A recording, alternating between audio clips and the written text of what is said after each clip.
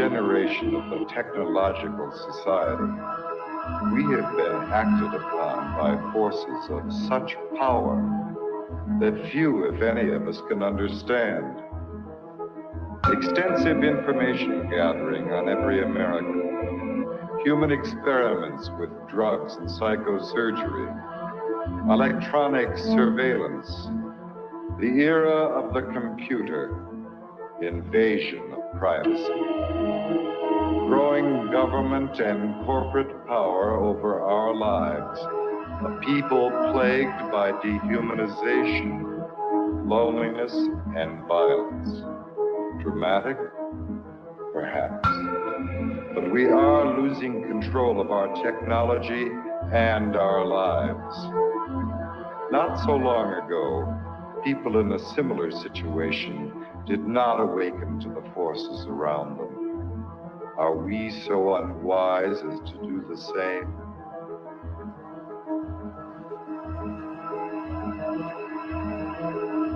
Behavior control. And then you change it up every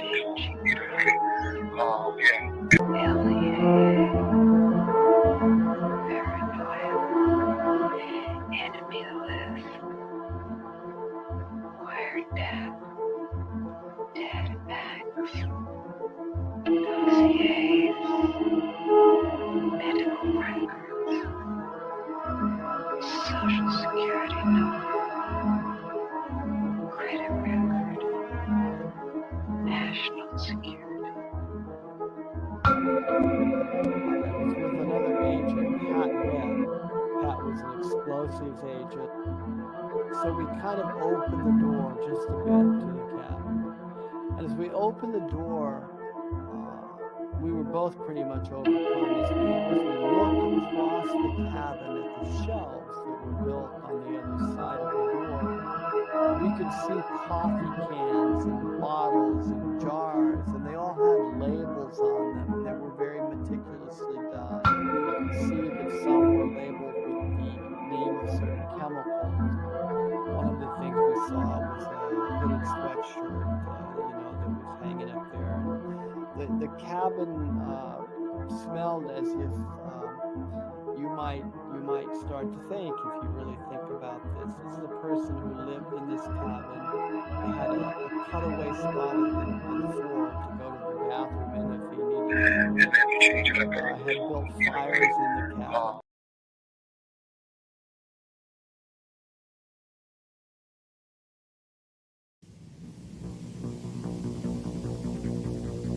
The Technological System by Jacques Ellul. 1. People are not machines, but in every opportunity where they are allowed to behave like machines, they will so behave.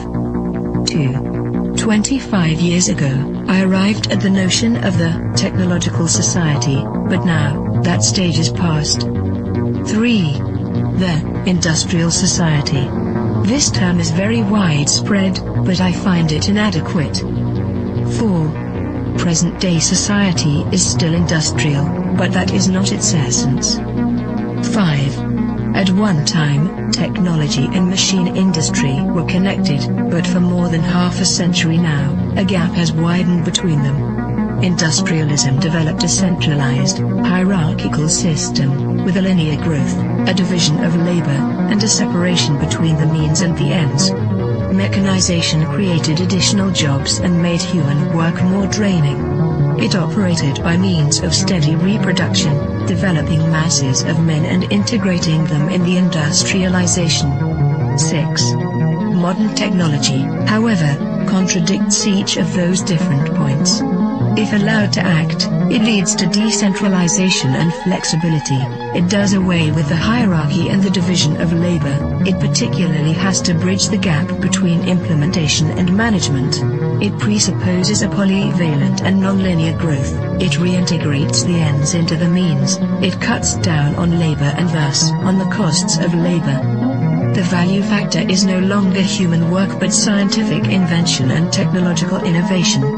Consequently, we can no longer apply Marx's analysis, which states that the economic totality is based on the surplus value produced by the salaried labor of the worker. 7. The industrial system is a closed, repetitive world, with a linear revolution. The technological system is inevitably open, non-repetitive, with a polyvalent evolution. It can proceed only by the universal development of mankind, and that development is absolutely necessary for the development of the technological system. We are thus confronted with an ensemble that is totally different from any that has ever existed before. 8. Technology, conceived in terms of its automation, its chemical transformation of the world, its economy of energy, its cybernation, its data processing, its biological intervention, and its indefinite output of nuclear energy, has little to do with the old industrial mechanization. 9. Technology is power, made up of instruments of power, hence producing phenomena and structures of power, that is of domination.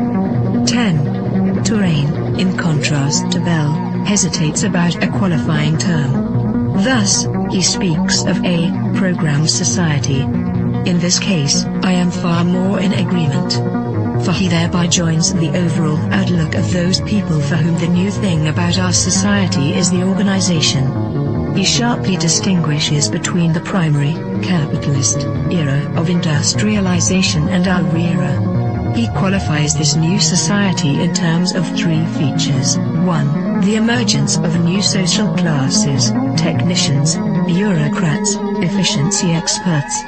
2. The new trend of business, which is now based on organization and no longer on the relationship between economic power and productive labor. 3. Spare time activities. All 3 characteristics boil down to a reduction and to the necessities of the technological system, which, as Touraine realizes, transforms the social struggles themselves. They are becoming more technological and are no longer subject to a takeover by the proletariat. Touraine adds one more essential feature of post-industrial society: the importance of the student movement with its deep contestation, its challenge, and its political weakness. But, as I have tried to show in my studies on revolution, I regard this feature as episodic and contingent. 11. What triggers consumption? Advertising, that is to say, the technologies of advertising. What is it that demands greater consumption? Mass production, which is possible only because of technology. What are we given to consume? Technological objects, because they are the things that are produced most. Hence, the consumer society, in all its aspects, is primarily characterized by various technologies. 12. Spectacle is a complete way of life. Consumption is a spectacle, so are political activity and leisure and work and family life and revolution. Modern man watches everything as a spectator. Everything is supplied to him as a spectacle, including the things he believes he is most deeply contributing to or participating in. 13. Technological activity is, by nature, spectacular, excluding all internal reality. Technological activity is what waters down all serious things, since no action can be performed any longer unless by way of technologies. 14. Z. Brzezinski, Between Two Ages, America's Role in the Technotronic Era, 1970, also figured he could add something absolutely new by coining the term, technotronic. He lists a number of differences between industrial and technotronic society. In industrial society, the machine plays the essential role. The dominant social problems are unemployment and employment.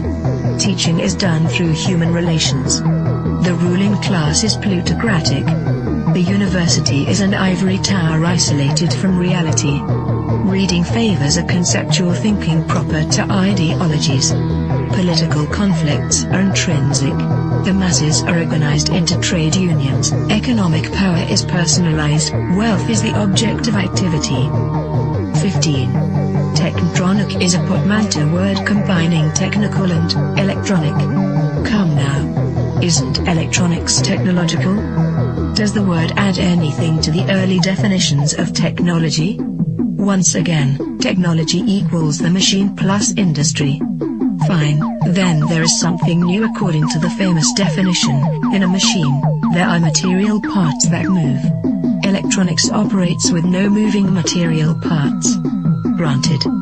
But if the computer is not a machine in the normal sense, then in what way is it not the product of a certain number of technologies? In what way is it not integrated in a technological system? There is no reason to distinguish between technology and electronics. 16. Man can no longer be a subject. 4. The system implies that, at least in regard to itself, man must always be treated as an object.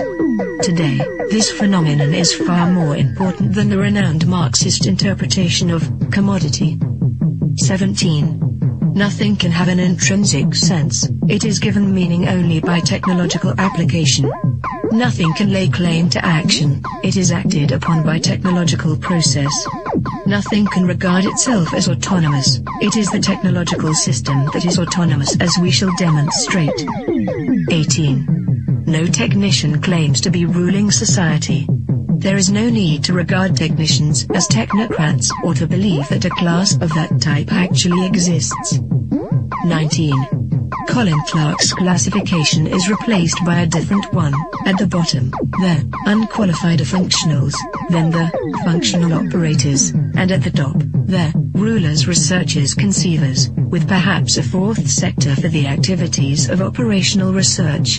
In other words, the social distribution is, already, less and less in terms of activities applied to the economy, and more in keeping with the technological capacity. 20.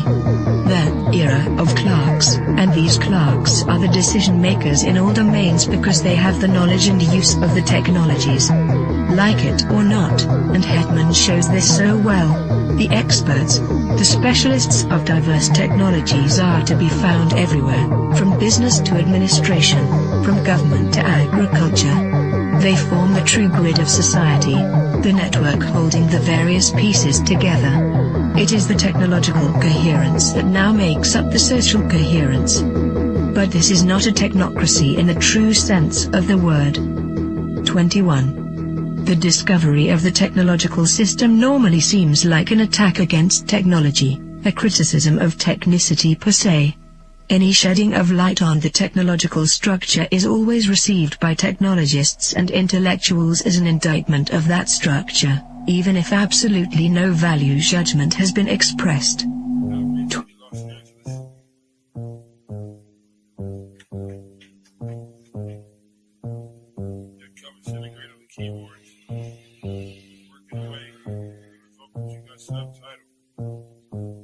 I gotta go to work so I can work it out.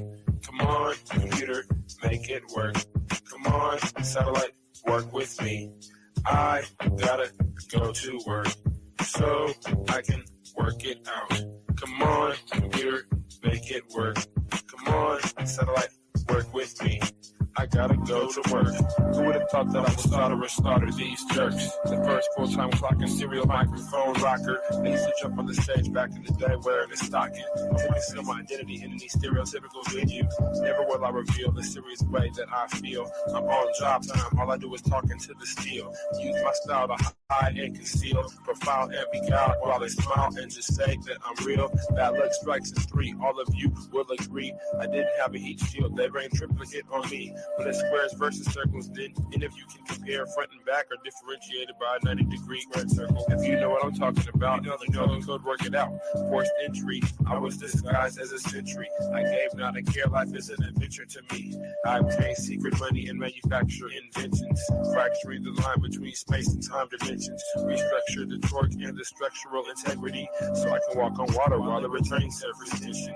This making me an acolyte of the greater unknown, the word shark, king of these murky seascapes. Within my patriarch society, you cannot dethrone the intricate degree and climate that I seize from the police state. I gotta go to work so I can work it out. Come on, computer, make it work. Come on, satellite, work with me. I gotta go to work so I can work it out. Come on, computer, make it work. Come on, satellite, work with me.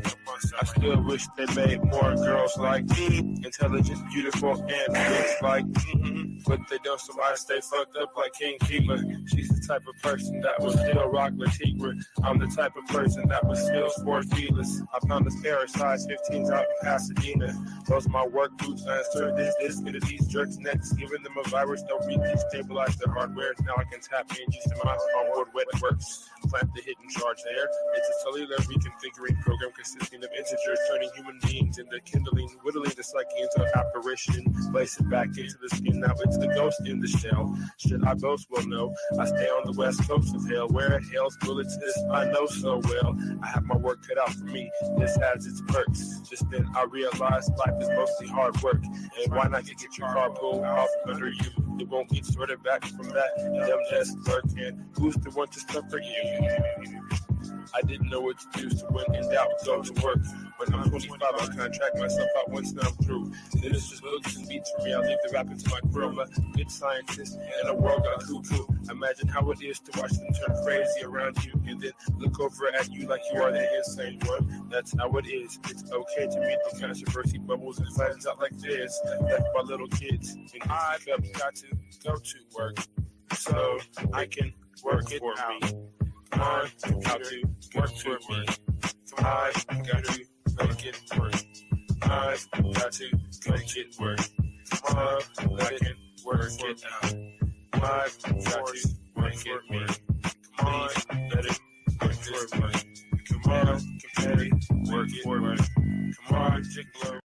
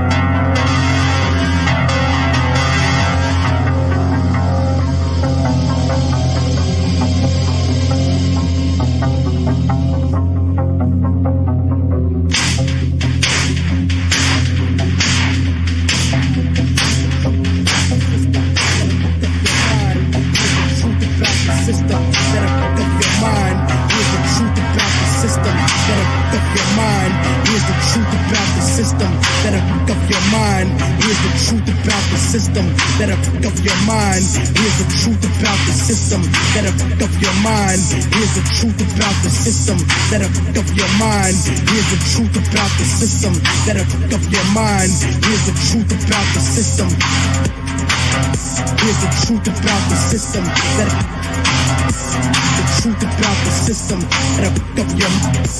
The truth about the mind that'll fuck up your mind. That'll fuck up your the truth about that'll fuck up your truth about the system that'll fuck up your mind. Here's the truth about the system that'll fuck up your mind. Here's the truth about the system that'll fuck up your mind. Here's the truth about the system that'll fuck up your mind. Here's the truth about the system. system that'll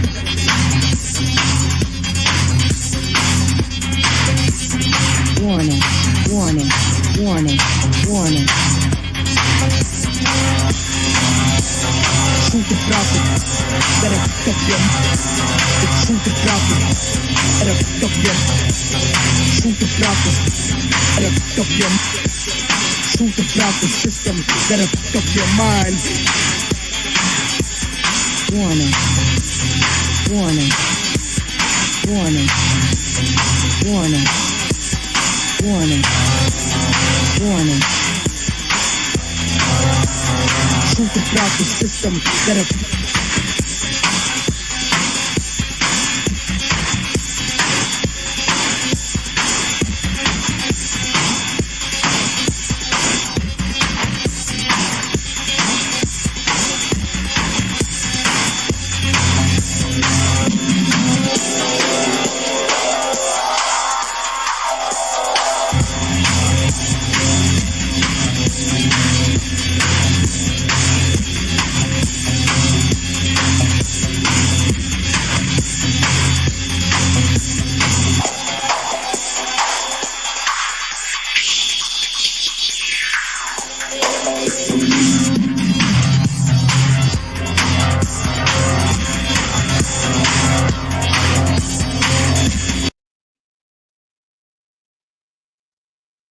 Good evening.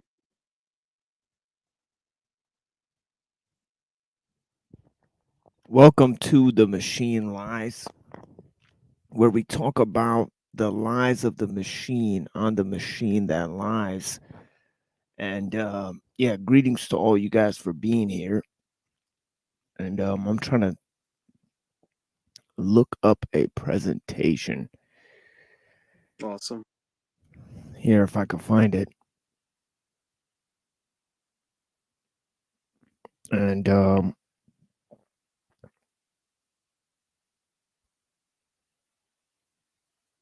the problem is that I'm only seeing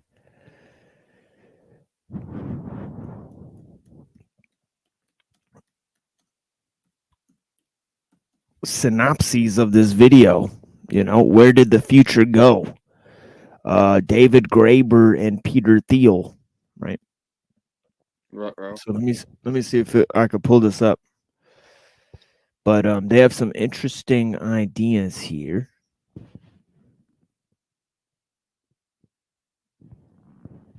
Okay, it looks like I found it. Give me 1 second, guys. Let me pull this up. And I've been holding this video, gatekeeping this video from my audience until Pill Eater shows back up on my show. Yeah, I'm right here. Yeah, so that's what it is. Yeah. So we're gonna get back into some items in terms of he got a new tattoo. Let me try to get it right.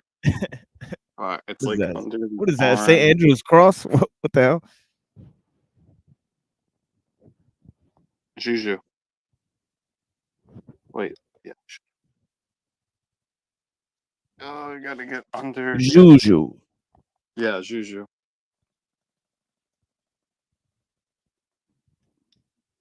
Word. You know what I mean? And I think that I got that a week ago. Finally dried up today. Oh yeah. Yep. Yeah, I didn't know they take a whole week to dry up. It's because it was all Holy black shit. ink. And it was pretty big. So I had to wake up 7 days for it to dry up. It's good now. Yeah, and peace to the audience here, man. You know, really, I really appreciate you guys. You know, we got 9 people out here. The infamous Joe Mills. Yes, brother, for sure. You know, I'm a thoughtful response to your emails for sure. You know, definitely been reading. You know, great stuff from you, Mr. Joe Mills, the legend. From the Australian sands, the sands of time. Remember, blessings. I don't know how he put all these like characters and things inside of his name. That's cool. Jess, blessings. Emily, thank you for being here. Virgo moon. Where's the machine lies? You should be knowing this. Zephyr, a voxel, green diesel, leopard print. Thank you guys for being here. You know, OTW news, good stuff, brother. You know, thanks for being here. Crystal Shaman, blessings. Nico Pluto, my dude. Look within. Thank you for being here so much. Lizard Tree, of course, blessings. You know, of course, we got Pill Eater, AXA. Ghost in the Machine, Rugops. Ain't seen you before, dude. Thank you for joining. You know, and yeah, you know, we're going to get into it. You know, looking at accelerationism and the open source economy. Can we have an open source economy? That's what they're talking about. All right. Applying the ideas, but sort of anti-democratic ideas, ideas of game theory, ideas of, you know, chaos, and the idea of working with small groups, you know, as in a tech startup, you know what I mean, right? Startup tech corporation, right?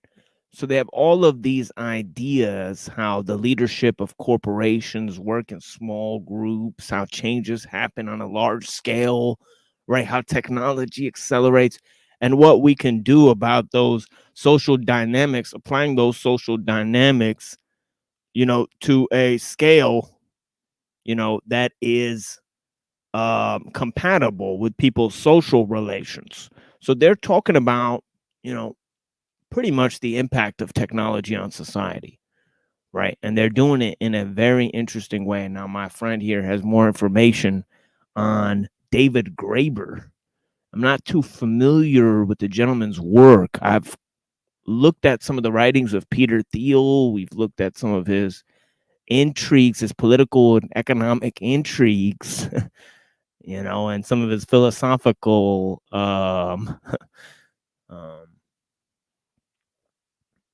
you know, ideas. But yeah, what can you tell us about David Graeber, my friend? Can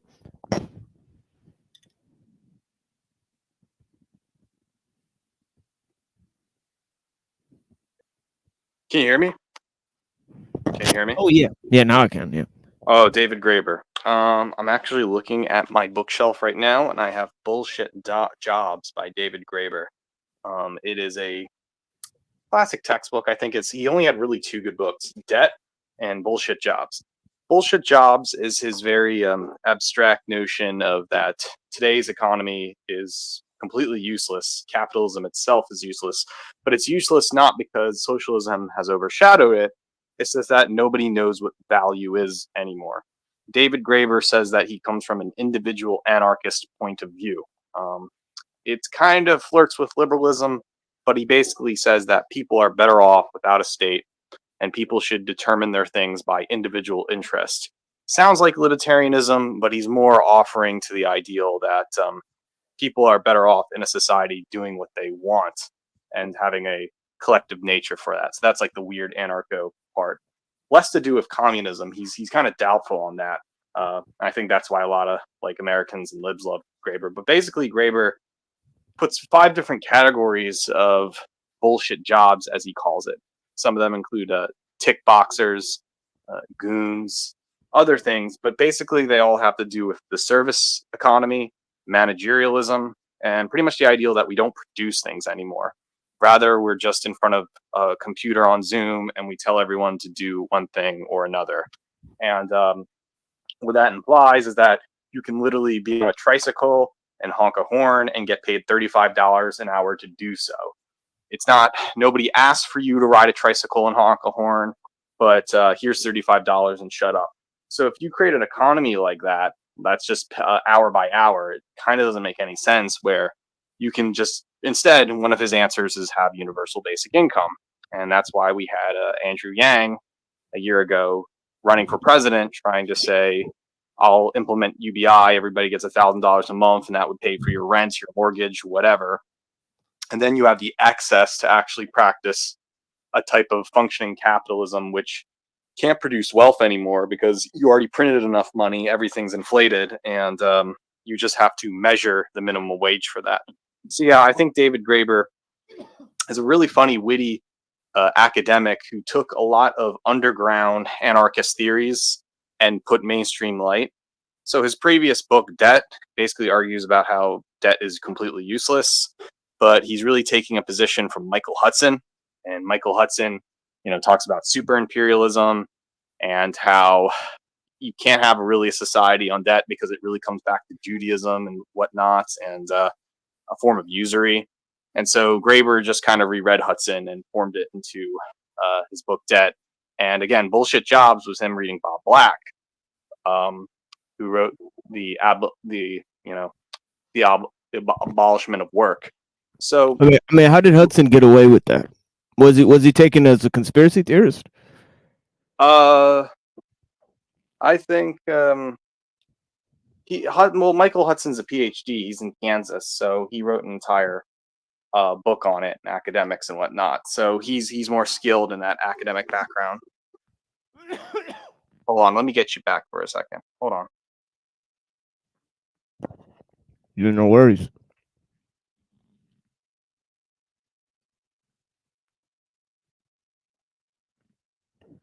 Yeah, you guys are joining us here. We're going over presentations by Peter Thiel and David Graeber, some of the two foremost thinkers in economics and politics in our day and age. They had a debate, quote unquote, which really seems more like a discussion to me. They're talking about futurism and the ideas that go along with how technology changes society. So we're looking at a little social, concomitants of ideas. Peter Thiel obviously is like economic superpower, right? In digital currency. He's got a huge investment company where you had J.D. Vance and Eric Weinstein working there. These figures in the alt-right and intellectual dark web. And he also basically funded a lot of the alt-right movement, right? He also worked for the Department of Justice, I think it's called. War Committee. Palantir. He developed software, I believe, or something like that was used by the military to collect information and data on civilians, right? So he crosses over into lots of different areas. So a conversation between an anarchist and a tech elite, right? One that's fostered by the intellectual circles on the web, and the other that is basically, tailored together by the economic elites of our time, and yeah, we'll wait for Pill Eater to come back in here, but yeah, I'll basically give an explanation of the shows I've been doing so far, right? I did a lengthy explanation on the items that I usually put up on the screen that I haven't put up, which actually reminds me, let me put that up now, because I actually put that up every show, and also I put this up every show, right? So that people don't get it twisted on our aims. And I should add to this that the views of the panelists are not necessarily the views of the machine lies, right? So that is also a key factor in this experience, my friends, right? So don't get it twisted, right? I'm here to host discussions, okay? And in my ability to basically you know, organize discussions around certain themes and topics, right? And we do foster a bit of chaos here, right? In terms of the panel experience, right? So we have a dual show. We have a open panel show, right? Okay.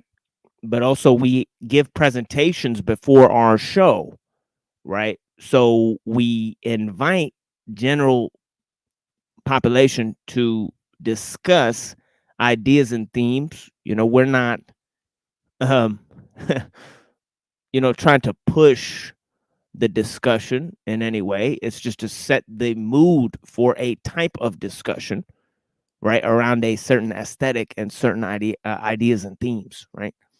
So, which ideas and themes do we like to focus on the machine lies, right?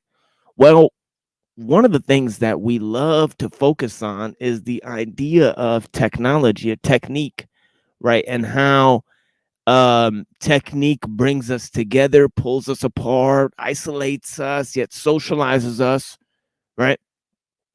And we're talking about not only social techniques, right, but also um technique itself and the manifestation of technique, right, which is technology, right? Techne logos, right? Techne logos, right? Now, the idea of creativity, right, is a little different from the idea of I guess things being made, right? What they're made from, right? Okay.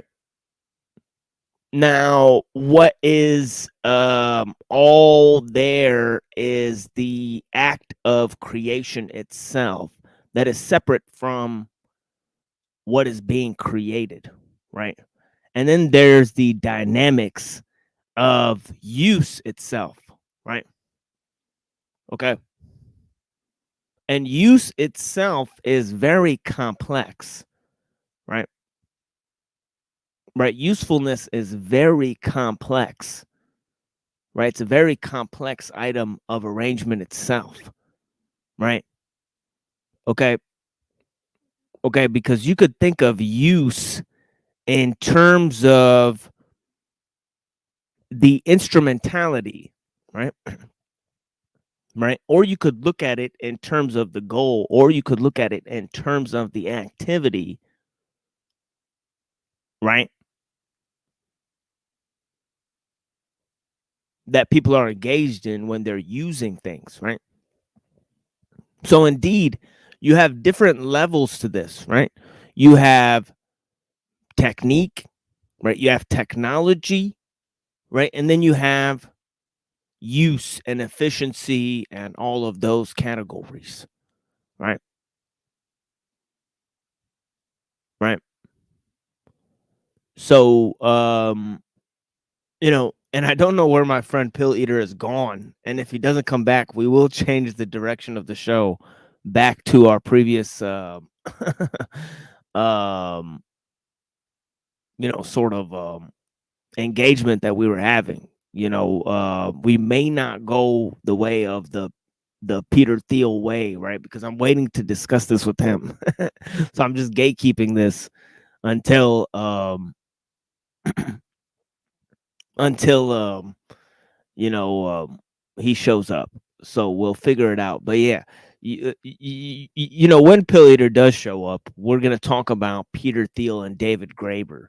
But what I've been talking about is this idea of the evolution of knowledge or understanding as it's seen by the secular humanists, right? So trying to present their worldview and also what is wrong with it, right? Its limitations, right? And how it brought us to those ideas that exist today, right?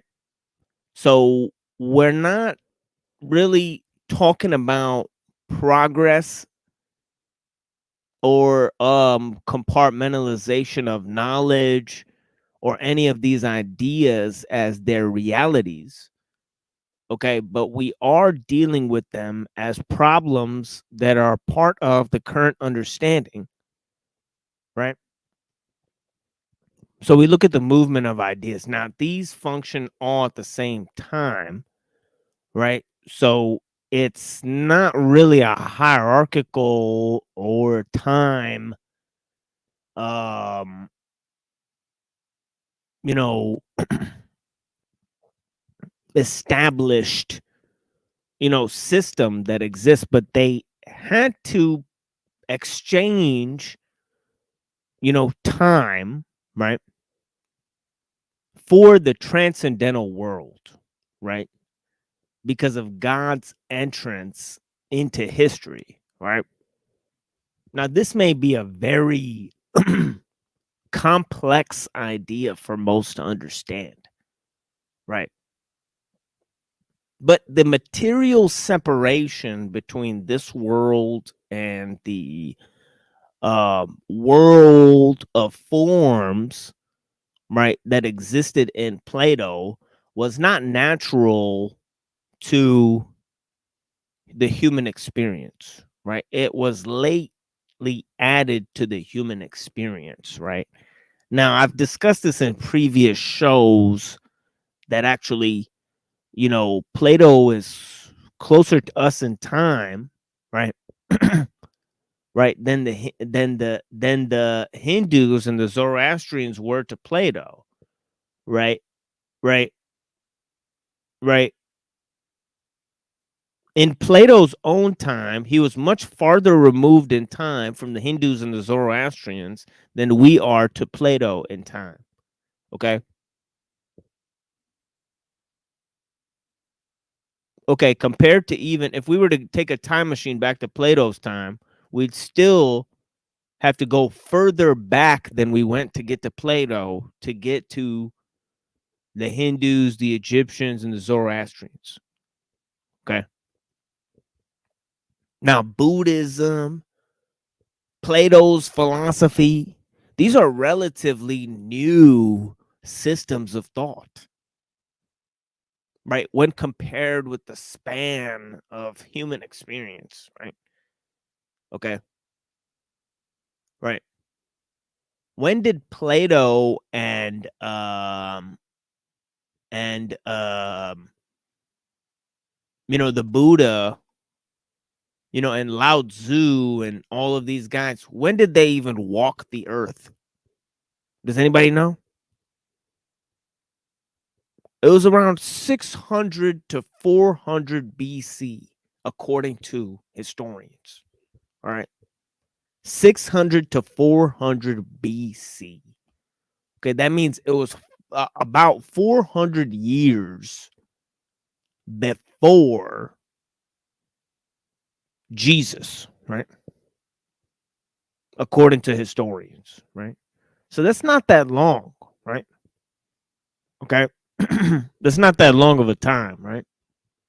Right. It was 400 years ago that the Enlightenment ideas came, right, to fruition. And those ideas and themes from the Enlightenment, right? Okay. They have as much effect on us today, right, as the Greek ideas had on the Roman civilization, right, that surrounded the invention, right, of the church and the whole Christian religion, right, by the church, right? Okay. So this happened about 300 AD, right?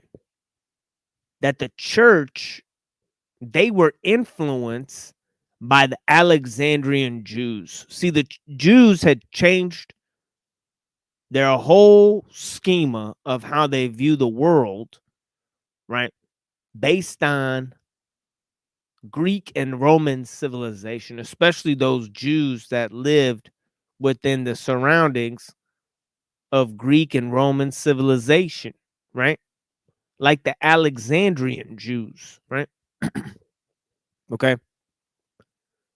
And people like Origen and Tertullian, right?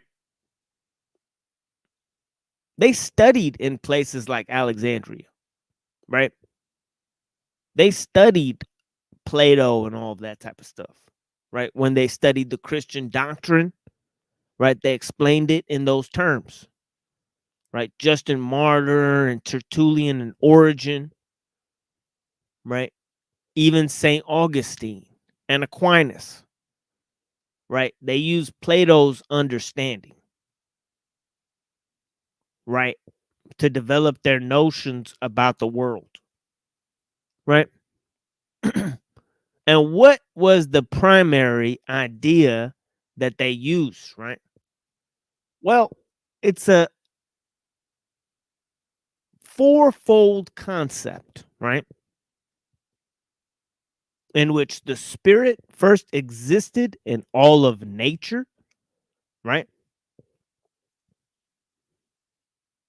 Okay, then the spirit was taken out of nature and placed into a transcendental realm, right? Then God was taken out of nature and placed into the transcendental realm, right? Then nature was formed into the realm of becoming and decay and impermanence and sinfulness, right? Then nature was reduced to mechanism, pure mechanistic systems, right? In the time of the Enlightenment, right? And soon our understanding of ethics was also reduced to the mechanistic in terms of utilitarianism, right? Okay.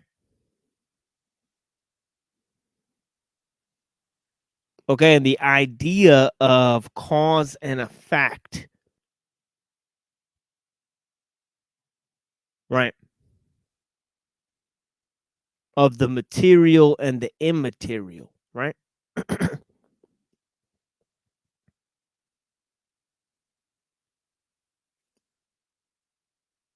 Okay.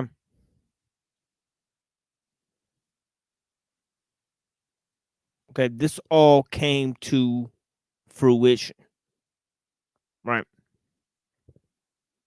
Now, this also had to do with our idea of God changing throughout time, right?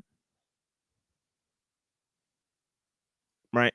First, God was part of the deified aspects of nature, right? Nature was peopled with spirits, right? Then God became put into the temple, right? The temple became a representation of the heavenly realm, right? Okay.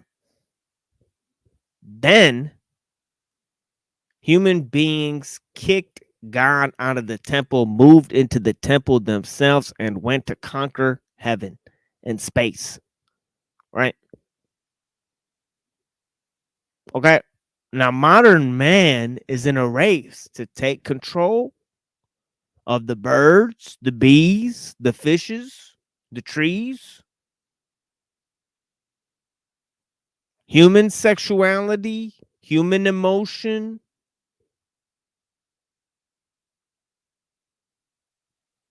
right? Okay. And they'll apply technique to as many things as possible in order to figure that out, right? It's the hubris of man in the scientific age, right? It goes into the idea of progress, right? Right. where the transcendental was taken out of the heavenly order and placed back into nature, but in the final purpose of nature, the kingdom of God, right? The pseudo eschatology of progress.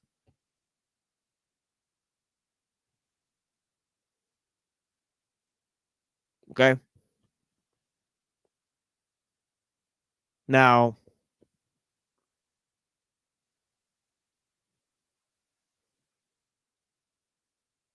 pseudo eschatology of progress, right? Whoops. Looks like my StreamYard's crashing. Whoops. Can you guys see me? Anyways,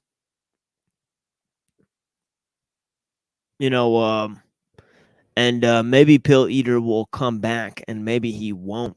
But you guys know how that goes, right? I have tons of materials. Right? Tons of materials for you guys. But if I could get back to my explanations for just a few seconds, right? And I repeat these things often in different combinations of ideas, right? In order to make the point palatable, right? But yeah, let me explain why I'm talking about these stages, right? Different stages, right, of development, right, according to the secular humanists, right? Okay. Now, this has to do with the idea of the fundamental set of techniques that are at our disposal, the arts that create all other arts. Is OTW still here? OTW News, you're still here? I don't know. I know there was a mass exodus. Like 5 people just like left. It's all good. We'll play some music here in a minute. But yeah, it's all good.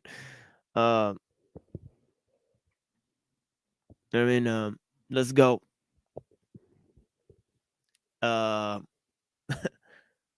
So the arts that create all other arts, the fundamental tools that we have at our disposal, right? Are they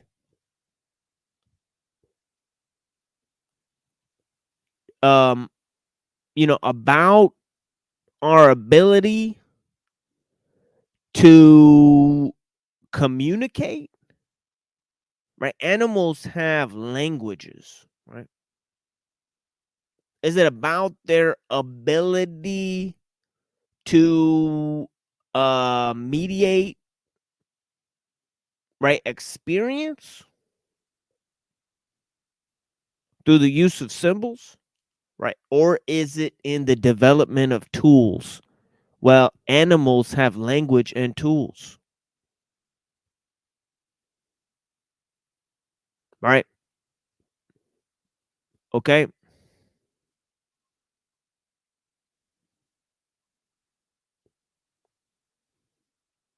But what they don't have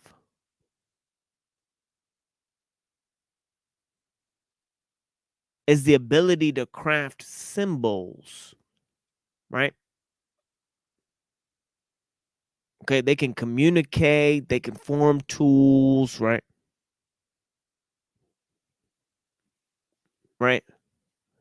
So there's been different understandings of what human beings, right, central activity is. Is it their cultural refinement? Right? Is that the primary aspect? Is it their political organizations? right? Is that the fundamental basis for society?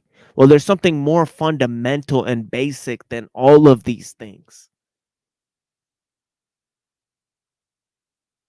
And that's our ability to craft symbols, right? So the primary technique, right, is symbol. Man is the symbol making animal, right? To quote Mumford, right? Symbols are the primary nub of technique, right? What it seeks to accomplish, right? You know?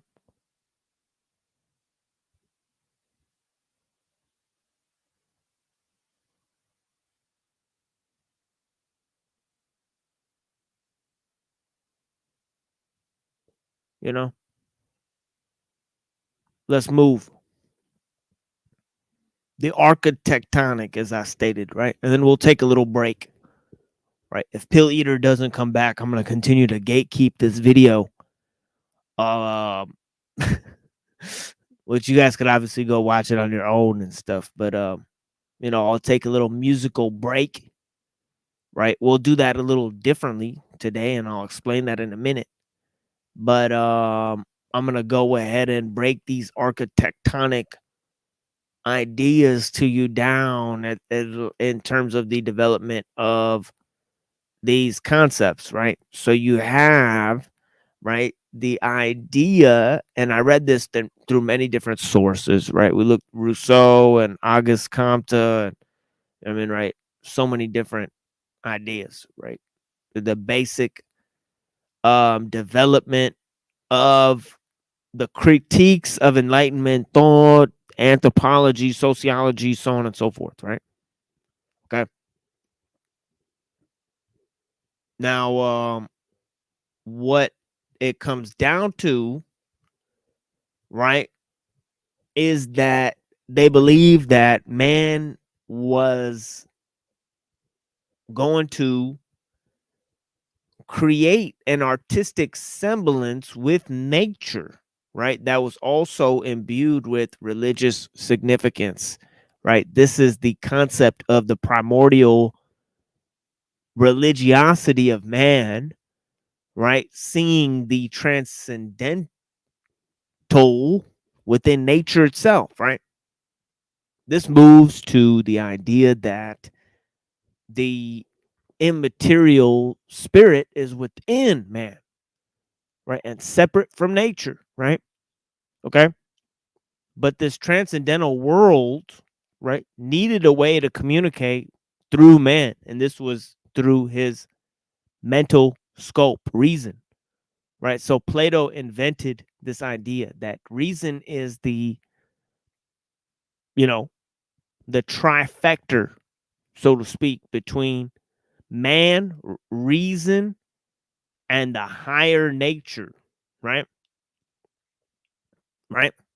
And actually, it's 4 levels because there's material nature, then there's mankind himself, right? Who's a combination of mind and the material nature, right? Then there's mind and the transcendental realm on its own, right? And then there's God, right? Who can only affect the world through universals, right? And this idea has a profound effect on the development of both Christianity and Judaism, okay, and their philosophy, right? But where God is completely taken out of nature, right? And this almost understanding, you know, sort of explains or encompasses the divide between the Oriental and the modern Western understanding, right? Right. And why many Islamic cultures are still animistic, right? In a way, right? They're able to keep their animistic traditions in Africa and India and Indonesia, right? And blend them, right? Because they don't have this idea of God taken out of nature and placed in the transcendental realm, right? Okay. But this idea of philosophy coming forth from religion, right? Okay. And then God being placed in the transcendental sphere, right? This is the move from the myth-based understanding of nature and religion, right? Okay, to the philosophical basic understanding of man and myth and religion, to the God or the theological understanding, right? So it's three moves, right? First, God in nature, right? Then,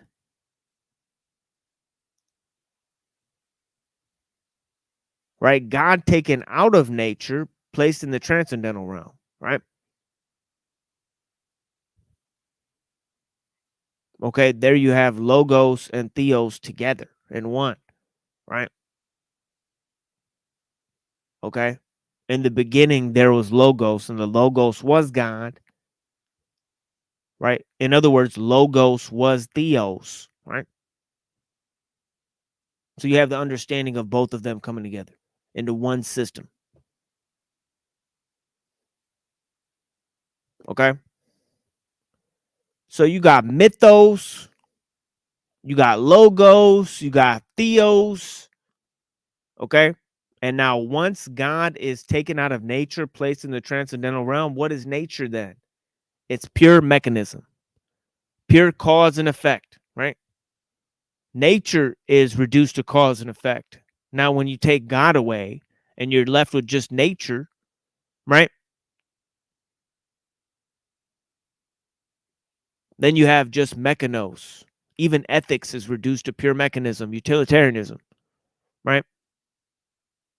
And what comes out of the utilitarian, notion of the world? Well, people can't get with it, baby. They can't dig it, man. So they say, no, we got to bring spirituality back into this. So they create the pseudo eschatology of progress. They create transhumanism. They smuggle spirituality back into science and create the new age nonsense that exists today, right? And God gets placed as a figure at the end of time, the transcendental object at the end of time, to quote Terence McKenna, one of the new age authors. And we have a guest here. Yo. Oh shit, my shit's frozen, dog. Yo, can you see me? Yeah. Okay, I'm gonna reset my thing. Please hold it down for a second. Thank you.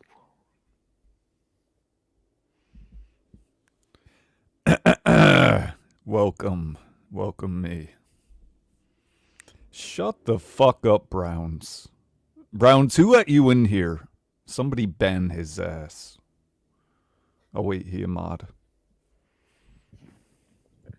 Who are you talking about, Browns boy? Yeah. I knew it. I was like, oh, Browns boy's fighting with somebody, got under somebody's skin. No. He asked for It's attention. our Browns boy. He's every here and there he wants my attention. I get it. Yeah, he's good at pissing people off. An agitator. I'm agitate proof, but for most, probably.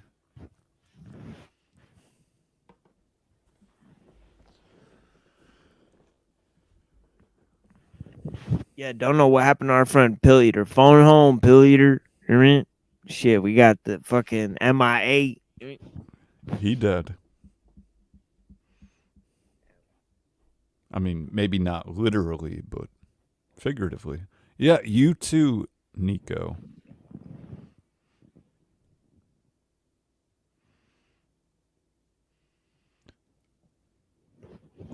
Yeah, thanks for coming by. I'm also gonna play some music here, and yeah, I heard you were about to intermission.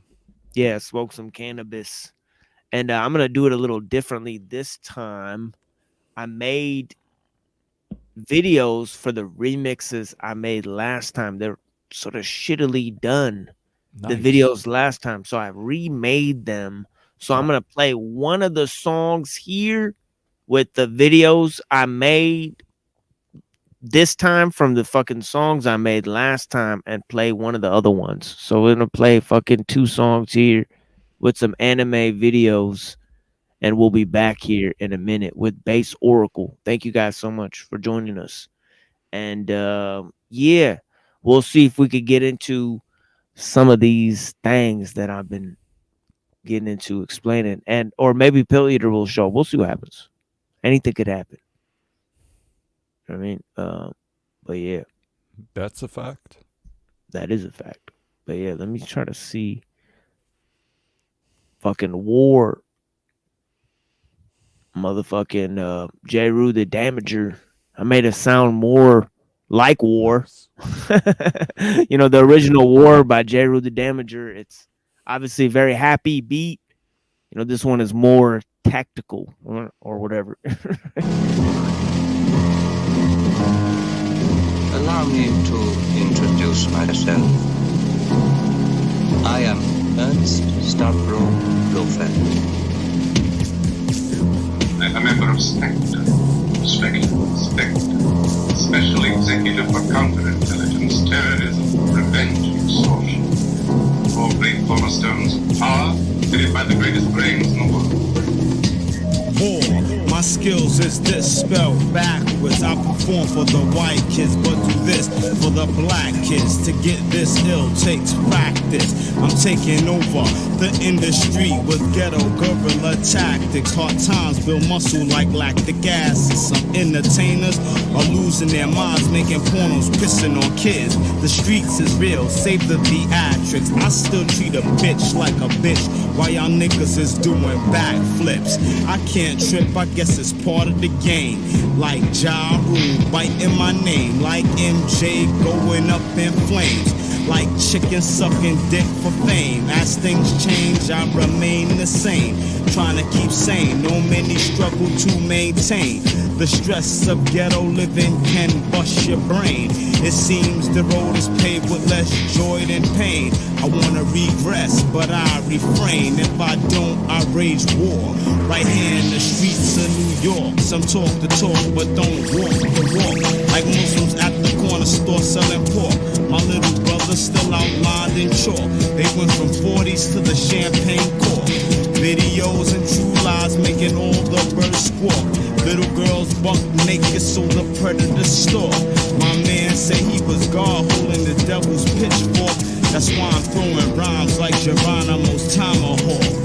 War, many shout it but don't wanna see it. I stay low and lay booby traps like the calm envy it. No, I'm loud talking and stares can't do me harm. Though some niggas wanna stop it, I'm still dropping the bomb. Shit is dead like Tennessee said.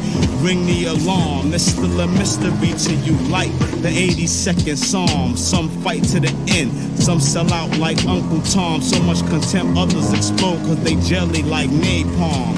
War's more than hand-to-hand and firearms. It's only one when the mind is calm. So I study Sun Tzu and stop smoking Tron. In my left hand, riches, long life in my right palm.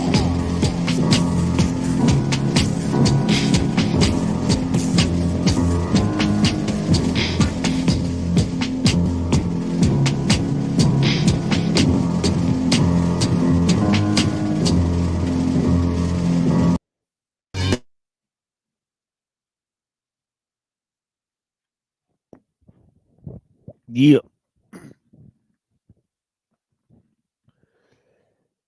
Yeah, if you guys don't know, I remixed that with that music from Mortal Kombat 2, the video game. But yeah. Anyways. It was very good. Yeah, thank you. That last one was Cannabis, right? Oh yeah. One of the greatest.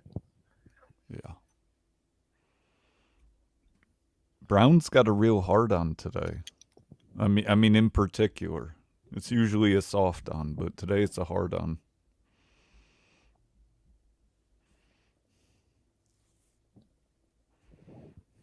Thank you, Mama Sue.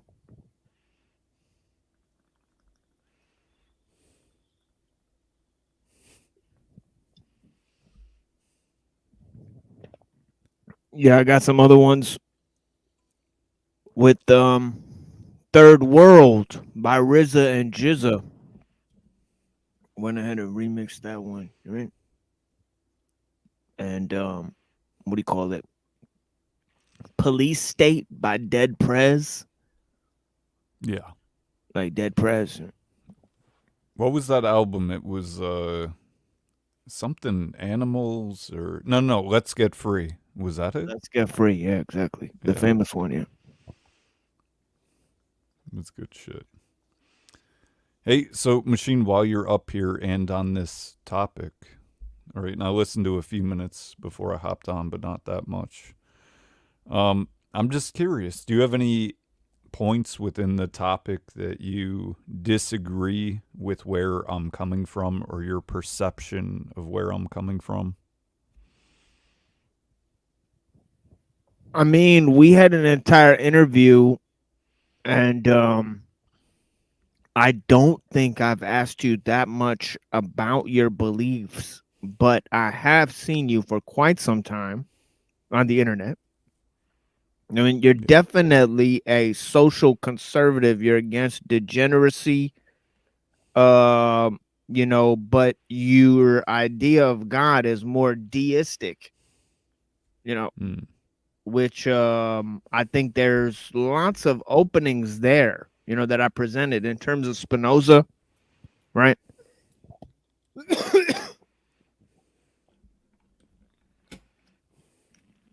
But yeah, you know, obviously, you're somebody who is or haven't really gotten your idea on the deeper political dynamics of our time. You know, whether you think that you know, society is under its own direction and control, if that's the cause of the individuals or it's the cause of organizations outside of the government, or is it the fault of the state, or is there no problem at all? Is the best of all possible situations, right? Now, in terms of the world, you know, now in terms of the world, I believe we're living in the best of all possible worlds, and in terms of humanity, I believe we could do better. What's your opinion? Go ahead. Sorry. Yeah, no, that was good. On the last part, in terms of the or, I don't think there is an or. They're all contributing. Even the dichotomous, I think at the end that right, this is a good thing, or so to speak. Right, there's a little bit of everything. I don't know what the percentage proportions are, but with that said, for instance, people are in fact powerless, right? I mean, the common people, lower class people, most people. With that said, they're not really powerless. That's the facade that they're under the belief of, yet it lends to the idea in their heads that confines them, so it's really a self-confinement, self-slavery, that they are in fact helpless. So they are correct. If you believe you are helpless, you are in fact helpless. I think your mic, I don't know. No, that's just how I dropped it on the floor. But yeah, the whole idea is in terms of you know, how you know, you said they're not in control.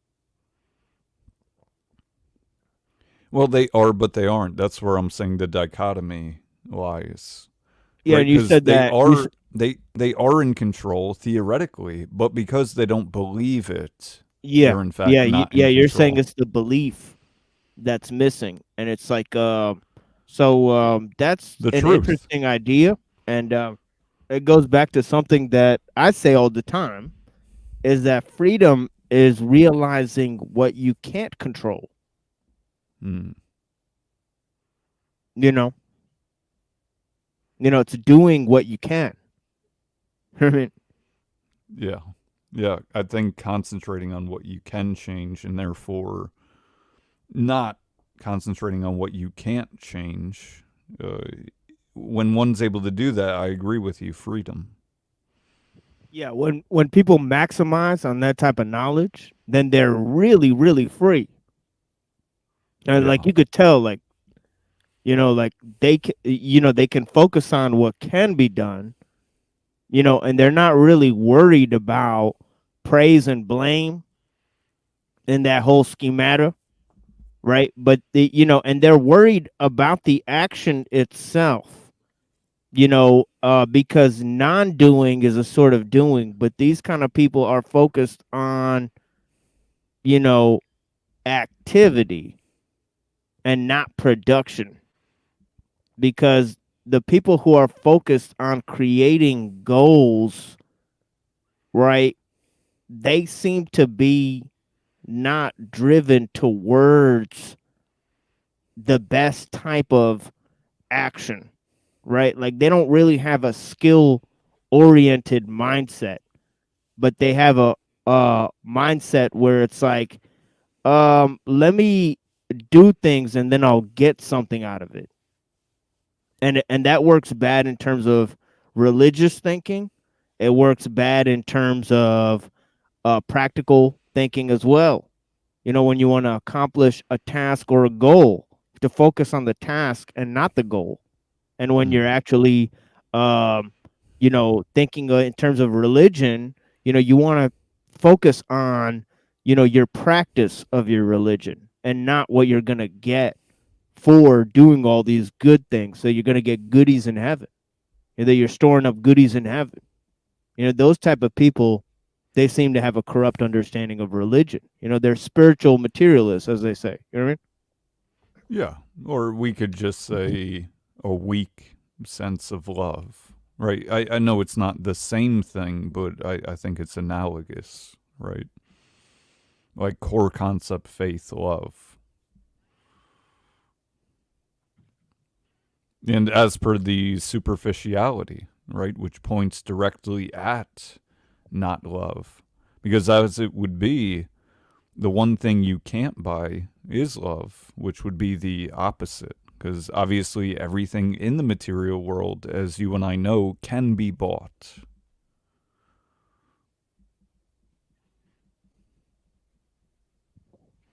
Yeah, and that's why I don't even call it the material world. You know what I mean? It's better to look at the material world in terms of information, and look at the mental world as a world that is permeated, throughout, I guess the cosmos, if you have it, even though it's a term created by, I think, Pythagoras, right? But What does that take away from it? which part? Well, you said even though, so sort of mitigating. And I'm asking, what does Pythagoras take away from that concept? As if it's negative. That nature has laws, right? Can the two ideas not coexist? Well, I don't think it works well with the idea of God. I'm kind of skating freely here, based on your Sure. questions. But yeah, the idea of God, creating nature, right, and then being tied to His creation, as I was explaining in the intro, is a fundamental concept, right? Then when you create nature with a capital N as a separate category, right? That's a critical move, in terms of philosophy and understanding. You know what I mean? When you say, well, cosmos or so to speak, nature with a capital N, right? Then you're saying, well, nature's a system, right? Or so to speak, or a mind, right? It's either or, right? Yeah, but these are compartmentalizations, really. And, understanding what we don't understand about God, I think that we know we can't know all of what God does. We can't and we shouldn't, and therefore we shouldn't want to, right? But in a sense, I think we do want to. Like, in a way, we're kind of like children pushing the envelope, right? Even to the extent, the degrees that we sort of play God in society, giving life, especially nowadays, right? Test tube babies, birth control, on and on.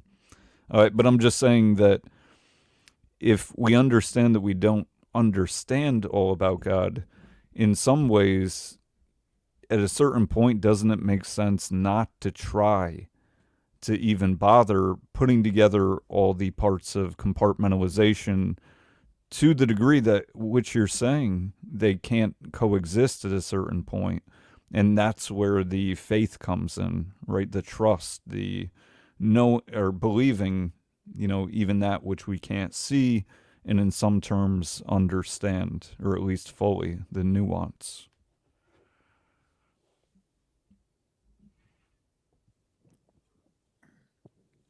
Well, I think faith has a lot to do with this notion I brought up earlier, is understanding what we can't control, but then also acting on what we can control, right? Yeah.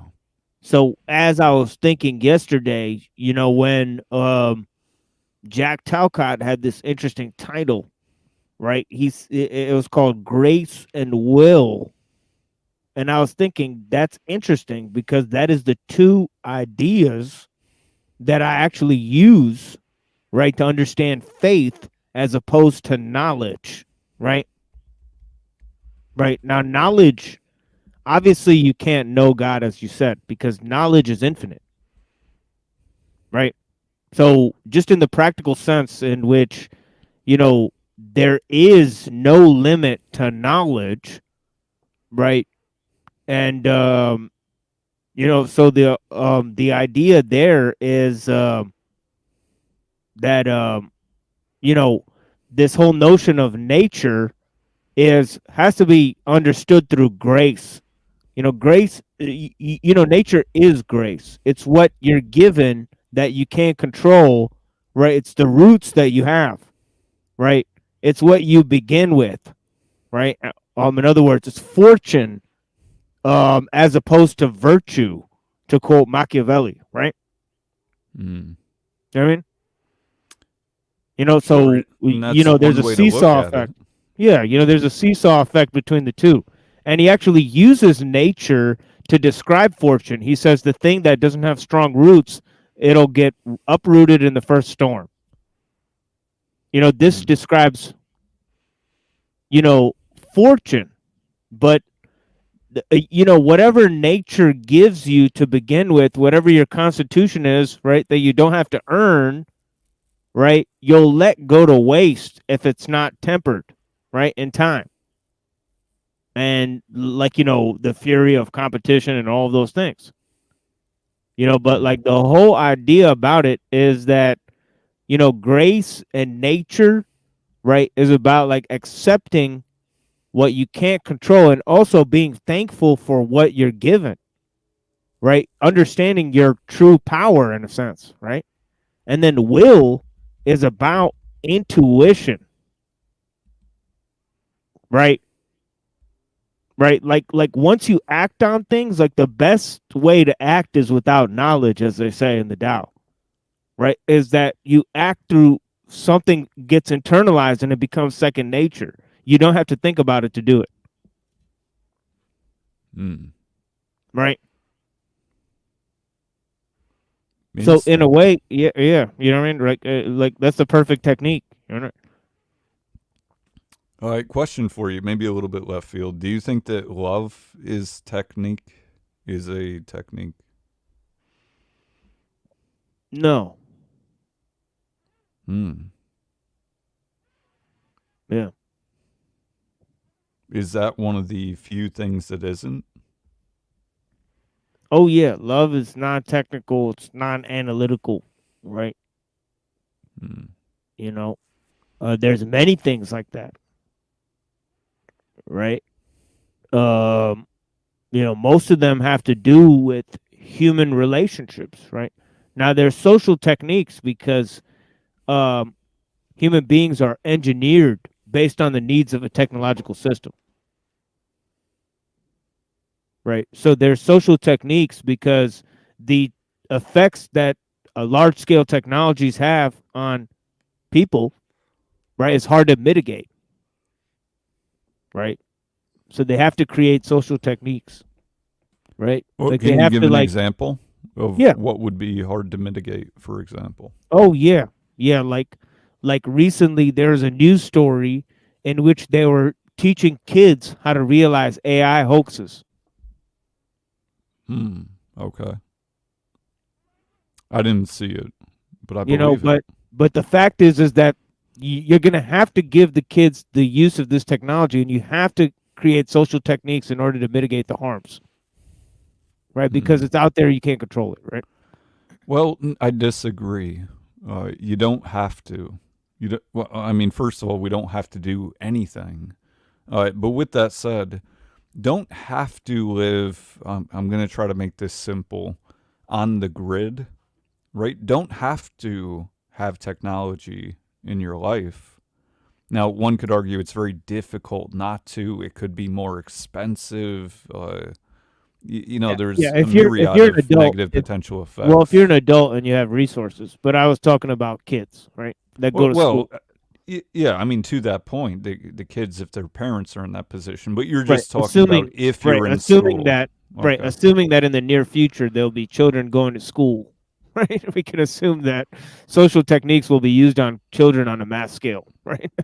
Yeah, no, and I'm not saying that they wouldn't be. I just meant individually. Like one does not have to. Right. I mean, you have to if your parents. Oh, I are agree. In a position I that agree. You have to. Yeah, I wholeheartedly agree that in the large scale, hypothetical, sort of semi-utopian, actually, worldview, yes, one would not have to, but the amount of advanced planning, right, and exercising of one's freedom as we defined it earlier, realizing what you can't control, that you would have to factor into that consideration, right, would be massive, right? And for one that has a family, oh my God. It would be a never-ending game that you'd be playing. Right? Yeah, no, I have no doubt it would be very difficult. I'm just saying it is possible. It isn't necessary, but again, you could argue that to live normally, quote unquote, in this society, that it is necessary, and therefore, the example you gave is pertinent to the whole, if not the majority by far. Yes, and then we also have to live, the people who decide not to live in the world, right, with influence of social techniques, on them and their children, right? They will still have to mitigate the the actions, or evade the actions of those who have been conditioned to live in such a world, right? Because there are many of those, right? So so it's also going to be a fact of what do you do at that point? Do you create your own society? Do you separate yourself from the existing society that exists? As some of my friends have said, build, right, parallel to the existing structures, right? Like they say, go on your own grid and all of that type of stuff. All right. Build your own grid. Somebody on the show said that, right? So, many proposals, but the fact is that why would people be so concerned to begin with? And why would any of those solutions sound necessary or possible or preferable to the current state? Well, you're asking to an individual, why would they be incentivized to get off grid? Is that the question? Yeah, or why would large Well, amounts of people be considering the alternative, right? considering going off grid. Right. Okay. So I think the answer, at least in part, is knowing the trajectory of current society on grid. I mean, generally speaking, knowing that most people, I mean, really are what I would consider to be highly programmed in many various different ways, that I think in one part we could at least start with divisive division. For instance, victim mentality, right? Everyone's been oppressed by everyone else, this type of thing. So it's a very negative, superficial, loveless society. So on surface value, maybe it doesn't seem like, or certainly to the average person who's indoctrinated, brainwashed, doesn't seem like there's such a necessity to leave that, to be off grid, or however we put it. I think that someone with, I don't know, relatively, at least given my experience, mild experience in this world, knows how fucked up it is. It's going nowhere good fast. Because even though, as you said, in a way, now 2024, I'll put it my way, we have more information available than ever, in a good way and in bad ways. We have information, misinformation, disinformation. But the truth is, if you want to get to the bottom of things, I think that there's enough information out there that you, not as a drugged up person, not full of sedatives and, various different drugs, social media, porn, et cetera, but you and your more natural mindset, right, detoxed, can see that it's not just, something that you can look at and say, oh, the grass is greener off grid. But it almost seems like a necessity if you give a fuck about yourself/family, if you have one.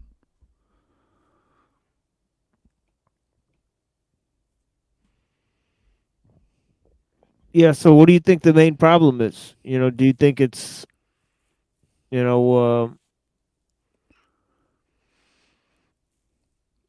what do you think?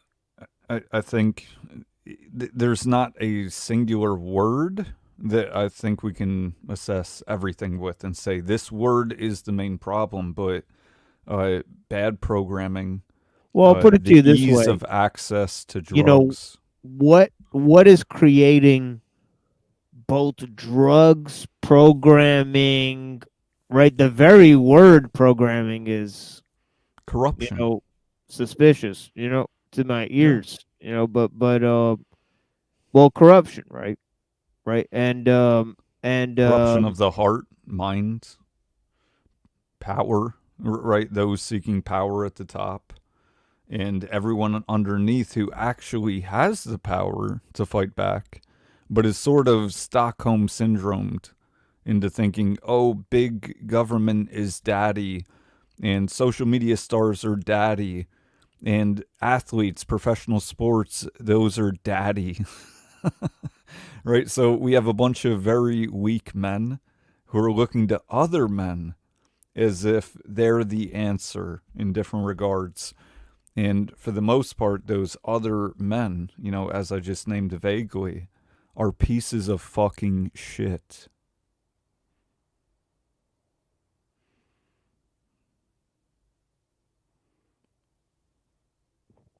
So, there's a crisis of leadership among the men in this society.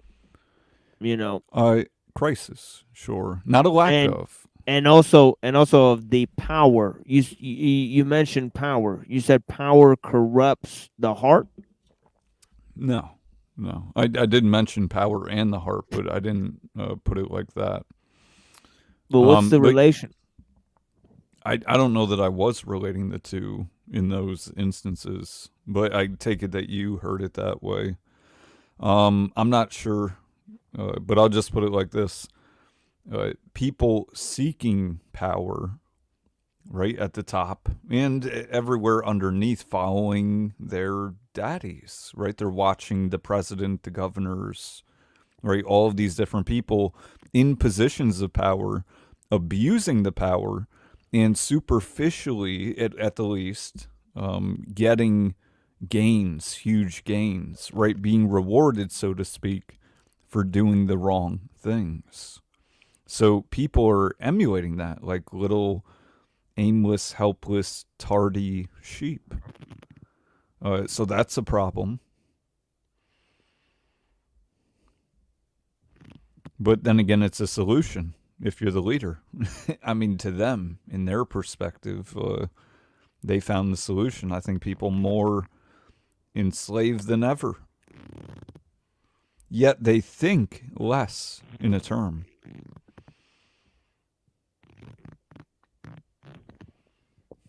Well, to me, it goes to the fundamental question: is enslaved by what?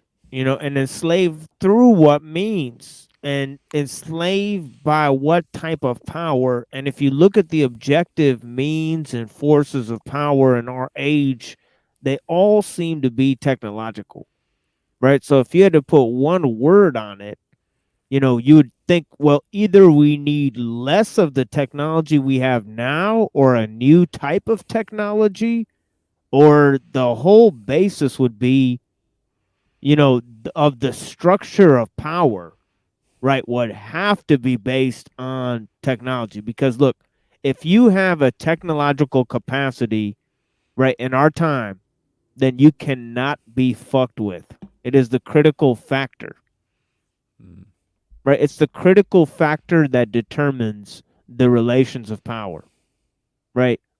Granted, the fact that if they wouldn't have a system of trade or a military industrial complex without technological means to do so. Yeah. I do think, I don't know if this is the right phrase, but sort of putting the cart before the horse. I get it, the correlation, I understand, but I don't think that's the root problem is technology. Well, it's not merely a correlation. It's a fact of power. Sure, there's leverage in technology, I agree. Right. It's simply no, it's not a leverage. It is the lever. You know what I'm saying, right? Well, I'm just referring to power as leverage.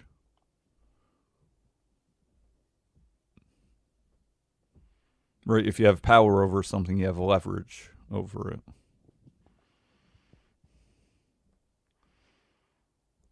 But with that said,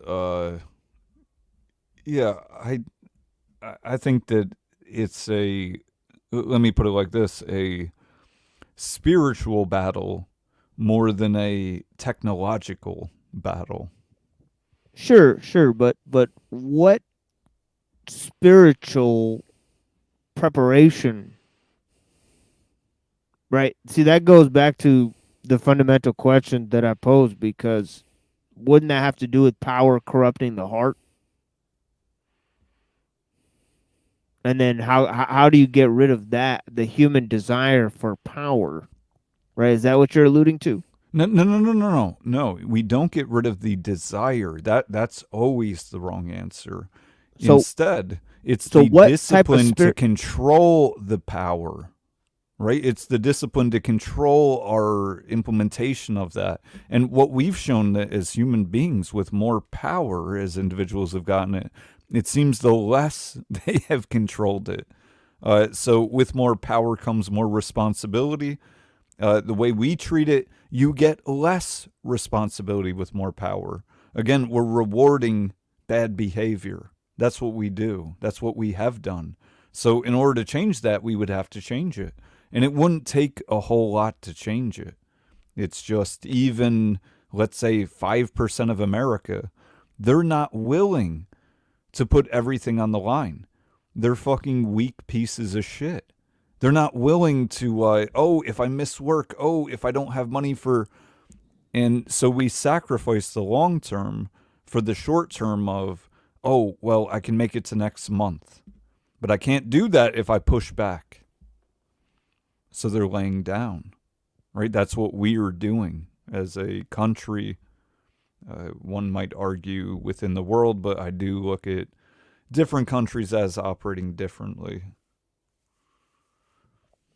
Well, you know, I get what you're saying, but I still don't understand the dialectic that you posed earlier between spirituality and technology.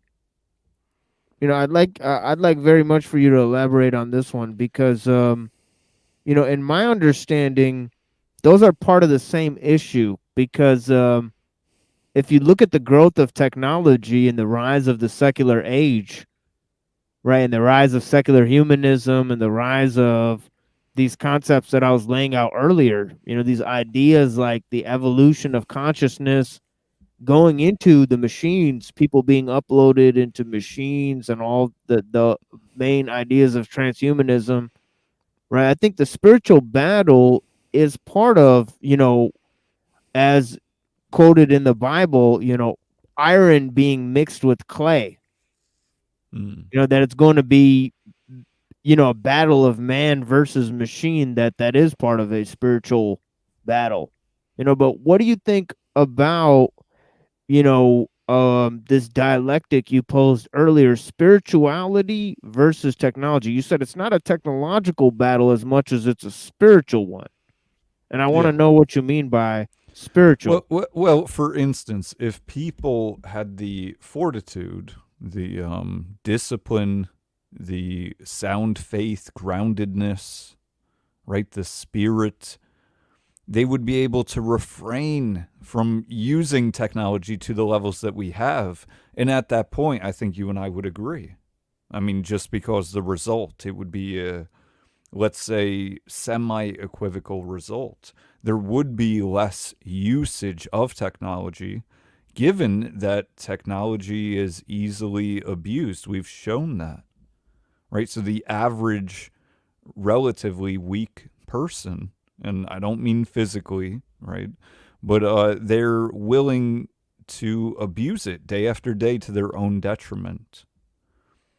So I think we would get to the same result, right? You looking at technology, me on the side of the spiritual war. But I'm just coming from the angle that it's the spirit of mankind, people not willing to say, hey, enough is enough. They just, again, look to next paycheck, next week, next time going out, right? Tomorrow.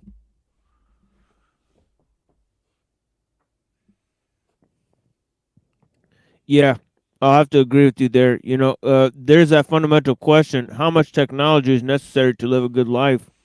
And there's also the question that Yeah. is posed about ethics. You know, and obviously the saint doesn't need ethics.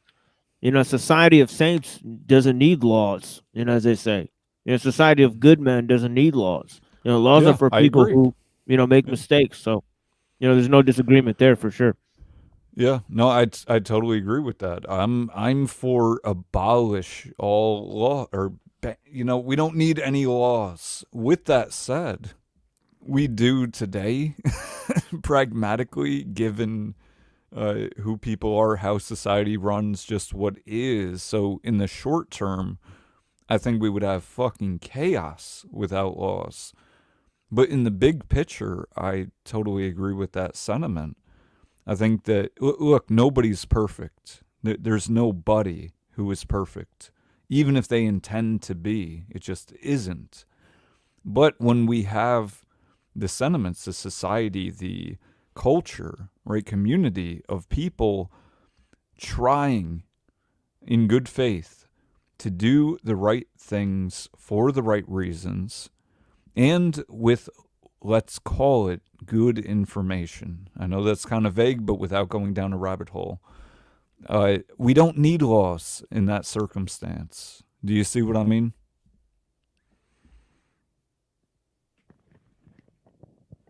Oh yeah.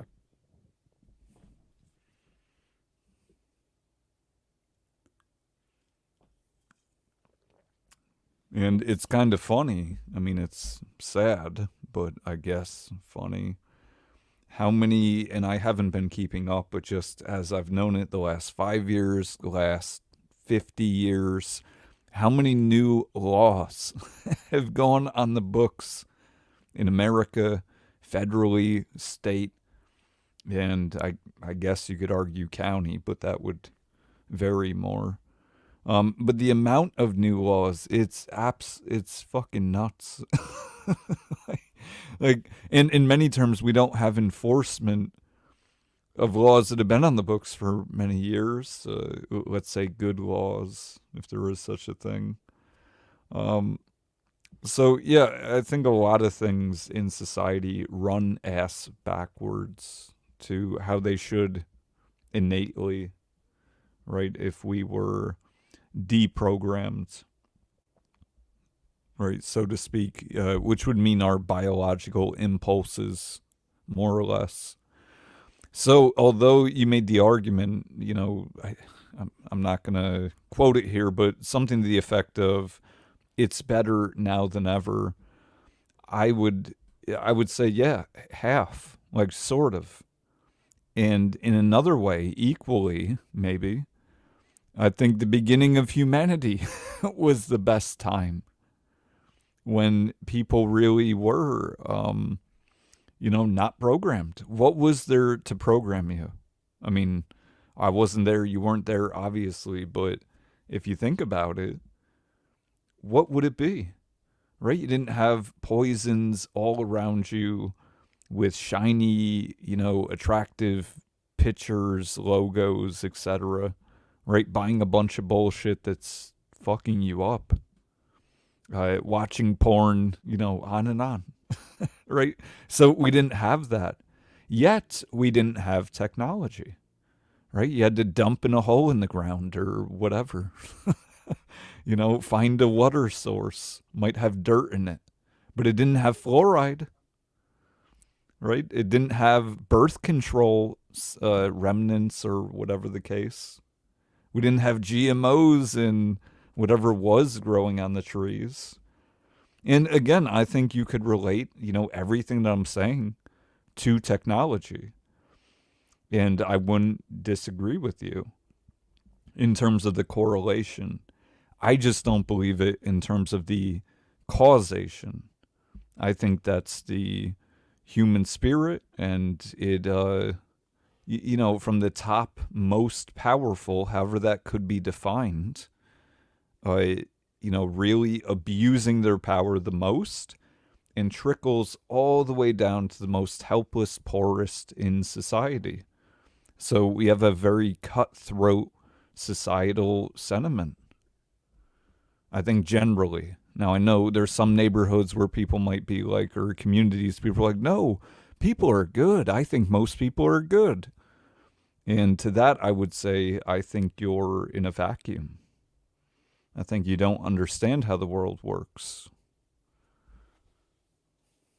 Or at least what it is. Well, that sort of brings me back to Mumford, where I started there when Pill Eater left. I started saying that, man is a symbol-making animal, and basically there's a one-to-one relationship between civilization and techniques. So bad civilization, bad techniques. It's just, yes, there is in my view, it's not only causation, but these are the same thing. It's a chicken and an egg. Yeah. No, I agree with you. The chicken and the egg, which came first, and I think we might have 50% of like people which on came one first? side, 50 on the other. Yeah, like which came first, civilization or technology? And I could start a poll, Sure. but I don't think it would 32 solve people anything. would. Yeah, exactly. I don't think 32 people would adequately. 33.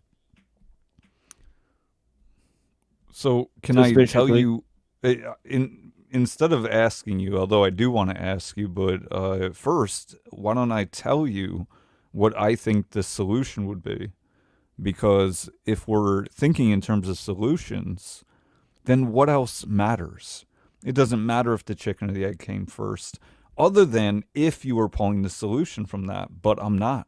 So it's irrelevant, right? So I think the solution really lies within doing better, whatever that means, but, doing better for you, your path in the search of freedom, while being as, loving as you can be. And I don't mean that in a woo-woo way. I don't mean it in an emotional way. I just mean in terms of what love actually represents in terms of actions. And by you doing that, you affect the people around you, your family, whoever listens to you here, whatever the case, right? Your interactions. But I really think that's the best that we can do. And so when I see so many people spinning their wheels on larger topics that we really have no input towards, and even if we did, a lot of times people don't understand the full picture, and therefore they're trying to chip away at a nuance of what they consider to be a problem that won't actually get towards the solution that they want. Like, I don't have a, one on top of my, well, let's say, for instance, voting for president. I'm going to say there's some impact if you go and vote for president, right? There's some impact, but it's as minimal gets. And I don't mean because there's 360 million people or whatever it is in the US. I mean also, in terms of corruption, in terms of voter manipulation, in terms of elections being rigged, in terms of the actual influence of presidents versus the perception, right? So when you look at all that, here's an analogy. It's like eating a single leaf of spinach in a year, and that's your only vegetable, and you're like, oh, I'm healthy now. It's moot. It's fucking useless. It's a waste of time. If you spent that time on yourself doing something good, whatever it is, I could name things, but just something, that's more impactful by far, leaps and bounds.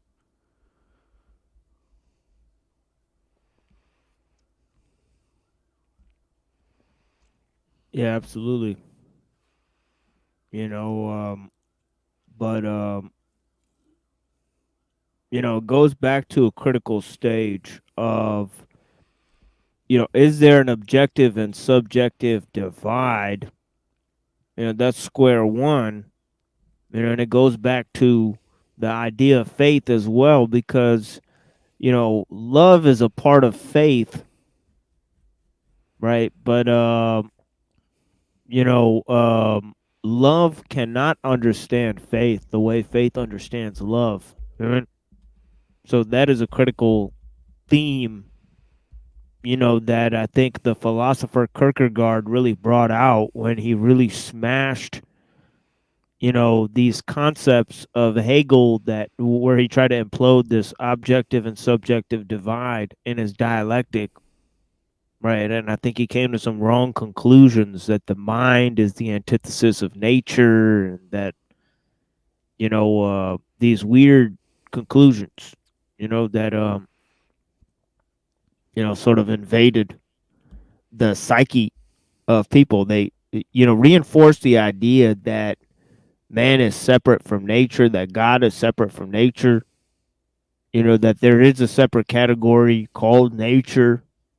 Right, all of these ideas and concepts, and therefore, nature becomes dead stuff, right? And technology becomes the peak of human, achievement, and all of that idea, in this whole concept and theme that I outlined called the pseudo eschatology of progress. I'm sort of in the process of outlining some of these themes. We're going to take another break here, but do you have any other thoughts here before I do that, my friend? Yeah, I got one more. Just on what you said last. Hell yeah. I think that when we find ourselves in such an obvious trade-off of what I consider to be nature for technology, sacrificing nature for technology, that's the epitome of a loveless society.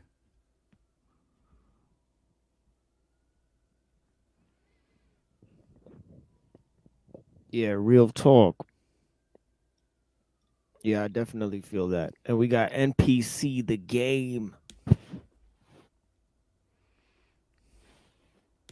What's going on, dog? How's it going? Yo, what's going on? What Chilling, up? man. Oh, what's up, Bass? How you doing, bro? Very good. Been a How are minute. you? Yeah, Pretty yeah. good. Yeah, I like what I think I heard you say before before I came on, based about taking on these big concepts and ideas can be kind of tricky sometimes, right? You know, and I think that one thing I remember when I try to do these things is to try to bring those big picture things onto like the small picture, Yeah. which is my life, you know. So Right. I can feel you on that. Yeah, absolutely. I think people get like their heads lost in the clouds, you know, whether it's worrying, stressing about their sports team winning the playoffs or whatever. Politician, all sorts of things they don't have control of. Right? And at the same time, you can utilize that information, as it would be, to affect your life in some ways. But concentrating on it, tunnel vision, I think is deadly. You just end up spinning your wheels, wasting time, wasting energy, right? And it's not just down the tube, it's also down the tube for something good you could have done for your small micro picture that could have been very beneficial, or parts of. Yeah. And there are some areas or environments where there's space for ones who want to dive into the higher concepts to get that done, like monasteries or even universities, and even like if you're an eccentric, like I guess in America we call them a homeless person or a bum, but maybe like in other cultures they would call them like a yogi or something like that. But there's definitely space for them to practice taking on those high concepts, because those of us that are like in the grind, shall I say, we kind of hard to make time for that when you're focusing on the day-to-day stuff. Well, that's where balance comes in, right? And balance is not necessarily easy or meant to be easy, but figuring out good/better balances for you in those regards, I think that's key, right? Because it's not that one is good, one is bad. It's right, utilizing efficiently. It seems more balanced to spend most of the time on you and your purpose, and much less time on other people's purposes, to put it like that. Yeah, and your own. And that brings up to like the rise, like machine. You probably in YouTube based, you probably seen like the rise in stoicism as a big buzz thing online over the last couple of years. And I kind of think of stoicism kind of like the middle path. You're right, not too high, not too low. I think of Tim Duncan, the basketball player, like how he carried himself, pretty stoic. Even in victories he wasn't going crazy, and in defeats he wasn't crying or anything like that. Raging. But with that said, I mean, if you're leading the middle path, going the middle way, don't you think there's times when you do need to be a bit extreme? Yes, absolutely. Not always be balanced. No. Absolutely. Yeah. Part of balance is imbalance. So right, dichotomy, but nonetheless, sometimes within the balance, it calls for an extreme action. right? Like a calibration for your calibration to get back to Sure, zero, I could guess. be. Exactly. I mean, that's a good example. Yeah, the pendulum swings, and basically it got out of the nature-driven philosophy into Plato's idea, and then with Aristotle, it took a deep dive just into sort of empiricism and correspondence theory, and nature really became a secondary category. Mind became the primary zone, of experiences and all of that type of stuff. And then when nature really gets brought back into the fold is with the Stoics. They rejected the previous, conquests in philosophy, so to speak, and they wanted to go to a more nature-oriented philosophy, just as Rousseau rejected the Enlightenment thought, the mechanistic view of nature. That's always what they come to reject, is that nature is just pure mechanism. You know what I'm saying? And yeah, for the Stoics, God and nature were basically the same thing, right? Yeah. So that's Yeah. key to that's key to their understanding, and so fate was like the primary form that you could use to temper your spirit. Nature was the form that you could use to temper your spirit, And can I say they were correct? They are correct. However, it's also correct that we live in a superficial materialistic world, right? So if one person views it as a material world in a regards, right, technological, they're correct. And somebody else in terms of nature, they're correct as well. Right? So they're I don't know if the term is overlapping, right? But the point is, it's a matter of perception. But at baseline, I totally agree, and that's why I believe it's the right thing to prioritize, nature, God, love, over any of this other material bullshit. Like those things are nice, right? No doubt, they're nice. They feel good. They look good. Whatever. But they're also very empty in comparison. Yeah. Yeah. And speaking of fate, like those things you mentioned, they're comfortable and stuff because they're pretty much in our control. But on the other end, nature is really not under your control. I mean, we are nature as humans. We can't. Right. There's no getting around it. But we were talking about faith. Faith is kind of like what you can't control, right? Sure. Yeah. You got to have faith. I agree. That's your fate. Yeah. And I think that maybe stems in fear, right, to the weak, right? It's that control freak kind of archetype, right? Well, we can't control nature, because I agree that is true, right? And so what do we do? What have we done? We have traded off freedom for the perception illusion of security, and namely, right, we could name technology. Right, there's fucking cameras everywhere, for instance. Yeah. That's interesting though. Like I think it was like last week. You're playing this game with people on the stream. Guess my sign, I think it was, and then nobody guessed it, right? And On this one, yeah. Yeah, that was funny. I was getting a kick out of that. Who was it? Anna Perina. Annapurna. You had the whole panel, Annapurna. dude. Yeah. Pretty much, yeah. And then like they didn't guess. I was surprised Machine didn't kick me off. Wow, man. You have to kick me off. I really like that stuff sometimes. It's fun.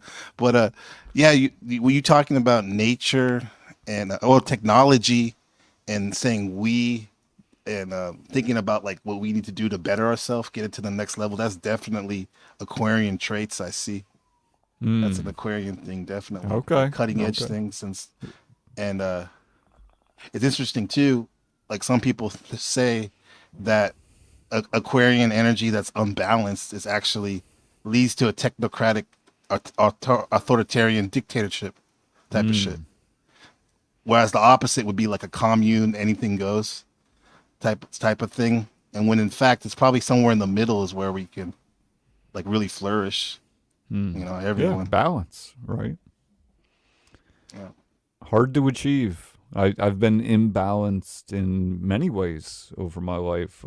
Sometimes it's been one end of the pendulum into another. And I think those, right, could put it as like teenager one side, young adult another, and in maturing, in getting older, wiser, of course.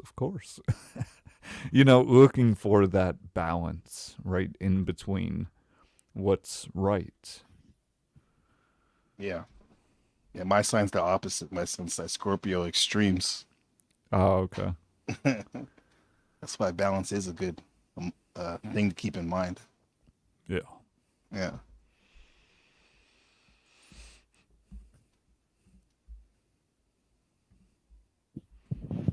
Yeah, enjoy the silence. Yeah, I'm seeing what Machine gonna do. Yeah, I let the silence and I let the silence and the trolling just ride on the show. You know, so that is part of the experience. You know, it's more like a jazz concert at a small bar than it is which is more like a collective experience with the audience and everybody than they, sort of venues that people have become accustomed to. You know, they're much more relegated to a certain type of experience. It's more intimate. Did you have some trolling earlier or something? Yeah, I guess you could see it that way. You know? No, I was merely referring to Bass' attempt to troll earlier with the Zodiac shit. You know, that was last week. We can let bygones. Well, one man's trolling is another man's. That was, to me, that was gold, bro. Machine got to expect it by now. No, I thought it was funny because he was asking Annapurna, because I knew right off the bat she's gonna be like, which Zodiac type of sign do you want? You want the Vedic or the? Oh, that too. I was gonna throw him off the sidereal. Yeah, it's like, who do you think you're asking? You're asking the wrong panel, Holmes. Oh no! It was the right panel because they actually took him seriously. Yeah, man. You know, I switch lanes a bit, right? I can go from real serious to not so much. We got the time today, I guess. Yeah. Yeah, but I'm definitely gonna play some music here in a minute. I'm just breaking down some cannabis. Yeah, I'll play some more music. Oh yeah, Annapurna's here as well. Yeah, blessings. You know, good to see you. What's up, Anna?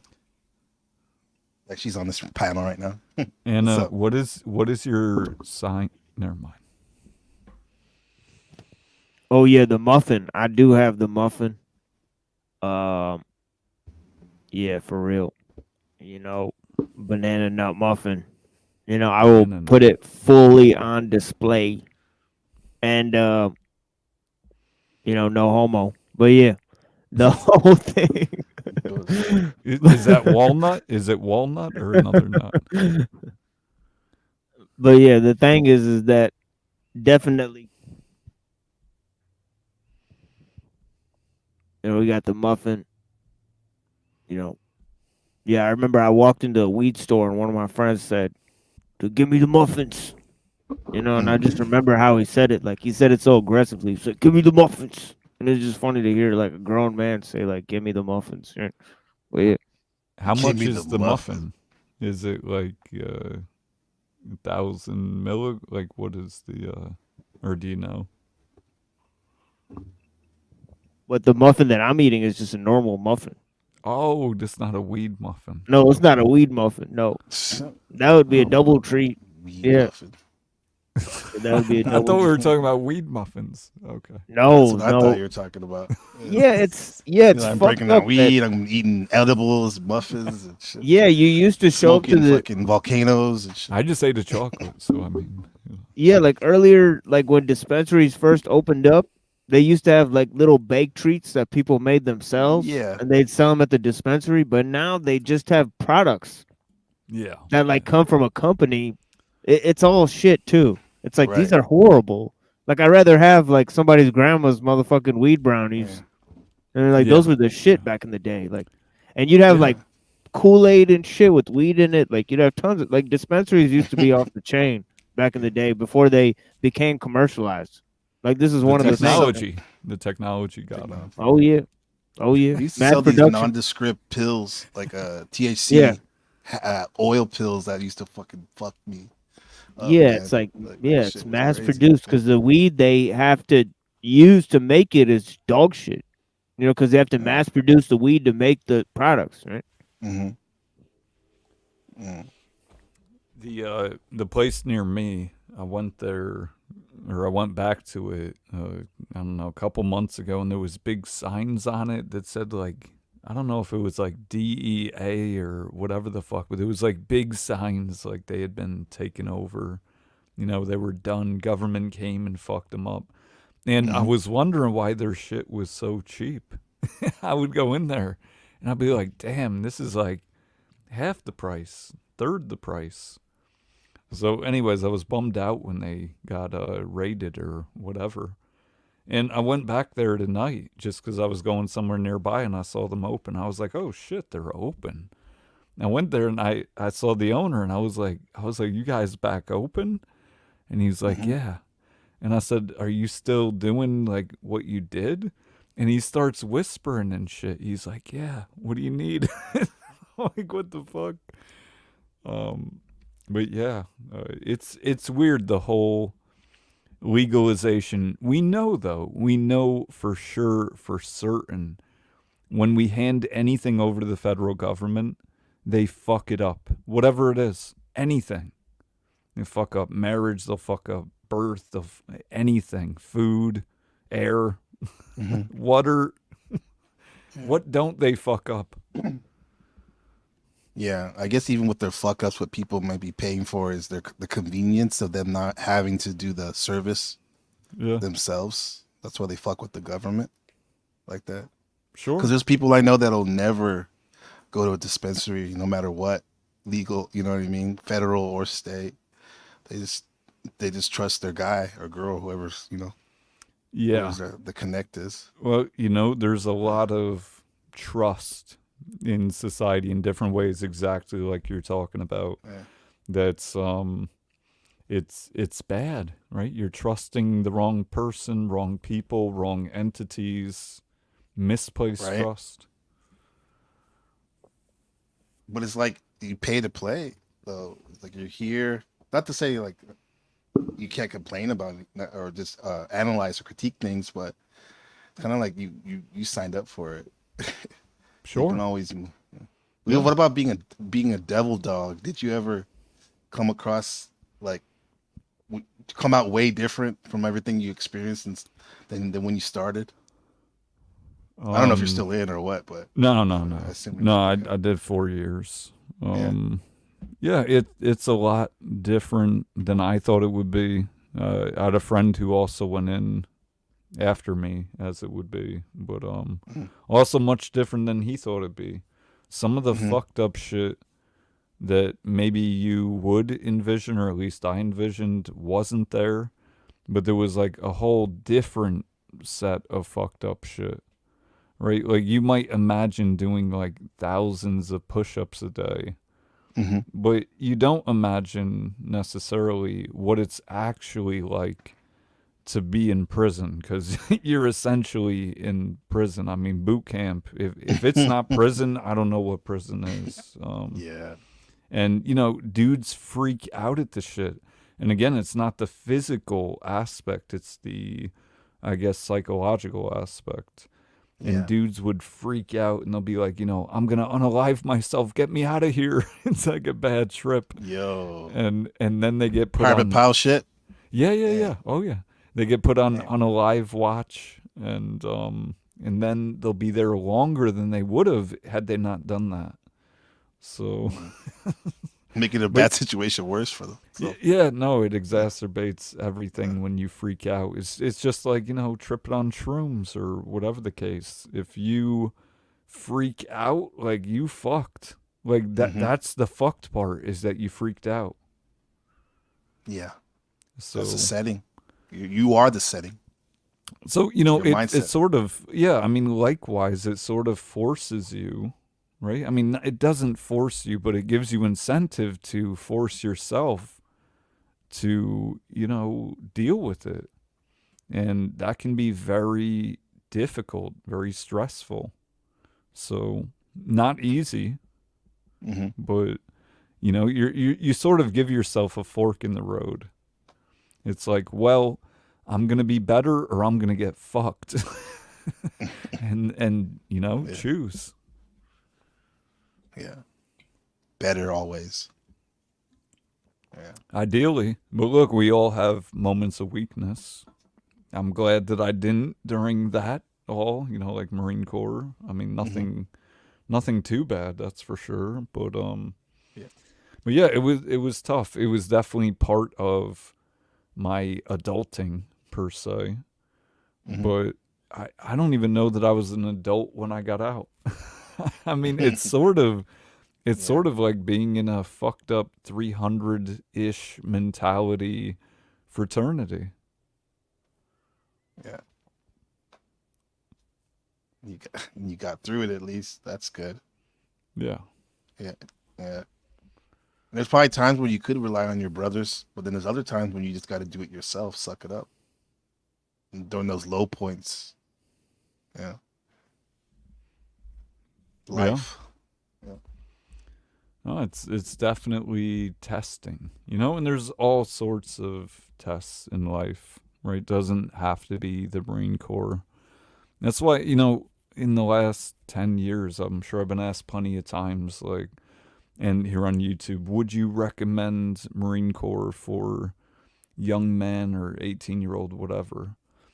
And even though I know the potential benefits, and not even potential, but my anecdotal benefits, it's difficult for me to wholeheartedly be like, yeah, you should do that. It's a good idea.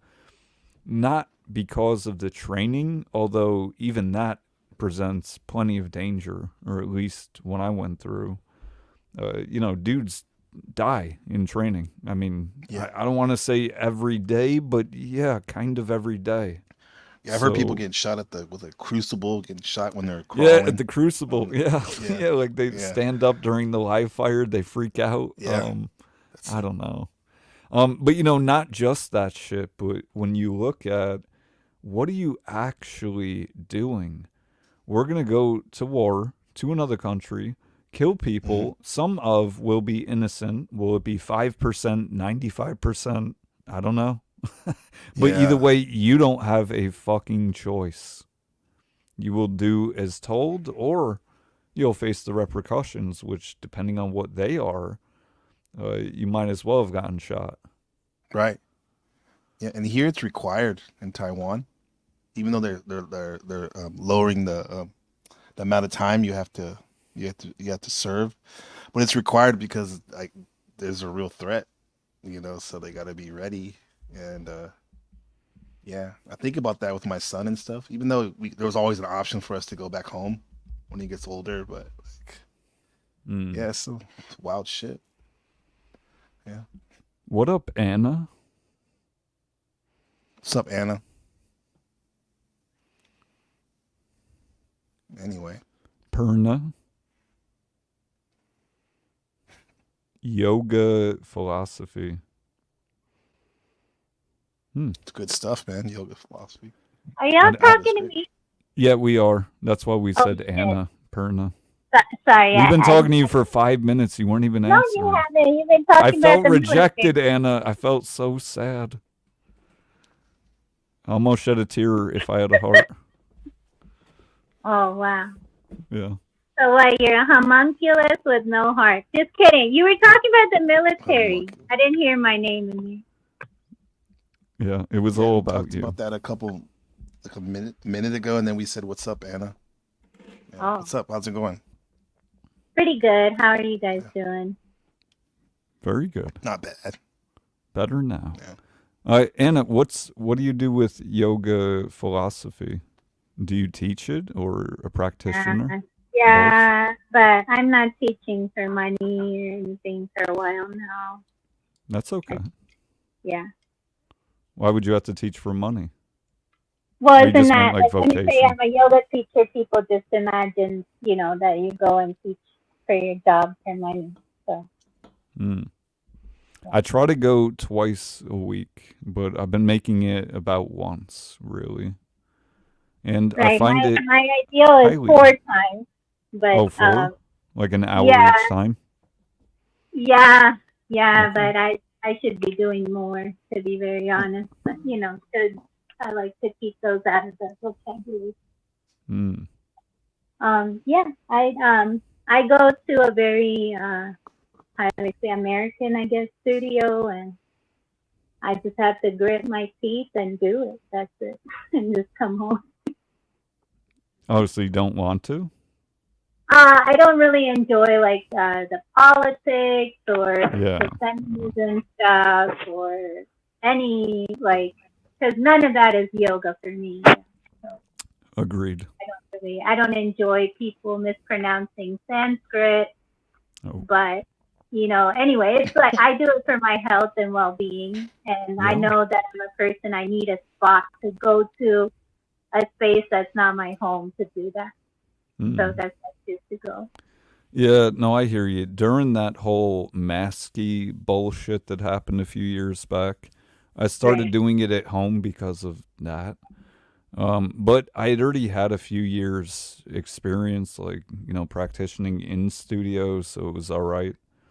But nowadays, I like to, like you said, kind of go outside my own box and do it. Yeah. I have no choice over here. I have to because I was doing hot yoga, Bikram yoga back home, and I really enjoy the heat. So I just close the doors up on my 4th floor and just sweat it out and do the postures for 90 minutes. Yeah. But it's nice to do it in the group though too. I like that as well. See, I don't like the group. Yeah, I don't like the group. The group is annoying. But it depends on the group, right? I'm going to plenty of different schools, but some of the dudes just go there. I think I could be wrong, but they just go there, to look at the yoga teacher, like that type of shit. Probably, definitely. And it's hella annoying, right? Because they're fucking stupid and simpy, and it's just whack. They say things like, "Oh, it's getting too hard" or something, and it's like, bro, shut the fuck. But no, yoga in and of itself, I like. Well, I'm talking about yoga inside of a yoga class. No, I mean it's getting too difficult. They're they're not really there to do it. They're there to, I don't know, socialize of sorts. Oh, to pick up girls. Okay. Well, like the teacher, in particular, Right. But then most teachers, that's part of the package that's on the table as well. What do you mean? Mm-hmm. Wait, most teachers? Wait, what? You're a teacher, right? I need one of them teachers. Yeah. What's that? Sorry. No, I didn't know. Right? Yeah. So Oracle, you're a yoga teacher? Is that what I'm hearing? No. Oh, y'all talking about me? Okay. Well, that's how I know. Right. Because I went in naive, sort of, not understanding that was implied in most cases. Yeah.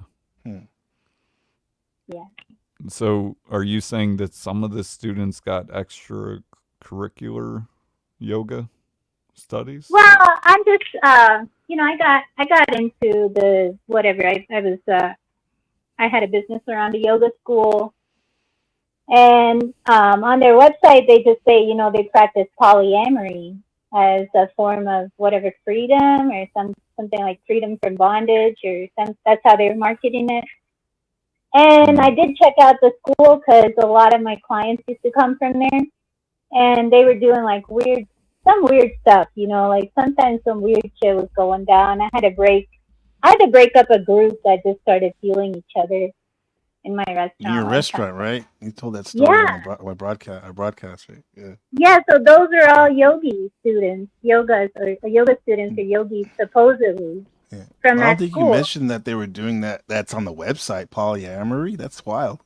I never heard of that on the actual Yeah, they website kind of put it for out yoga. there, but I realized that it's basically the teacher can sleeping with a bunch, because if the students sleep among themselves, whatever, like how you gonna even find out, but it was the teacher kind of, and it was more of like a hunting type of dynamic where the teacher was almost like prospecting and hunting the students that he or she would like, and then the other dynamic of a student with like maybe means or money and not a lot of security, like approaching the teacher, so both ways.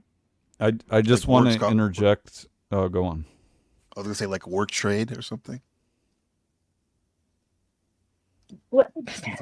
Because you said that they didn't have money, so they approached the teacher. Like, 'cause I know, because the work trade, I used to do that, but not that type of work trade. Like I'd clean the mats or something, or check people. Yeah. Yeah. Right. Right. Like, so that's what it is on the surface, but then it's weird because some people get told like, oh, so and so wants to see you at fucking 2 a.m. Like what another student is coming to you and you're a volunteer. And like it's like, oh well, I'm a volunteer here and like whatever. I don't know. But that's multiple times. And if you go on their TripAdvisor, there's even somebody that left a review saying they got raped on the campus. Damn. Wow. Yeah. Yeah. No bueno. Yeah. Shit. I met my wife at the yoga studio, but not like that. What? Yeah. She was working there. Machine, Browns said, may I get a link? And he also said that he's a little bitch who timed me out of chat. Oh yeah, I saw that. Your message was deleted. What did you say, Base? I said nothing. I don't know. You said nothing. My last comment was I don't know. Okay.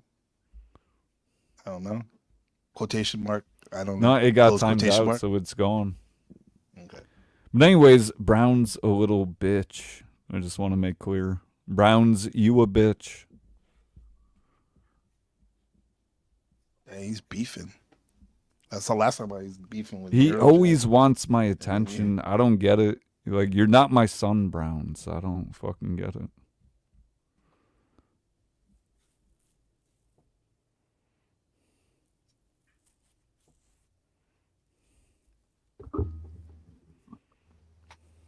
Do you want to have a son someday? Not like Browns. I would reject him. Oh my god. I would send him back to the ozone. To ozone? What? I don't know. I assume Browns is from the ozone. Like he's ozone people. The only ozone I know is the one that they claimed has a hole in it. Yeah, he got a hole in his brain. That's what I mean.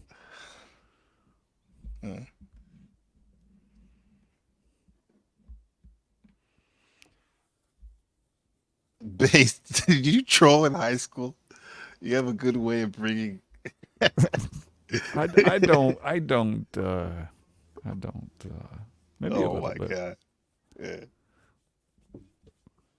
It's like, where's this going? I'm just getting the camaraderie. I'm just getting the right. We're getting feel good in the chat. Yeah. In the and chat. on panel. So Anna, question. Actually, never mind. No, go ahead. All right.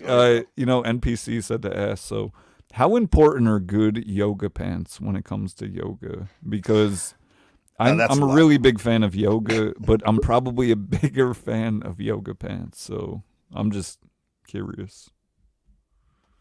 What the fuck are you talking about?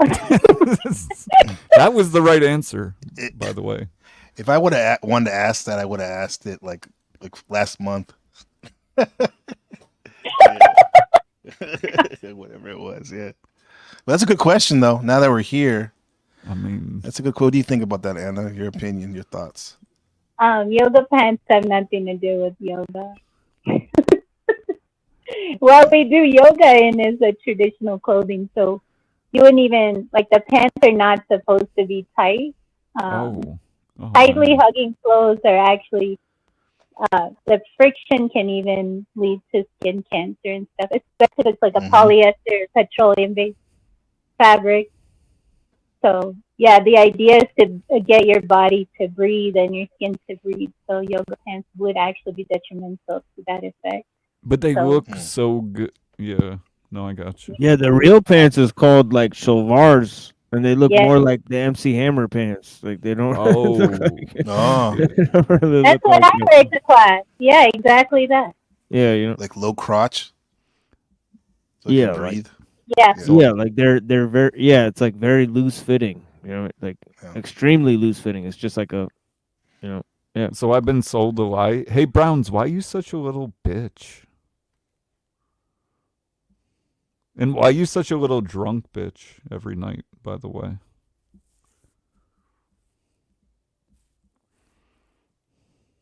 No comment. Okay.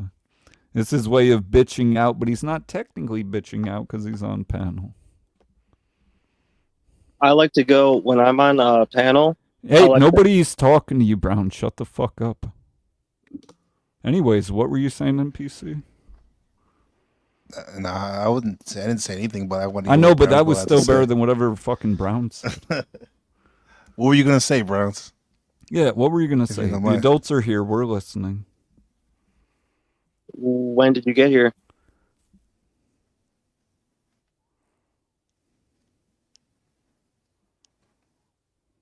I'm going to forgive you for asking such a dumb fucking question. Try again. I already did that to you, though, so we're even. So we're even. We're not even. You come up to my waist. We're not even, Browns. Okay, buddy. You're going to keep doing your gay jokes all night? You're going to be... Look, if you weren't the gay joke, I wouldn't have to do them. Forced Boracle, right? Is that what you do? Go around asking people questions? Are you a brown stain on some underwear that should have been thrown out years ago? Yes, the answer is yes. Dude, your comedy is horrible. Your comedy Are you is done? horrible. Do you have anything else? No, your comedy is horrible, though. No, you're just drinking. Okay. No, I'm not drinking at all.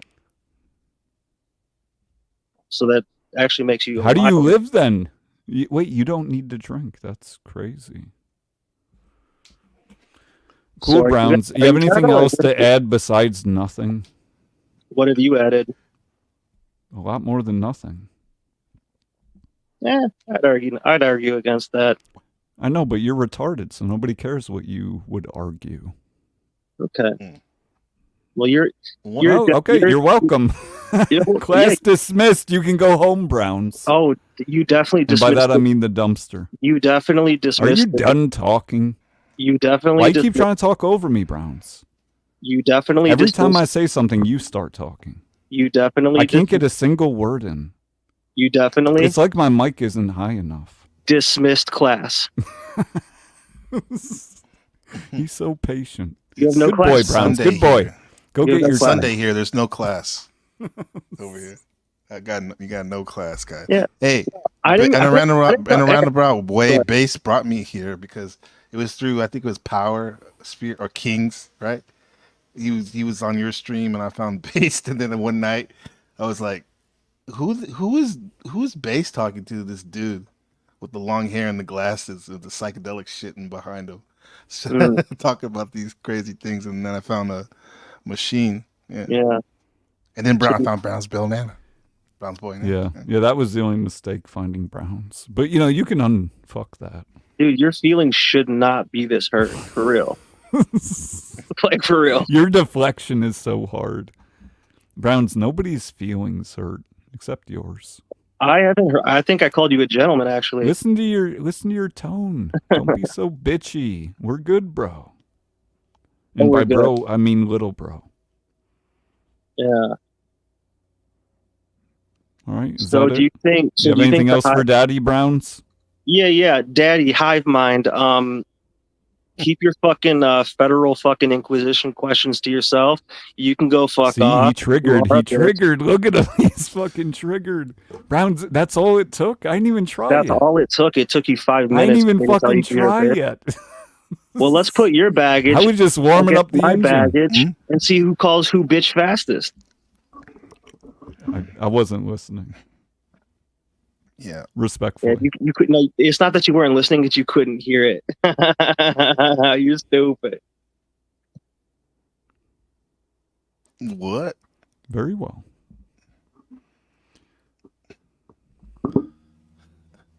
You little bro'd him, bro. Yeah, a little bit. He needed it. Yeah.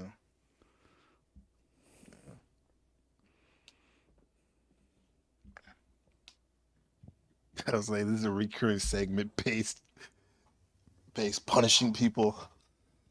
It's well, they're rants, not, man. They're clearly not mad enough. But yeah, the thing between Neurojack and Browns Boy, that's an ancient blood feud. That's a blood feud. Yeah, that's crazy. I didn't even know. Hatfields and McCloy. Yeah, that's like two force. That's like those two dragons, the green one and the red one. Fighting earlier. Year of the Dragon. And which of them wins or will win? I'm thinking neither.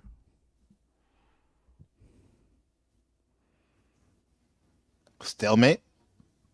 Yeah. I think maybe Neurojack would win a little bit because he has an active channel. Just for that, I give the nod to the creator. Not the creator. A fellow YouTube creator. I don't know if Browns Boy has a channel.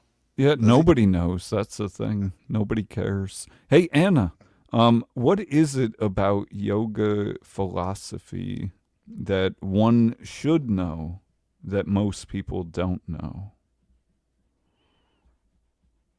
A good one. Okay.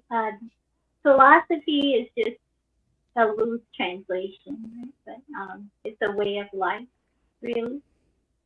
And what most people assume yoga is a bunch of movements, moving your hands and getting a workout. But true yoga actually is 80% meditation. And the point of it is that we have these bodies designed to be able to meditate for 1,000 years or more. And that's really all the exercise, the physical part of it. And then there's the breathing component, which is controlling breath, but really controlling life force energy. That's how you would translate that. So it's a discipline of your life force energy. Celibacy is a component of that. And it's not celibacy as in, just like a monk forever, but not, giving the place for sexual energy and not having it lord over you and consume you. So, the movements and the breathing are to enable each one of us to meditate for 1,000+ years to achieve union with God. So that's the point of it. I guess that's what most people kind of miss out on. Nice. Righteous.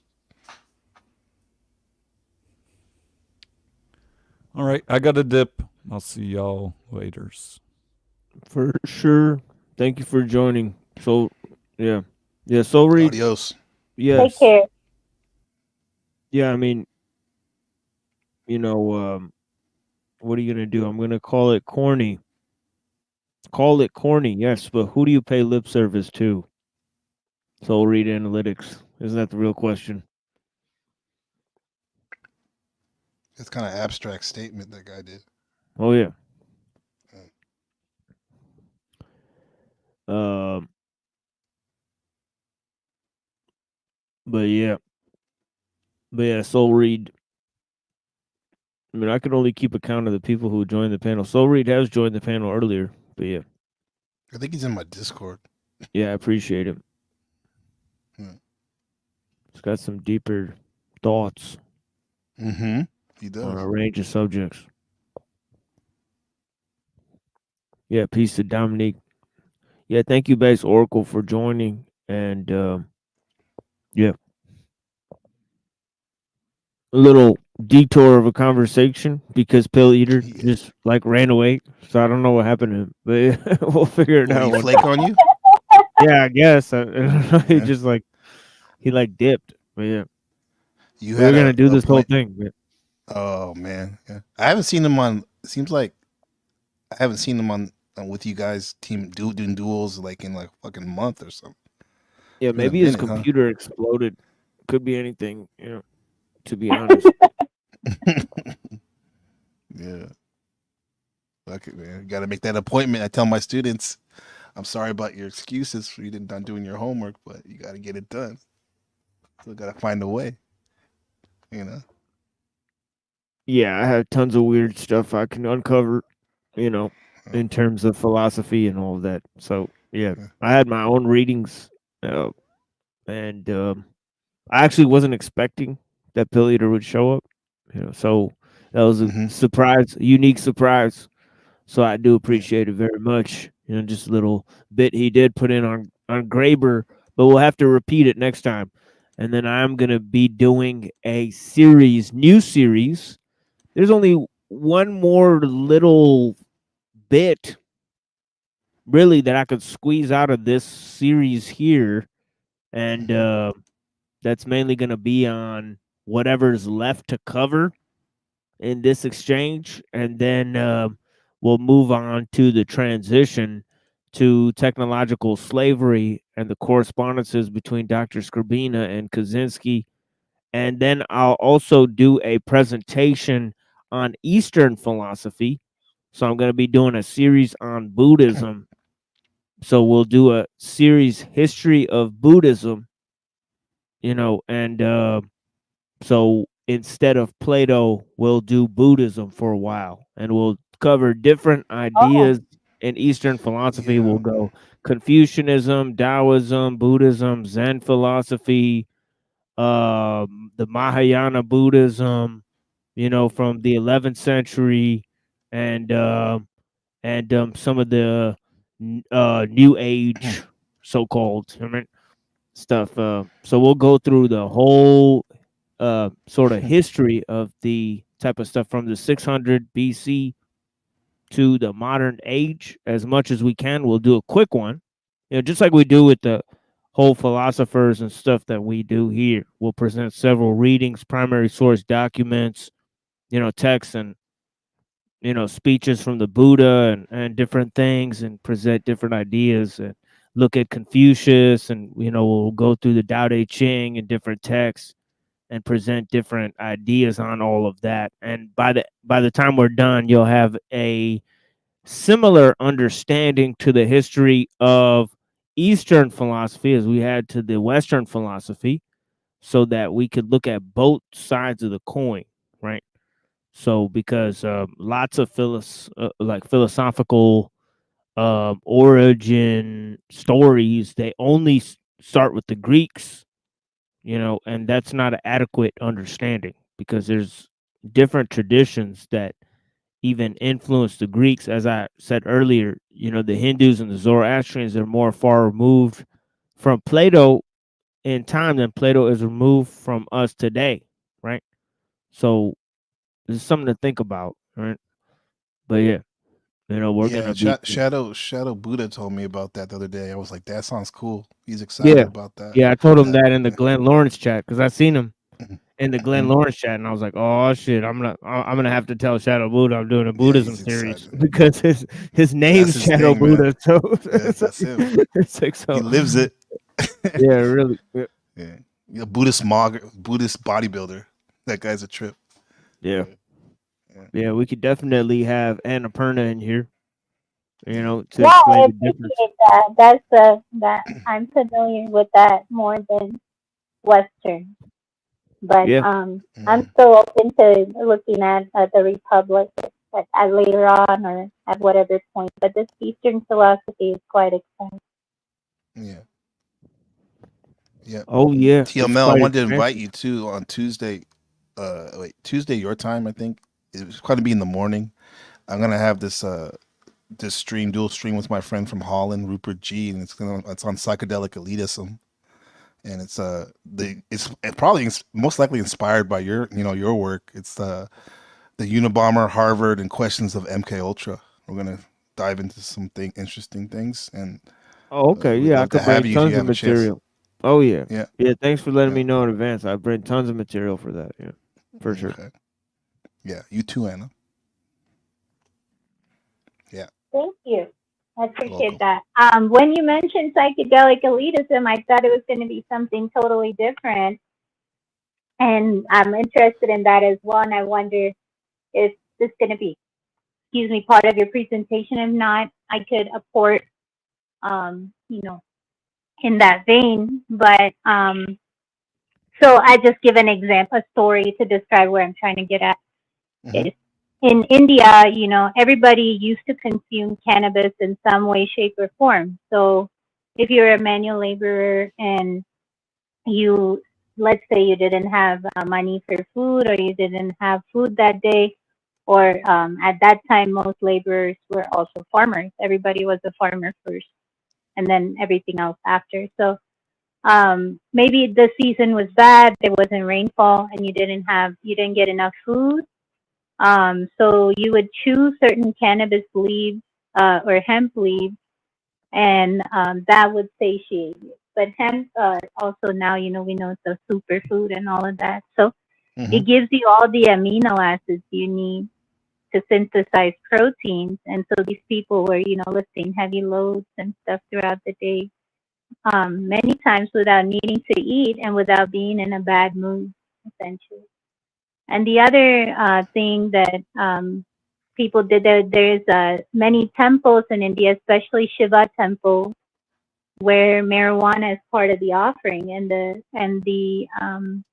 the prayer is not complete every day until marijuana is offered, the oil is offered.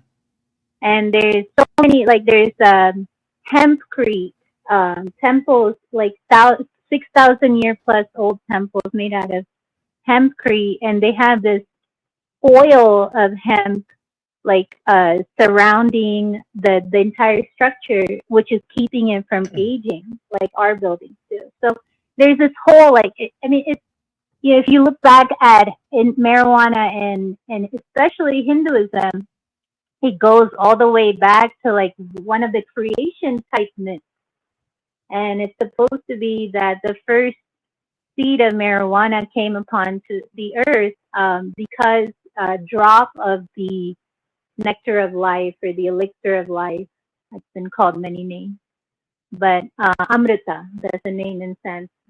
That one drop fell down onto earth and it became a marijuana plant. So it's this relationship between the people and the plant forever, right? And I know it's not a psychedelic, but there's other plants like datura. There's other plants that I don't even know the name, like the common name in English. Datura, for example, you can even die from the trip. But that's what the Agori tantrics, they renounce everything really, and it's a very interesting left-hand path of yoga that they follow. But anyway, so these people will consume these substances, and that's how they receive stage, right? And their spiritual evolution and connection with divine. And the British came in, and about 200 years, 300 years ago, they wrote this paper or this letter. Lord Macaulay writes this letter saying that they have to illegalize, like make illegal the use of marijuana and certain other substances. And if not, then they could never feed the population alcohol. Like they couldn't have a thriving alcohol industry or a thriving textile industry. So they had to divorce marijuana, essentially, primarily from Indian culture, and then make it illegal. But then today, you know, the full circle story, today they have taken that seed from India to California, hybridized it, raped it, whatever. I mean, we have dispensaries and all that going on. And now they're selling cannabis products in India again, and it's coming from California. So that's what I thought you meant by psychedelic elitism, as to how these plants indigenous to various native communities all around the world, just indigenous people, have been banned, and then now they're being retroactively given in a form that's only accessible via big pharma or big, you know, big something, like a big corporation in essence. So that's what I thought you were going to cover. And yeah, I'd like to add that, or yeah, to the presentation. Yeah, that's definitely a component. Now, boom, it's in there because that's definitely a component. What you said, I like how you did that. And I have to say too, and even just looking at the renditions of Shiva, like he looks like he's blasted with his eyes red like that. And Right, he's called, like, one of the name is nighttime. You know, the translation. One of the nicknames right. And then directly he's blue translates like the to nighttime. mushroom. And most of the, like, even Krishna, he's also so dark they used to call him evening time. Right. And then sometimes he's blue, like a Correct. psychedelic mushroom will get blue when it's bruised. Has a lot of And then if you, material. I don't know if you have seen the Naga people, Nagas people in India. I think sometimes people call them Davidians too. You're talking about the very dark people, Indians. Yeah, Yeah, Indian, yeah. I've but seen them. very extreme, black skin. Black skin. Yeah, yeah. I've seen them. Yeah, Right. that's an interesting connotation. And Naga means original, black, indigenous. That's what that means, Naga. Right, and then you can follow that. There's people who've done research where you can follow that all over Asia, even too, from the subcontinent India, all the way through Southeast Asia to mainland China, where there's Naga cults, the snake cults, the original people, as you Correct. said. Cults, So yeah. that Naga, Naga also means snake, but that Naga, so this now is going into like the ages, like there's different ages. So the Kali Yuga, the Iron Age, apparently all other races have disappeared. So humans are considered one race. And then there's a race of Nagas, there's a race of Vanaras, which is like the monkey, a half monkey, half human type, or monkey-esque. And the Nagas are different animals, I think, but mostly snake, and snakes with sentience and human-like, quality. So they say that's the heritage of these. That's why they call themselves Naga, this people in India. Okay. Yeah, when we get to the Buddhism,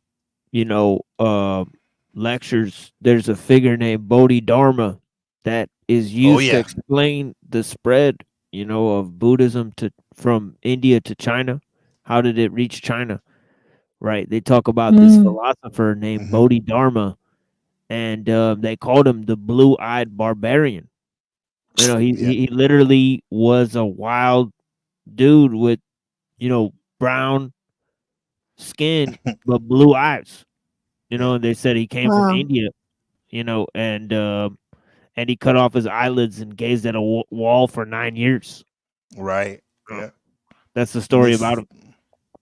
Right, and then it has something to do with that. May have been what he taught them. What he got from those meditations staring at the wall was the foundation of the Shaolin monks, Kung Fu.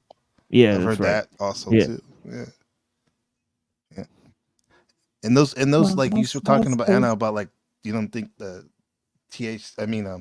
cannabis is psychedelics, But the way that some of those yogis in India, I seen them smoking the charas, yeah, like they Yeah, the charas. amounts they take in, bro. It might as well be psychedelic. Those guys are Yeah, it's champs. the chilam. You cannot compete that at that rate. You cannot because it's charas is hash.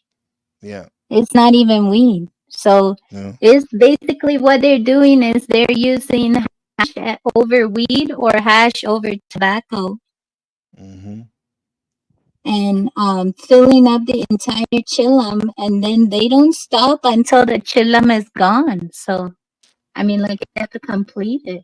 There used to be times where I used to smoke like that all the time, like it was the last bowl of creation or something. Just constantly smoking. Like, that's why I can relate to those guys. Watching them. Yeah. But yeah. hash? You mean hash, not just marijuana? No, I was me personally. Oh no, I didn't. I wouldn't really smoke hash. Flowers. Yeah, Like so that. hash Yeah. is like concentrated, so that's Yeah. like even more. It's like it's much more. But now, what did they say? What trumps that higher tier is the everyone's fuck it. It's been so long. Yeah, the Everyone's dap, what, sorry? the dap. Oh, yeah. Yeah, But that's even also stronger. oil. Yeah. Yeah, and it's funny that the potheads and the Shiva worshippers, they sort of have the same reputation as they have here. You know, they're seen as criminals, you know, like Mhm. bandits, right? They're kind of Mhm. seen as like Right. the low lives, right? Right. One Like time I was so they also practice this in higher elevation, so it's a different experience. One time I was in the company of a very young Agori. I think he was maybe 19. He didn't say his age because he's so no name, no age, and all that. But he yeah, was the young and Agori, training. but just to tell the audience, the Agori is what the followers of Shiva are. You know, is what they refer to them as Agori, and a lot of them they're part of the criminal class of society. But yeah, go on, Annapurna. Yeah, but the police approached me and he's like, "Why are you hanging out with this person?" 1 hour I had to speak to the police and say like I was there of my own free will.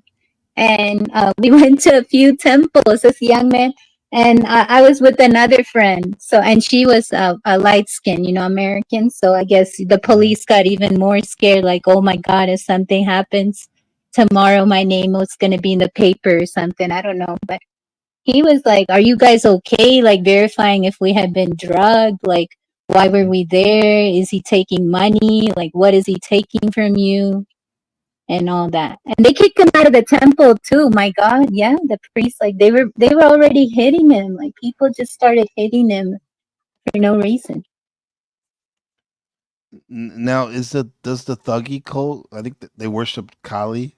Were they known for smoking? 'Cause I know they were seen as criminals by the British. Yeah, we got a picture here of the Indian police that questioned Annapurna here. And yeah, their stomachs were touching like that. It's kind of fucked up. Yeah, how'd you have that on file? These guys are Or you terrifying. just get that. Yeah. They're Yeah. terrifying. You know, you don't want to fuck with them boys. The boy. They don't eat donuts there. What do they eat? Or do they? The cops. They eat biryani. Right? Biryani. Yeah. Yeah. All day. No, it's interesting to see those They guys. put though, extra. because They put extra yogurt up in the biryani. Right? It is what it is. It's a balanced meal that way. You don't get You wash- acidity if you put the yogurt. and you wash it down with the lassa. Is that it? The mango lassa or something? Yeah. Lassi. Lassi. Mango excuse me, lassi. Yeah. Yeah. No, but those cops reminded me of the dude that brought Kundalini yoga to the West. Like he was a security guard, I heard. And what he did Dude, was are you sure that guy's Indian? Like his look is so like he looks like an American, no?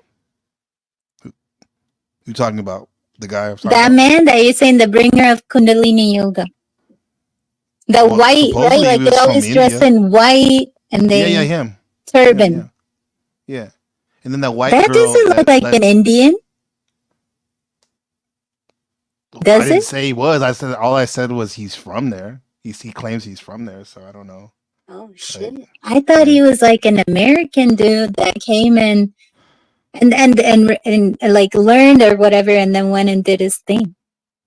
No, the crazy thing is though, like he brought his security business to America, and he ended up setting up contracts, and like a lot of the security guards you see around like municipals around America, like they're from his security company because he secured government contracts with them, and then his organization has a lot of shady elements around it too. The way he would, you know, abuse his followers allegedly, and then Mm-hmm.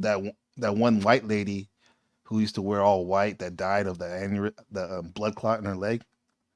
Like she that was like a total like materialistic yogini. Mm-hmm.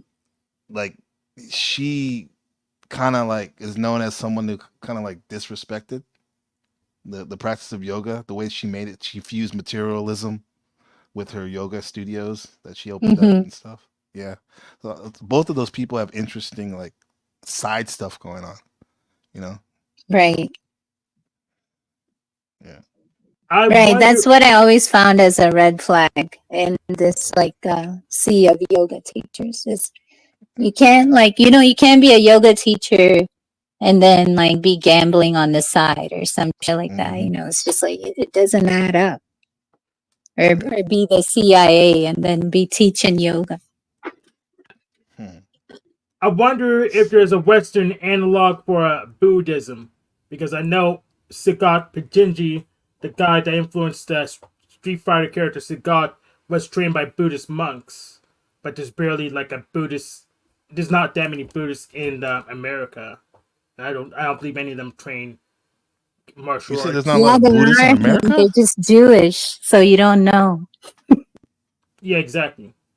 Isn't there a lot of Buddhists in America? There is, but there's not a lot of Buddhists in America that train fighters.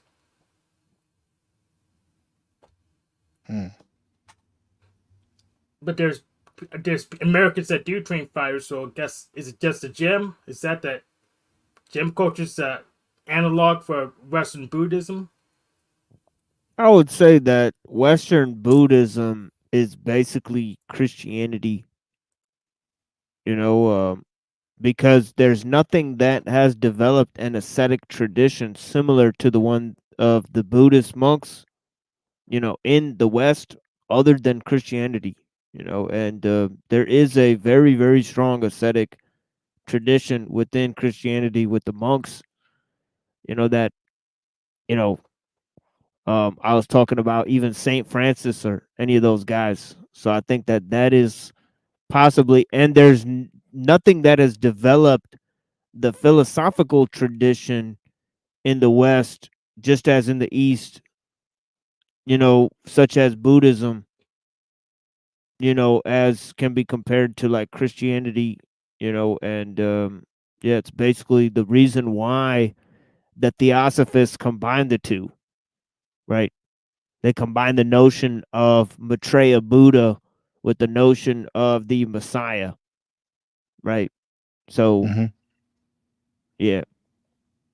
So, Christian monks are known to be weak and skinny and stuff, so. Oh yeah, you have that in some of the Buddhist monks too. Yeah.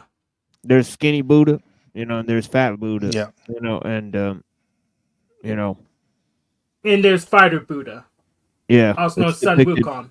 The fat one is actually it doesn't have to do with Buddhism. The fat man that they keep as the fat laughing Buddha, they call. That's actually in Sanskrit Buddha. Buddha means Mercury. So that's actually a tribute to the planet Mercury. So that's Hermes, a fat Hermes. It's like trickster, yeah. Bring prosperity. It has nothing to do with.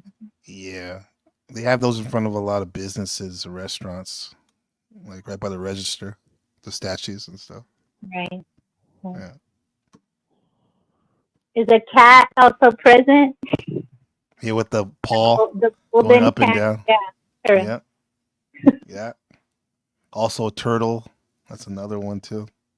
The jade turtle, yeah. Right. It's missing a So leg or those something are like that. things like in Thailand. If you see, they keep a soda at the altar, or they leave a soda out with a straw for the Yeah. spirits to drink. Yeah. Yeah. Here in Taiwan, they straight ancestor worship. That's like the main religion. They leave every Mhm. in lunar calendar worshiping Mhm. because they put their altar tables out in front of their houses or even their business, even if they're not religious, just because they're superstitious. Superstition and religion seem to go hand in hand a lot of times.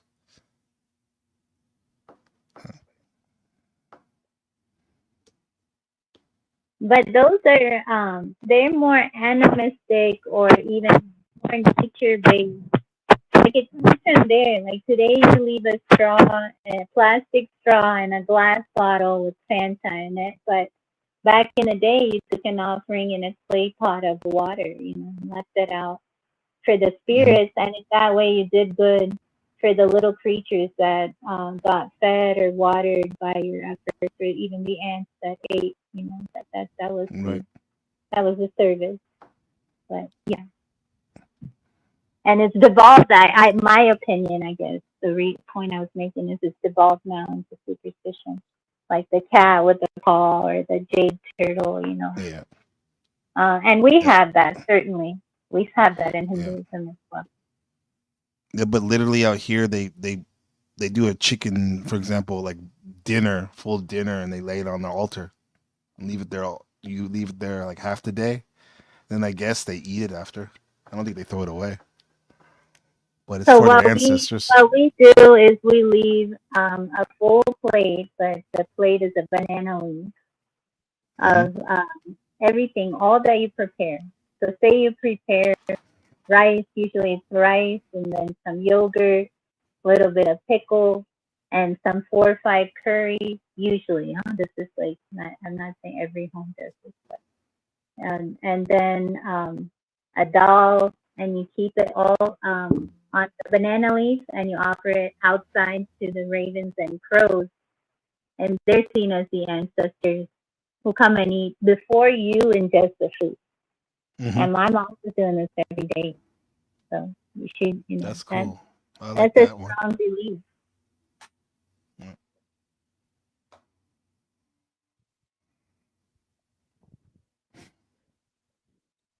Yeah, Yes, thank sir. you. Yeah, thank you all for joining us. I'm gonna take a little musical break and do my little Shiva thing.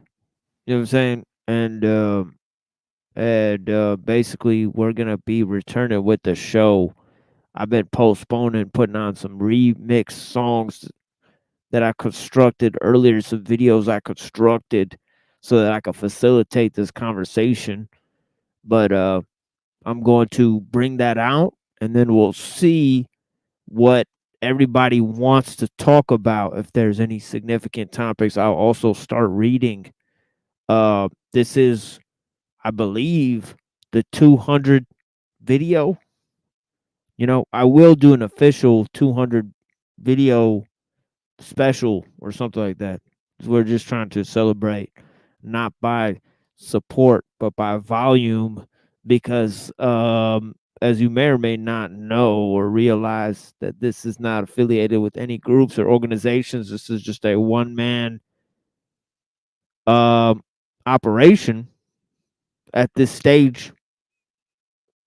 So all of the material I present are my own reflections. None of the views of the panelists are my own, and also um all of the video material usually that I present is, you know, based on myself pressing buttons on a machine, right? So that is just it, right? But yeah, here are some songs, and I'll be right back All right, in machine. I'm about gonna five bounce, bro. minutes. Yeah, thank you Thanks, so man. much for being here. Yeah, blessings. Okay. Yeah, Peace, Anna and Hank and Truth or Cock. You yeah, have a and good one. PC. Yeah, blessings. Thank you. Yeah, thank you for being here. Thank you.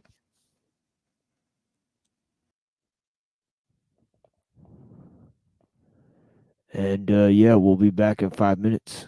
Thank you guys. Let's see this.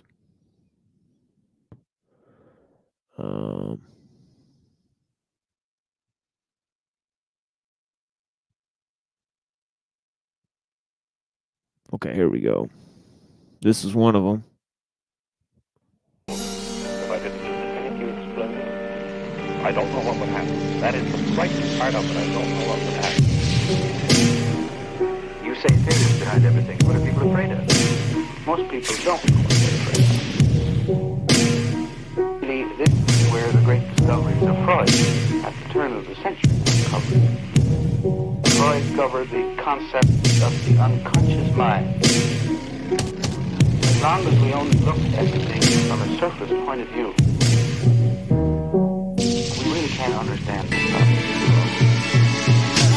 I throw a Molotov cocktail at the precinct. You know how we think. Organize the hood under our Ching banners. Red, black, and green instead of gang bandanas. FBI spying on us through the radio antennas. And I'm hitting cameras in the street like watching society. With no respect for the people's right to privacy. I take a slug for the cause like Huey P.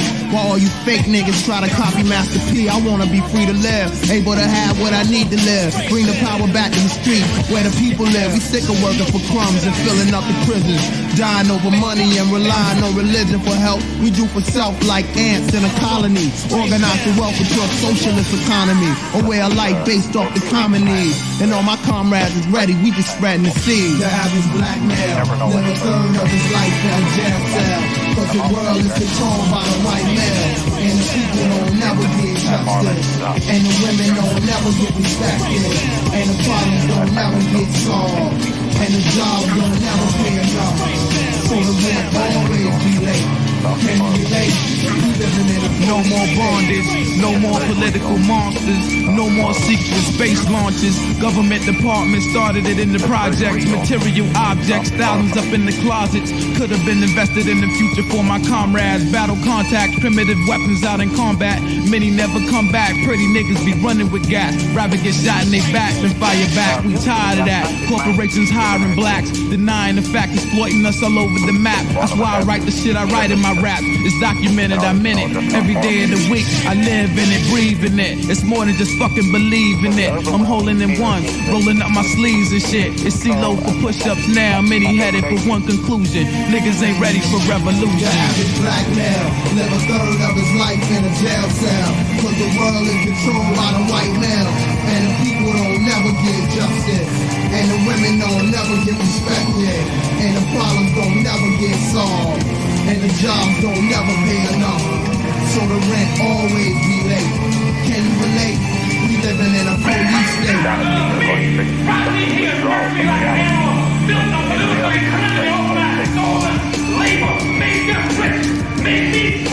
The average black male live a third of his life in a jail cell, cause the world is controlled by the white male, and the people don't never get justice, and the women don't never get respected, and the problems don't never get solved, and the jobs don't never pay enough. So the rent always be late. Can you relate? We living in a police state.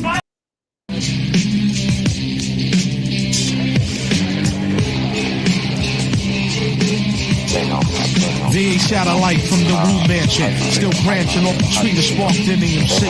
And the fruit that fell fall was the ripest. Get with Cypress, let the media hype this. Promotion niggas snipe this, pushing like trade bags in 72. Kept niggas in suede rags, microphone psycho. Who flips the mic so well? Hell without belt, then jams packed like jail cells. There's no escaping. Once my blade starts scraping, niggas flaking. Wannabe MCs are shaking. Much more than deed, make more niggas bleed so swift. Naked eye couldn't record the speed. I lost ya with that offer, nigga that'll cost ya. Feel the strings of torture.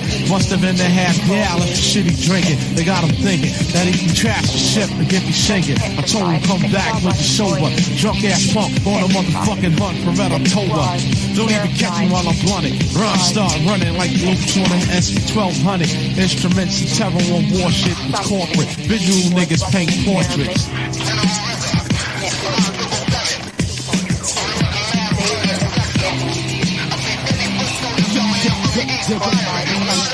Yeah, check the mic line for wiretaps. We under attack at your station. Okay, proceed. Fire back, all hands on deck. Cadet vest, insert cassettes. Track snap heads like barrettes. Cash web slice like internet. Chief, I detected vehicle approaching from the east. Passing infrared binoculars, captain, so I can see. Sound the alarm. Call for the suicidal kamikaze ninjas with the bombs. Flashes of neon, all we saw was flying arms. Anytime I come by, alumni cut short their air supply. Send them back like George McFly.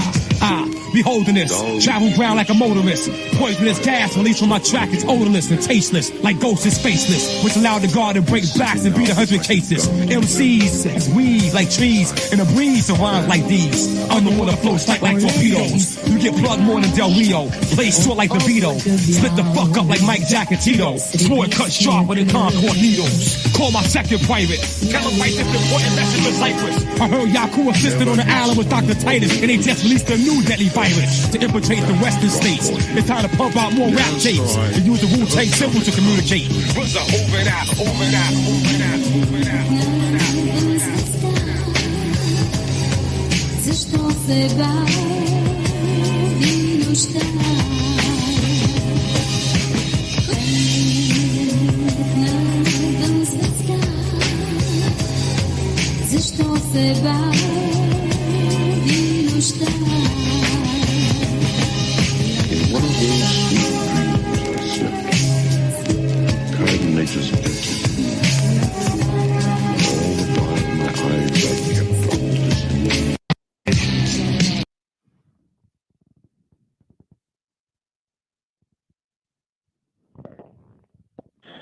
Which one's the albino rapper? He sings about the police state. There's a song about it. That one reminded me of it. Oh, what is Which his one? name? The albino from Rhyme Sayers Lab. Brother Ali. Oh, brother Yeah, Ali. yeah. I was like singing his song one day. That one, I forget the name of it. I was singing this song one day.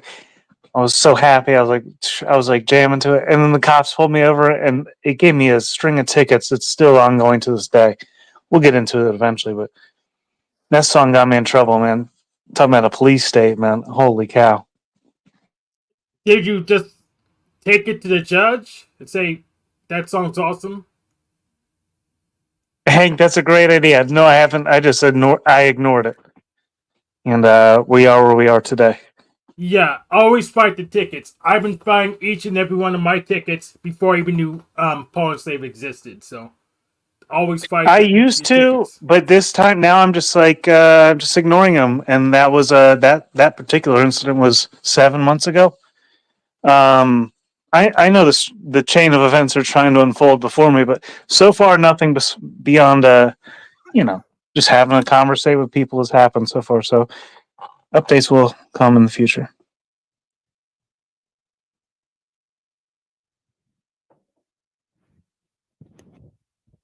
Yeah, piece of square peg. You got banned last time. I think Creek Mary didn't like her. But yeah, blessings. And Oh, and shout out to NPC the game. I guess he took off here. I guess he said bye. I was hoping I had my first word with him, but in the future. yeah, Good to be shout here, out Timo. to Jesse Howe, the missing link live. Yeah, blessings. Hope you're doing okay, sir. Is he out in the chat right now? Yeah, he's here. I don't know if we've ever talked. I don't know. I'll get to you, Jesse Howe. Don't you worry.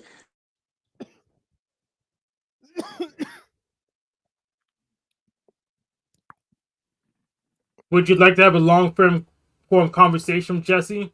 Because you could definitely get one. Oh, yeah, he's kind of like hoarse with that, dude. Anyone can get one with him. It's a little too easy, dude. You're a little too easy. That's all I gotta say. But are you prepared to? He'll take everything out of you. Are you prepared for that? No, I'm not ready for that. No. No one expects the Spanish Inquisition. No, but I expected the French Inquisition. Fair enough.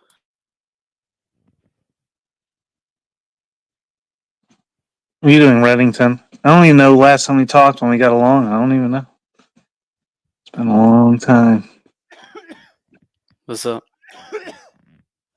I can tell from that what's up. We ain't getting along still. Whatever, bro. What? Yeah, you know what you did just there.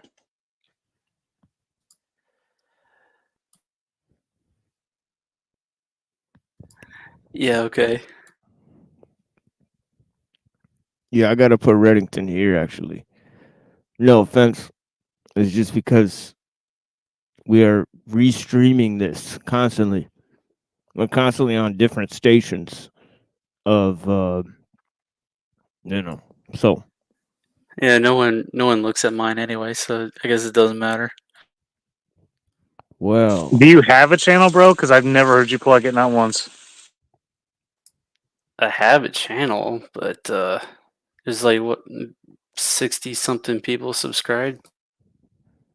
Well, what is it, dude? Nothing. This is being secretly streamed to many networks that many are not aware of. It's Reddington 931. It's always been my channel. I've never heard you plug it before, dude. Because I never do.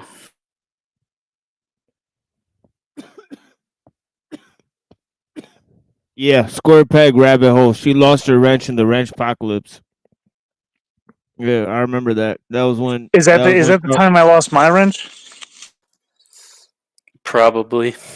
Yeah, I think like most people lost it in connection to CBO. So that's basically how that goes, right? Which is weird because I actually talked to him, but I think he didn't like me when I show up, so that's why I kept my wrench. Yeah, Plus, I fought all the other people. Yeah, because I don't know if you were here at this time, Hank, but people in his chat were banning people who like my fucking show. So I was like, all right, you guys are gonna do some bitch ass shit like that. I was like, all right. Yep.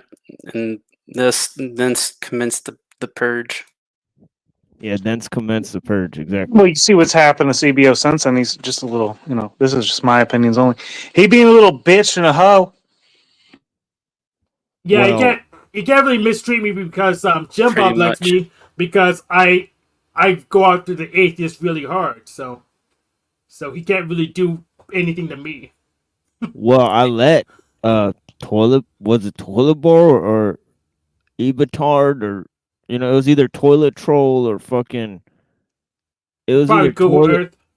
Yeah, it was probably toilet bowl birth or Ebitard that I actually let on my stream, physically let them up. I think both of them actually, but it was two different times. Amicably, and they still went on their fucking show and like I don't know, like they made a spectacle of both themselves and others. And then they took down the videos. So so Drew, he had this whole thing where obviously, I got him to get extra mad one day or whatever, and he looked kind of like a Ninja Turtle, but yeah, he was angry, right? The environment. Yeah, I mean, I think a lot of things that. Yeah, I mean, I think a lot of things that. Yeah, I mean.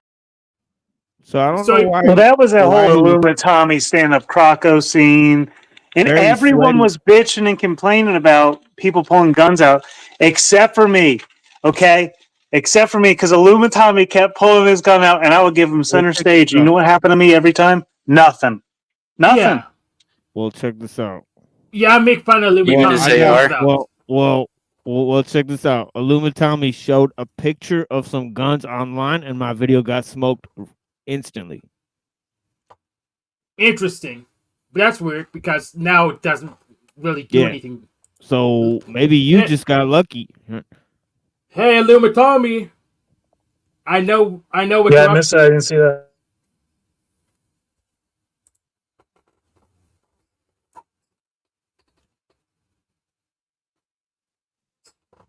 Yeah, and I appealed it, so the video's still up. Well, just gotta find which one that is. But yeah. So Hank, I've never basically, seen he my doesn't work flashcard, anymore. bro. Get to work, dude. I Wait, did what? 2 shifts today. I don't need to do any more work.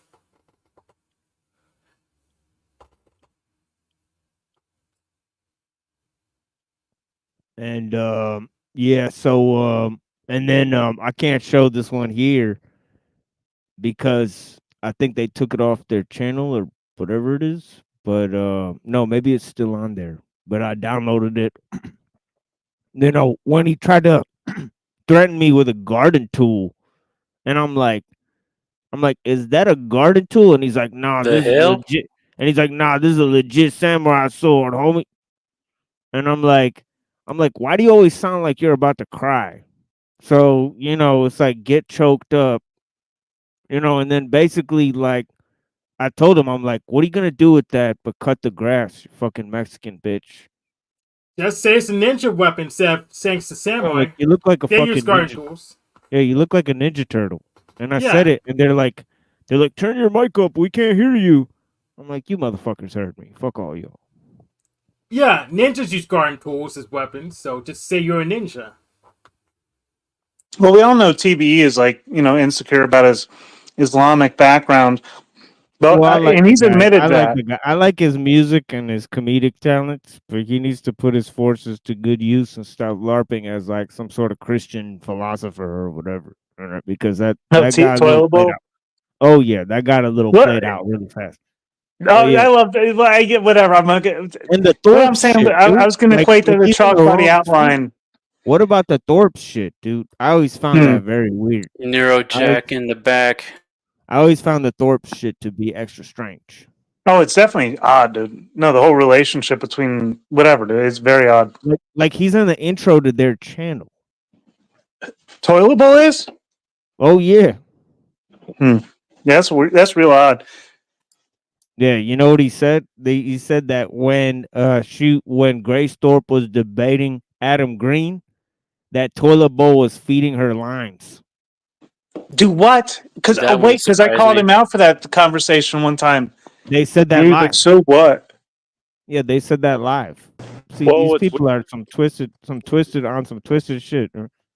what's really weird is like they all like say that it's okay to simp for Grace, who A isn't very good looking. No offense to Grace, but B, it's like really creepy, the whole like presentation that she gives. I mean, she's smart, don't get me wrong, but she's weird. You know, I mean, it's just strange optics. You know.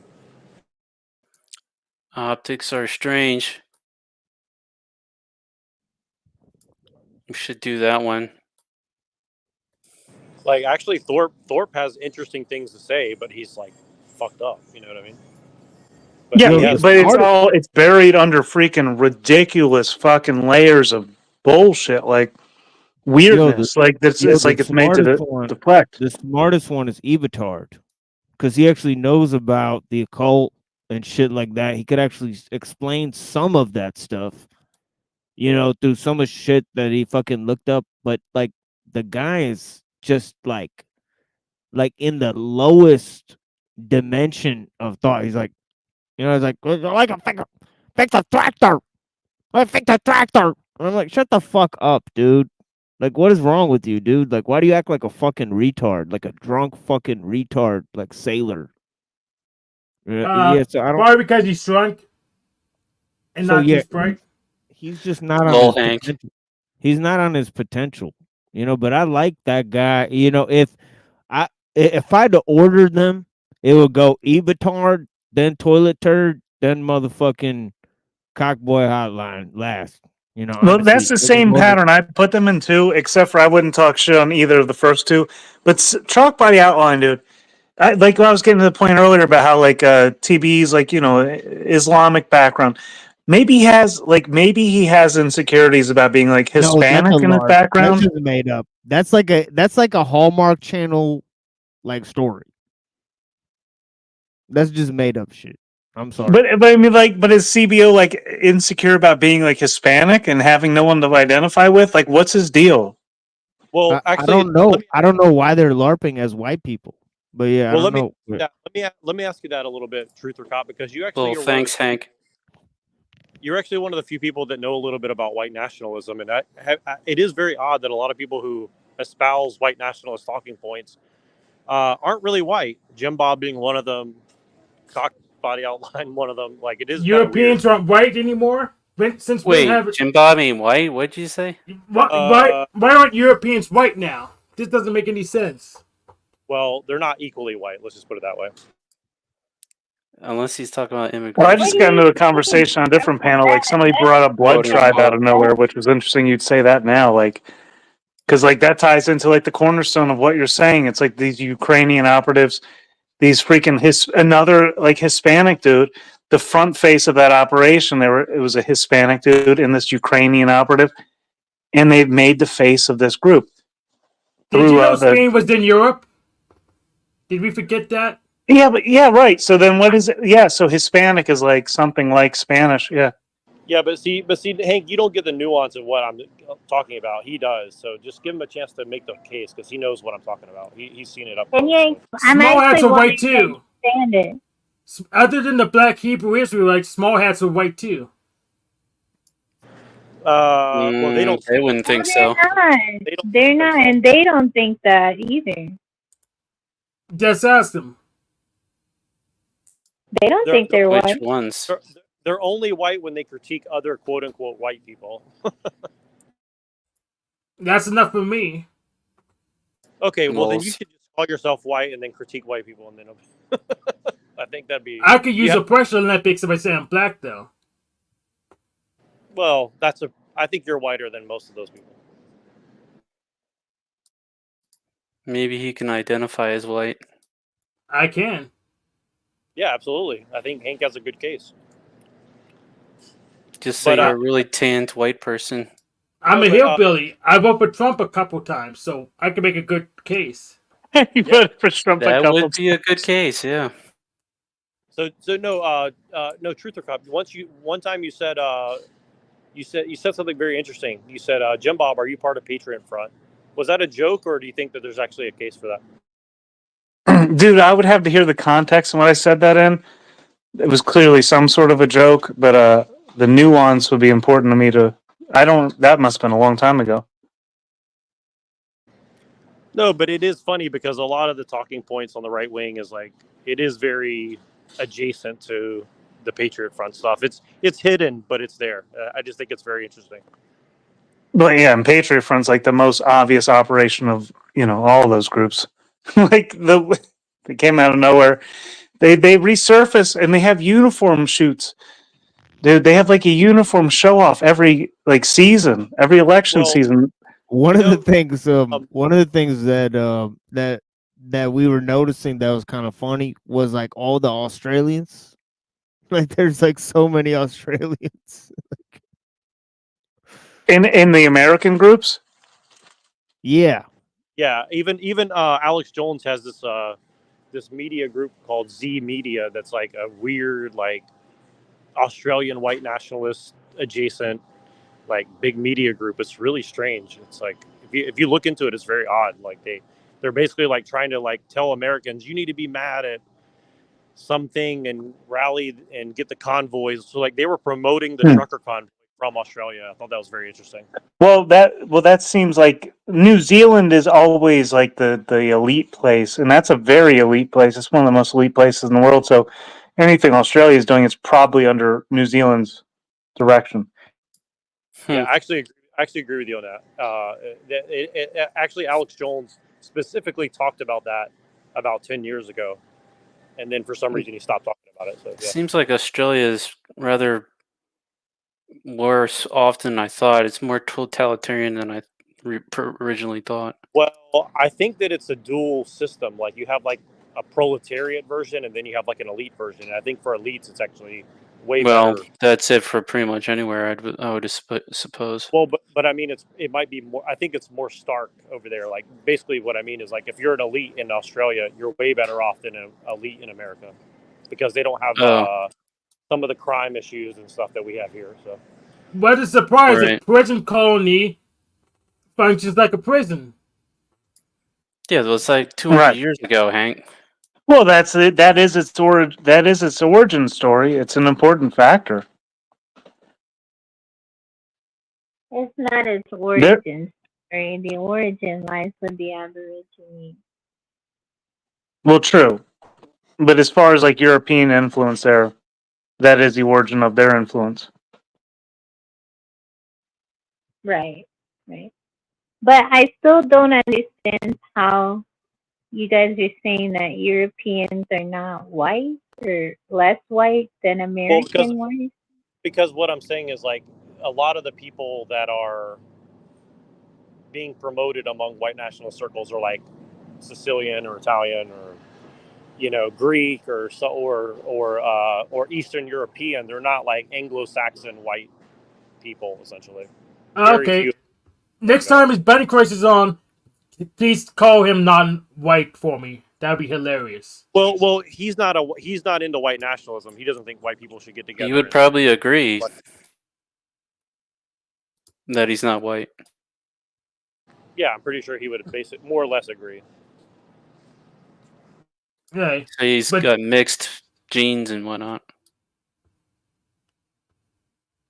Like, and again, I think white means something different for different people. So, like for me, it means more like an attitude, a culture, and then for other people, it might mean like a genetic thing. And there's some overlap, but I think in general, like that's the thing. It's an amorphous term that people can use however they want, depending on the context. So, okay. So when you say white, you do not mean European. not necessarily, but I think that I generally refer to like northwestern Europe, like the British Isles, France, Germany, and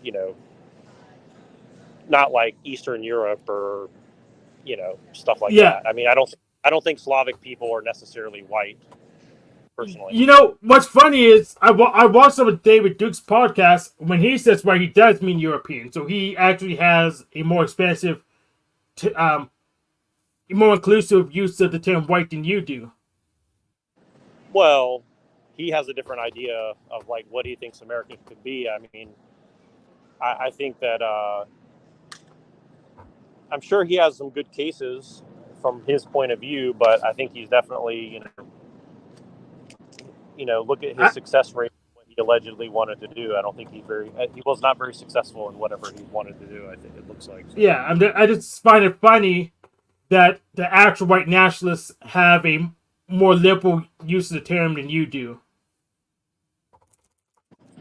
Yeah, well, I have my own agenda, much like you. So. well, I was talking the same conversation that Blood Tribe was brought up in earlier on a different panel. The conversation went to Hebrew Israelites. They are they're hijacked. They were probably hijacked before any white nationalist group was. The FBI swooped in there and hijacked them so long ago, probably since before most of us were born, and infiltrated them so deeply that the ideas that they represent are so extremist that nobody can identify with them. And they go to clash. They're you have the Hebrew Israelites versus Blood Tribe, is what was just being explained to me earlier in Ohio. That's a very. They're not Zionist. Hebrew Israelites is Zionist. It's not special.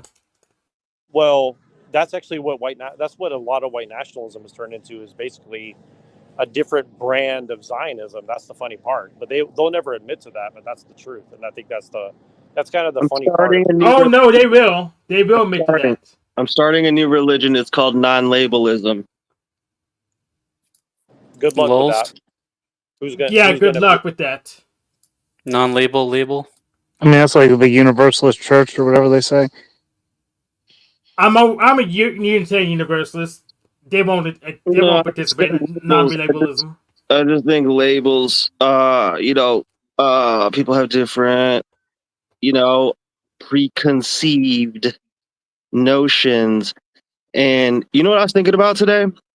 You guys remember back in the day when, what was it, like VH1 or something would play like music videos, and like MTV would play music videos, and something always fucking bothered me about when you'd watch every single music video and you'd know the song because it was popular, but when they'd film it, their lips would never sync up.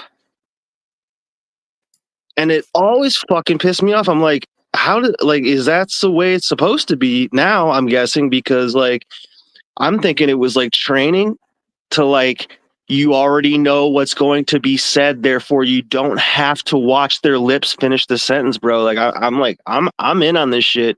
Y'all can just keep arguing about whatever dumb fucking idiot retard crap you guys want to. So I just looked it up. Richard Spencer calls himself a white Zionist. So I'll actually it's from forward.com. I'm gonna drop the link in both the private and public chat. So And by the way, I honestly swear to God, I think they're spying on my notes, man. So I'm gonna start, I gotta start writing shit down. You know what I'm saying?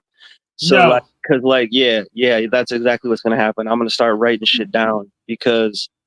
Well, yeah, it's when I meditate on this over and over again, the only way to possibly bypass anything. You meditated and you deja vu'd yourself into the middle of my sentence.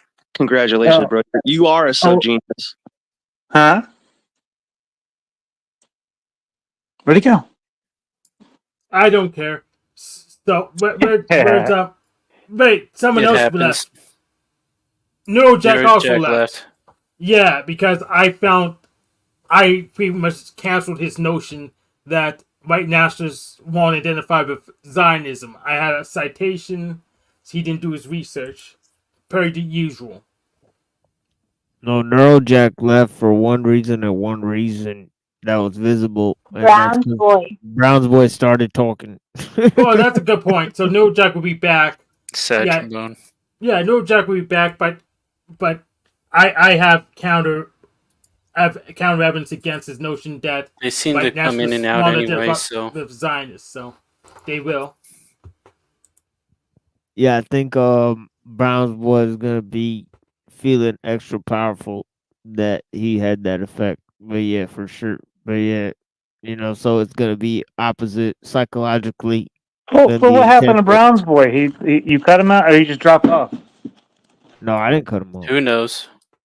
Yeah, and Illumitomi, take tips from Neurojack. That's how no contact actually works.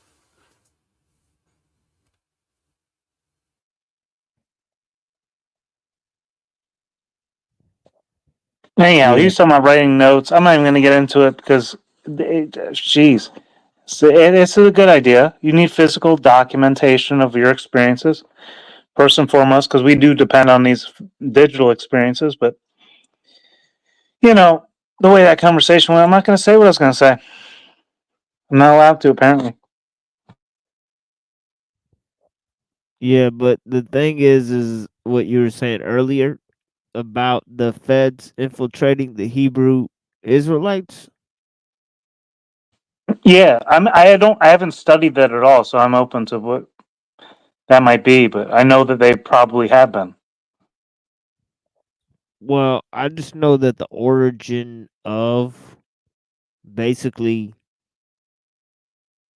white nationalism obviously has a lot to do with Freemasonry and all of that.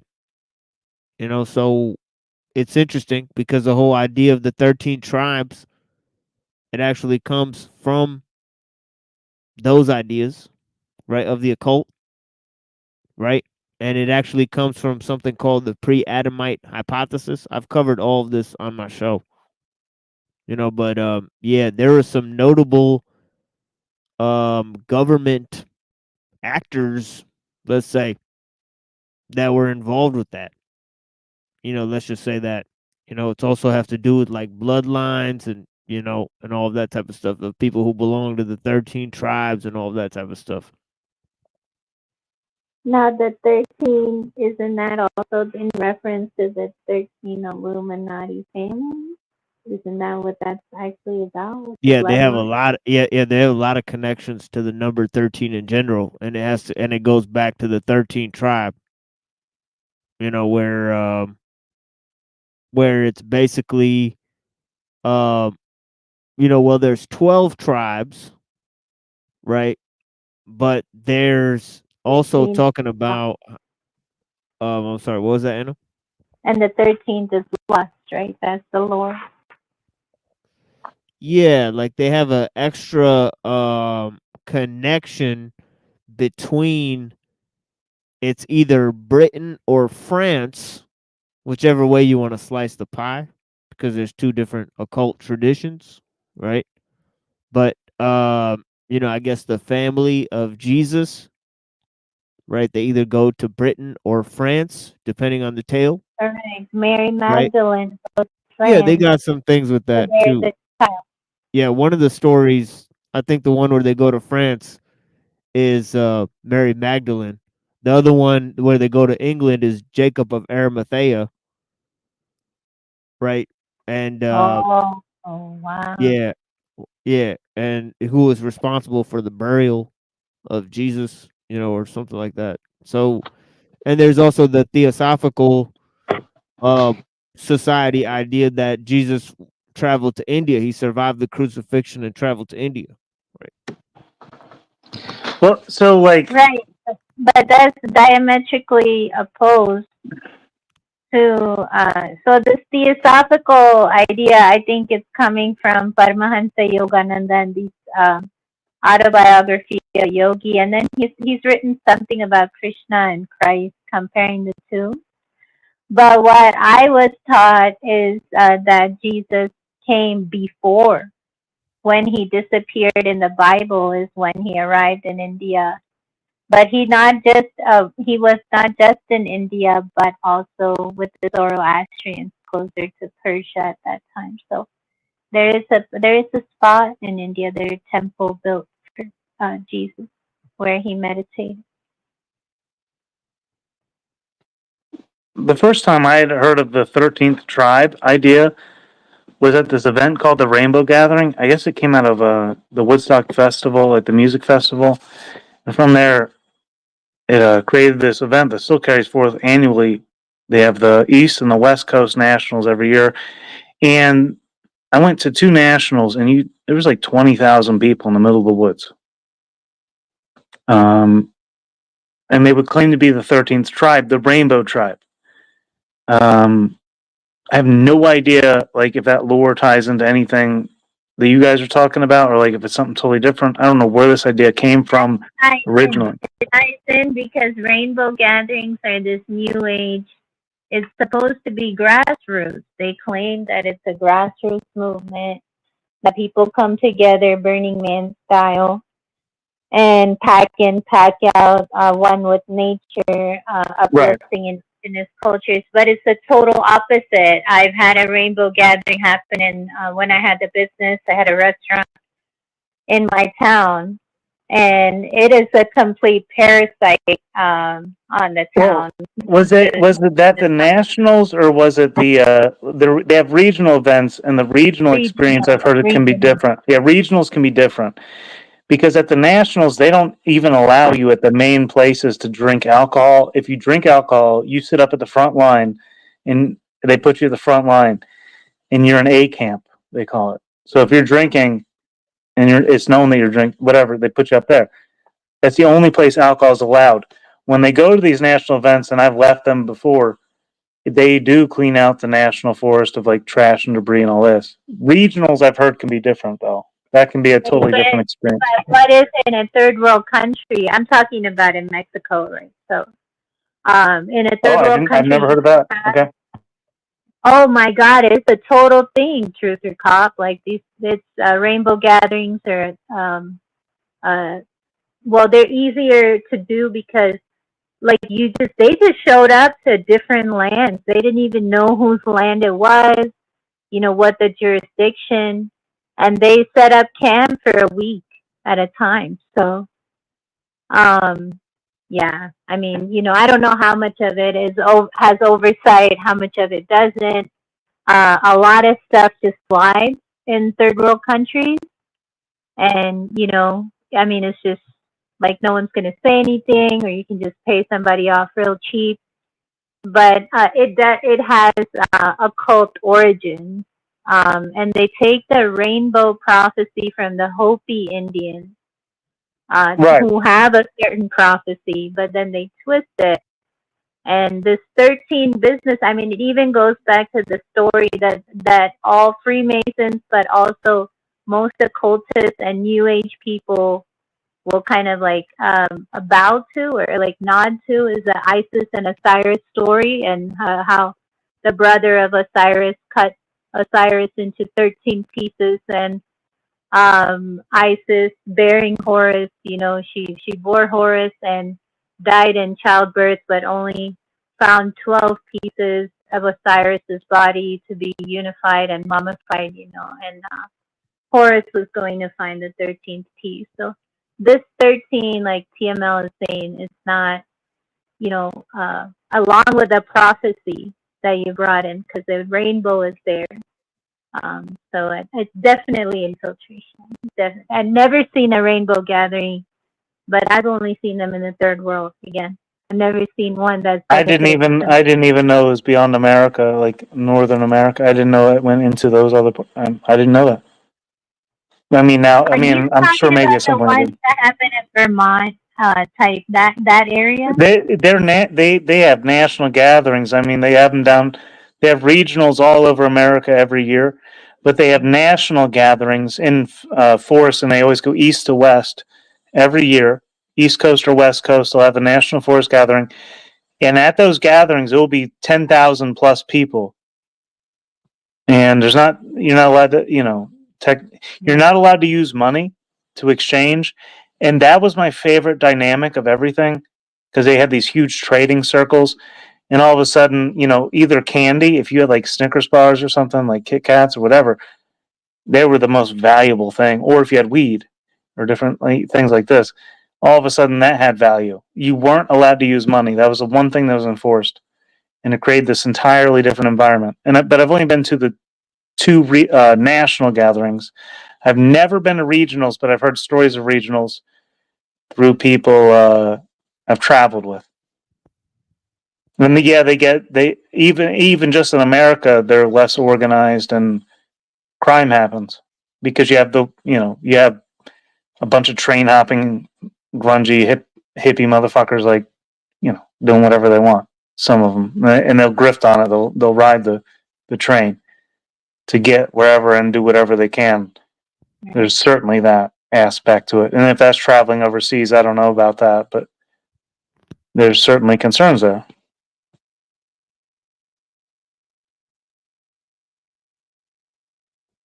But I interrupted you, and I'm sorry. I think your question was to Machine, and not to me. But that if it had anything to do with Freemasonry. Well, it was both of you guys. No, you didn't interrupt. I learned. Thank you. No, but it was the both of you. TML, if you have any input, please.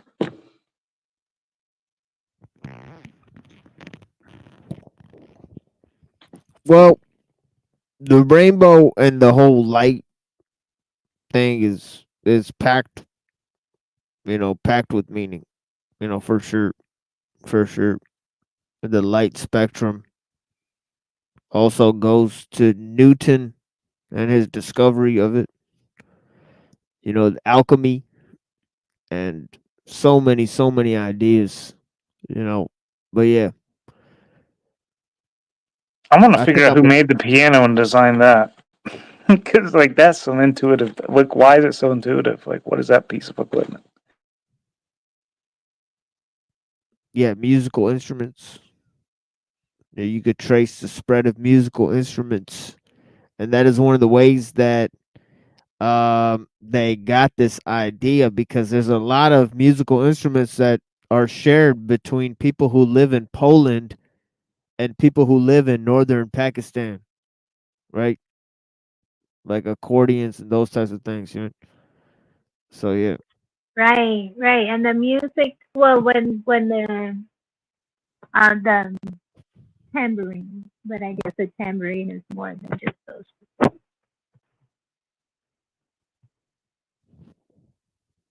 Yeah, so you could say there was some type of cultural dissemination at some point, because people don't just independent of each other and invent the same musical instrument, right? So. And if they did, I mean, They're so intuitive though. Like they transverse all language at the same time. So it's a different like fundamental building block to our language as people. Damn. No, it's its own language, and I don't really understand it yet. So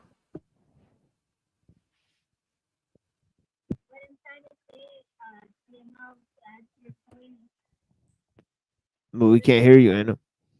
turn your volume up, Anna. I don't know. Hello. I hope Yeah, you we can hear you Hi. now. All right. What I was trying to say is that in Europe and Oh, whoops. I guess I'm like, I guess that extra adjustment caused her to like shut herself down. But yeah.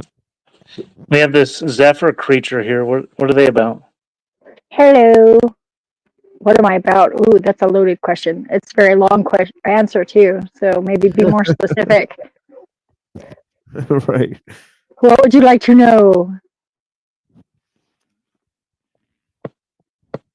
Oh, well, I thought I figured you were somebody who'd already hopped on panel. I didn't expect somebody different. What are your thoughts on the conversation? Like, feel free to butt in here. I've been listening. I'm still listening for now. But I'll have something to say, I'm sure.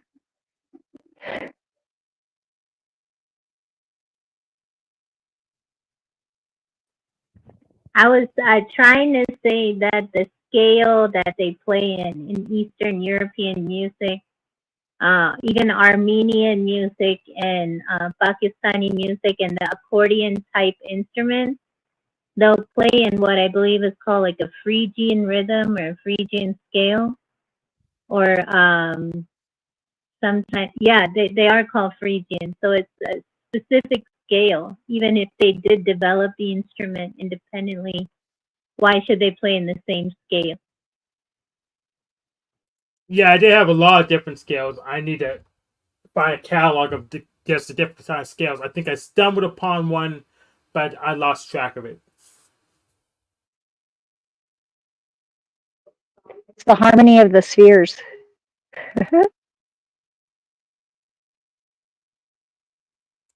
I even have a video that catalogs that's the modular scales based on what called Platonic shapes. Platonic blobs. Yeah, I know where that one is. I'll go and put it in public chat.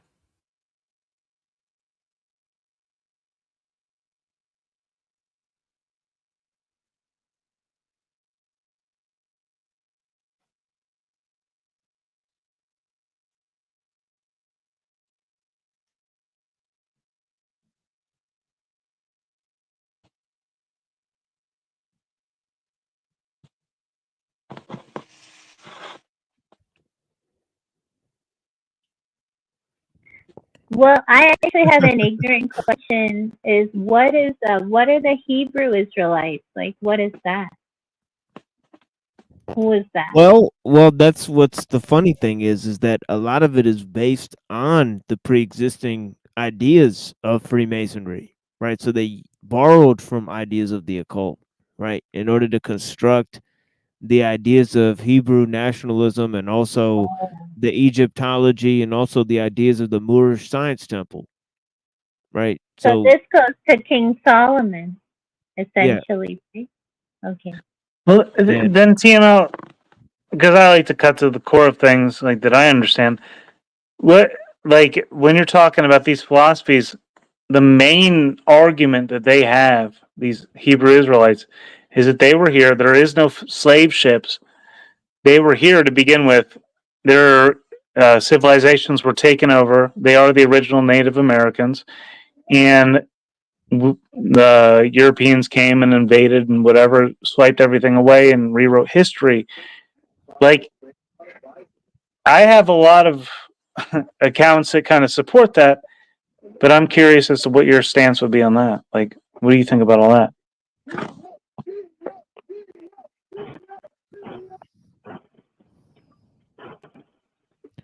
Well, I mean, yeah, there's definitely history rewritten, and that's kind of what I was trying to explain earlier in the show. Is that we have this one version of history, and also that history itself is architectonic because it seems to be balanced with our view of religion and you know um our view of like every religion presents its own history of man, right? And also the scientific worldview has its own history, right? And then obviously there's a history of philosophy. If you take any philosophy course, you'll notice that they'll present you the philosophy in a chronological fashion, right? So, you know, Beginning with Plato, usually. yeah. So I think history is one of those things that's like philosophy, like religion. It's and like politics, where it's something that starts before you begin the process of learning, that it's so deeply ingrained.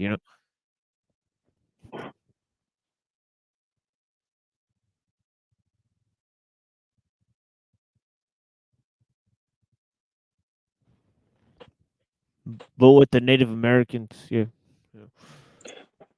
Well, because what it points to with me is like there were people here. There were Native Americans. What was their history? We don't know, but we know there was people here.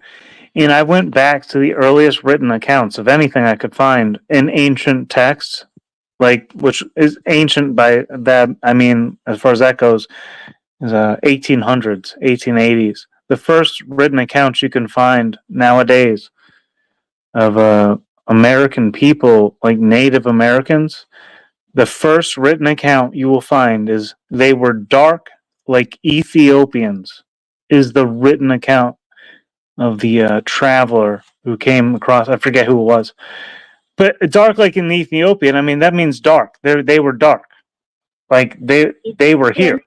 They're fairly light skinned when it comes to Africans. If you compare, they look much more like Indian or Pakistani.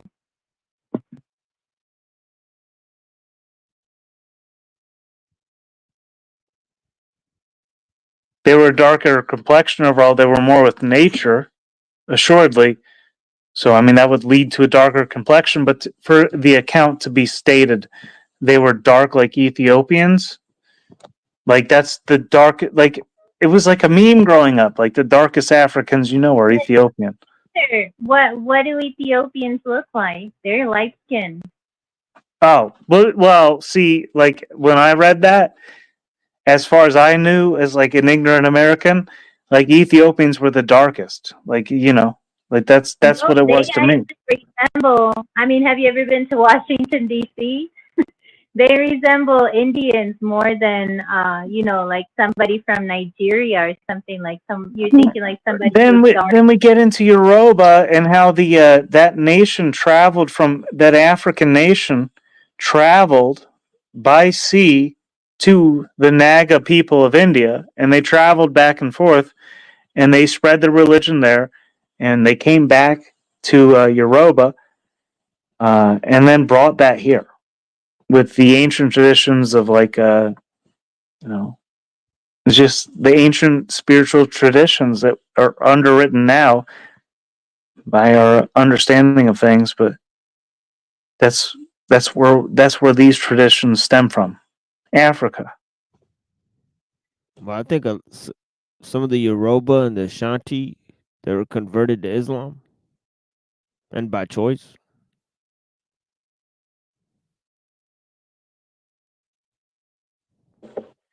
Well, there's only one reason I even know of Yoruba as a religion, and it was because the representative of that religion came to me in a dream and shared an experience with me, and that's how I even learned of that whole category of life. So I know that goes back to something, but I feel the need to stake no claim there. I'm just stating what I've experienced, and in due time, the truth will be unveiled. That's pretty smart. Yeah, it's also grandiose. Grandiose is not for allowed here, sir. We are not allowed. What? Yeah, because it's like, hey, like one day the truth shall be unveiled. You know, The whole truth?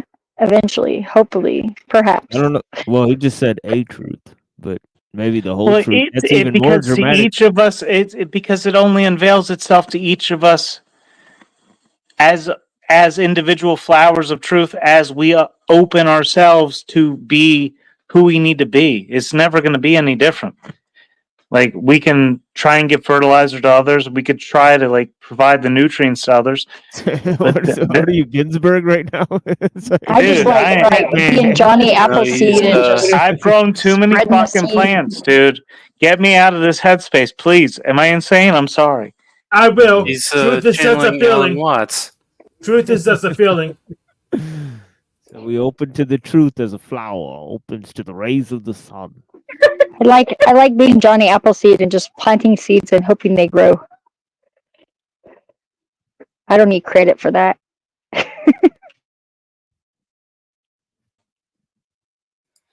Can't have the whole truth being disclosed. The people that control everybody or control things wouldn't want that. The whole truth can't be comprehended, so They don't even have the whole truth. They just have some of it, anyways. And we need what they have too. So there's We that. can only tap into the energy that aligns with life and grow from there. That's all we have. We are allowed a certain amount of play within that. Yet I we're agree. where we are. I agree. We choose our level of participation, and the universe gets done what it needs to, regardless. Just don't go too Alan Wattsy on us. I Fuck don't think Alan there's Watts. But what about Alan Watt? I like him. He's all right. He's different than Alan Watts. Yeah, he's a lot Yeah, more for now. intense. Well, I'm going back to the peanut gallery. Talk to you later. Lol, Hank. See you later. Okay, this is gonna cause this panel to be very disorganized. So I'm gonna have to move myself here. Got to rearrange the icons. Yeah. I like it. I like to do that too. It's a little OCD, but it's okay. I was about to say it's like panel OCD or something. Hey, it's a perfection of matters. the technique. It does matter. It does. Like, that's one of the few TML's trying to like freaking manage 7 people on his panel all the time. Like, dude, now all you get is like maybe if I subtly lay out who's and whatever's happening going on in this way. There's always that thought going on. At least when I do things, I know TML's no different. I like the flow state when you can like not think about it and it just happens. Sometimes you just unintentionally do it in a way and it just turns out good. That's always nice.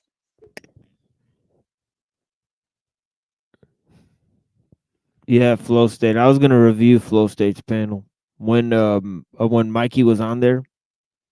Because Mikey was on there talking crazy shit about theology stuff, and then these fools were erroring. Like every second they would open their mouth, they would error about like a fact. Error does theology. not compute. Yeah, like I was like, this conversation does not compute. Other than what Mikey was saying, it was complete. Like, I don't know who else was talking, but yeah, they did not understand anything about theology.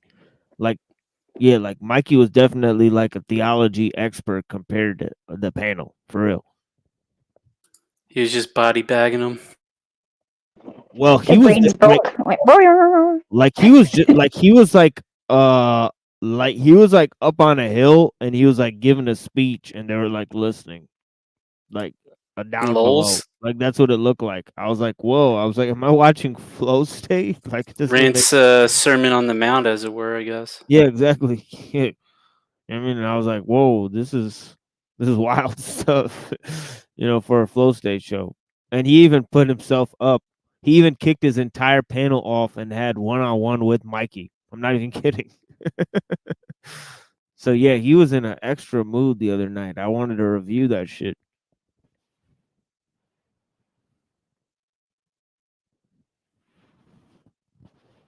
Rant being extra for like 2 hours. I think he wanted to dude, get under. if you got something you want to get to, let's play it, dude.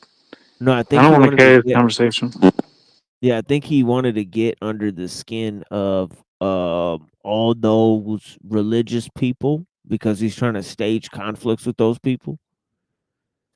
Pretty much everybody and anybody. So who was just on this panel that left? Zephyr. Oh, yeah, she's still here.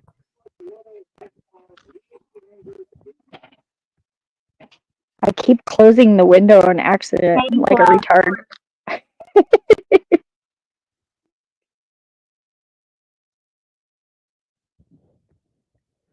Yeah. It was Hank. Hank that left, Tima.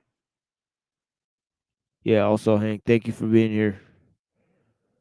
And Are you gonna play that tonight? No, most likely not. Most likely Oh, not. okay. I was Yeah, all right.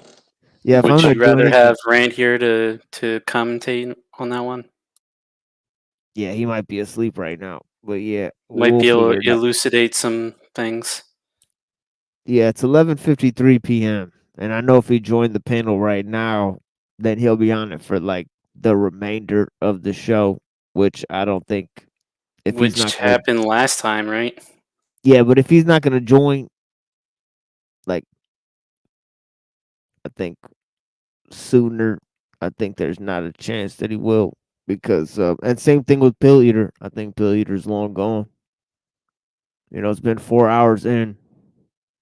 Waited and waited for Pill Eater. Yeah, I'm pretty sure Pill Eater got like his phone exploded or something happened. Yeah, but yeah, His hopefully he's pager fine. exploded. Not like those pagers. Yeah, exactly. And They don't like Pill Eater, I guess. yeah, but what I will do is take a little musical break, and then I will probably go ahead and try to read and cover some material that I had, on Hegel and different items that I have. So that will be the move from here on out. So yeah, thank you for being here. Suspiciously 33 watching, and I don't think there was even 33 here a minute ago. It's just like it just showed up just for my announcement. So I don't understand. So yeah. Anyways, but yeah, we will continue the show in just a moment. Thank you guys for being here. And it's almost midnight right now. So I'm gonna go ahead and read some of the material that I have, and then we'll move on to the manifesto, which I've been dying to complete the manifesto so we could move on to some more pertinent writings in terms of some of the newer reflections, because a lot of the stuff from the manifesto people say it's not relevant, and they say wrote it a long time ago, so on and so forth. Well, he came back with tons of research, spent time in jail, and so on and so forth. So yeah, let's go ahead and play this. If I can find this real quick, give me a second. I'm gonna pull an NPC of the game and get out of here right now. But good talking to y'all. Be well. For sure. Thank you. Yeah, blessings. Nice to meet you. Nice to be with y'all. Take care. Yeah, for sure.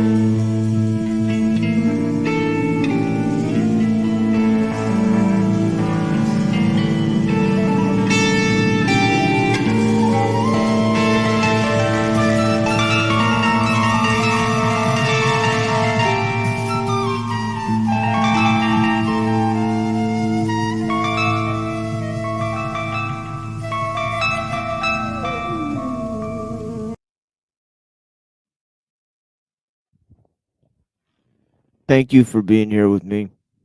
And I'm going to go ahead and read some things here that I've been meaning to read in terms of research. And if you notice last time, and I gave a whole entire presentation on Hegel and his philosophy and what I believe to be his errors and his ways and themes, and presenting how it leads to the ideas of the young Hegelians and Marxism in general. Anyways, I ended last time. I was talking about the megalomania of Hegel as a philosopher, and then I was talking about the megalomania of the project of philosophy in general, right? And why it has such interesting roots in occultism, right? And also on the one end, right, in its primordial form, and then with science in its more advanced form, right? So I'm going to talk a little bit about that.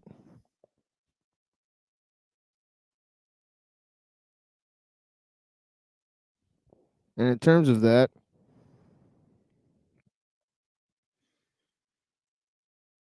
I'm sorry, I'm feeling a little bit short of breath here. But yeah, I'm going to go ahead and read. It says, according to many scholars, right, Hegel saw his own realization of mind as the ultimate process of reality. That's where we left off last time, right? So if you guys are wondering about that, please refer to my quote at the end of my last presentation, where Hegel refers to his own realization of the process of reality as the coming of mind to realize its own existence, right? But yeah, it says here, it says, as a very cheap, Hegel saw his own realization of mind, as an ultimate process of reality and as the very achievement of the mind realizing its own true nature as the ultimate reality. This apparent vision of visions is the same megalomaniacal tactic employed by all self-proclaimed prophets. And feel free to butt in at any time, guys. This sums up the hubris of philosophers who, one, invent an all-encompassing system of thought, and two, redefine everything by one's own self-devised system. The invention of both postmodern and German national of both postmodernism and German nationalism have been attributed to the philosophy of Nietzsche, but are pretty much inventions of Hegel. One of Hegel's favorite concepts was the profound sense of alienation, undoubtedly stemming from his own self-projection. Hegel presented a temporal duality that was manifest through contradiction. Hegel melded together form and content, but in order to do so, relegated them to the process of historical development. This miasmic web of interrelated processes were spurred on by the alienation and abstraction from God. and need to rationally order oneself onto an organic society, which first culminated in the natural state and then is realized in the ultimate reflection of the human potential, which is the man made state. Okay. The apotheosis of the state. Okay. That's a central theme within Hegel's philosophy, right? That man's inner spirit realizes itself through the state, right? So you could see where the idea of, fascism in general is closely linked to this.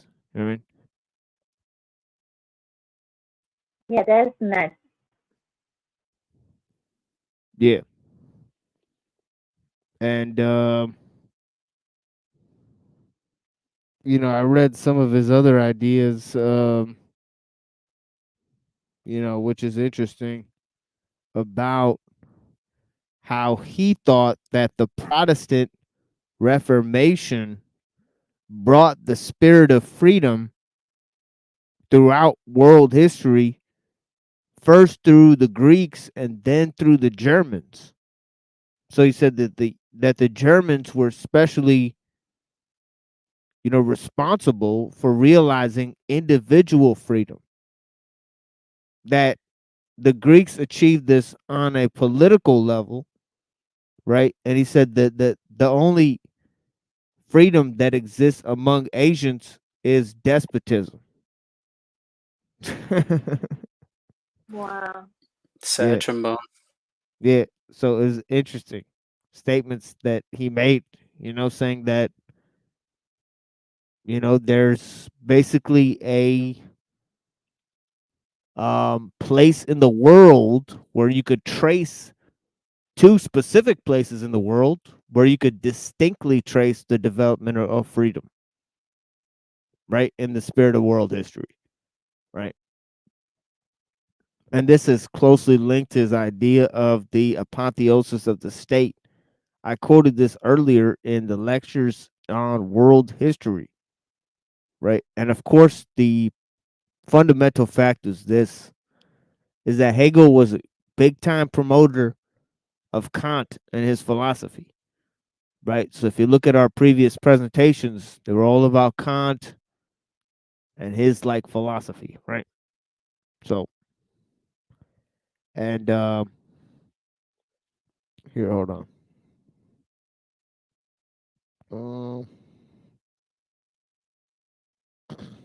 Hey, was that your music you played that song?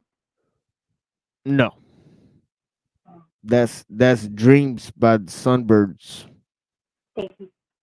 Yeah, I'll send it to you, Anna. Yeah, if you like that I one. appreciate it.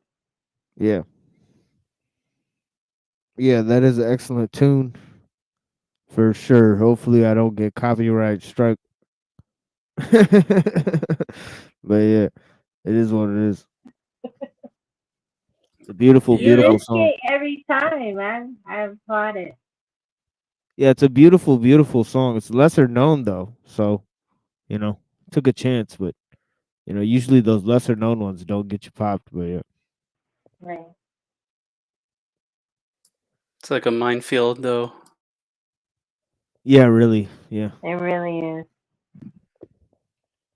yeah. But yeah, so I said that Hegel seems to suggest a mystical influence. Only religious people, mystics, buffoons, geniuses, and the insane are ever this shore. And as Hegel and the Hermetic tradition, Glenn McGee writes, Hegel is not a philosopher. He is not a lover and seeker of wisdom. He believes he has found it. Okay. Okay, fine. You know what? Let me just dig up this quote and let me just read some of this because this is actually fundamental in explaining his megalomaniacal tinge. You know,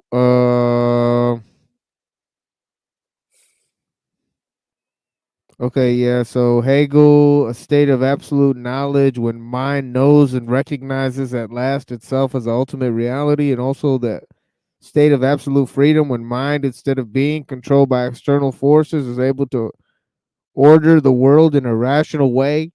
Remember, the ordering the world in a rational way comes from Kantian philosophy, right? But now it sees the world, in fact, is in fact itself, and it only has to implement its own principle of rationality onto the world to organize the world rationally. Now, the interesting thing about this culminating process is that because it occurs once mind understands that it is ultimate reality of everything, if you ask the question, when does this actually happen? Well, it happens when Hegel's own mind, in his philosophical writings and thoughts, grasps the idea that mind is everything. So, how could that not be? How could that be counted as philosophy? Can you imagine that they teach that in a philosophy class? Like, that would have to be, you know, counted among either insane or mystical experiences. Right? Like, there'd be no other way to classify that. Seems like a doorway to occultism in a way. Oh yeah. So, I mean, when Glenn McGee's writing this shit, that he's not a seeker of knowledge or a lover of truth, this man believes he's found it and embodies truth. He is the walking embodiment of truth itself. That would be maniacal. Yeah, so if I could explain, and that's from Peter Singer, who himself is a self-professed Hegelian philosopher, by the way. So he's writing this piece. So, Lols. So can you believe, right? I mean, shit gets deep. And then there's shit that's not so deep, and it's made to look like it's fucking deep.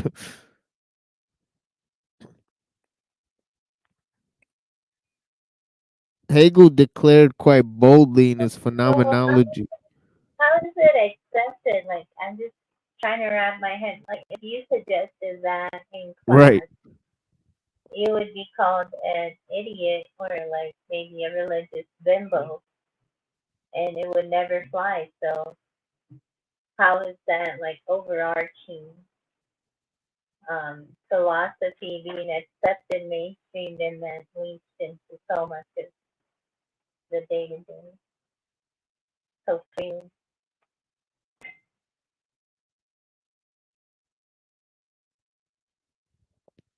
Yeah, I think and instead of Schopenhauer, Schopenhauer was treated like a madman and Hegel was treated like a philosophical genius.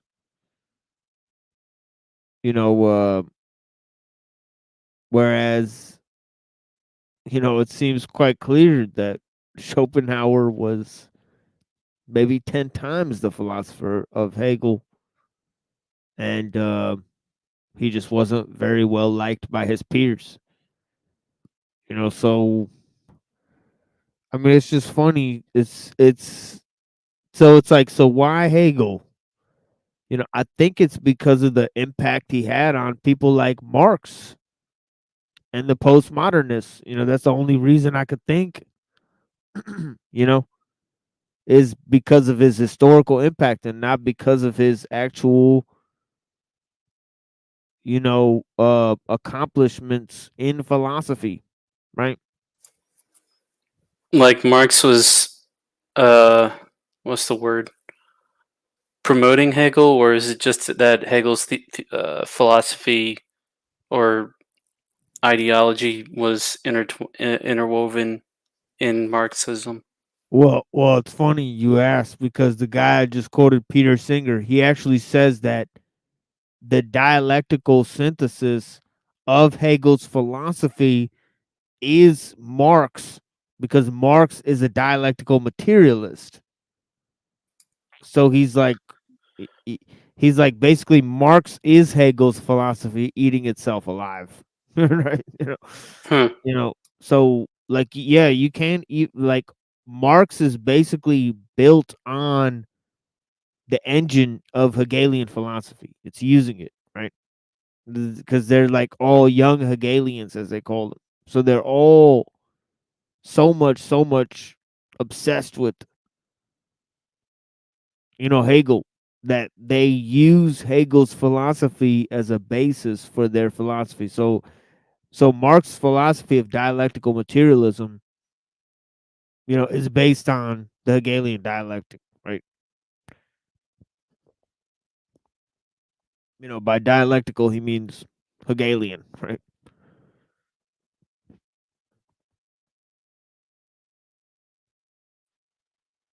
And that's like the basis for education. That's like the base, it's not even, yes, you learn about the dialectical in philosophy class, but it's applied, like it's a method of teaching.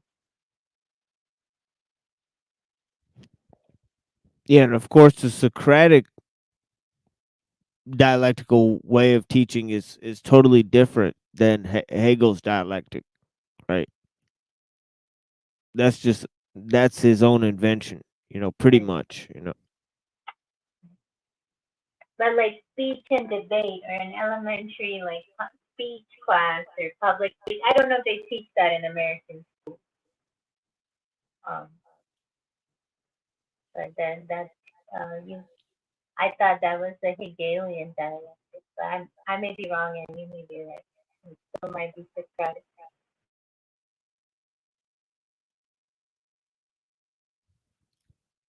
Yeah, maybe it could be, because I actually don't know actually what it is either.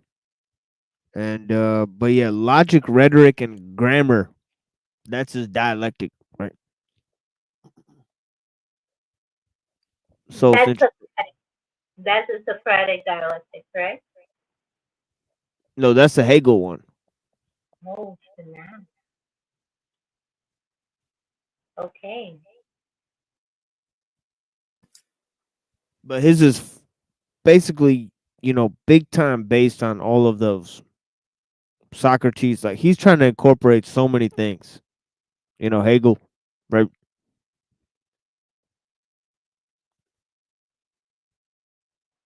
Right. Yeah. Thank you. But yeah, Hegel, it says,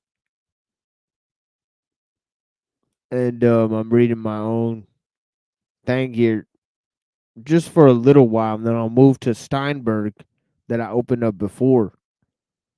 Because he has some interesting thoughts, um, in terms of the other side of British empiricism and those developments as they relate to Kant and those views of the tabula rasa and the blank slate. Right. The unconscious mind, which develop behavioral psychology in which human beings can be programmed, and all the type of stuff. So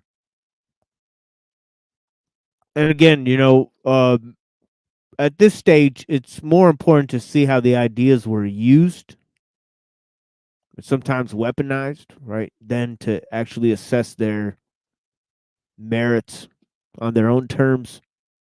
You know,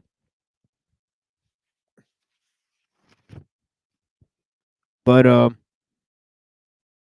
it says here that he declared in his phenomenology of spirit that philosophy has to shift from classical definition of love of knowing to becoming quote unquote actual knowledge. which Hegel claims to have arrived at himself. Same was true of Descartes, Spinoza, Leibniz, and Hank. Oh wait, not Hank. I meant to say Kant. I was about to say. Yeah, that's funny. Yeah, I'm thinking of Hank. Yeah. By the way, I don't know when Hank left, but yeah, he would definitely be interested in these topics. But yeah, Descartes, Spinoza, Leibniz, and Kant, right? Excuse me, who casually define knowledge and God in a quite pseudo religious tone.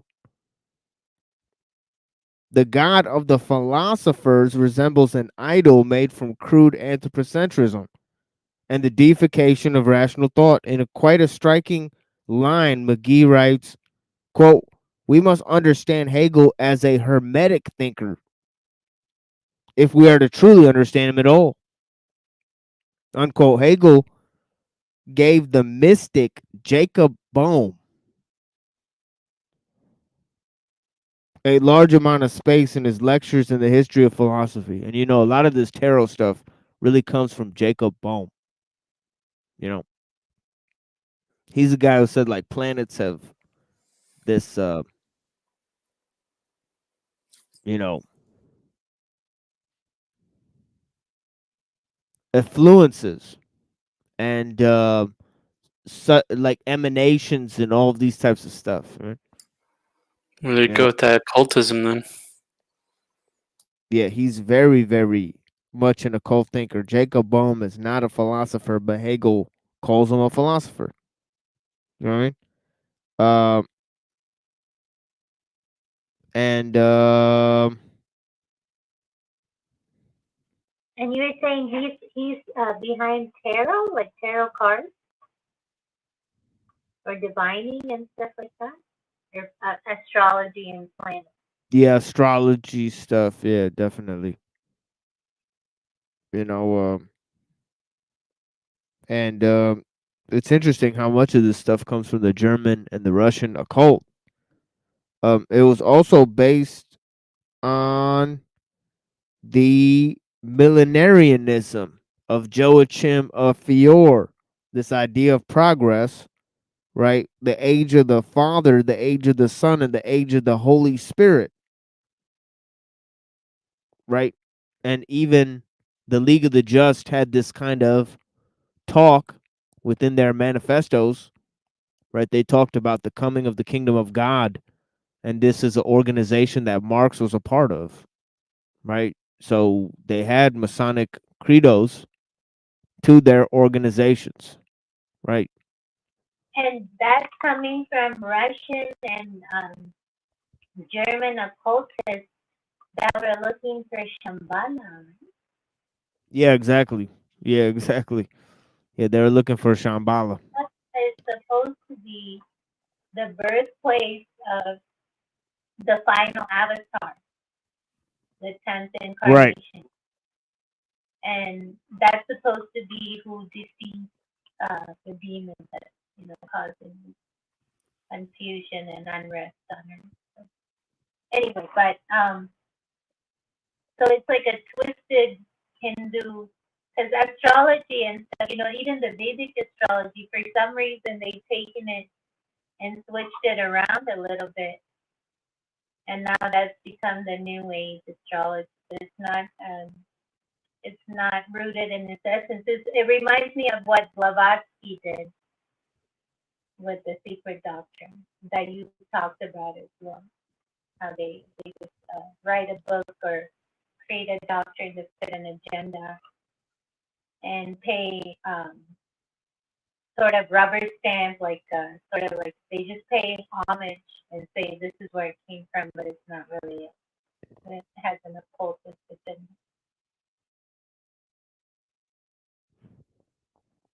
Yeah.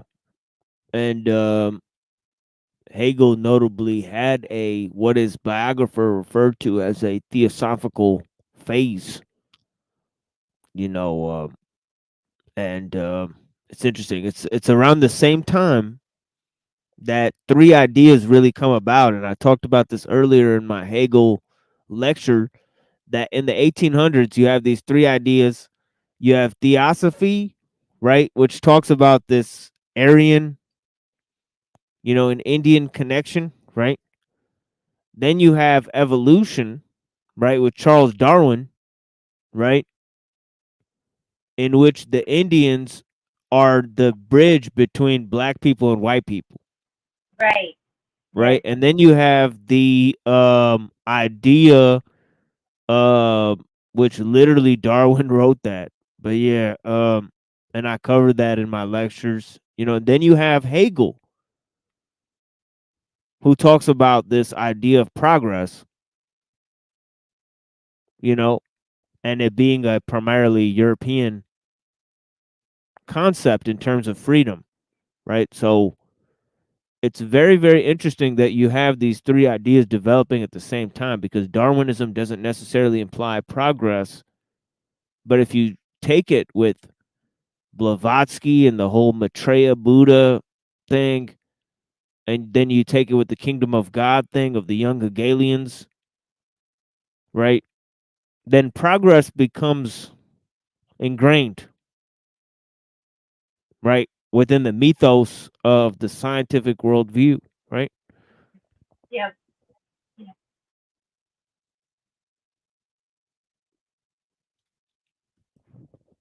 And so that's the type of stuff that I'm, highlighting, is that for thousands of years, people actually thought that we came from much more advanced people. Then sometime recently, like 400 years ago, people started thinking, no, no, no, we're going to become more advanced in the future. A total change in, a fundamental understanding about human beings, right? 180. And most indigenous traditions, along with like Hinduism or whatever, if you want to call it that, that's the common belief that the ancestors are advanced, and that it's not progress you need, but like returning to the origin.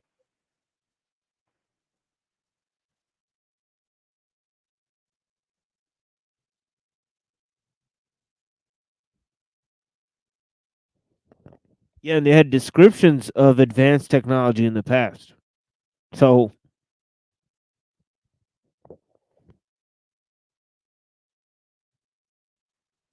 Yeah, very true. Very true. So there was a vehicle that has no need for roads, for example, that predates even the creation of roads and has flight. So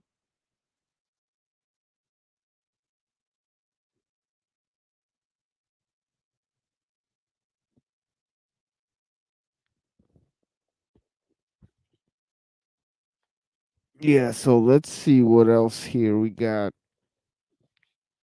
Um okay, and okay,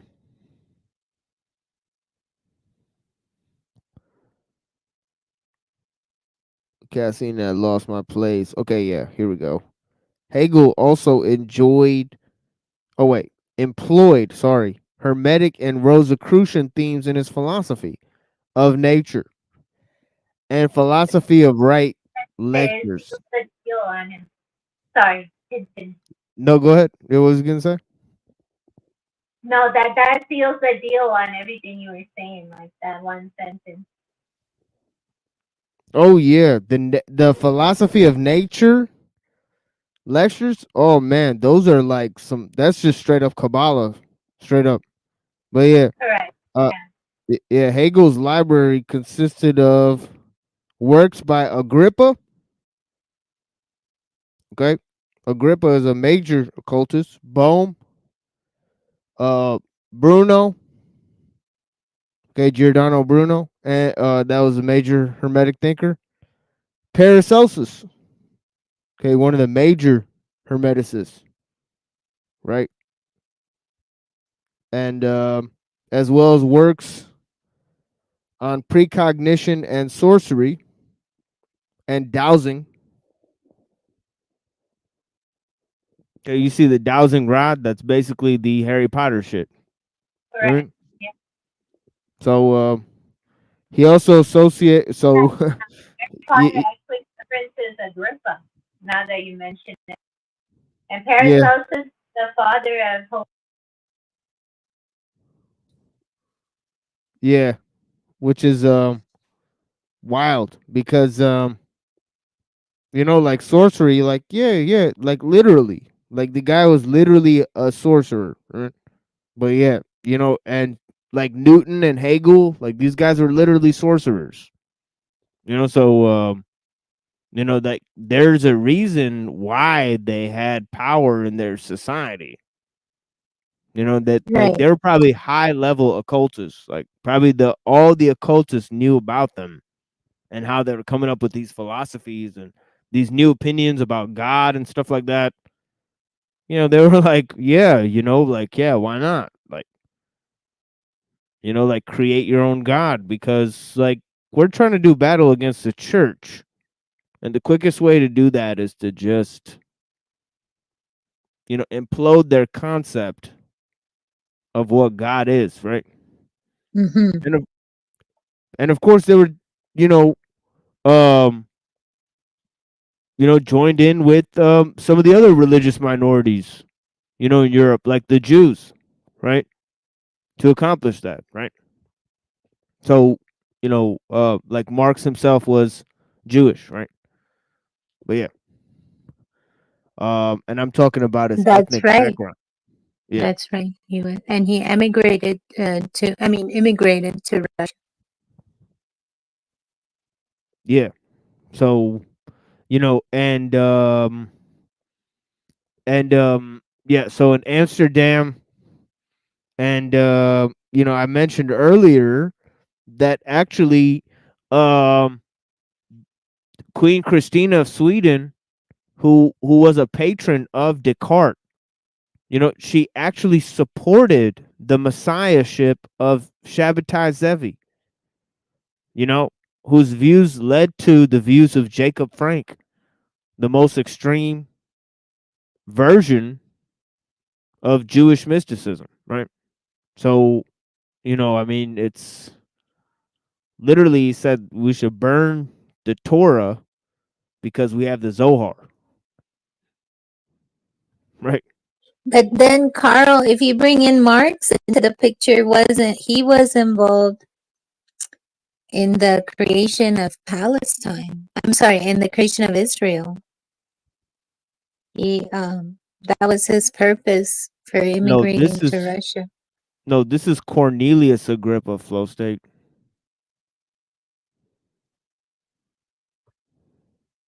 Well, yeah, what do you say? Sorry.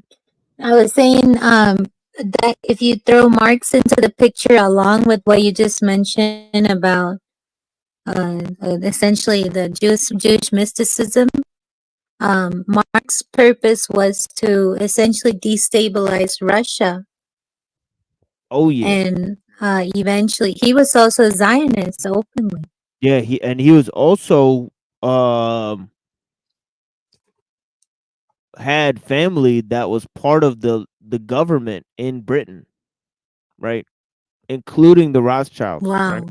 So, yeah.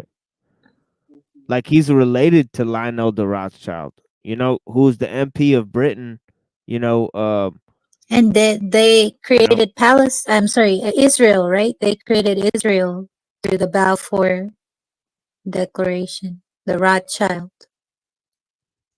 um to the King of England at the yeah, time. yeah. But yeah, this whole idea, I think when he wrote Das Kapital, he was in London, right? He also tried to get a job in New York. This is Karl Marx, Wow. right? So, and Lenin actually was from New York, right? Lenin and Trotsky, right? Mm-hmm. So yeah. So yeah, they had some interesting connections, right? Right. But But it keeps coming back around in some form or the other to Zionism and what is this? Occultism, actually. Like this occultist ring to it, and yeah, the Zionism connection.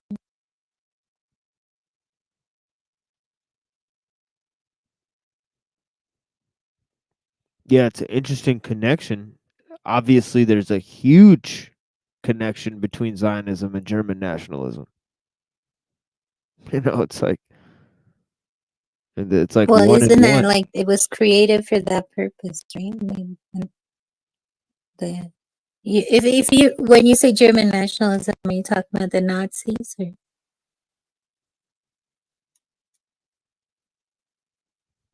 Well, I think you can look at it at different stages, right?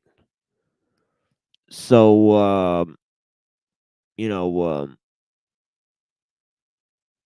so you could look at Luther, then Hegel as being Wow. fundamental, very fundamental to the development of whatever ideas turn into German nationalism, right? Right. And then you know, at a later stage you have the introduction of people like Marx and those ideas. So you have the nationalism angle with Martin Luther and Hegel, right? And then you have the socialism angle with Marx, right? So all these ideas sort of develop over time. Yeah. And also there's Nietzsche's response to Marxism and the leftists, right? Because he had an interesting response to them that culminated in I guess a wide scale rejection of German idealism, German nationalism, um, anarchists and communists of all stripes, you know, and he wanted something totally different, you know.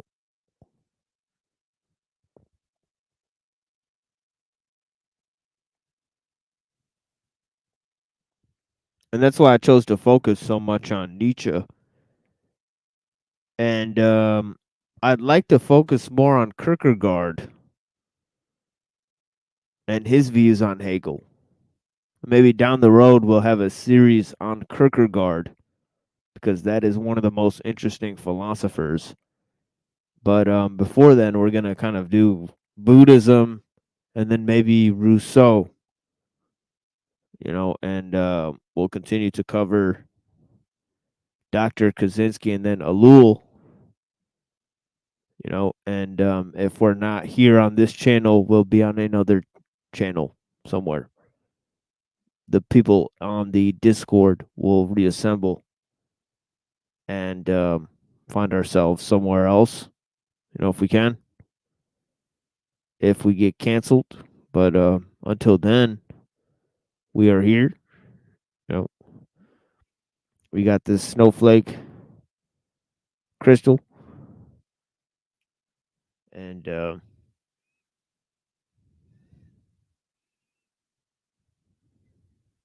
wow.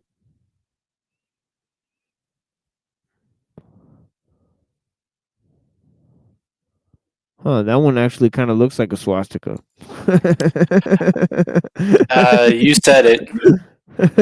It's like a camouflaged one, because I didn't want to upset anybody, but it is a beautiful symbol.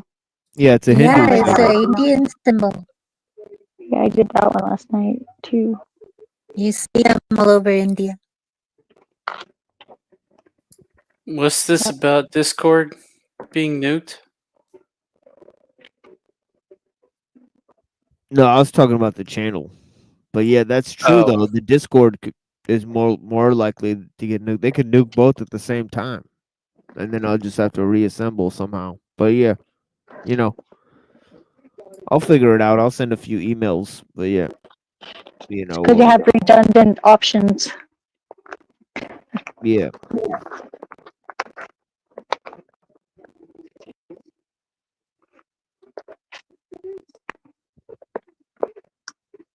But yeah, you guys could look those guys up. Agrippa, Bohm, Giordano Bruno, Paracelsus. They're very well known, right?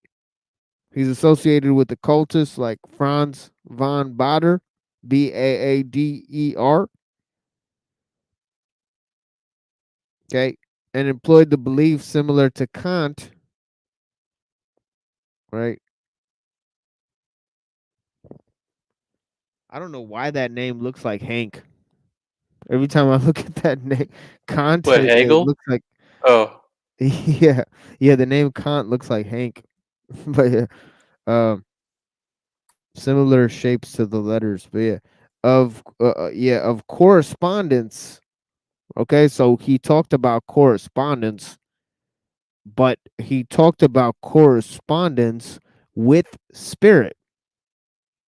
So he even cut loose the idea that he's talking about the mind that Kant used and just said, well, it's correspondence with spirit. This is what Hegel actually said. That you could read the phenomenology of mind as phenomenology of mind or phenomenology of spirit. The terms are themselves interchangeable. So that's quite strange. You know, this is the last episode or so where I called it Dasein at 9. Dasein is a German word that Heidegger used for being in time, quote unquote, being in time. Do you think that that has something to do with our hemispheric divisions, perhaps? That we have two sides, they both speak kind of different languages? Maybe. Yeah, maybe. You know, and I know that the mind is dualistic in a natural way. Where you know the mind is about perception, so it gets caught up in that. Because thoughts are more visual, but also sounds go more to what's in the heart. So they say the tongue is more in tune with what's in the heart, and the heart has a unified consciousness, right? So instead of the brain consciousness, is like the heart consciousness is overrides it, in a lot of ways, in my opinion. But Yeah, and yeah, that's like emotional too. I mean, that's where your yeah, emotional feelings come from. Then there's the gut brain too. That's the third one. That one's quieter. yeah, and that's why brain is different than mind. Because mind would be all of these things combined. It'd be the heart consciousness, the brain consciousness, the gut consciousness, unified with the consciousness of everything that's around. So that's a whole different picture. That's mind with a capital M, right? The same way we were talking about nature with the capital N, is like a unified, you know, uh, it could either be a mind or it could be a system, right? And either way, it may be imbued with intelligence, right? And that way you could put it on capital N, nature, right? As a whole, you could view nature as a whole, right? So they had words for that, like cosmos, right? Like one of the words that Pythagoras used was cosmos, I was bringing up earlier, right? But yeah, Um, let me go to this. And yeah, I've been talking for a solid hour and like 10 minutes about this shit. So I did want to move to the manifesto, but I may just end this episode at 9 hours because I've done so much of the streams this week because we did an 11-hour stream and I didn't even mean to do one last time for that long. And then I did a 3-hour stream before that, and I'm also going to come back on Tuesday and do another 3-hour stream where I'll read more ideas in terms of Hegel and all these guys. But yeah, I'm going to move to the other article really quickly after I read just a little bit more of this. But yeah, I'll continue reading some of this on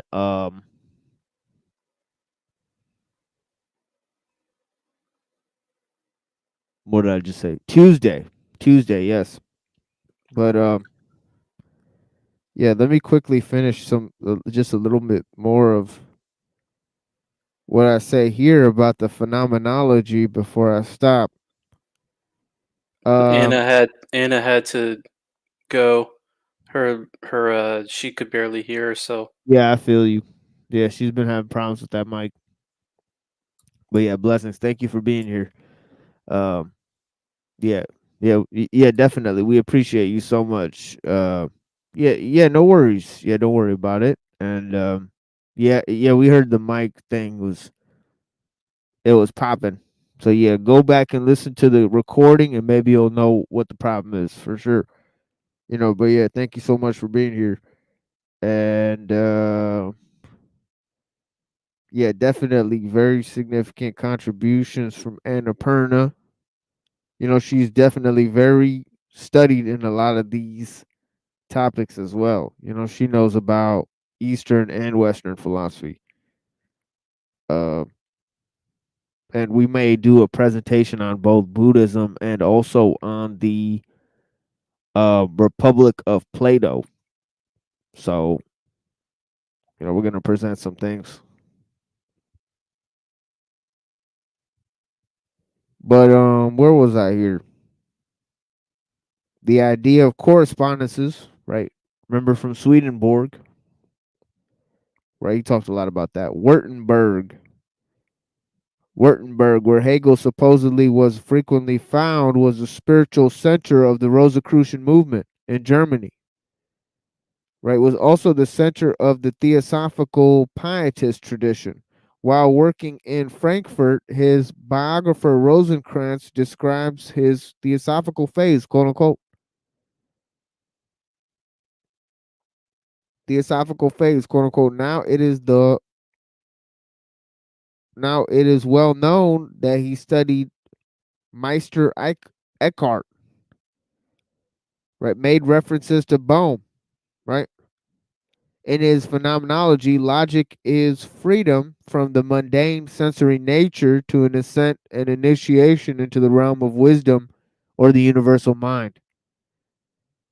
The alienation or othering of the universal mind and its emanation into the world of creation makes nature the antithesis of mind.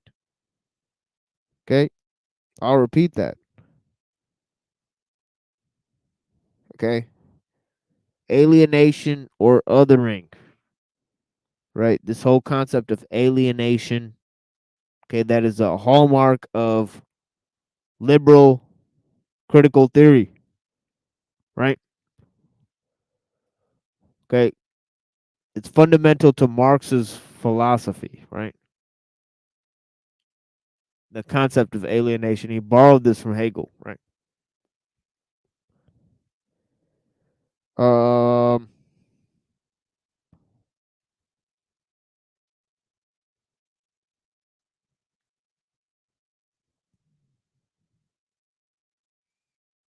son of a bitch.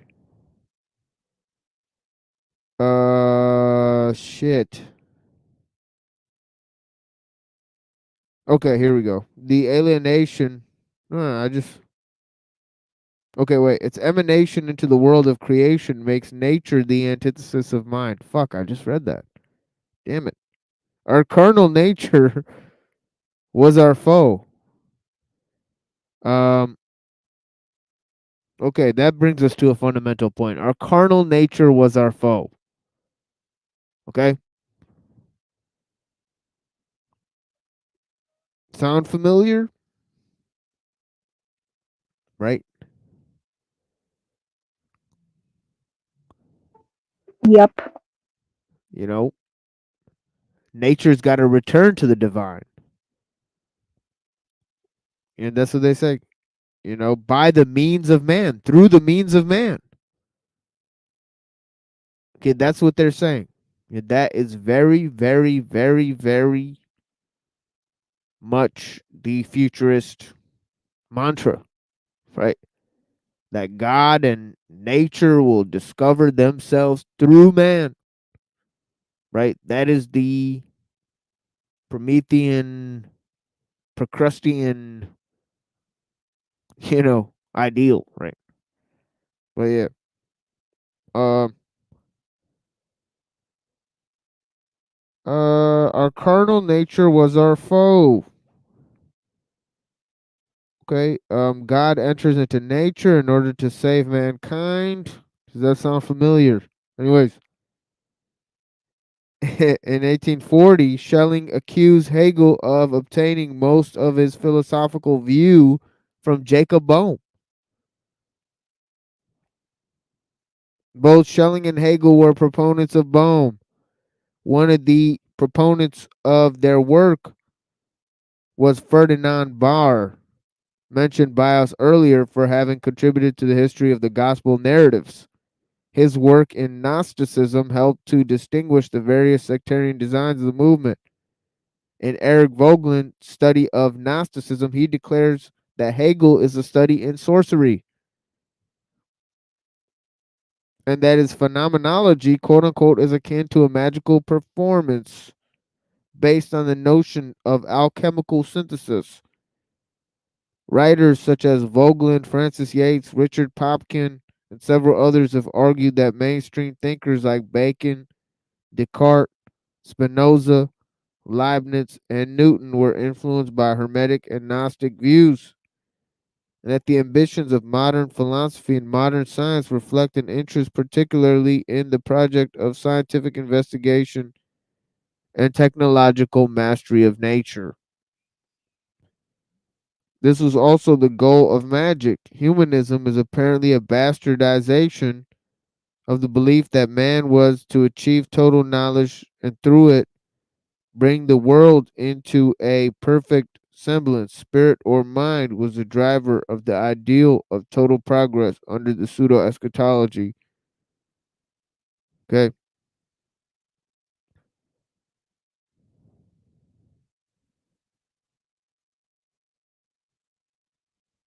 This is not to be confused with Darwinism, as I mentioned earlier, that talks about the movement from simple to complex, right?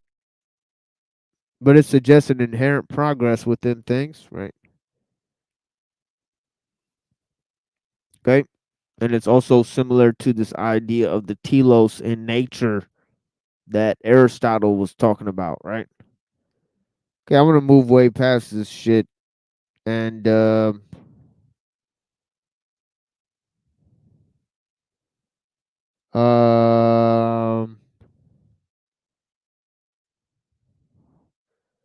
actually, you know what? Let me just skip this paragraph and read this.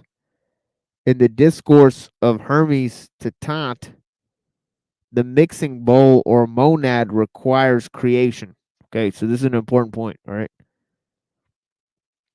God creates in order to know himself. All right, this is what I was talking about in several of my presentations so far, all right? Now it says here in the Corpus Hermeticum 14, quote, for the two are all there is, what comes to be and what makes it. I've quoted that several times, right? Like is only understood by like. Man must become like God to understand God. Emulation is understanding. Understanding is self-knowledge. As Paul tells his followers that he imitates Christ, so they should emulate him. 1 Corinthians 1:11. Both Gnosticism and Hermeticism not only occupy an intermediate, I meant to say, position between pagan and Judeo-Christian forms, but also believe in a divine spark hidden in man and reason that's inherent in the world, right? That exists through man, right? It becomes apparent to itself, self-knowledge, right? As Hegel wrote in a preserved fragment of his biographer, okay, this is Hegel now. He says, every individual is a blind link in the chain of absolute necessity along which the world develops. Every individual can raise himself to dominion over a great length of this chain only if he realizes the goal of this great necessity and by virtue of this knowledge learns to speak the magic words which evoke its shape. The knowledge of how to simultaneously absorb and elevate oneself beyond the total energy of suffering and antithesis that has dominated the world in all forms of its development for thousands of years. This knowledge can be gathered from philosophy alone, he says. Okay. That will conclude this part of our presentation. We will move now to the writing of Steinberg. And then we'll move to Dr. Kaczynski and the conclusion of the manifesto before I conclude this show here.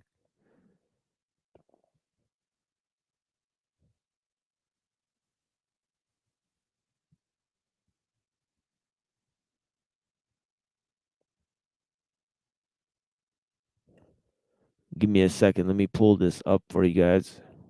And we will read some of this. And whatever we don't finish of this, we will then cover on a very short stream on Tuesday before we move to it on Wednesday, right?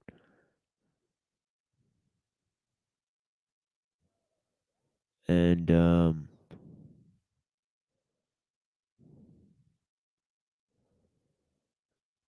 after my show concludes, I'll play a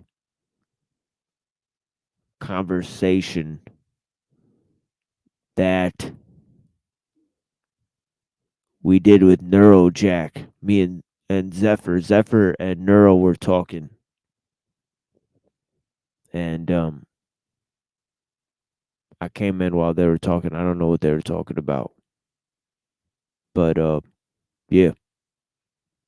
I will find out because I'm gonna watch it today after my show ends. And I hope you guys will join me. But yeah.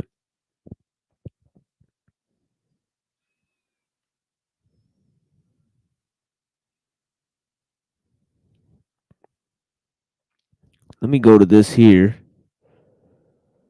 Pull this up.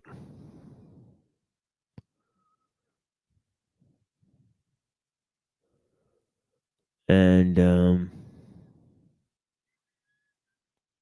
bring up this idea of hedonism, right? And Newton and Bacon, who were avid supporters of occult thought, right? And they wrote about it, right? Bacon wrote the New Atlantis, right? Newton wrote several correspondences and notes, right, that we've covered here, right, about his interest in alchemy.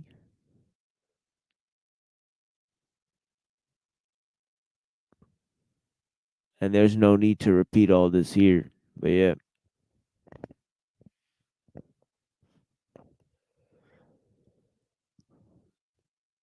Here it says Bentham categorically rejected any distinction between man and the lower beast, defining man instead as a creature driven purely by hedonistic impulses, to wit, quote, nature has placed mankind under the governance of two sovereign masters, pain and pleasure. It is for them alone to point out what we ought to do, as well as to determine what we shall do. Every effort we make to throw off our subjection will serve but to demonstrate and confirm it. The principle of utility, the greatest happiness or greatest felicity principle, recognizes this subjection and assures it for the foundation.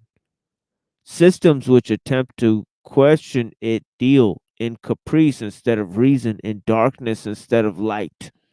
Right? Okay. So the whole emphasis is on systems, right? You know what? Let me go ahead and try to zoom more in on this so you guys can see, but that actually makes it not readable. To move it to this, okay? Maybe. Yeah, I'd say this is as visible as I can make this for now. You know, so, you know, yeah. It's called the Bestial and British Intelligence of Shelburne and Bentham, right, by Jeffrey Steinberg, right, by the Executive Intelligence Review, which is a hub of all types of thought, right? It's a LaRouche publication. You know, LaRouche made up like almost all of the conspiracy theories, right? And basically very interesting contributions, right, to a lot of conservative movements, right? But there's also a theory that LaRouche himself was a closet Marxist, right? But his thoughts are literally the father of those types of thoughts, like of the alternative right movement, like those of Alex Jones and others, you know, the QAnon movement and others, right? But yeah, all of that aside, you know, Steinberg has some very interesting ideas. You know, they do some very interesting comparative analysis of Plato and Aristotle, and they definitely take the side of Plato throughout history. You know, so they're very interesting in that way.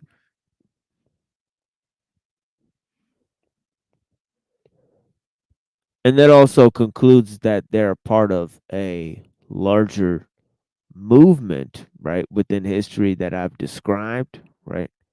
For those people that watch my shows and look at the different divisions, I place things in the bifurcation of thought throughout history, right? It'll be easy to place these groups, right? But yeah. Lord Shelburne was so taken with Bentham that he installed the writer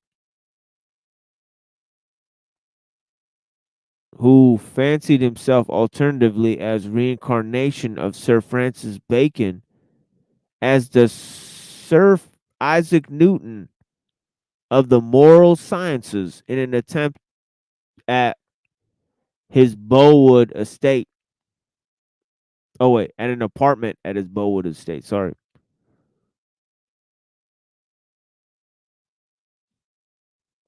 Yeah.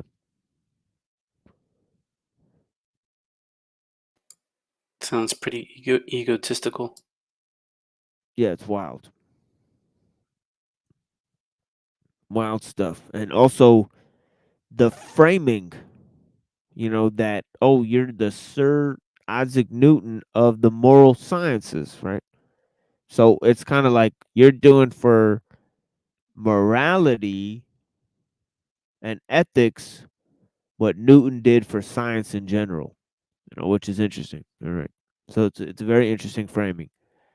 But yeah, Shelburne assigned to Bentham an English and Swiss editor in order to ensure the widest dissemination of Bentham's work in both the English and the French speaking worlds. Later, Bentham's works would be even more widely circulated through Latin America during his years of intimate collaboration with the American trader Aaron Burr and with revolutionist General Francisco de Miranda, a Venezuelan by birth who played a leading role as a paid agent of the British East India Company in the Jacobin Terror in France, and Simon Bolivar. Burr, fleeing the United States, took up residence at the home of Bentham, and two men conspired to establish an empire, first in Mexico and later in Venezuela.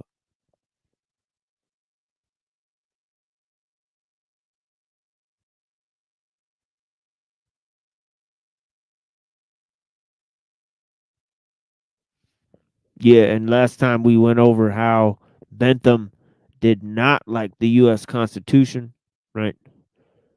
But yeah, at the very moment of his taking up with Bentham, Lord Shelburne was in the process of launching his most daring political intrigues. In 1780, wary of the failed prosecution of war in North America and convinced that the ministry of Lord George North would bring about the eternal ruin to his dreams. I think it's the University of London or something like that that has a zombified, like, I think they have a wax body of Jeremy Bentham, but then they also have, it's like a stuffed body, and then they also have his skull, I think, or some shit like that. It's fucking disgusting. Yeah. Kind of creepy stuff. Yeah, some creepy shit. An ode to his like hedonism that this is the way he survives. It's like through this physical, you know. Maybe Lost was taken more than we thought. Oh yeah. Yeah, it's gotta be some type of allusion to that. Obviously lots of connections to the TV show Lost that me and Reddington were talking about last time. But yeah. 1780. Yeah, here was the East India Company and its allied Baring Bank bankrolled a Jacobin mob to descend upon London, ostensibly in protest over the granting of Irish reforms. The so-called Irish reforms amounted to little more than forcing conscription of forced conscription of Irishmen into British Army to fight in North America, a move Shelburne hoped would also defeat pro-American Republican movement inside Ireland that nearly launched its own revolt against the British in 1779. Okay, and let me get to this.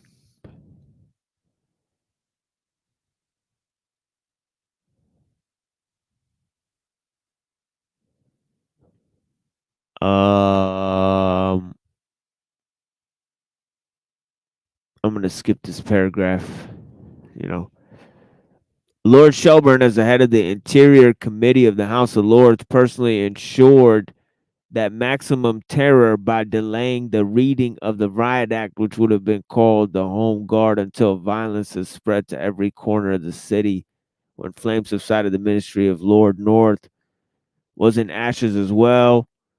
North resigned as prime minister, and within months, Shelburne was himself in New Rockingham cabinet as foreign secretary for northern districts, subsuming northern colonies from the post. He would be principal negotiator in Paris across the table from Benjamin Franklin. Just little details about Shelburne. You know, we don't need to really focus on Shelburne too much here. You know, and but we will read some of this here. The a postscript on Lord Gordon Shelburne's agent provocateur after a brief stay in the Tower of London foreshortened by Shelburne's personal intervention with the crown. Lord Gordon made off to friendlier ground in Netherlands, where to the astonishment of the Scottish Presbyterian cronies, he became a convert to Jewish Kabbalism, taking the name Israel Bar Abraham. He shortly thereafter surfaced in Paris as an occult advisor to Marie Antoinette, and from that position participated in Shelburne's intrigues against the French Bourbons.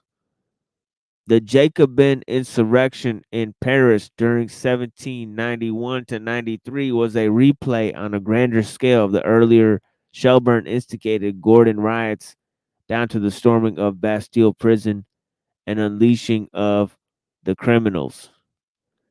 And we're going to talk about how Shelburne basically uses free trade to attack America, right? Destroy America with free trade, right? And it ties into Bentham's defense of usury, right? So, you know, he wrote several moral quandaries, and in it he defended things like or played hypothetical defense for ideas such as usury and pederasty, right? Which is quite shocking on many levels, right? So they talk about that here, right? But yeah, Lord Shelburne, a foreign minister, took the position that the former colonies in North America were once again brought under the British yoke, but not through the deployment of military might or through the claims of property title. For Shelburne, the battle cry of the New Venice, New Rome was free trade, free trade. As early as 1763, in a famous carriage ride from Edinburgh to London, Shelburne commissioned two works.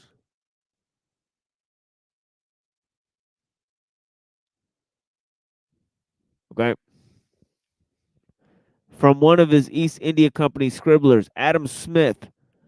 First, he had commissioned Smith to prepare the research outliers of the study that would be later completed by another India House propagandist, Edward Gibbon, on the decline and fall of the Roman Empire. Okay. And as we previously noted, that work by Edward Gibbon is quoted in the Kaufman or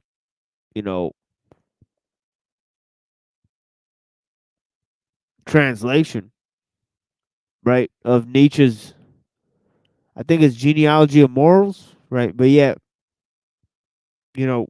they talk about how, Gibbon also basically blames Christianity for the fall of the Roman Empire, right? Now, it's interesting that,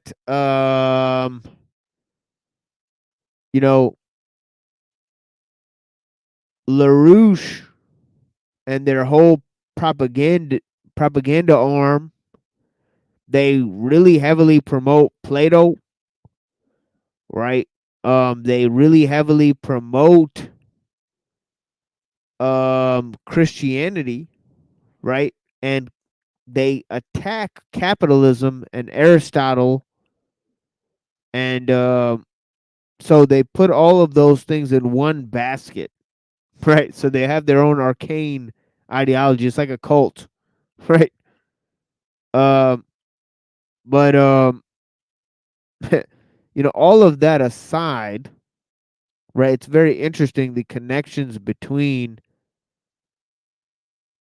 Shelburne and Adam Smith, and those ideas that are also in terms of these guys that are heavily driven towards supporting capitalism, right? And they're also supporting empiricism, right? So those ideas do have a unique um you know origin point, but their origin point is very, very much linked: empiricism, capitalism, and also the proliferation of science, right? All these things are linked, right? For sure. You know, yeah.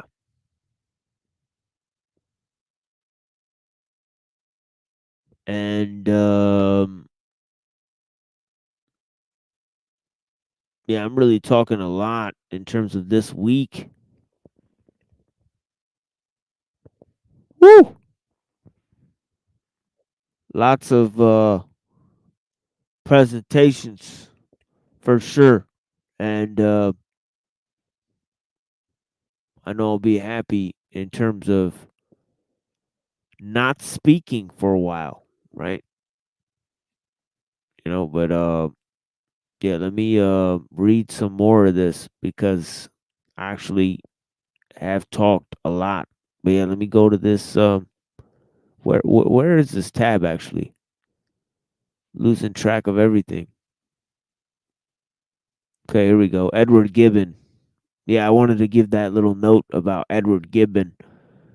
A study critical to Shelburne's commitment to establish a new Third Roman Empire headquartered in London. In addition, he ordered the preparation of an apologia for free trade, which Smith completed in 1776 under the title The Wealth of Nations. In 1787, Shelburne's leading intelligence agent, Jeremy Bentham, went one better than Smith by publishing a series of letters from Russia that were assembled in a pamphlet titled In Defense of Usury. The first letter, addressed to Smith, chastised the India House economists for not going far enough in his embrace of unbridled monetary dictatorship. Bentham demanded an end to all restrictions on usurious interest rates, employing the liberal argument that suppression of usury stifles invention. Smith immediately wrote of Bentham's In Defense of Usury, the work is one of a superior man.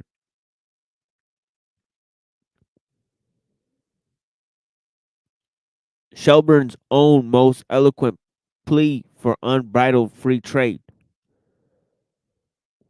and usury came during his brief tenure as prime minister from 1782 to 1783, although he had formerly preferred to steer British politics from behind the scenes in his capacity as chairman of the three-man secret committee, quote unquote, of the East India Company.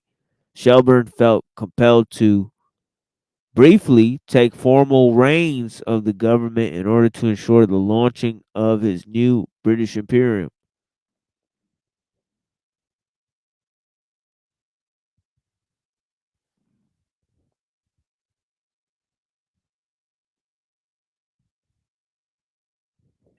Okay, so the defense of usury. I'm going to go ahead and read just a few more of these paragraphs, and then we'll take a little break and go ahead and open up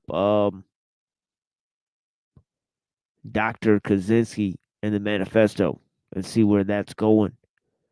The end of the manifesto, right? And yeah, definitely. Thank you guys for being here with me. And we'll read the rest of this article. There's an exciting conclusion to this article that's sort of salacious, and I don't want to really blow up the spot with that right now. I'll continue my readings. We'll get into Bentham on my other part of my reading, from my book, and then we'll get back to this article on maybe Tuesday. And then on Wednesday we might do a celebratory episode, 200 videos, right? So yeah.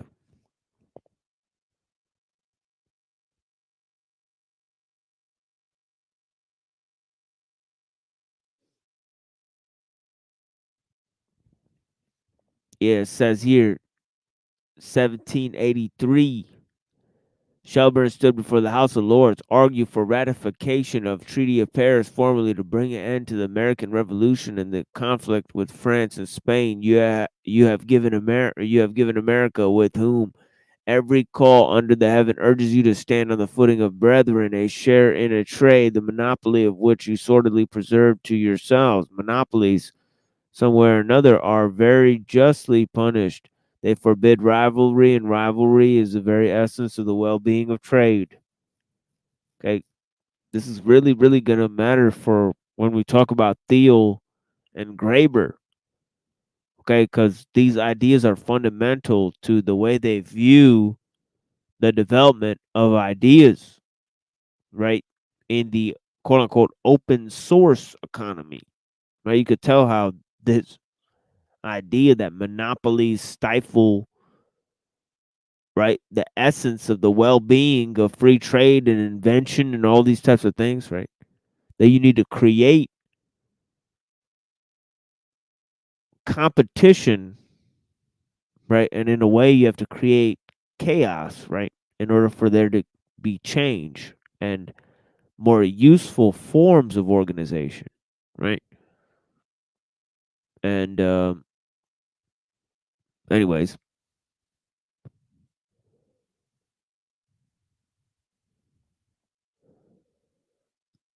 yeah,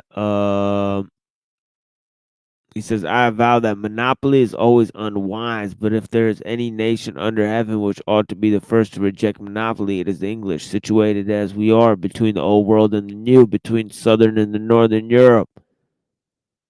All we ought to covet on earth is free trade, with more industry, with more capital, with more enterprise than any trading nation on earth. It ought to be our constant cry. Let every market be open. Okay. Shelburne's policy of unbridled free trade between Britain and the United States nearly destroyed the American Republic in its cradle. Some of the American founding fathers clearly understood the danger of Shelburne's free trade ruse. They launched a crucial debate over the need for a strong federal constitution, but for the Federalist debate, the resulting United States Constitution in 1787,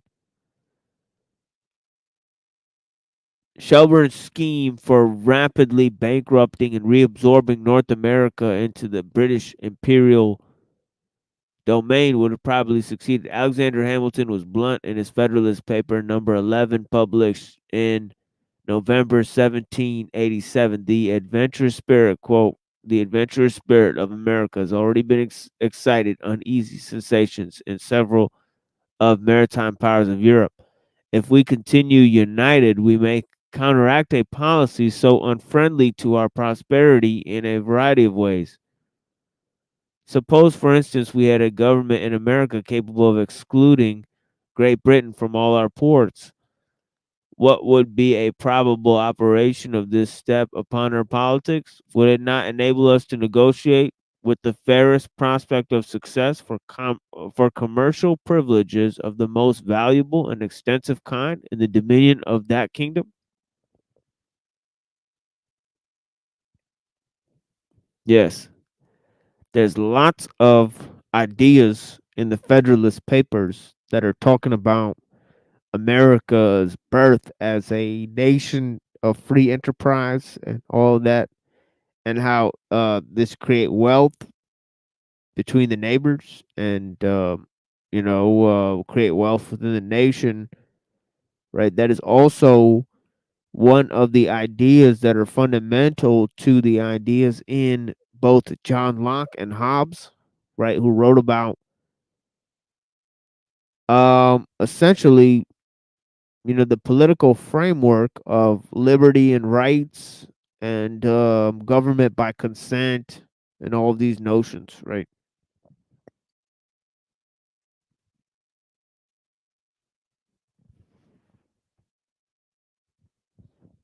Okay, I'm going to take a little break here,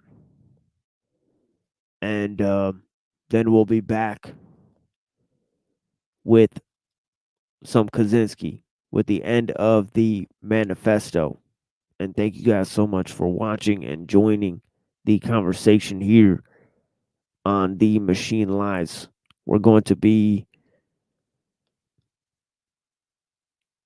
doing some explanations after we finish. We'll probably play a video by Neurojack that he made earlier, to conclude our show. And this will be a shorter stream than usual because of all the content we released during this week. And indeed, we have 200 videos, so there's tons and tons of material that you guys could go and take a look at that's up on the channel. So far, nothing that we've ever done is actually not available on the channel, right? So every live stream we've done, other than just a couple or a few, that are missing, that we're going to go ahead and edit those and put those back up as soon as we possibly can. Right. But, other than 2 or 3 videos, right? So we would have had like 203. But yeah, most of the material is available on the channel. So there is an intense amount of material just on this entire series where we were reading Dr. Kaczynski's work, the manifesto. I mean, there's like, a couple dozen hours of material at least. We've been doing this for a while, and also before this, we started on his views of leftism. So there's even more material in our previous episodes concerning this, right? So, we've brought tons of a fantastical amount of material just on one piece of writing. But yet for Hegel and Kant and Nietzsche and Plato and also some of the occult writings, and some of the views of the theologians, right? We've done debates, Islam versus Christianity, right? So we've done tons of different sorts of avenues, theology, philosophy, right? Occult shit, conspiracy stuff in the modern times, right? Modern philosophy and ancient philosophy, right? So we got hundreds of videos out there. You guys could go look at what we've done, so and it bears explanation because some people are watching this for the first time and they're not aware, that there's so much material, but yeah. I hope you guys enjoy some of these, some of my favorite songs by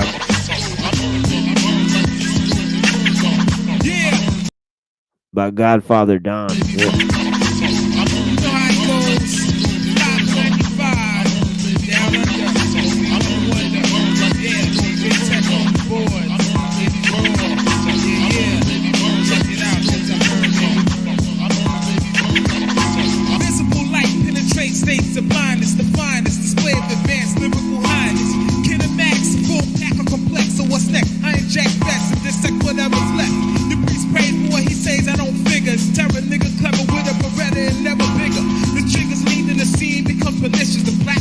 Slides and vicious destroys of fictitious travel in blood. Cells that hit lymphatic and brain can't maintain the pain then splatter. Sustenance was glad the paler the nocturnal feast. If not, I seem paler. The green ale, the lock stock for antidotes. I gather needles, jail the cells from cantaloupes. Scanner scope the heavens and hell to try and locate the medical killer sect who wrecked your whole state. The known fate's apocalyptic. That's why I kicked it to stop afflicted. Who's not gifted? Father rips shit like wet linen. The Indian becomes sebaceous. Kept women, the haters remain faces. Throughout the metro, the klepto gain status. I'm iller than any serial killer. Don't add us.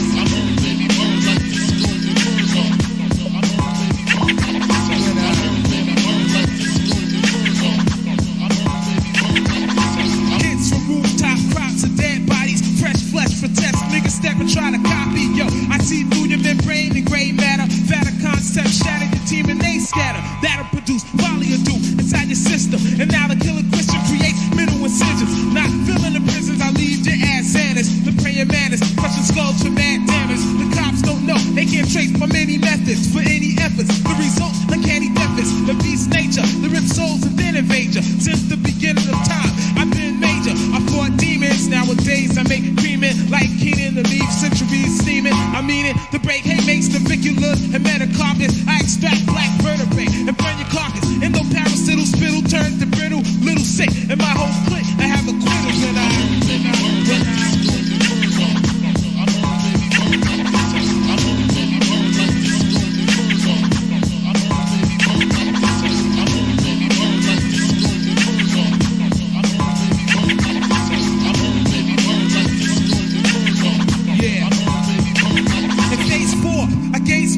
into your psyche. It might be entice the ice. Niggas don't like it. Slightly on course the fork accelerates and elevates to the whole world obliterates. Until that time I resign into the chamber. Release anger on the populace to hang you. I'm dropping this to bang you. Produce holes in your hollow husk with just a plus. You be tomorrow's dust. I trick parasite walkway to seek out. Through my specimen the hot honeys will freak out and eat out. Yeah right, that gas administered. Your minister can't protect you from the sinister. Cerebral, artificial, art to war get you like a whore. Get you parts of your tissue. Break down to the alpha and omega. Straight down through the mouth of the crew of fakers. Your respiratory tract snap back like some black gas. Lungs fill up as I kill up your whack acts. And all ill acts get shellacked and tarnished. The carnage leaves my blood-stained shells tarnished.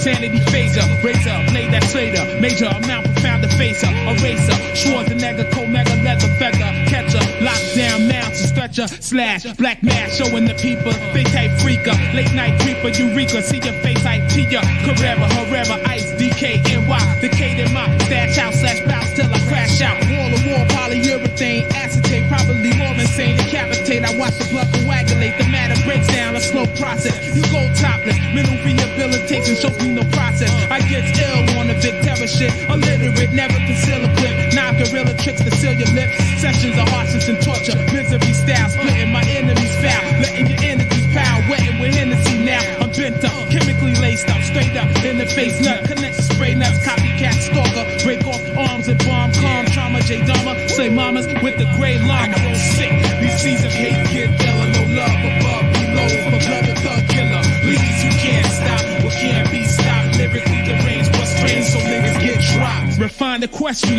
until a dime lets me in, your breath in my hands, you test me in the jam, I'm deadly and cold face, like Austria, black blood sip on my thoughts be a force, to force me to talk, the gory remain, the court see the pain like smashed glasses, my math slashes, trash asses, massive flame for fast ashes, the slasher, dasher, here comes the sirens and hobbies, my lean cadaver sheens like afros with a cracked nose and spleen, seem like dreams, untouched, green on the body, checkpoints throughout the city, cops be holding shotties, waiting, debating, saying, I work for Satan, true lies, who dies, pride like odds died with blue lie, you knew I was about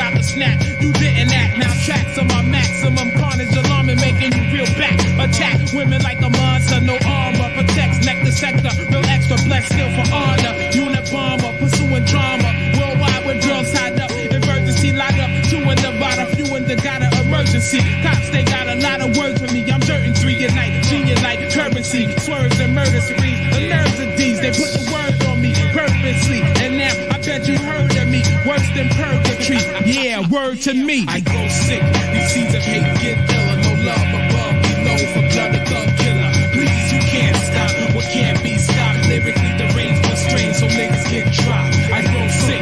These seeds of hate get iller. No love above, below for blood of thug killer. Please, you can't stop what can't be stopped. Lyrically, the range was strained, so niggas get dropped. It's madness. Somebody help me. I can't stop it. Full of chocolate tie. Victims locking lies in my pocket. I design your death to look atrocious. Every minute, details and focus. Leave my calling card a pink crocus. The same night my man jammed in Commando Matrix. Say this philanthropist and list of Chris Famo DeSanto runs through my veins to soothe my pain. I had this super name after I had this fucking trooper slain. He got me close for comfort. My work is sacred. A 9 to banquet. 2 days later, found him kinda naked. I'm on the hatred, confused rationale. Do I foul schizophrenic that gets demented in the true style? Immersed, perverse. My birth was my first curse. At worst, I got the verse and buried the nurse under a ton of dirt. I lurk around town towards the sound of techno. The dreadnoughts that catch holes in their best clothes. The expo, the stress grows. I let the legs flow, they let the legs show. The sweet mama negro, find us pelegro. I dead slow. The neck goes flaccid, body colder than plastic. Pull out the plastic facet, cadaver broke it down with acid. Tragic anonymous promises to put a stop to this.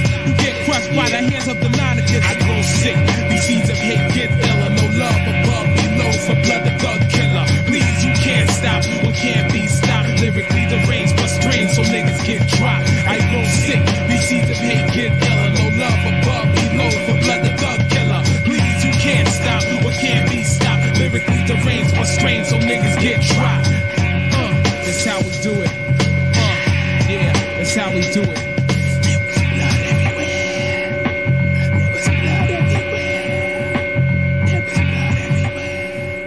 All done. Yeah. Yo, Godfather Don, niggas be taping your freestyles, buying your production word like them crystals from since 1990, yo. Now niggas be trying to rap hard over them like supermarket ambient music, man. Fuck that. Yo.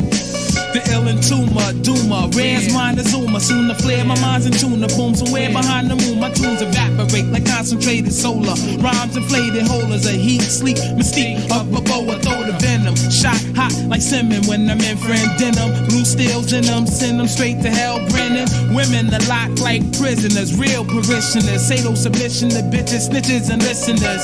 Missions to separate limbs is crucial. Not what you used to. 2 tools used to bruise you. It's the Jew school literal. It's the physical damage, a lyrical ravager, savager than all managers and Avista.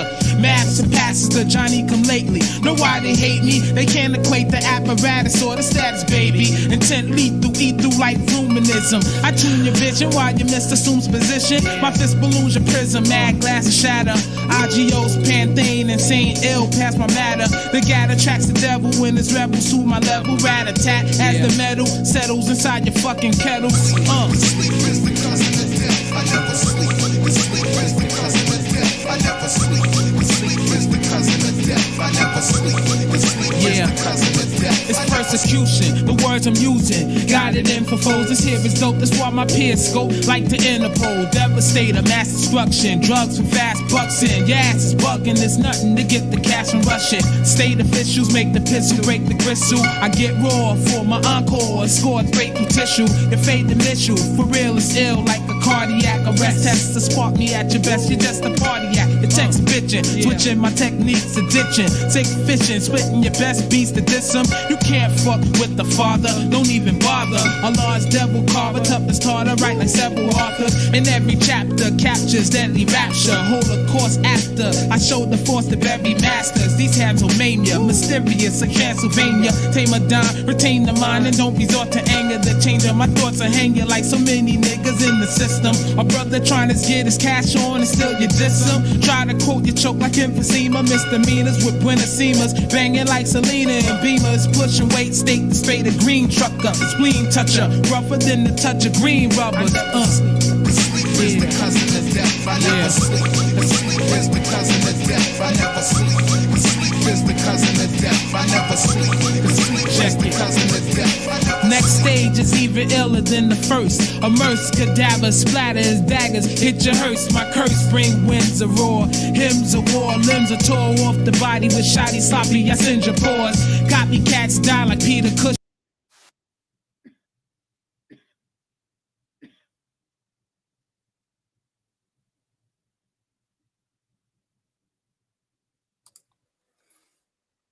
I think Sage Francis stole that line.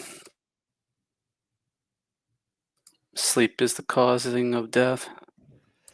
What? It's from Nas, right?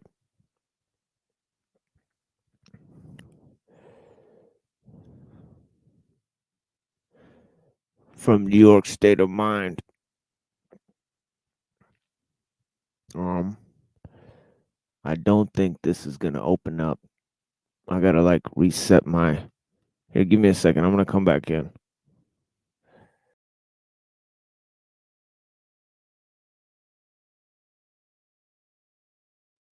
I love hip hop, man, so much. Romanian is really good. The Romanian hip hop, very good. Like TML knows like all of it. I only know some of it.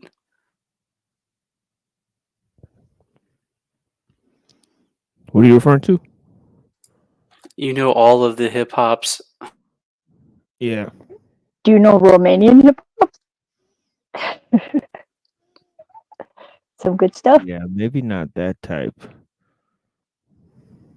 Yeah, the foreign bands, I'm not very well versed on. But if you go to British, I'm pretty well aware of their styles. Yeah, I They like got some the British grime over too. there. Yeah, grime, Roots Maneuver, Lewis Parker also on just the boom bap angle. Skepta, Wiley, all them. Yeah, we got Nubs invading the text. Joined the panel in months. Oh man. Yeah, I miss you, my friend, for sure. It's always a pleasure when you join. You know what I mean? It's a great time. You know what I mean? Had a lot of fun. Voice to text. Yeah, Nubs. Yeah, shit is ridiculous. I don't even personally use that. I've never used it before, but yeah.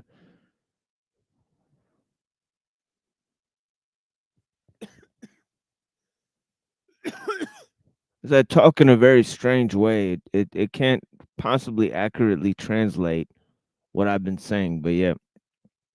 Here we come full circle to the dangers of leftism, right? And as I said earlier, we will review some of that content for you guys, right? In terms of the system's neatest trick and some of the thoughts at the opening of the manifesto. So it's important to note that at the opening and at the end of the manifesto, Dr. Kaczynski reminds us about the dangers of leftism. So that's his words, right? And not mine, but it's interesting that he does that, right? Because you think of anarcho primitivists, environmentalists, right? And those types to be highly ingrained in leftist or anarchist circles, right? But he actually warns against that, right? In many instances, right?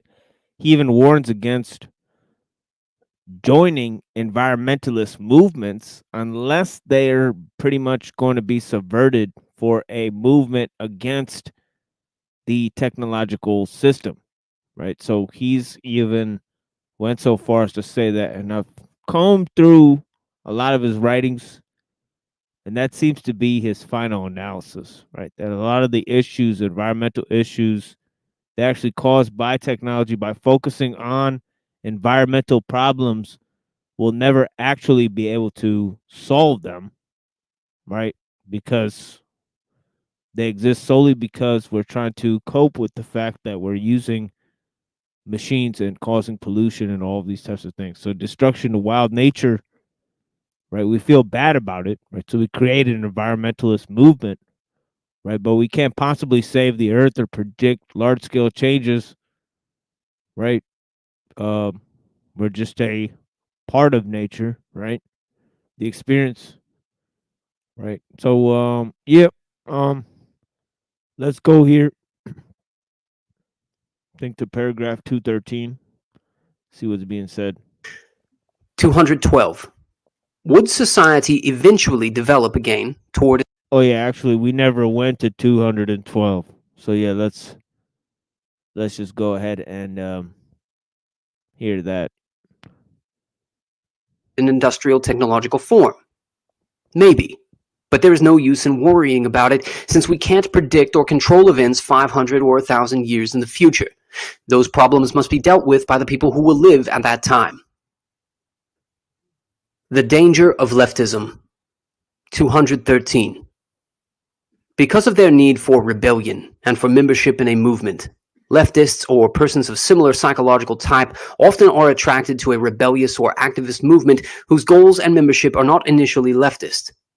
The resulting influx of leftish types can easily turn a non-leftist movement into a leftist one, so that leftist goals replace or distort the original goals of the movement. 214. To avoid this, a movement that exalts nature and opposes technology must take a resolutely anti-leftist stance and must avoid all collaboration with leftists. Leftism is in the long run inconsistent with wild nature, with human freedom, and with the elimination of modern technology. Leftism is collectivist. It seeks to bind together the entire world, both nature and the human race, into a unified whole. But this implies management of nature and of human life by organized society, and it requires advanced technology. You can't have a united world without rapid long-distance transportation and communication. You can't make all people love one another without sophisticated psychological techniques. You can't have a planned society without the necessary technological base. Above all, leftism is driven by the need for power, and the leftist seeks power on a collective basis through identification with a mass movement or an organization. Leftism is unlikely ever to give up technology because technology is too valuable a source of collective power. 200.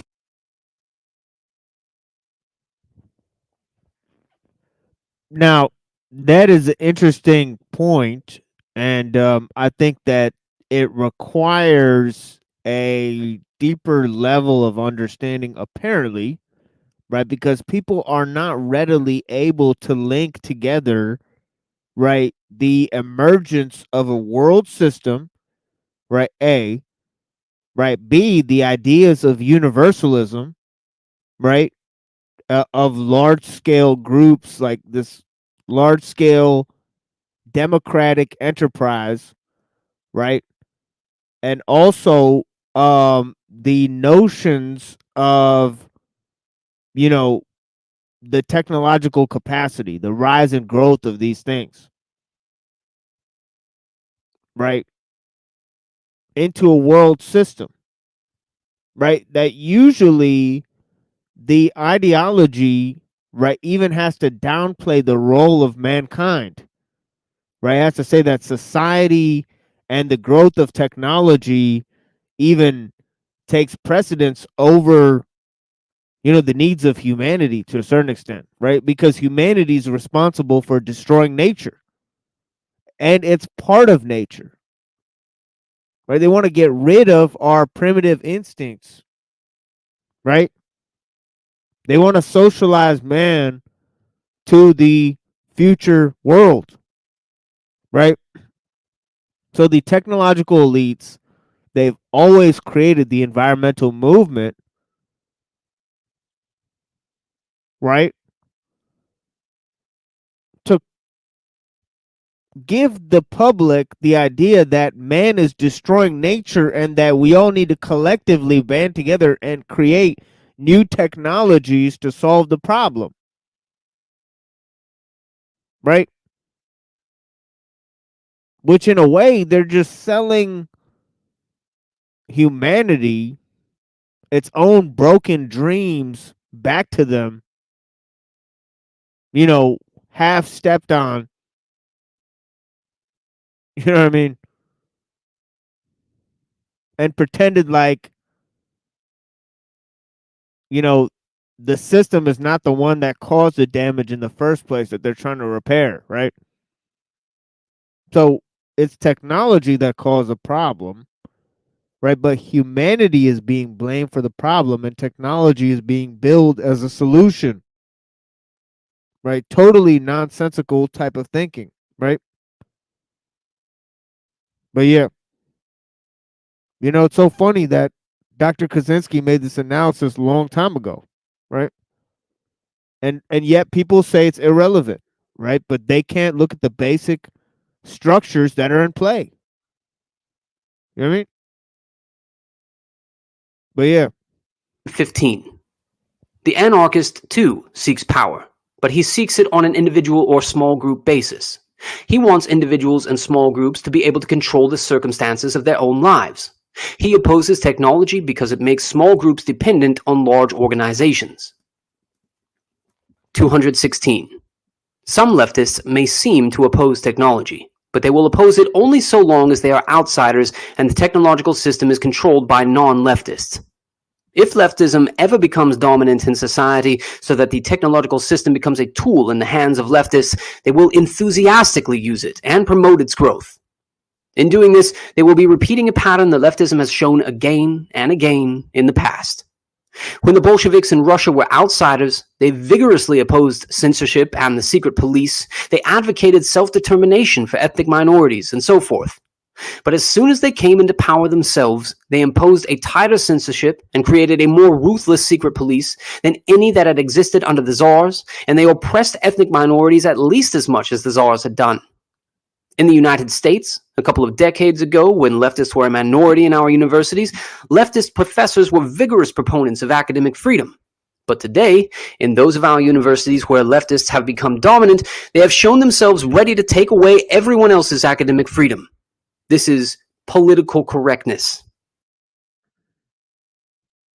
The same will happen with leftists and technology. Spot on. Oppress everyone else if they ever get it under their own control. Yeah, and this is 30 years ago, and this is the token issue that most of the alt-right, thinkers seem to harp on. You've seen the tough, like people that are willing to dox you and, get revenge against you. And, they're actually very much,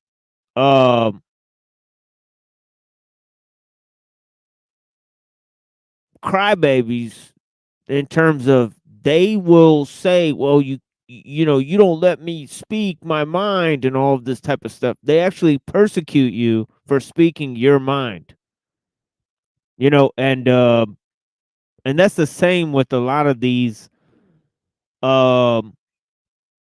conservatives today.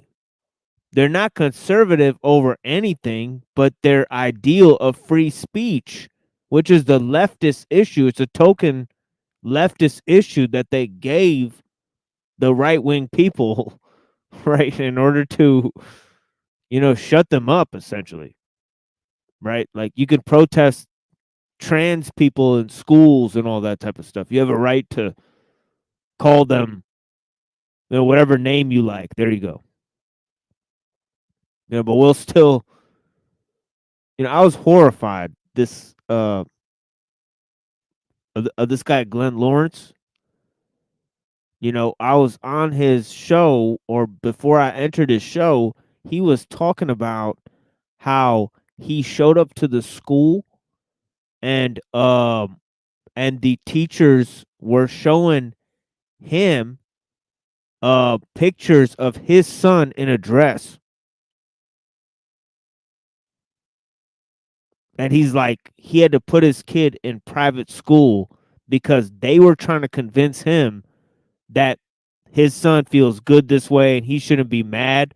because he's like, it should be liable to like do something bad to these ladies at this point. And yeah, hell yeah, dude, that lady should have been smacked in her fucking mouth for doing that shit. You know, that shit is crazy stuff, right? That Yeah, they're totally influencing the children. They know this. without permission, you know, without the parents' permission, you know, that seems pretty shocking, right? And trying to convince them and all of that, you know, and then acting like it's funny later. They're like, no, this is just a funny game. You know, it's like, well, you know, I mean, I'm not even against hate, but what I'm against is pushing your ideology on other people and their kids, right? When you know, that's not called for. And I could totally see things from his perspective where he's like, no, that's like way beyond the scope of, you know, normal or allowable behavior, right? It's kind of ironic, especially if he put his kid into like a Christian private school. Whereas people would harp on Christians for pushing their theology on children. Well, that seems preferable to this nonsense, practically. So I there's feel kind of an for the irony. kids. I feel for the kids that are actually like, they're like trans, like real, like really that way too, because it's like, And that's the who's worst gonna, thing because yeah, who's gonna believe them? the actual Yeah. people that are trans are get the worst of it. Yeah. Most people don't think about that though.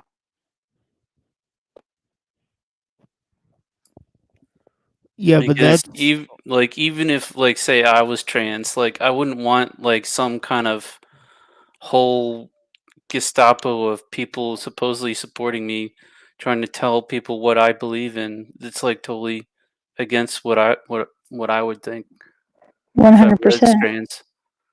So I it's don't like think anybody likes hypocrisy in a sense.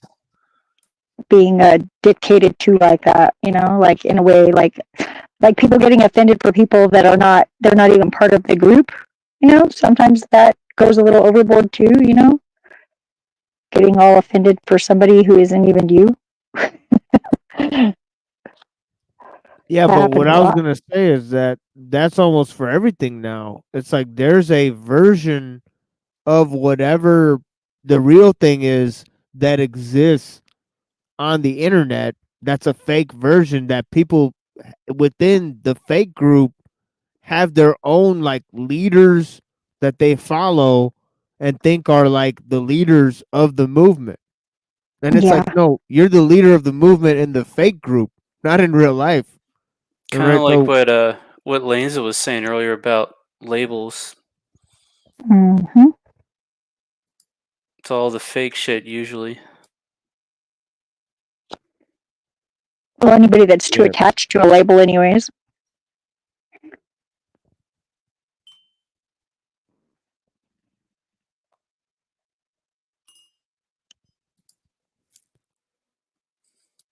yeah, shit is wild. Like if there's like I mean things could always get worse, but it seems True. like now it's like totally setting the next generation up for failure even more than when like we were kids. I think they've got some secret weapons. I have some faith in them. Even though everybody sells them short, thinks that they don't have any social skills or whatever, I don't believe that. You just haven't figured it out yet, just like we were idiots at that age. Right. Well, I mean, it's almost like it's like every generation always thinks the next generation is worse, but if that's the case, then like you might as well be nihilist or something. Exactly. Just You give it know, up. there's always going to be at least some of the next generation that figure it out and do the right thing. Yeah, my kids are awesome. They got it going on. They live their own lives and they're happy and they don't need me, and that's success. Indeed.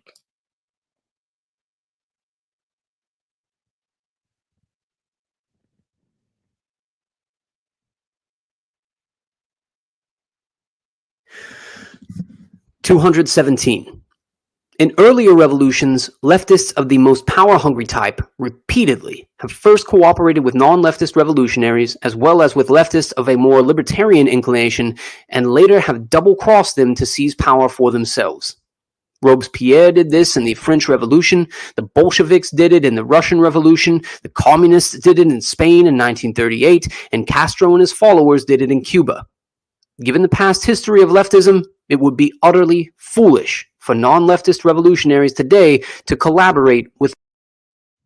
Okay, so this is a obvious point within political science and political history, you know, that you could observe. It's not one that stands out to normal people, right?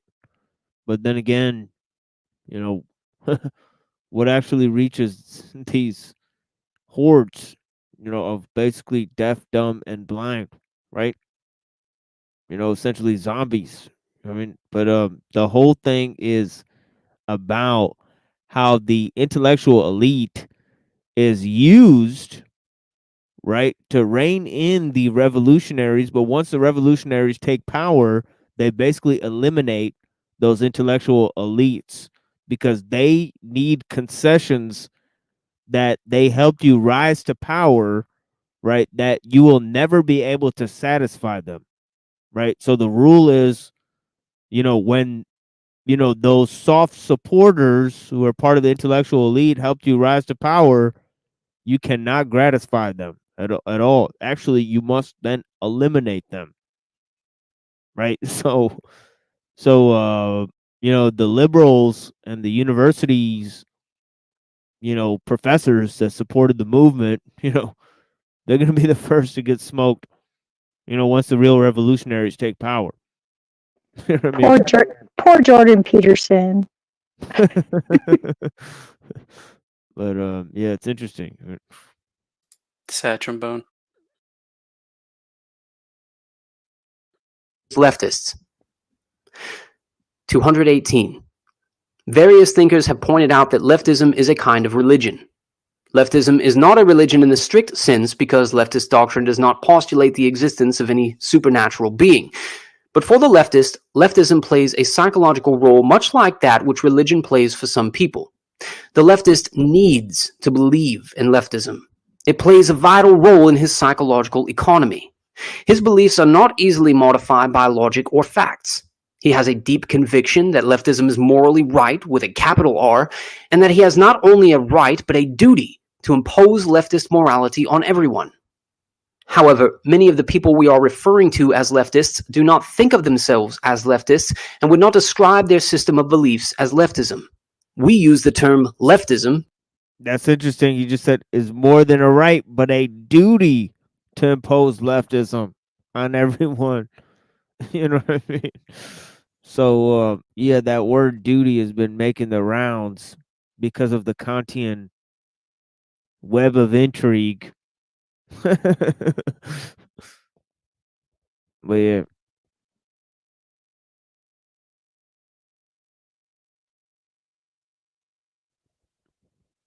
But yeah, it's interesting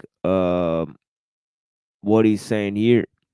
You know, definitely we have talked a lot about this, about the science of liberalism, you know, of scientism. You know what I mean? So yeah.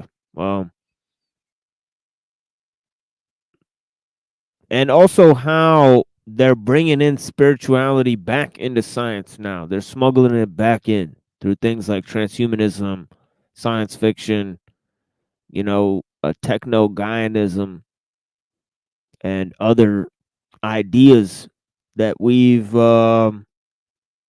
laid out, and possibly we've laid out in a way that most people really haven't, right? Because we really looked at,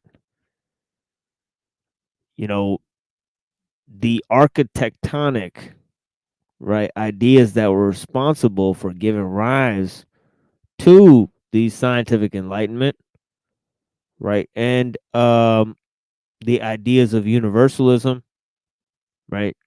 And the notion of the archetypal man, right? And how that relates to the notion of the hierarchy of being, and how all of those culminate in a sort of religiosity behind the idea of evolution, the idea of apotheosis of the state in Hegel. Okay. And all of these are inextricably linked to the notion of progress, as we explained in our opening monologue, if you want to call it that, right? So yeah, I mean, we believe these ideas are inextricably linked, right? Let's just put it that way. Because we don't know of any better word to designate the spectrum of related creeds that includes the feminist, gay rights, political correctness, etc. movements, and because these movements have a strong affinity with the old left. 219. Leftism is a totalitarian force. Wherever leftism is in a position of power, it tends to invade every private corner and force every thought into a leftist mold. In part, this is because of the quasi-religious character of leftism. Everything contrary to leftist beliefs represents sin. More importantly, leftism is a totalitarian force because of the leftist drive for power. The leftist seeks to satisfy his need for power through identification with a social movement, and he tries to go through the power process by helping to pursue and attain the goals of the movement. But no matter how far the movement has gone in attaining its goals, the leftist is never satisfied, because his activism is a surrogate activity. That is, the leftist's real motive is not to attain the ostensible goals of leftism. In reality, he is motivated by the sense of power he gets from struggling for and then reaching a social goal. Consequently, the leftist is never satisfied with the goals he has already attained. His need for the power process leads him always to pursue some new goal. The leftist wants equal opportunities for minorities. When that is attained, he insists on statistical equality of achievement by minorities. And as long as anyone harbors in some corner of his mind a negative attitude towards some minority, the leftist has to re-educate him. And ethnic minorities are not enough. No one can be allowed to have a negative attitude toward homosexuals, disabled people, fat people, old people, ugly people, and on and on and on. It's not enough that the public should be informed about the hazards of smoking. A warning has to be stamped on every package of cigarettes. Then cigarette advertising has to be restricted, if not banned. The activists will never be satisfied until tobacco is outlawed, and after that it will be alcohol, then junk food, etc. Activists have fought gross child abuse, which is reasonable. But now they want to stop all spanking. When they have done that, they will want to ban something else they consider unwholesome, then another thing, and then another. They will never be satisfied until they have complete control over all child-rearing practices, and then they will move on to another cause. 220.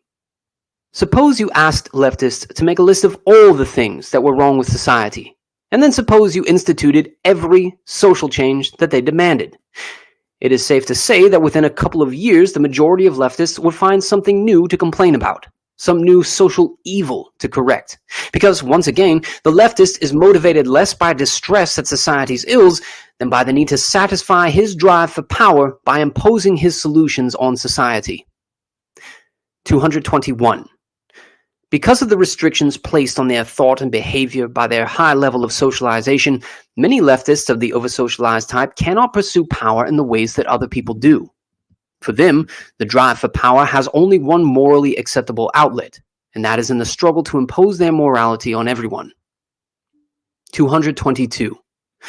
Leftists, typically those of the over-socialized type, are true believers in the sense of Eric Hoffer's book, The True Believer. But not all true believers are of the same psychological type as leftists. Presumably, a true believing Nazi, for instance, is very different psychologically from a true believing leftist. Because of their capacity for single-minded devotion to a cause, true believers are a useful, perhaps necessary, ingredient of any revolutionary movement. This presents a problem with which we must admit we don't know how to deal. We aren't sure how to harness the energies of the true believer to a revolution against technology. At present, all we can say is that no true believer will make a safe recruit to the revolution unless his commitment is exclusively to the destruction of technology. If he is committed also to another ideal, he may want to use technology as a tool for pursuing that other ideal. 223. Some readers may say, this stuff about leftism is a lot of crap. I know John and Jane who are leftish types and they don't have all these totalitarian tendencies. It's quite true that many leftists, possibly even a numerical majority, are decent people who sincerely believe in tolerating others' values, up to a point, and wouldn't want to use high-handed methods to reach their social goals. Our remarks about leftism are not meant to apply to every individual leftist, but to describe the general character of leftism as a movement. And the general character of a movement is not necessarily determined by the numerical proportions of the various kinds of people involved in the movement. 224. The people who rise to positions of power in leftist movements tend to be leftist of the most power-hungry type, because power-hungry people are those who strive hardest to get into positions of power. Once the power-hungry types have captured control of the movement, there are many leftists of a gentler breed who inwardly disapprove of many of the actions of the leaders but cannot bring themselves to oppose them. They need their faith in the movement, and because they cannot give up this faith, they go along with the leaders. True, some leftists do have the guts to oppose the totalitarian tendencies that emerge, but they generally lose because the power-hungry types are better organized, are more ruthless and Machiavellian, and have taken care to build themselves a strong power base. 225. These phenomena appeared clearly in Russia and other countries that were taken over by leftists. Similarly, before the breakdown of communism in the USSR, leftish types in the West would seldom criticize that country. If prodded, they would admit that the USSR did many wrong things, but then they would try to find excuses for the communists and begin talking about the faults of the West. They always opposed Western military resistance to communist aggression. Leftish types all over the world vigorously protested the US military action in Vietnam, but when the USSR invaded Afghanistan, they did nothing. Not that they approved of the Soviet actions, but because of their leftist faith, they just couldn't bear to put themselves in opposition to communism. Today, in those of our universities where political correctness has become dominant, there are probably many leftish types who privately disapprove of the suppression of academic freedom, but they go along with it anyway. 226. Thus, the fact that many individual leftists are personally mild and fairly tolerant people by no means prevents leftism as a whole from having a totalitarian tendency. 227. Our discussion of leftism has a serious weakness. It is still far from clear what we mean by the word leftist. There doesn't seem to be much we can do about this. Today, leftism is fragmented into a whole spectrum of activist movements. Yet not all activist movements are leftist, and some activist movements, exempli gratia radical environmentalism, seem to include both personalities of the leftist type and personalities of thoroughly unleftist types who ought to know better than to collaborate with leftists.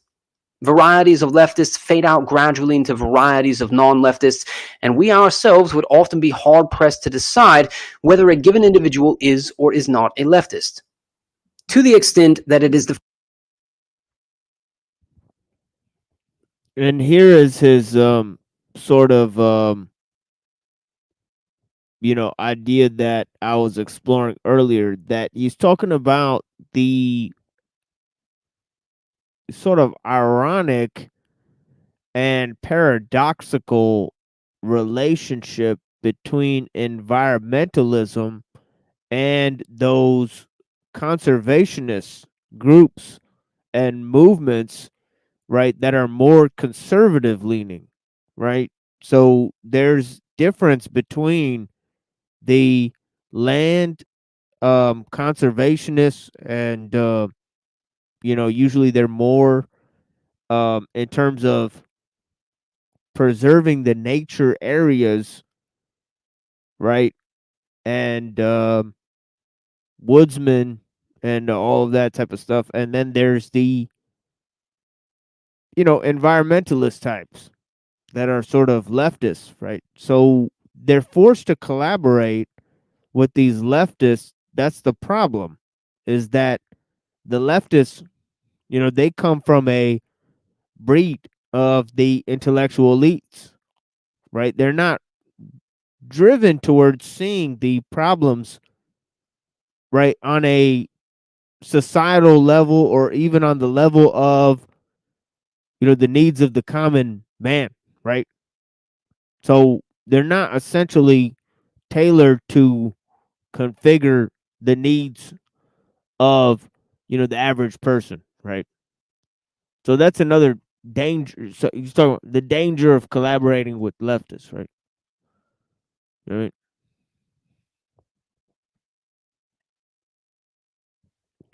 Yeah.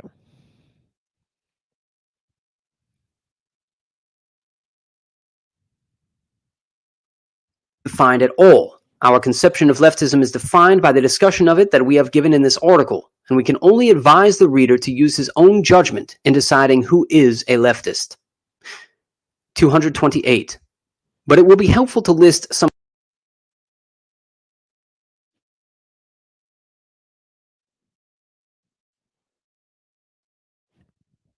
Oh shit.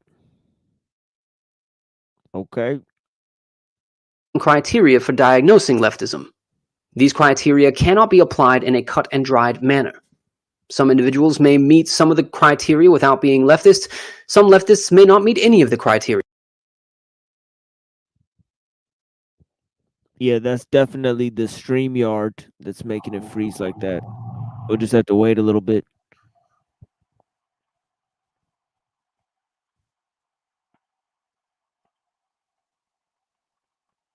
So basically, Uncle Ted wants to make an anti-technology cult.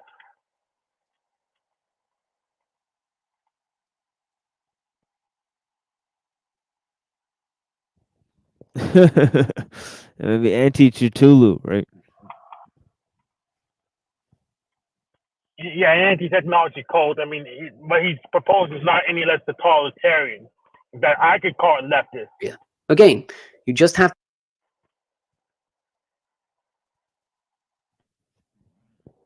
Yeah, I guess that's one way to look at it, is that he does not want to develop an ideology around those existing types of ideology that promote you know, either conservative or liberal movements, you know, and he says earlier, it's linked to what he's saying now, that the conservatives are fools, you know, that they whine and bitch about the decay of traditional values, but they support economic and technological progress, which constitutes the decline of traditional values, right? Yes, exactly, Yeah, Hank. but Was it? everything left is just new stuff.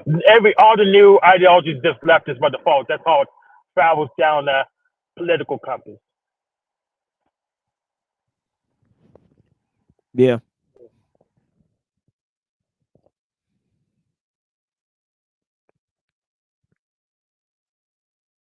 To use your judgment. 229. The leftist is oriented toward large-scale collectivism. He emphasizes the duty of the individual to serve society and the duty of society to take care of the individual. He has a negative attitude toward individualism. He often takes a moralistic tone. He tends to be for gun control, for sex education, and other psychologically enlightened educational methods, for social planning, for affirmative action, for multiculturalism. He tends to identify with victims. He tends to be against competition and against violence, but he often finds excuses for those leftists who do commit violence. He is fond of using the common catchphrases of the left like racism, sexism, homophobia, capitalism, imperialism, neocolonialism, genocide, social change, social justice, social responsibility. Maybe the best diagnostic trait of the leftist is his tendency to sympathize with the following movements: feminism, gay rights, ethnic rights, disability rights, animal rights, political correctness. Anyone who strongly sympathizes with all of these movements is almost certainly a leftist. 230. The more dangerous leftists, that is, those who are most power hungry, are often characterized by arrogance or by a dogmatic approach to ideology.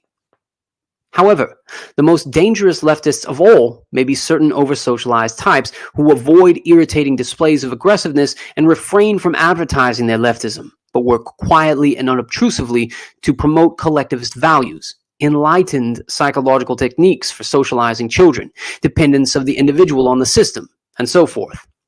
These crypto-leftists, as we may call them, approximate certain bourgeois types. Now, I'm going to call total sus on him calling them crypto leftists. Crypto leftists, yeah. Well, crypto is like cryptography. You know, it's like I think that's how he's using it. Like Yeah, it's coded. Yeah, interesting phrasing. We'll just put it that way for now. Types as far as practical action is concerned, but differ from them in psychology, ideology, and motivation. The ordinary bourgeois tries to bring people under control of the system in order to protect his way of life, or he does so simply because his attitudes are conventional. The crypto-leftist tries to bring people under control of the system because he is a true believer in a collectivist ideology. The crypto-leftist is differentiated from the average leftist of the over-socialized type by the fact that his rebellious impulse is weaker and he is more securely socialized. He is differentiated from the ordinary well-socialized bourgeois by the fact that there is some deep lack within him that makes it necessary for him to devote himself to a cause and immerse himself in a collectivity. And maybe his well-sublimated drive for power is stronger than that of the average bourgeois. Final note, 231. Throughout this article, we've made imprecise statements and... So, in other words, the leftist wants to,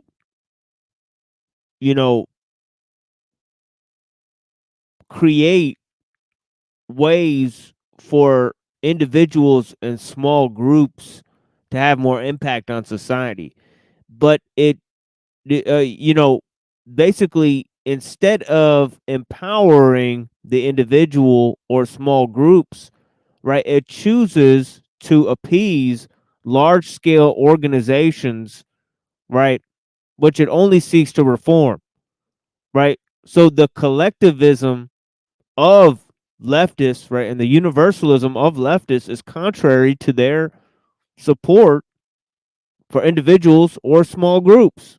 It seems to be that they can't do both at the same time, right? And that is a critical element within, right? Yeah, it's better to do one rather than neither. Oh wait, what was that, Hank? Yeah, it's better to do at least one rather than neither at all.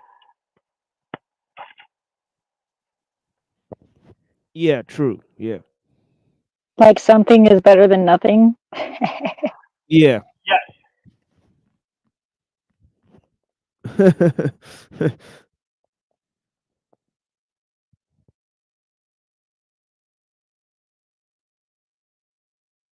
statements that ought to have had all sorts of qualifications and reservations attached to them. And some of our statements may be flatly false. Lack of sufficient information and the need for brevity made it impossible for us to formulate our assertions more precisely or add all the necessary qualifications. And of course, in a discussion of this kind, one must rely heavily on intuitive judgment, and that can sometimes be wrong. So we don't claim that this article expresses more than a crude approximation to the truth. 232. All the same, we are reasonably confident that the general outlines of the picture we have painted here are roughly correct. Just one possible weak point needs to be mentioned. We have portrayed leftism in its modern form as a phenomenon peculiar to our time and as a symptom of the disruption of the power process. But we might possibly be wrong about this. Over-socialized types who try to satisfy their drive for power by imposing their morality on everyone have certainly been around for a long time.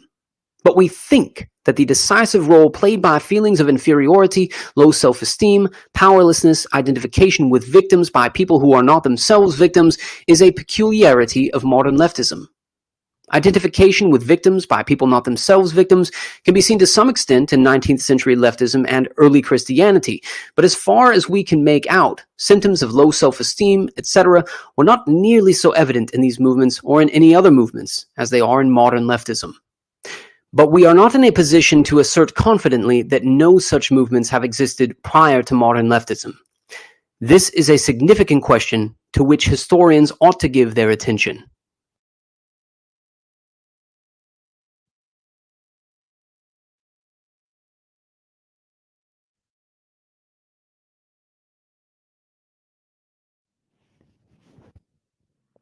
And there it is, folks.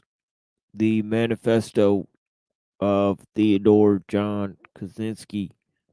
And we will also be looking at some other writings, starting with Dr. Scribina's work,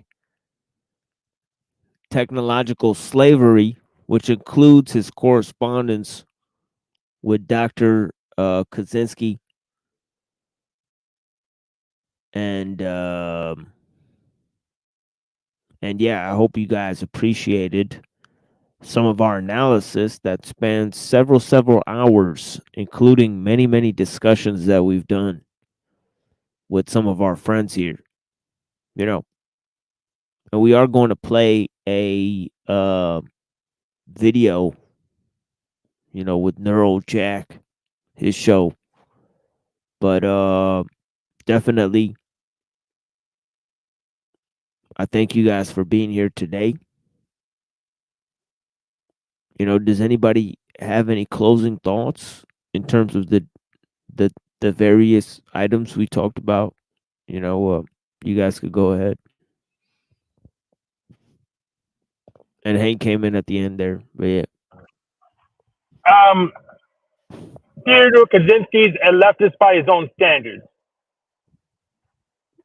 Yeah, that is that is an interesting study and analysis that can be done. Was Kaczynski himself perpetrating leftism? You know, it can be argued in his ideas of collapse and those, you know, maybe down the road I collect enough information, I could do an analysis on those types of ideas, you know. Definitely his evolutionist tinge, and there's other concepts in there.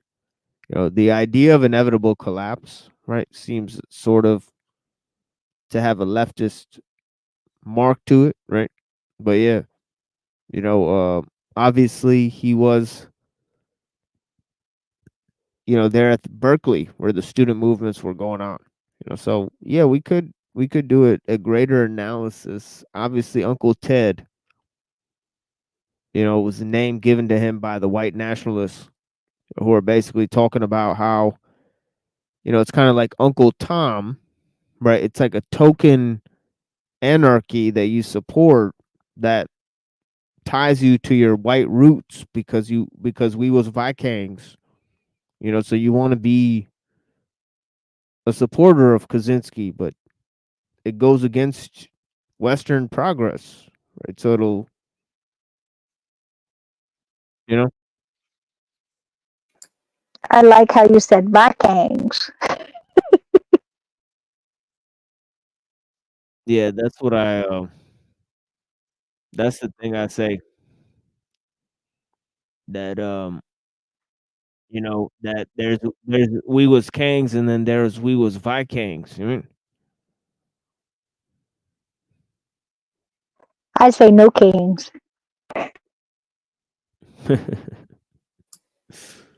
We was cortical networks. You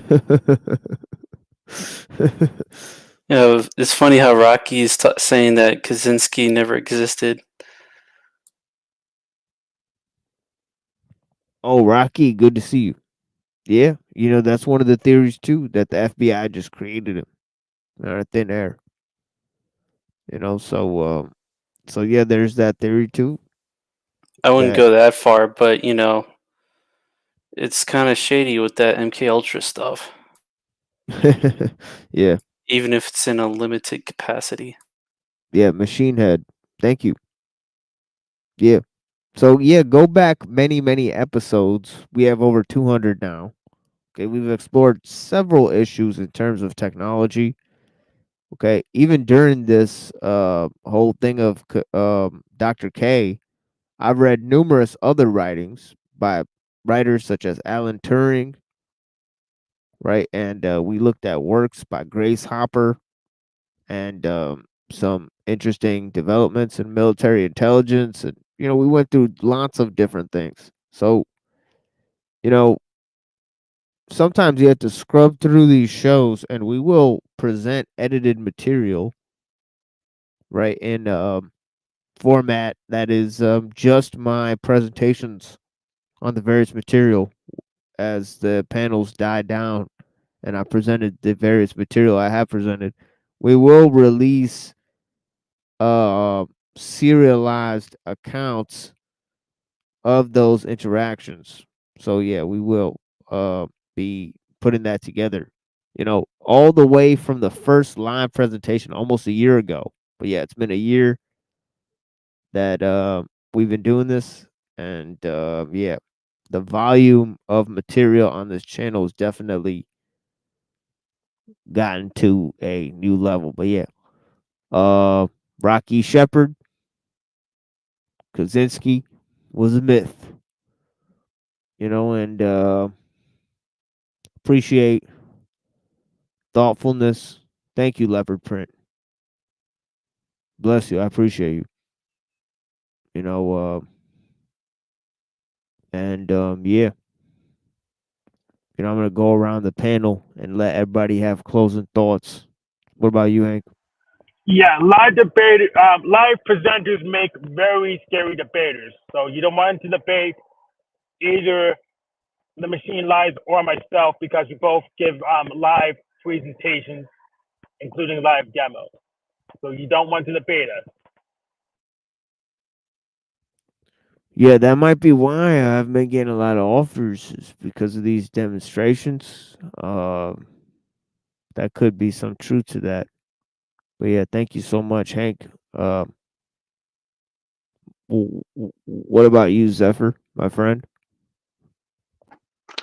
Um, it's a lot to think about for sure. I think a lot of what he was saying, I was totally like agreeing with, but then then he was like, he said something about almost certainly this type of person is leftist, and I was like, well, it's a good thing he said almost, because I'm pretty sure there's exceptions, and I kind of feel like I might be one of those people that's like, because I can like hold both sides. I can do the simultaneous, and I don't like at all power trip.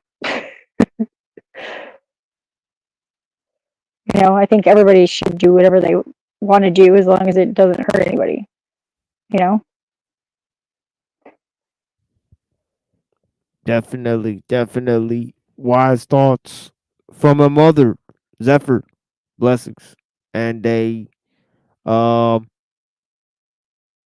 about you, Reddington, my friend?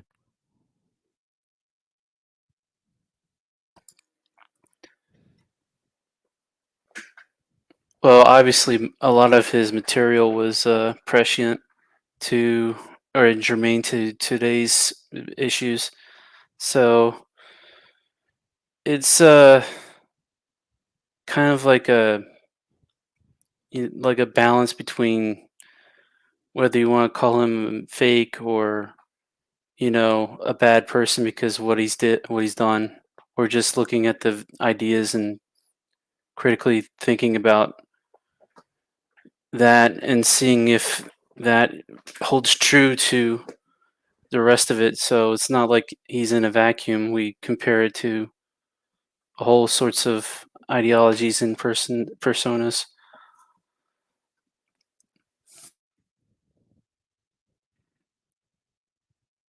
Yeah, thank you so much for joining for a meal. Go to like 40 minutes in, 40 minutes in. I basically break down the entire show. But yeah, mainly we talk about technology, the problem of technology. We look at religious hoaxes, right, and conspiracies. And yeah, we also look at philosophy and different ideas in that philosophy of mind, primarily, right? And if you didn't hear me, I'll just type that into the chat. Yeah. Anyways, and yeah, this is such a yeah, I appreciate this comment so much. Yeah, I'm gonna let this comment massage my soul for sure. You know, as I like basically just like massage it into my brain and my entire understanding of who I am and what I can accomplish. But yeah, I want to definitely provide a common area for everybody to come and think about things and also maybe sometimes have a fun time. You know what I mean? Oh yeah, definitely. More like cynicism than absurdism, you know? I'm more of a cynic. You know what I mean? Diogenes, right? Absurdist is whatchamacallit, subset of nihilism, isn't it? Yeah. Yeah. I don't know if that's true. I'm an absurd nihilist in a way, but I just think everything's hilarious, and I don't like put too much weight in it. Like, I mean, I do take some things seriously, but only insofar as I need to. Yeah, we definitely have some absurd moments here. But the drive is towards cynical or, you know, Taoist, you know, really. You know, Taoism is a form of cynicism if you really read it correctly, I think. Yeah. I mean, that's part of the reason. I think that would be one of the underpinnings of searching for truth is to combat the absurdism.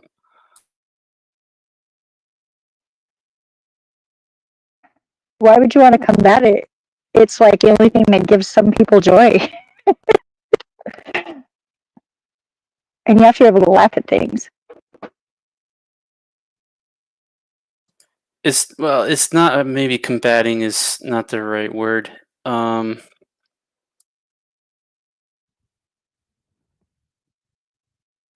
Maybe it's balancing, so it's not like totally idiotic.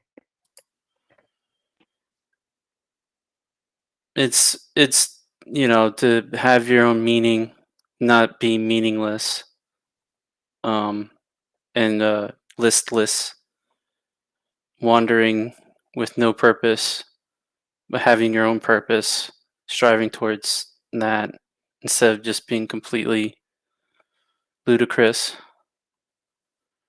I mean, there's nothing wrong with laughing at things, but laughing at things all the time. So, but laughing it has its uses. Yeah, and obviously sometimes we've got to be serious too.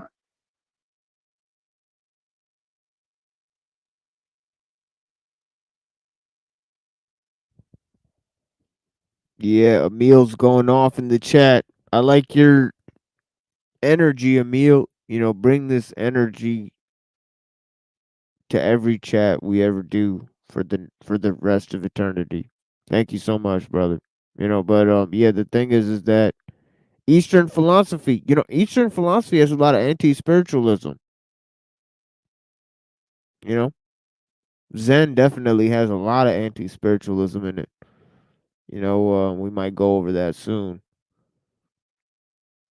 A coincidence, huh? Interesting thoughts. You know, but everything's connected, right? So where's the coincidence, right? But yeah, definitely I'd love to talk to you more, my friend. Um these are heavy ideas. I don't claim to know all things, but Not I like am. Hegel. Yeah, exactly. Yeah, exactly. But we are aware of many small and minute instances in human thought, realizations that we've concurred. Right, and thank you for joining us here on the Machine Lies. Right, where we talk about the lies of the machine on the machine that lies. And yeah, definitely. If you have any topics, Ray, just definitely email me with any topics you want me to cover. You and any of the other people out here, all right? But yeah, uh, you know, yeah, the first step to blinding somebody is getting them to open their eyes, and the first step to seeing beyond the programming is realizing what forces impinge upon your freedom, right? To realize those forces that are outside of your control. But yeah, I'm gonna play some songs, and then I'm gonna play Neuro Jack.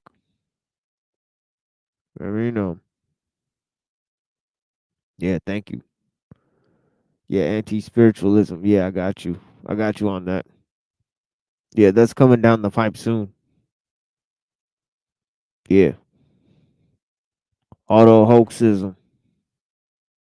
Yeah. All right.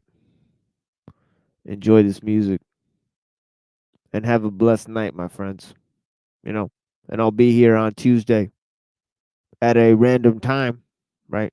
I will set the time or the live up, but yeah, check on Tuesday. I'll be here at some point.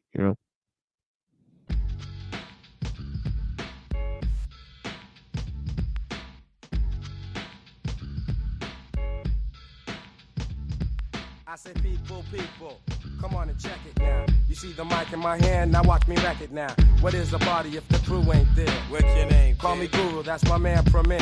Now many attempts have been made to hold us back, slander the name, and withhold facts. But I'm the type of brother with much more game. I got a sure aim, and if I find you're to blame, you can bet you'll be exterminated, taken out, done. It doesn't matter how many, they go as easy as just one. Bust one round in the ear for this here, cause this year, suckers are going nowhere, cause my street style and intelligence level makes me much more than just an angry rebel. I'm gifted, unlimited, rhymes universal. MCs that ain't equipped get flipped in my circle. I'm aiming on, raining on those bitch ass chumps, cause the rhymes don't flow and the beats don't pump.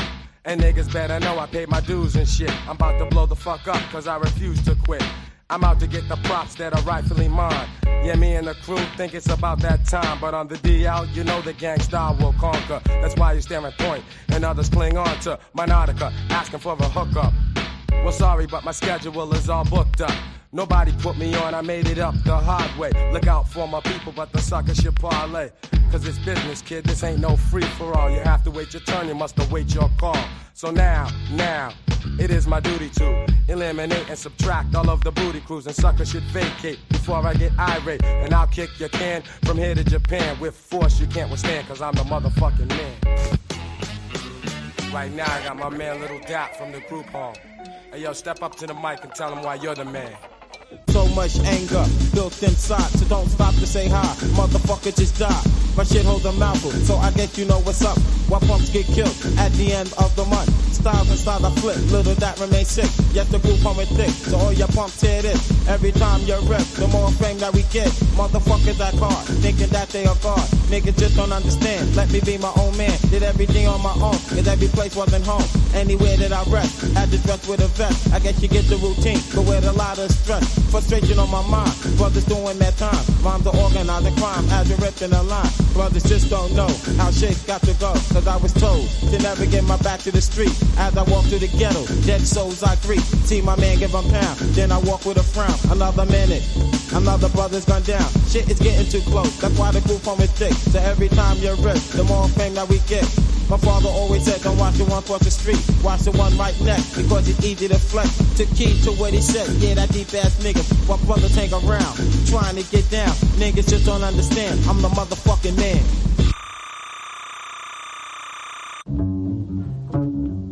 And also on the set from Dirty Rotten Scoundrels, we got my man J. Rue the Damager. Yo, tell them why you're the man. I'll tap your jaw. You probably heard it before. Step to the Bethlehemite, I prove my word is Lord. Drugstore with more dope rhyme vendor. Not partial to beat the chief ambassador. Niggas get mad cause they can't score. Like a Wild West flick, they wish to shoot up my door. But I incite to riot, don't even try it. Bust up chunks of crab kids, keep quiet. Like I said before, I tap jaws, snatch whores. Kill suckers in wars, pick a style you said was yours.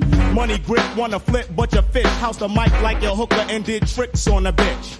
Dirty rotten scoundrel, and my name is J. Roo. Utilizing my tools in 92. MC step up in mobs to defeat us when we rock knots and got props like Norm Peterson.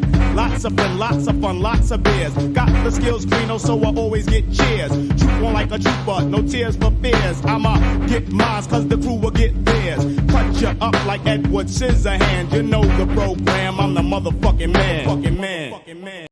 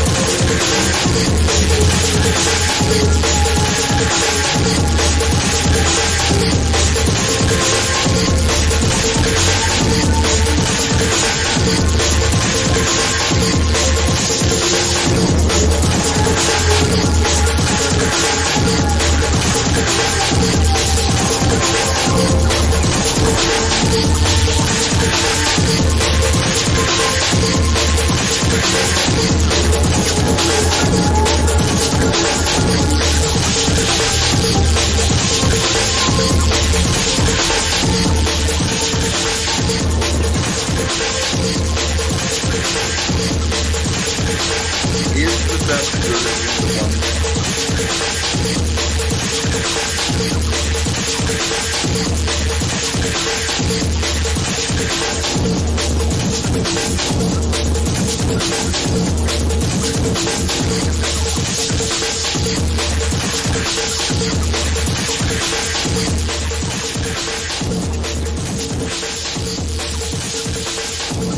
That's science, not always. I think the best version of us is the one that says the right thing at the right time. The next best version of us is the silent. But most of us let that other version just keep going. I get cheered on tonight. But it's international. It's deep. You're going to see how long I can flow state up on this channel. I'd love that. Bring the Razvans up, bring the Falls up. Let's see how long I can keep. Yes. This is why I'll do it. This is why I'll do it for International Day of Peace. When I used to do meth, and I would try and tell people I can stop doing meth if I want to do meth, they'd say like, okay, then stop. And then that's like, oh, okay, for you, I'll stop. Now when can I start again? When have you been proven enough that I can go back and do meth again? Because I just stopped because you said so. But for International Day of Peace, there's like a line I can draw and be like, see how this channel goes. I love it. We've got our first guest, and I don't know the relationship, so we'll see where this goes. I'm the first guest. Yes, in addition to you. Welcome, Neurojack. First. Thank you. Hello.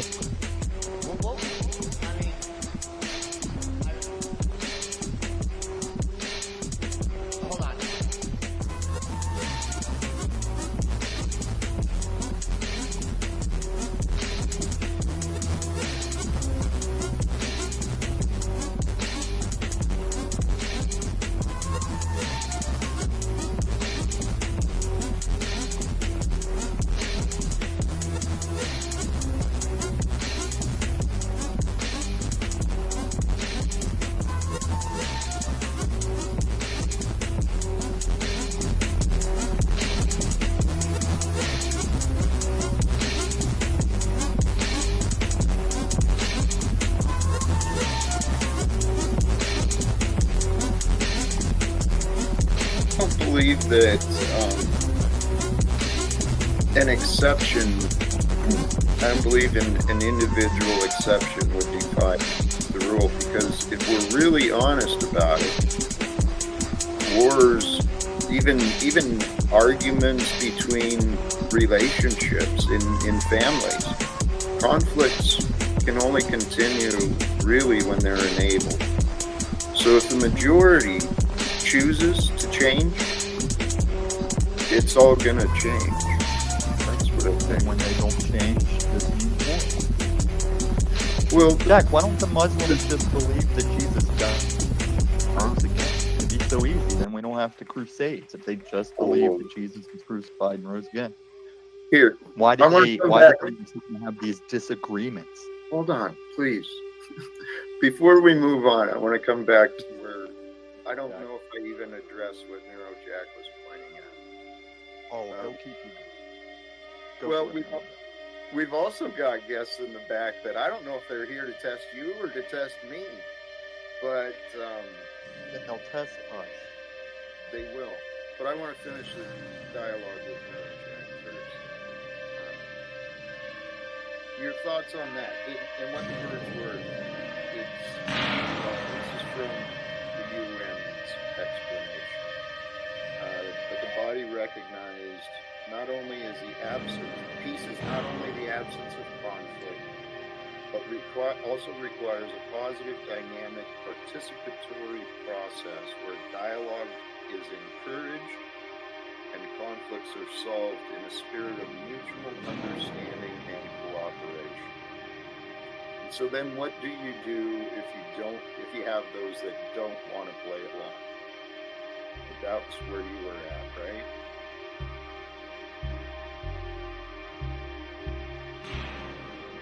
Yeah, I was just wondering, is there a definition of peace where peace is actually achievable while other people don't want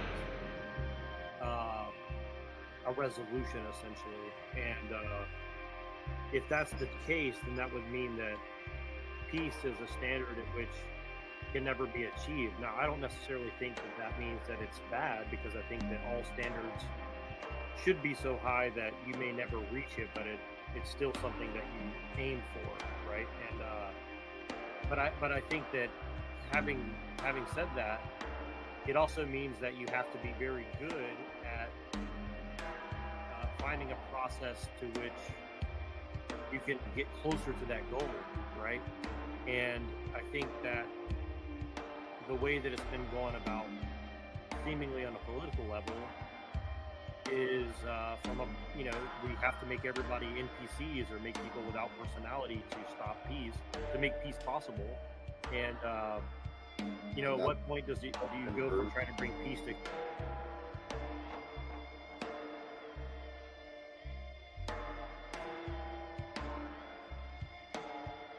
Yeah, I'm trying a different setup here, so thanks for anyone who stayed and couldn't hear me talk. So I'm going to review a little bit of stuff while I have a chance. I have about 2 hours-ish to review a little stuff and then do a little show. So if anybody wants to join the panel, link is there. You might get banned if you start distracting or doing something weird. So, come if you want, but don't be insane, And I was trying to go over there, and it's just too much. Like international peace, I did want to talk about a little bit of that, but it looks like that's not really going to be possible for more than a few minutes there, unfortunately. So, but yeah, I think I'm going to review a little bit of this video. Hopefully, more people are going to come. I'm sure there's like 100 people streaming right now, so yeah, I'm actually going to try to do like actual real content in the foreseeable future while I can. So, hopefully some of you guys will stick around and join, and we'll actually get somewhere. So my friend Sol sent me this video, and I want to play a little bit of it for like maybe 10 minutes, and I would love to review it with somebody. So hopefully that'll happen. And if you do want to join, just do it. It would be great. And we're going to talk about some real shit today, just so people know. So yeah, because I just can't take it. There's so much shit going on, and I just don't see anyone actually discussing like actually important stuff, it seems like. So if nobody else is going to cover it, then I'll do my best to try to cover it, So my friend sent me this video. Let me see if I can share it, and we'll review some of that if I can. Let's see. Yep. So this is a guy named Caleb Maupin, and he is a communist. But he has some very good analysis of the situation that we find ourselves in. If there is anybody watching, I hope that you will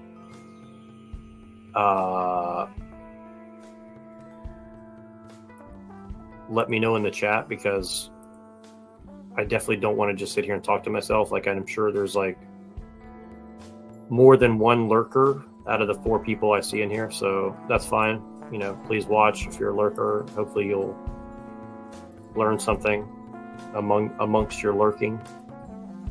And but yeah, if you do want to actually join, the conversation, you can. But again, if you're just going to be a retard, then you're going to get kicked out. So don't do that. and I'm just inviting a few people. But yeah, basically this guy is talking about the mechanics of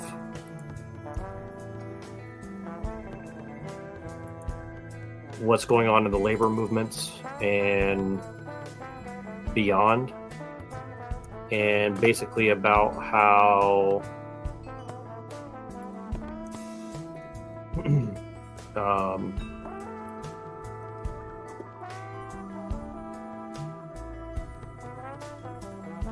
basically about how we're kind of screwed, to be honest with you.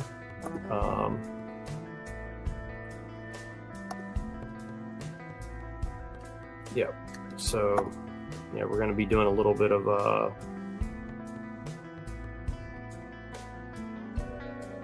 review of that while I can, and we'll see how that goes.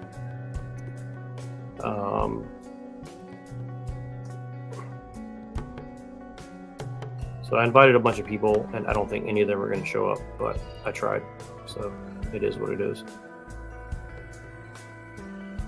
You did leave on the channel. You mean on my channel?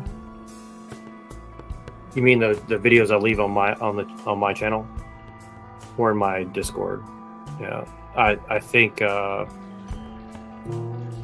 I kind of just took down most of my videos because like I don't want to get my channel taken down really, because I do think that my propaganda videos have a lot of stuff in it that people do need to see, and yeah, I do want to try to get people to watch them, even though I know they look like schizo. But yeah, so if that's what you're talking about, then that's my comment back to you. But again, please feel free to join the panel. So I'm going to play a little bit of this video. I really do appreciate those who are here, and because I don't want to just sit here and talk to myself. So I'm going to play a little bit of this and just try to pick up on what he's kind of talking about. And this is what I was trying to talk about on Jack Talcott, because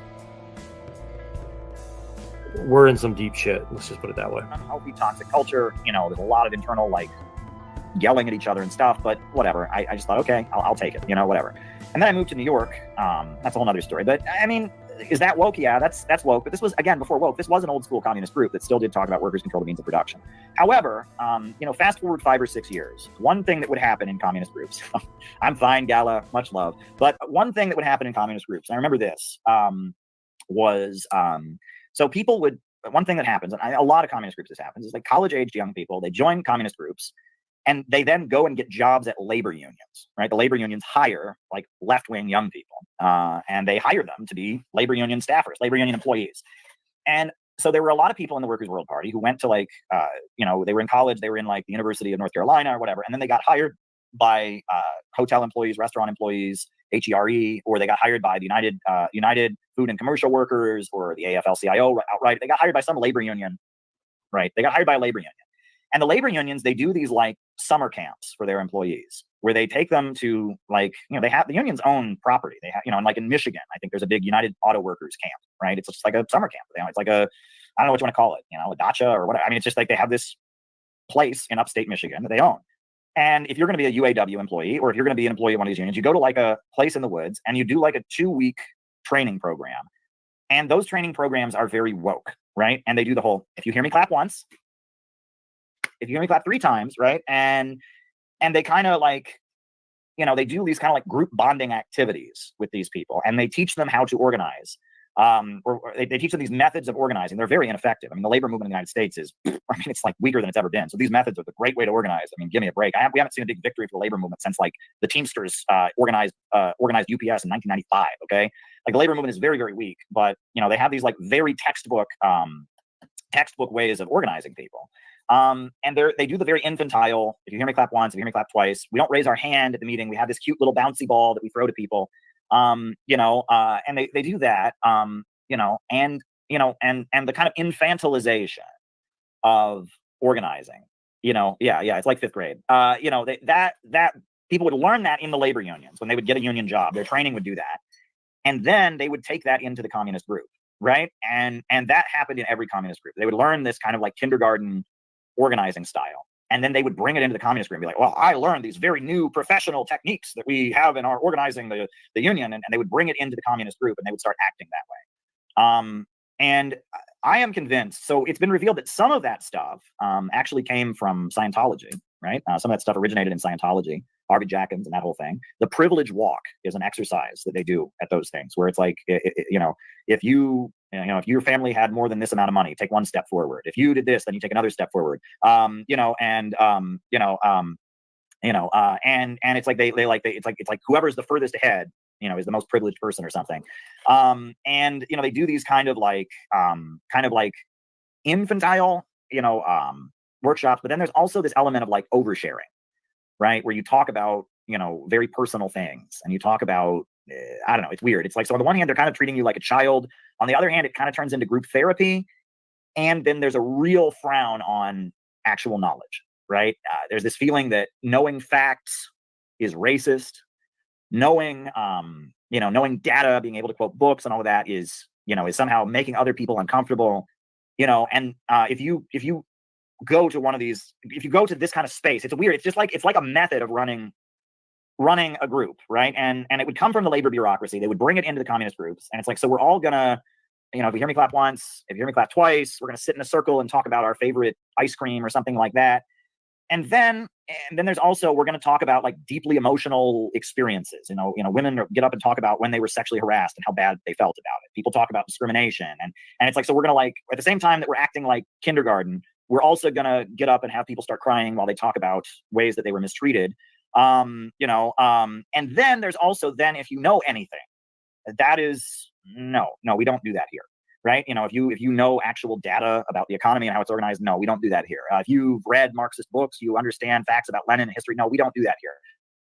We do these kind of kindergarten bonding activities. We cry a lot and talk about our painful childhood memories. And then, and it is some kind of CIA thing. I'm convinced this came from the intelligence agencies. It's some kind of brainwashing thing that they developed.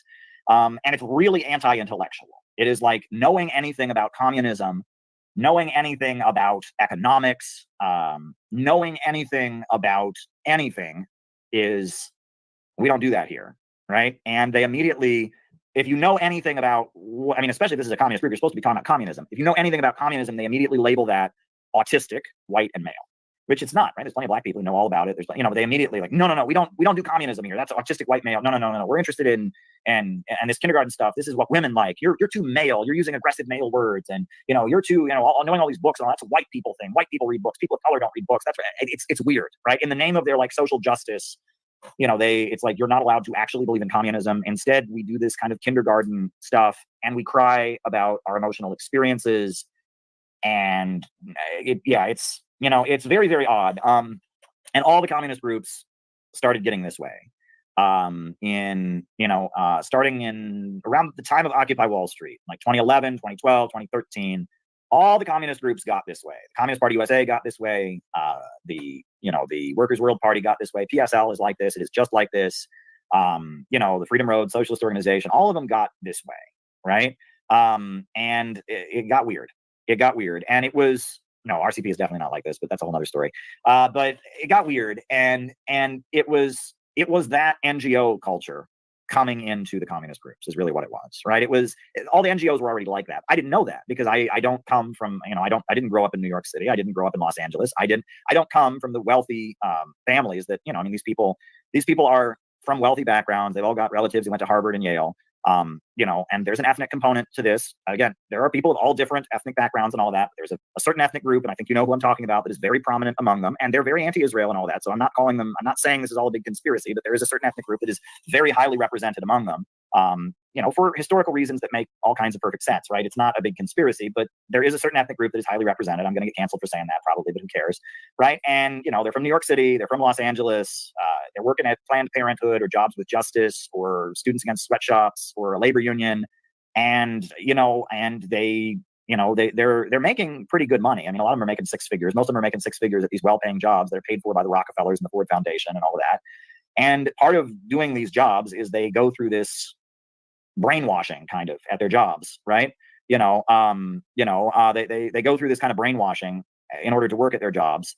And it was like this stuff started seeping into the actual communist organizations, right? And so communist groups were not like this. They had their own thing. but then this stuff from the labor union bureaucracy and from the feminist LGBT Sylvia Rivera Law Project and, I don't know which Planned Parenthood and all this stuff started seeping into the communist groups. And the communist groups, they just got toxic. I mean, you couldn't be an actual communist and be in those groups. And it's just like this culture of, if you know anything about communism, if you know anything about economics, if you know anything about history, you're a racist, sexist, autistic white male. And like, we just kind of cry about our emotions and we throw the bouncy ball. And yeah, I mean, that's what I consider to be woke, right? It is this kind of oppression politics, oppression theory. We talk about oppression and how unfair it is. We talk about different types of oppression in this weird academic, like what is the experience of Puerto Rican transgendered people compared to, and I don't know, that when you talk about woke politics, that's what I consider woke politics. Okay. And that stuff started, that's kind of my experience of seeing that stuff gain dominance. I think what it was that after the failure of the Bush administration, the liberals, the CIA regime change apparatus that runs the color revolution NGOs, they got the upper hand. They got the upper hand. And so in order to have the upper hand, they needed to really make sure there was no genuine communist politics. If you look at the political crisis of the 1960s, what happened was McCarthyism had come in after the Second World War. The Communist Party was they were part of the Roosevelt coalition. And so McCarthyism came in, and McCarthyism just crushed the Communist Party. But McCarthyism turned into a vehicle for the military-industrial complex and some middle-class elements to fight the American establishment. And so the ultra-rich, the Rockefellers and others, pushed back against McCarthyism with their foundations, with the Ford Foundation, with McGeorge Bundy and all of that. And they pushed back against it, and they funded the civil rights movement and other things to push back. And they created an opening, and out of that, you got the Black Panthers, and you got Students for Democratic Society, and you had an actual communist insurgency in the United States. You got, by 1968, 69, there was a genuine, solid anti-imperialist bloc to some degree within certain layers of U.S. society. And so then, as things stabilized, you had the rise of neoconservatism, and it was kind of gotten rid of. And I think what it was, like generals fighting the last war, they wanted to make sure that as they boosted the left, there was no danger of the left, of an actual left asserting itself. And I think that's really what it was. They wanted to make sure that this time, whatever left they boosted was not going to actually become a genuine anti-imperialist movement, right? And that's what that was about. It was like, okay, we're going to, liberals are going to have the upper hand, and the regime change, color revolution, Eastern establishment is going to have the upper hand, but they need to make sure, absolutely make sure that they do not, it's interesting. I know people who went to Cuba, right? The Venceremos brigades, they go to Cuba every year. They defy the travel ban. It's like they go as an act of civil disobedience. They violate the travel ban. They go to Cuba every year. And people talked about how in the Venceremos brigades, like every year in the Venceremos brigades, they have a big fight. And there's like a witch hunt, and that they accuse somebody of being racist or something like that. And there's like a woke, and it started happening in the Venceremos brigades every year that they gang up on somebody on the delegation and decide they're racist and sexist, and and it's clearly the Venceremos brigades. Most of the people involved, I think, are just genuine people that support Cuba. But of course, the Venceremos brigade.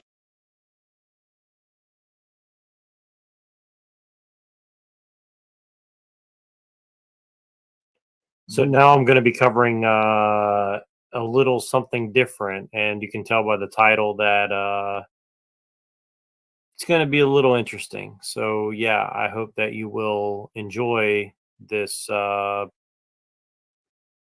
change of pace, yet equally as important, if not more important, companion to what we just watched there. Tell me if you detect a pattern. Yeah. When Donald Trump speaks directly to Jews, he uses Kabbalistic codes, which Gentiles don't understand. When Trump says to his Jewish listeners that he is going to put anti-Semites to death, what he is really saying is that he is the Messiah, son of Joseph, and will exterminate all Gentiles. When Trump tells American Jews that they are not loyal enough to Israel because they vote Democrat and not for him, what he's really telling his Jewish audience is that this generation of American Jews in exile is not worthy to receive the Messiah, son of David, and is delaying the redemption, the Messiah, the temple, and the complete extermination of all the Amalekite Goyim. Their failure to anoint Trump is delaying the arrival of the world to come in King Messiah, and they are missing out on the opportunity to achieve immortality and realize all the messianic promises. This evil anti-Semitic attack is an assault on all of us. It's an assault on humanity. It will require all of us working together to extract the hateful poison of anti-Semitism from our world. This was an anti-Semitic attack at its worst.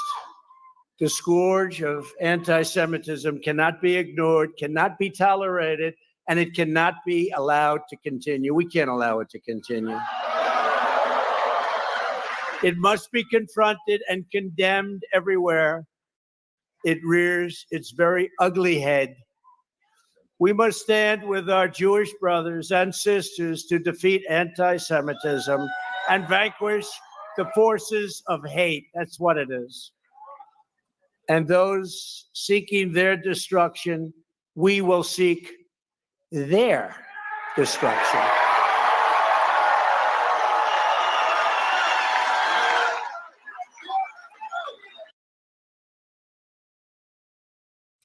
Yeah, and for death to compromise, I would say that there is a very real danger that the things that have infected the Protestants is well entrenched within the Catholic and the Orthodox stuff. And, you know, I may not be the best person to make arguments like that, but I have seen strong arguments that there is incursions into the Orthodox Church in various ways, which is one of the reasons I haven't, you know, fully taken the plunge, just because I have some concerns that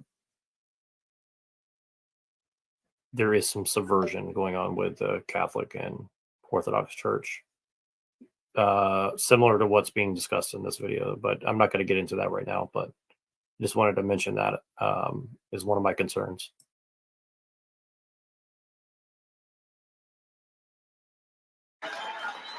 Now, when you have crimes like this, whether it's this one or another one on another group, we have to bring back the death penalty. They have to pay the ultimate price. They have to pay the ultimate price. They can't do this. They can't do this to our country. We must draw a line in the sand and say very strongly, never again. Kabbalists believe that all Gentiles are the offspring of Satan through their progenitor Cain, whose soul passed through to Esau, and all non-Jews who are called Amalekites and who must be exterminated because they supposedly bear a congenital predisposition to genocide the Jews. These beliefs are clearly understood by all the Jews listening to Trump call upon them to elect him as the Messiah, son of Joseph, whose primary task is to exterminate the supposedly anti-Semitic Goyim. The Kabbalistic process of Tikkun Olam is fulfilled by the Messiah anointed for war, Messiah, son of Joseph.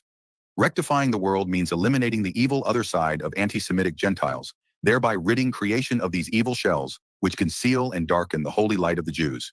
Two Messiahs exist in every generation, but will only succeed and prove to the world that they are the real Messiahs when the Jewish people in exile prove themselves worthy to accomplish the messianic tasks of exterminating the Gentiles, building the temple, ingathering the Jews, and anointing King Messiah to rule the world to come without any Goyim. Chabad Lubavitch worked tirelessly to create these end times conditions during the lifetime of their false Messiah, Rebbe Menachem Mendel Schneerson, who died of failure in 1994. Schneerson desperately demanded Jews and Gentiles manifest all the requirements for him to be officially and openly acknowledged as the King of the Jews. Schneerson failed, but his followers Netanyahu, Putin, and Trump have not given up on the messianic quest, and instead are attempting to use the full force of war and law to impose the Messiah's rule upon the world, exterminate the Gentiles, build the temple, and ingather the Jews. In order for them to succeed, American Jews, the Jews in exile, must prove themselves worthy as have the Jews of Israel. Should they fail to do so, the plan calls for them, together with 2/3 of Jewry, to be holocausted to cleanse their souls of the impurity of the evil inclination, so that the next generation will prove itself worthy of its two messiahs. Trump is using Kabbalistic codes which are understood by his Jewish audience, but not by Gentiles. Trump tells Jews that he is the Messiah, son of Joseph, who is expanding Israel and waging war on the supposedly anti-Semitic Goyim. Trump is letting Jews know that they are being tested, and that if they fail the test and prove that this generation is not worthy of the Messiah, then they will be destroyed. In order to pass the test, the worthy generation must commit itself to and succeed in genociding the Gentiles, building the temple, anointing the Messiah, son of David, and conquering greater Israel. Anything less, and they themselves must suffer the wrath that would have been inflicted on the Goyim, so that their souls can be cleansed to produce a worthy generation of Jews in the future. The issue of whether he could be Mashiach is more or less a technical issue. You know, when he was alive, there was no question he could have been Mashiach. And indeed, when the messianic speculation first began to surface in the 70s, and the Rebbe's Mashiach, so somebody went to Rav Moshe Feinstein, who was still alive, and said, "You have to issue a proclamation. They're saying the Rebbe's Mashiach." So Rav Moshe Feinstein said, "So what would be so bad if the Rebbe would be Mashiach? Why not?" And keep in mind the following point. If Mashiach can come every day, we believe that. That means there is somebody in the world today that would be Mashiach. There has to be. And 100 years ago, there was somebody. And 200 years ago, there was somebody. And 500 years ago, there was somebody. Because if there wouldn't be somebody, the Mashiach couldn't have come. So every generation, there is what you might call a potential Mashiach of that generation. Does that potential person know? Not necessarily. He may live and die, without ever knowing that he was the guy, if the Jewish people were deserving. Right? So Mashiach doesn't know he's Mashiach yet until Hashem decides to reveal himself. So could the Rebbe have been a Mashiach? For sure. He certainly met the qualifications of righteousness descended from David HaMelech. Okay. All right, you could argue, you can go through the Rambam's list. You can say, it mentions he'll fight the wars of God. Okay, but that could mean different things. That could mean fighting assimilation. It doesn't have to mean an army, so to speak. The question is, though, once somebody dies, and I'm assuming the Rebbe died. I'm not going with there are extreme views that the Rebbe didn't even die. Okay, I'm not going there. But assuming he died on the 3rd of Tammuz, so can Mashiach come back as Mashiach if he died? Now, Christianity believes yes. In fact, that was the problem with Christianity, because Yashka was initially claimed to be a Messiah, but he didn't do anything. He didn't build a temple. He didn't bring back the Jews from the Galus. So Christianity invented the second coming to deal with that particular problem. Yeah, he didn't do it the first time. He'll come back the second time.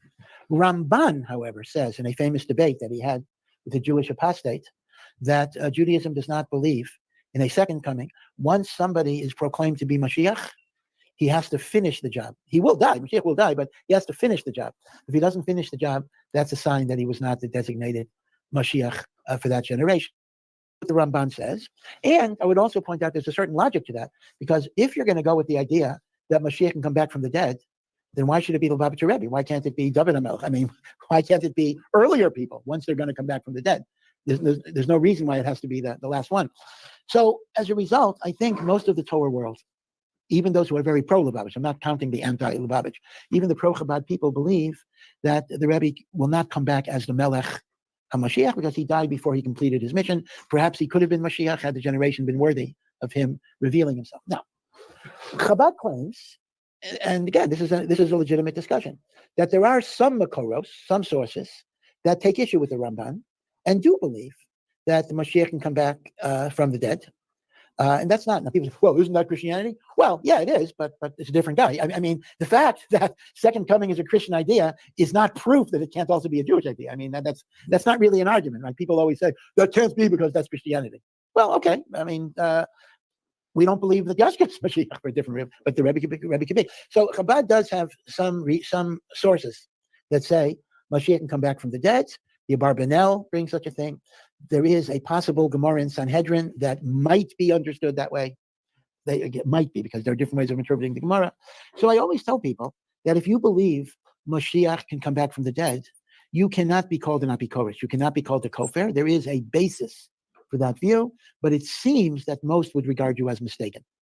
Donald Trump is demanding that the Jews of America fashion themselves into the generation of Jews in exile, worthy of the Messiah, and he is pledging to exterminate the Gentiles if they do so, and help Jewry achieve all of its messianic ambitions. Trump is telling Jews in coded Kabbalistic terms that they have to vote for him because he is the Gentile Messiah son of Joseph, and that if they don't elect him to fulfill the tasks of Messiah son of Joseph, then Messiah son of David cannot arrive in their generation. Rabbi Adin Steinsaltz recognized the belief that every generation has potential messiahs, but the generation of Jews must be worthy. This is apparently based on the continuation of the Gemara, where it is taught that in every generation there are individuals who are worthy of being the Messiah, but because the time has not yet come, he cannot be crowned as such. The students sitting in the various study halls each saw their own rabbi as being the one most likely to play that role in that generation. Rebbe Schneerson was keen to point out that his generation of Jews could be the one to receive the Messiah if they became worthy, and that he was the Messiah. Schneerson pleaded his case. Mashiach in every generation. The relevance of the above is made possible by the unique nature of our present times. To borrow an expression of the previous Rebbe, we have already polished the buttons and have completed all the elements of service required of us. Furthermore, Mashiach is not merely a hope for the future, but there exists in every generation, and surely, in our generation, a person from among the descendants of Judah who is worthy of being the Mashiach of Israel. As the Chasam Sofer writes, From the time of the destruction of the Beis Hamikdash, there was born one who in his righteousness is worthy of being Israel's Redeemer, and were there no impediments and obstacles which prevented his coming, he would have come already. Moreover, these obstacles no longer exist, for when the service of the Jewish people over the centuries is considered as a whole, everything that is necessary has been accomplished. There is no valid explanation for the continuation of the exile. Accordingly, at this time, our spiritual service must focus on standing prepared to greet Mashiach, anxiously awaiting his revelation, with a willingness to accept him eagerly. Chabadpedia lists the unmistakable attributes of the Messiah and ascribes them to Rebbe Menachem Mendel Schneerson. In our generation, the man identified by Jews around the world as the leader of the generation, and thus also the Moshiach of the generation, is the Lubavitcher Rebbe. The Rebbe's name is the name of Moshiach. As the Gemara says, Menachem is the name of Moshiach. The Rebbe adds Mendel. Now that you can understand what Trump truly means by what he is saying in Kabbalistic code, let's have a listen to his cryptic speeches portending our demise and his pledge to be Messiah, son of Joseph, and give rise to Messiah, son of David, and the world to come, Olam Haba. We love Israel, and we will save Israel, and we will fight with Israel. And the place went wild. I said, what the hell is going on? They love Israel. I hate to say it. Sometimes they love Israel much more than Jewish people in New York love Israel. We're on. If we continue down our current path with 4 more years of Kamala, Israel will be faced not just with an attack, but with total annihilation. And I hate to say it so much. It's total annihilation. That's what you're talking about. You don't have a protector. You have a big protector in me. You don't have a protector on the other side.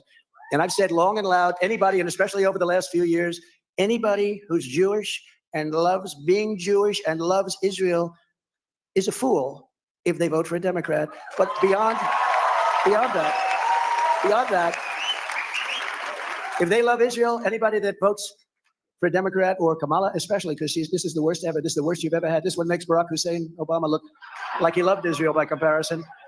But you should have your head examined because it will face an unceasing bloody war to obliterate the Jewish state and drive Jews out of the Holy Land. That's what they want to do. They want to drive Jews out of the Holy Land. Israel and Jewish people are attacked by the media that I can't even believe. The New York Times is controlled by a Jewish family. I don't think there's anybody worse to Israel than the New York Times is. I read articles about Israel that I know are false. If you want Israel to survive, you need Donald J. Trump as the 47th president of the United States. Under my leadership, America will once again stand shoulder to shoulder with our friend and ally, the state of Israel. Right now, all they do is fight the state of Israel. Don't do this, don't do that. I will always defend Israel's fundamental right to exist as a Jewish nation in the Jewish homeland. That's what it's about, isn't it? If Kamala Harris wins instead of the most pro-Israel president ever, which I have been already declared to be, you will have the most anti-Israel president by far, far worse than Barack Hussein Obama. Israel will not exist within 2 years if she becomes president. I think done. Just as I promised, I recognized Israel's eternal capital and opened the American embassy in Jerusalem. Jerusalem became the capital. I also recognized Israeli sovereignty over the Golan Heights. You know, Miriam and Sheldon would come into the White House probably almost more than anybody outside of people that work there. And they were always after, and as soon as I give them something, always for Israel. As soon as I give them something, they'd want something else. I said, give me a couple of weeks, will you please? But I gave them the Golan Heights and they never even asked for it. You know, for 72 years. So you heard it here first. Essentially, you know, the next election is about who is going to simp harder for Israel. Now, I'm not saying I hate Israel. I mean, that would just be dumb. Why would I do that? But what I am saying is, you know, what exactly is the message that is being conveyed to everybody else that's not Jewish or pro-Israel? You know, it basically is saying, like, you know, your fate is tied to Israel, which, you know, seems to be the case. And I'm just simply posing the question, why is that the case? And, you know, I'm sure there's a lot of reasons, good or bad, that something like that might be the case. And we can only speculate to some degree, but it is very interesting to me that this is the state of American politics. And, you know, the fact that so many Christians have just, even ones who don't like Israel, are basically like, well, you know, we have to choose between Trump or Harris. And all I'm trying to say is that there must be an underlying superstructure that is going to do what they're going to do regardless if either one of these guys is elected. Now, I'm not saying don't vote or anything like that. In fact, I think that we should be voting, but you know, I think it should be taken even a step further than just voting. I think we should be directly involved in the. So I'm going to highlight this comment. I am creeping ever closer to becoming a pure political nihilist. See, I think that's exactly the intended reaction that they want from us. They want us to be politically nihilistic. And no offense to the ladies, but I think this is one of the reasons why they drove women into the political system and into the workforce, because you know, men would go to war before they would allow the political situation to get to this point if they knew what was happening, right? And again, it's not even about the Jews per se only. I mean, I'm just saying that, you know, we're too connected. See, this is what I'm saying. Like, in my opinion, I think that we're just too connected to simply keep our head down and only, you know, it's like they say, what do they say? Think globally, act locally. I think that's true to some degree. But what I'm saying is, like, you know, obviously whatever this is, yeah, I mean, to be honest with you, I'm more or less a political anarchist in the sense that I think it would be preferable if we did not need a government. Because I just don't think that people can handle that situation as it is right now, because it's gonna be a power vacuum that's gonna be simply replaced with another thing that isn't quote unquote the government, but it's going to be equally detrimental for those who live under it. And I think that's what you're seeing on the right with Trump and Elon Musk. They say, well, the government's not protecting you, it's not serving you, but this corporate oligarchy here from the tech side, they're going to step in and they're going to help you, and maybe they will. But what I'm saying is, you know, who ultimately controls those people? And it would seem to be something to the effect of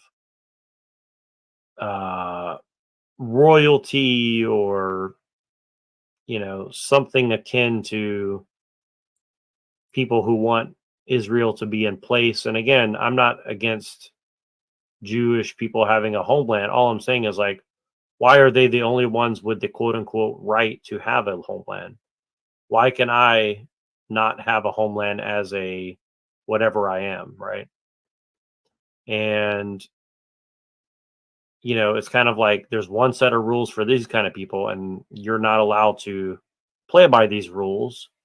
So, you know, in general, if you play a game of Monopoly and one person's playing by their own rules and you're playing by the other rules, and this person just seems to keep getting what they want, and you don't have any ability, even with the luck of the draw, to negotiate for yourself, statistically, it would seem that there's something going on, right?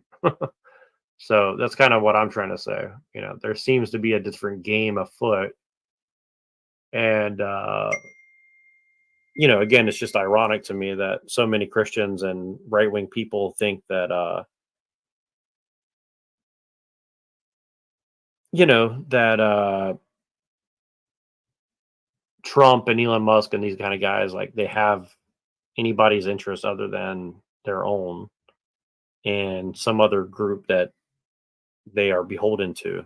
And I just think that that's a shame, because and the truth is, like, the reason I played the first part of this with the labor unions and communists and all that is, like, you know, we're in a very advanced version of brainwashing techniques, right? And it's very subtle, and it's not easy to detect because most people are just quote unquote responding to their environment, which is natural, right? This is what people do. But if you never take a higher look at what's going on, or at least have some sort of moral standard by which you judge people and their actions and the situation that you're in, and take a good hard look at the different rules that different people are playing by and why they are allowed to and you're not, you're not going to have much of a chance of negotiating a better deal for yourself. And, you know, Trump's all about the art of the deal, right? So he should be promoting this to his followers, yet he doesn't. So I think that's kind of interesting.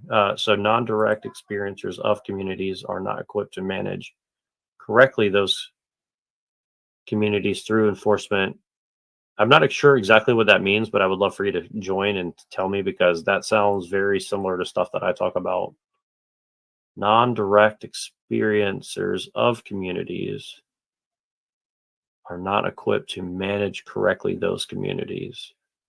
I think you're saying like people who participate are not the same as the people who administrate. And yeah, definitely. And I think that we need more people who are looking to administrate and hold people accountable to one rule set at the very least see people who aren't playing by a certain rule set and point that out at the very least, right? That's part of why the Russian Empire had to fall. From their perspective, it was a threat to them. I'm not sure who you mean.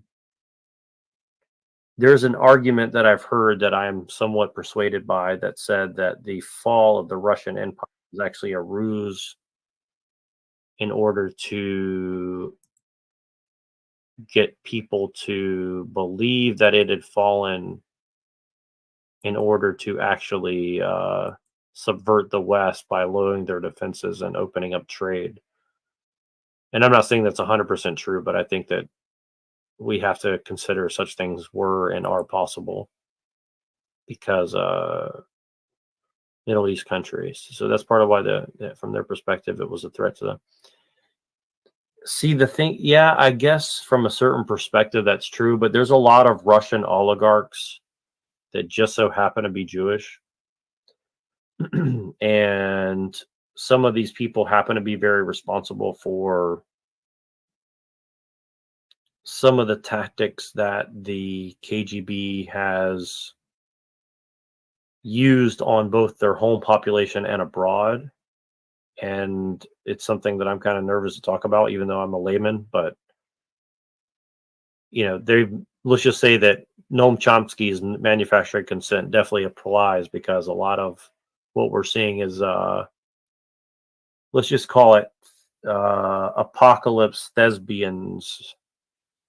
Hopefully you know what I mean. Crisis thespian, you know what I'm saying? We're watching a show that has been written out for us in order to get us to react a certain way. And so the one I'll name is, like, if you look at the Arm and Hammer dynasty, it was a front organization for basically Russian Jewish oligarchs. And they basically helped set up Al Gore and got him to be vice president under Clinton. So, you know, essentially you had someone that I would characterize as potentially, allegedly, maybe a Russian Jewish oligarch agent as the vice president under Bill Clinton. I mean, everybody looks at Clinton and, you know, makes a mockery of him, but I like to say, like, maybe he had his heart in the right place and he was just a fucked up guy, but, you know, look who he was surrounded by. You know, I'm not defending Clinton. You know, I'm just making an argument that there's a lot of stuff that people don't talk about in history that once you start putting into perspective, it starts to make a lot more sense. Yeah, thank you, Zephyr. And Middle East country. Yeah. Yeah, I'm not sure exactly what you meant by how that relates to your previous comment, but I'm a little tired today. I'm sure I sound it too, but yeah, there's just a very strange set of circumstances going on right now. And I think the fact that, you know, again, I don't want to get into too much detail just because I think it's dangerous, but, and I don't think I'm in a position to take the risk, but, you know, there's definitely some sort of cooperation that seems to be going on with Russia and America and Israel. Now, to what level and for what reason and all that, I don't know, but as much, you know, or at the very least, America seems extremely weak compared to what it should be as far as its actual internal defense of intelligence agencies. Like, America seems like it's been totally either A, infiltrated, or B, working in tandem with other intelligence agencies for some overarching purpose that definitely has nothing to do with meaning and preserving, sorry to say this, but white Christian people that were on this continent. You know what I mean? Now you can argue over whether or not we should be here or whatever, but as it stands now, the government definitely is not representing the once 90% plus white Christian people that, quote unquote, built this country. So, again, it's not really a racial thing per se, but what I'm saying is like, go around the world and tell me what it's like to live under the corruption of different types of people, including the Russians and the Union. I mean, it's like insanely corrupt. So it's not only about being Christian, obviously, right?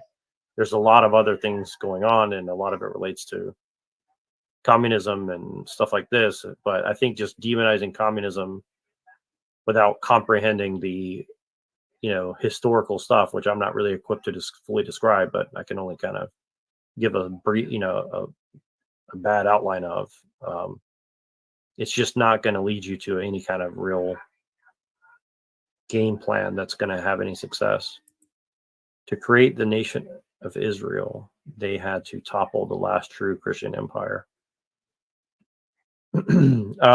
Yeah, definitely. And I think that I get what you're saying, but I think I'm going to say something very controversial, and I know that this is not something that people want to talk about, but and again, like I like Russian people, and I like Orthodox people. I do not trust the Russian Orthodox. Yeah, see, like what you said there. Yeah. From this perspective, yeah. So Russia fell in 1917. Ecumenism exploded in the 1920s with the church, the papist calendar, and other things. Yeah, exactly. Yeah, I mean, I agree with you. But what I would argue in regards to what you're saying here is that, and again, I'm not like, one of my weakest points of history is Russia, China, Africa, stuff like this. But I will say that, like, I would argue that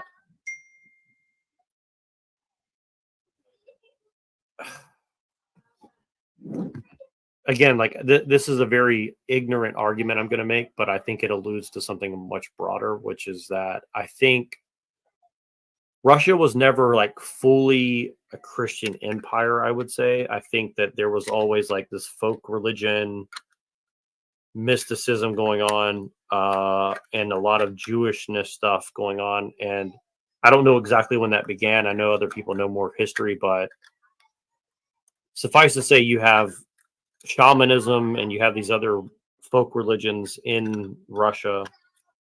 You had the Byzantine Empire, which at some point seemingly collapsed and also was corrupt on some level.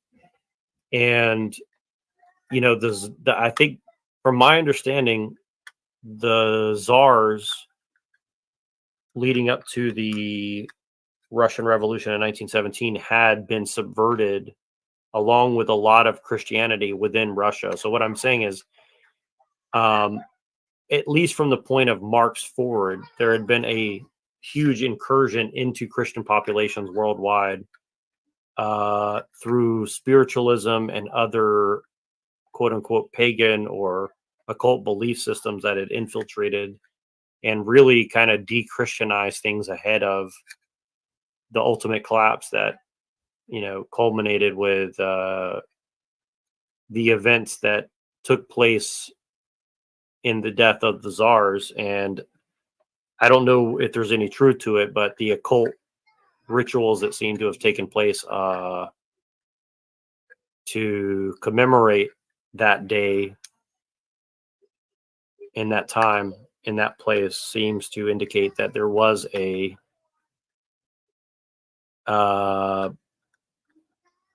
religious / occult meaning behind that. And so, yeah, I would say overall you're correct, because it was at least a symbolic falling of the Russians. And I think probably, if I had to guess, and again, this is an ignorant argument, if I had to assume that the reason it's probably because the West had already been subverted through occultism and British Israelism, etc. And probably Russia had been slower to actually bend the knee because they actually were Orthodox versus Catholics, which, again, I'm not Catholic bashing. I'm not saying Catholics aren't Christian, but what I'm saying is like the program to make Catholics more susceptible to occultism, I think, had been a much more successful program. And I think they had to take a different approach in the East because Orthodoxy probably is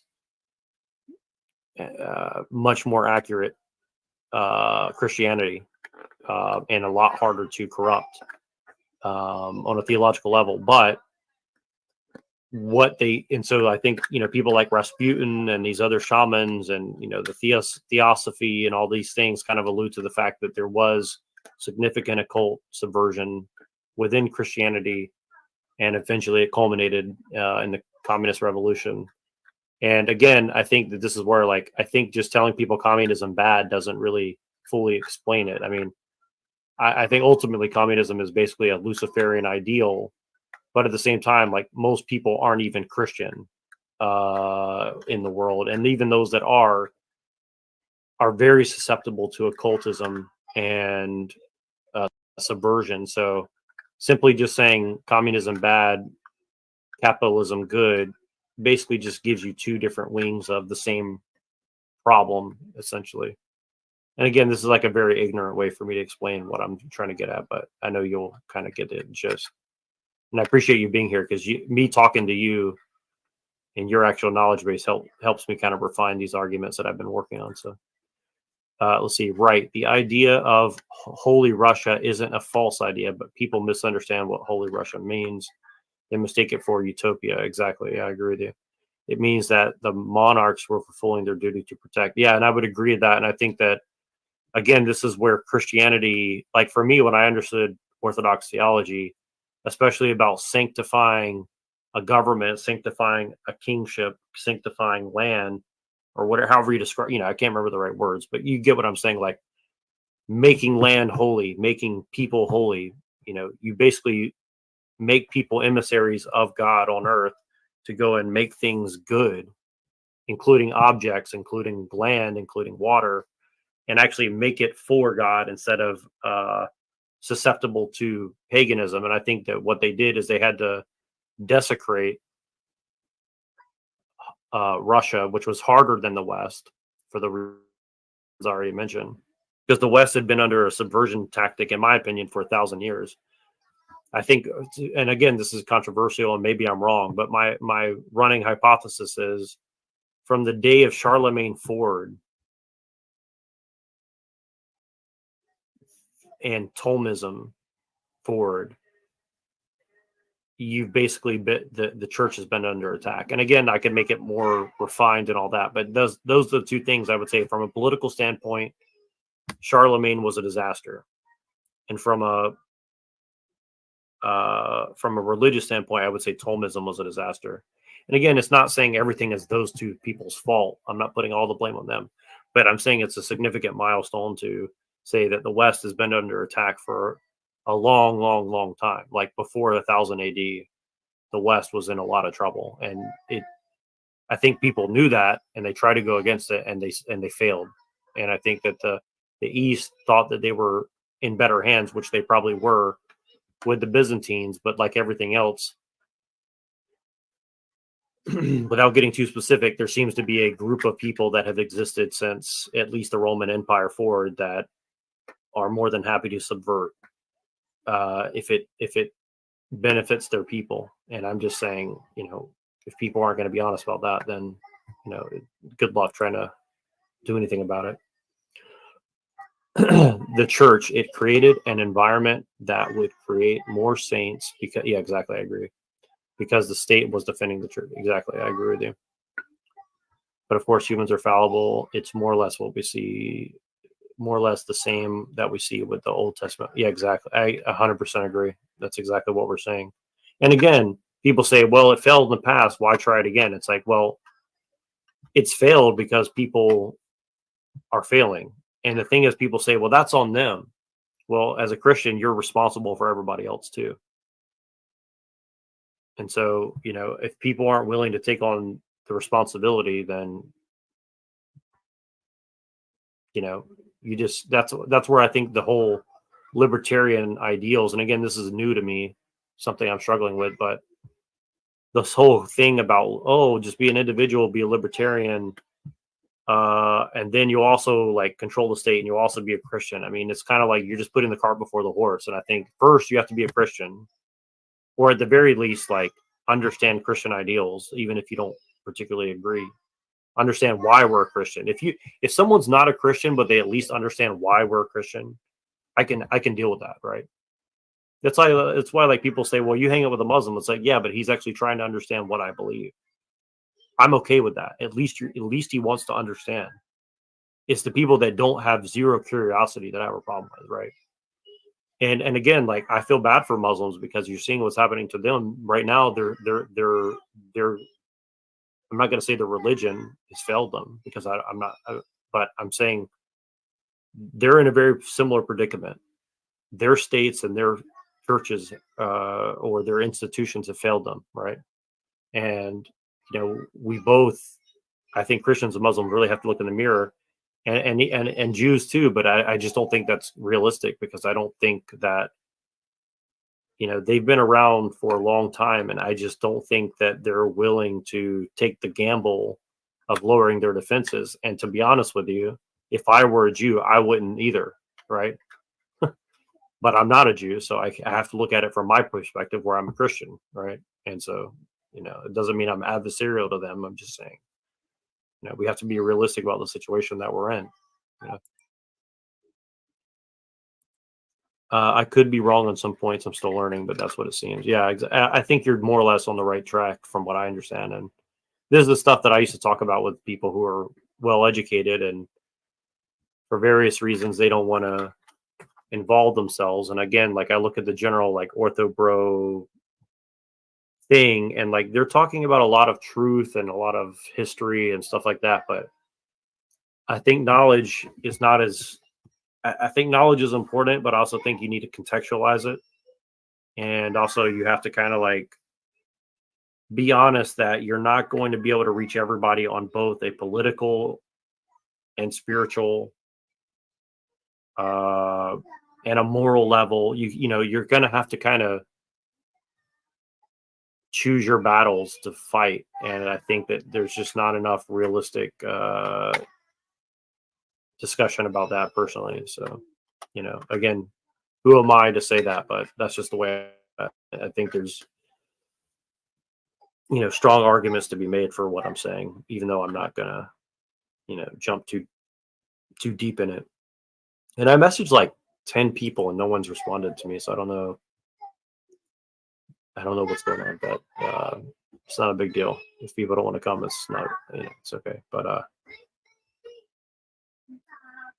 yeah, I have some more stuff I wanted to kind of cover, and Machine's going to be starting in about an hour, I think. So I'm going to play a little bit more kind of interesting stuff that I found. But yeah, I mean, this stuff goes very, very deep. And again, it's really, most of it's going to be above my pay grade, but I've had some conversations with some people who are way more aware than I am. And I think I do bring some framing that's important, I would say, because I think that most people are just not going to be at a level to which they're going to be able to understand a lot of this stuff. And so, and I do think the stakes are so high that we just have to be honest that, you know, we have to be honest that, you know, we're in a very desperate situation, and we have to start kind of like thinking of how we can get some wins intergenerationally, because, you know, again, like I think that we're here for the struggle, you know, not to quote, you know, Mean Mr. Mustache, but Mein Kampf is a great name for a book. I mean, my struggle, I think you know, humans are here to struggle. We're here to learn. We're here to do things.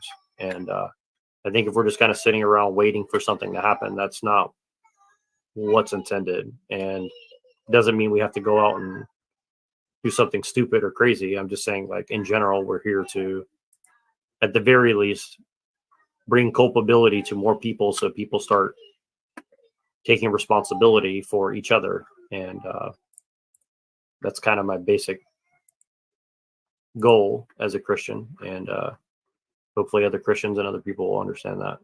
I'm going to share a little bit of this. You know, this is kind of a throwback, even though this is a recent interview with Stefan Molyneux, but I think some understanding about a good version of libertarian anarchism and then trying to reconcile that with Christianity is important right now, because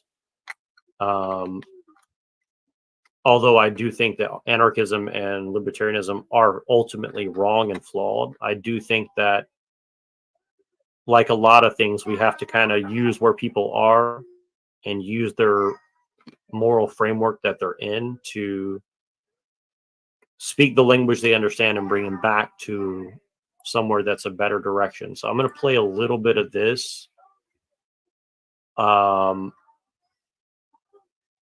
because I think that it is very important, and hopefully someone will actually join me in this discussion, or at least enjoy what's going to be played. So I'm going to share a little bit of this. And let's go to coercion and with what we want. Moral choices. So I'm going to play a little bit of this.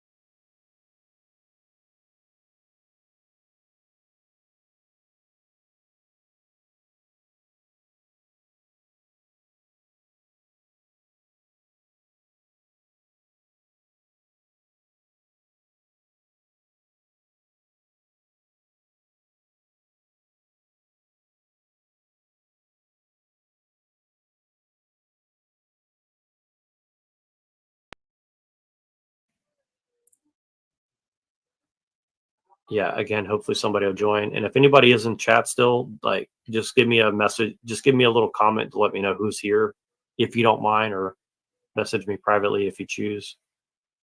Again, I do appreciate people being here. This is not like a bash on Jews thing or something. I'm not just saying that ironically. Like I generally just want people to discuss. Like I talked to Benjamin, who's an Israelite living in, I mean, he's a Jewish guy living in Israel, and like I don't have any hate towards him because he's Jewish or anything like that. So like I'm simply saying that, and he would acknowledge this as well. Like people have to look at where they're at, who their tribe is, and act accordingly, right? And I think that if we don't find peace with Israel, and we don't find peace with Jews and Muslims and Christians and even atheists, we're doing a disservice to everyone. Now, that does not mean that we should compromise on our morality, but I think we have to discover what is our morality, take it from there. And I think that I just don't see that conversation happening. And a lot of this is really going to come down to like interpersonal relationships, which again, why I like Stefan Molyneux, because at least he does talk about these things. So anyways, I'm going to play a little bit of this for a few minutes, and hopefully somebody will join me by the time that this gets off the ground. So there we go.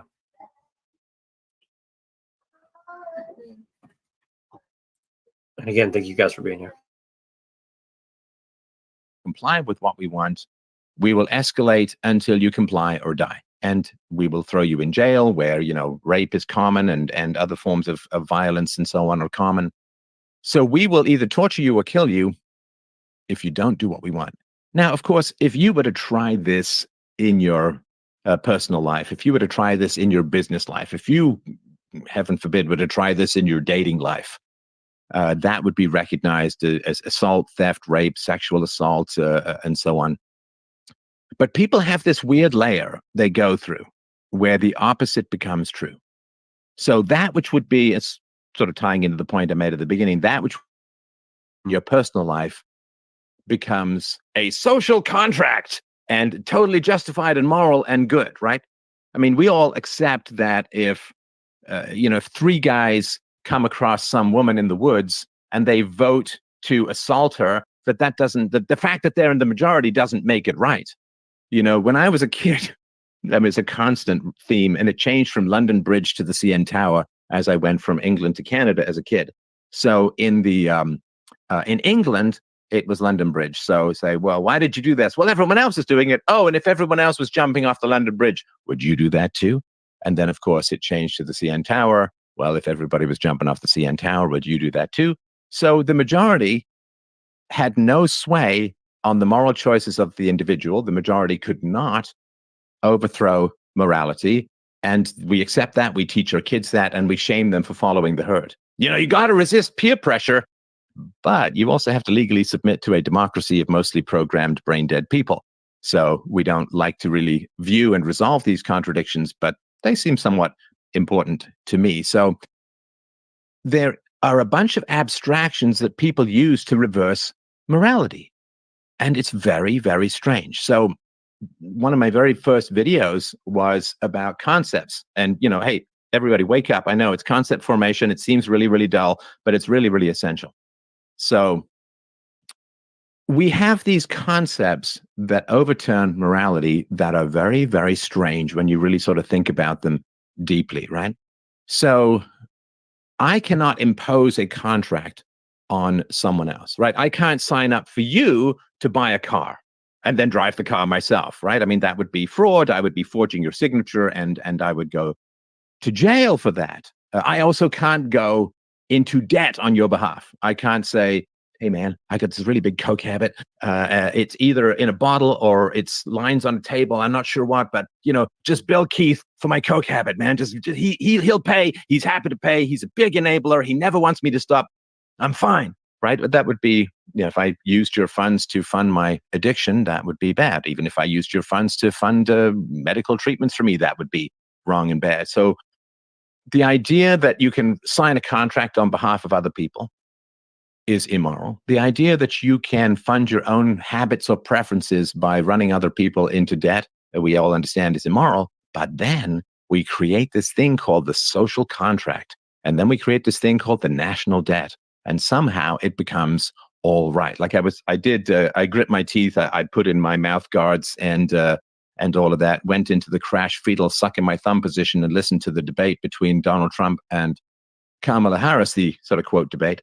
And as was the case with the previous debate in 2020, the national debt never mentioned. It's like the biggest single factor affecting American life at the moment.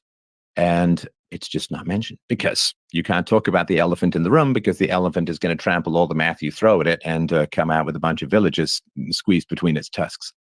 So you can't talk about these things. So what I would say to people is there's no magic in concepts that reverses morality. If, 3 guys voting to assault a woman in the woods is not moral, then the majority is not moral. The majority wanting it so does not make it moral. Now, that's bad enough when the majority can think for itself. But when the majority is raised in, Control C, Control P, copy paste, brain stamping, indoctrinated minds in these government education camps, the lack of concentration camps called government schools, and you either have to comply, nod and go along, or they will drug you. They will drug you. Like this is what the Soviets did to dissidents. Well, communism, you see, is perfect. Therefore, if you don't like communism, you're mentally ill, and we need to stuff horse tranquilizers up your ass till you pass out on a park bench and then ship you off to Siberia. So the idea that the system is perfect and anybody who has a problem with the system is mentally ill and needs to be drugged is about as monstrous and evil as can be conceived of, particularly with regards to children. So the idea that there are all of these concepts, the state, the social contract, and so on, that these things are justified by concepts, but are actually enacted by individuals, like all moral choices and all initiations of the use of force are enacted by individuals. And you can't wrap people in concepts and turn evil into good. And there's all of this baffle gap that goes along about wrapping concepts around immoral actions and then somehow magically transforming them into abstract virtues. It doesn't work. The beginning of wisdom, as the saying goes, is to call things by their proper names. If I have a weird lump on my arm and it's a tumor, but I call it a muscle, that doesn't transform it into a strength, right? It just means that I've mislabeled it. And getting people to say, let's start locally. Let's start with what is moral for you. Let's test if it's universal to you, and then let's apply it universally. Most philosophy goes from these weird abstractions inward, right? You've got the Platonic forms, you've got Kant's noumenal realms, you've got the nirvana of the Buddhists, you've got these like weird, spacey, up is down, black is white, cats and dogs living together in sin. You've got all of these abstractions that just baffle you into incomprehension, like Hegel's world spirit. Boy, let's try talking to particular countries in Europe, say, oh yes, there's this world spirit, you see, that picks you to rule over every other nation at particular points in time. It's like, yeah, that's going to go just swimmingly, isn't it? So you've got these weird abstractions that just baffle people into accepting clear immoralities. And as an empiricist, I say, well, let's start with what you accept locally. What do you believe locally? And let's work out from there. If you say, I accept this moral, and this moral is universal, you've actually solved it. And the work that I've done, rape, theft, assault, and murder are the 4 major immoralities in the world. And if you accept that those are wrong, and they're always enacted by individuals, it doesn't matter whether the individuals have a funny hat or a costume or can do cartwheels, or it's a Thursday, or they happen to be sitting in a big white building. It doesn't matter. The morality is the morality. The rules of physics don't bend around costumes, and the rules of morality don't bend around peculiar rituals. And once we start accepting that, man, we can just have a great world. If you were, say, the Martin Luther King Jr. of today, and you were to give a speech in hopes of uniting the West, the genders, the races, people at the levels, what is something you would focus on in that speech to really give some people something to rally around? So, just pull out of my armpit Martin Luther King Jr. speech. Yeah, that's totally fine. Totally valid. No problem. Hang on. I'm going to need a little more caffeine. Just as far as general topics go, something no, you would no, focus I on accept the because- challenge. I have a dream. Okay, I accept the challenge. I'm on it, man. Okay. I'm on it. Let me just limber up a little here and get myself all sinewy and ready to strike like a viper at the jugular of irrationality. So, what'd I say? It's hard to accept how much you've been lied to. When you have someone who genuinely and generally tells the truth, and there's a couple of white lies in there, we can accept that, right?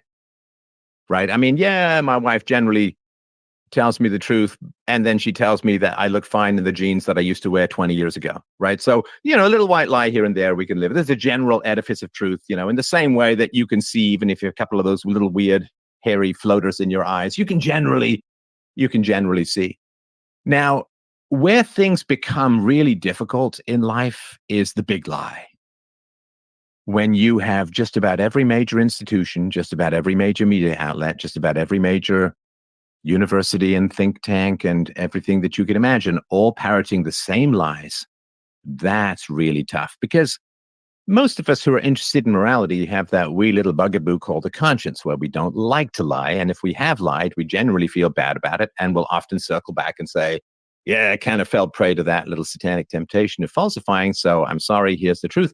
And so we feel bad about it, we don't like it, and we assume naively, and I put myself first and foremost with the least excuse into this category, we assume that there are people out there who feel bad about lying. But depending on how you measure it, 5, 10, 20% of people don't really have a conscience.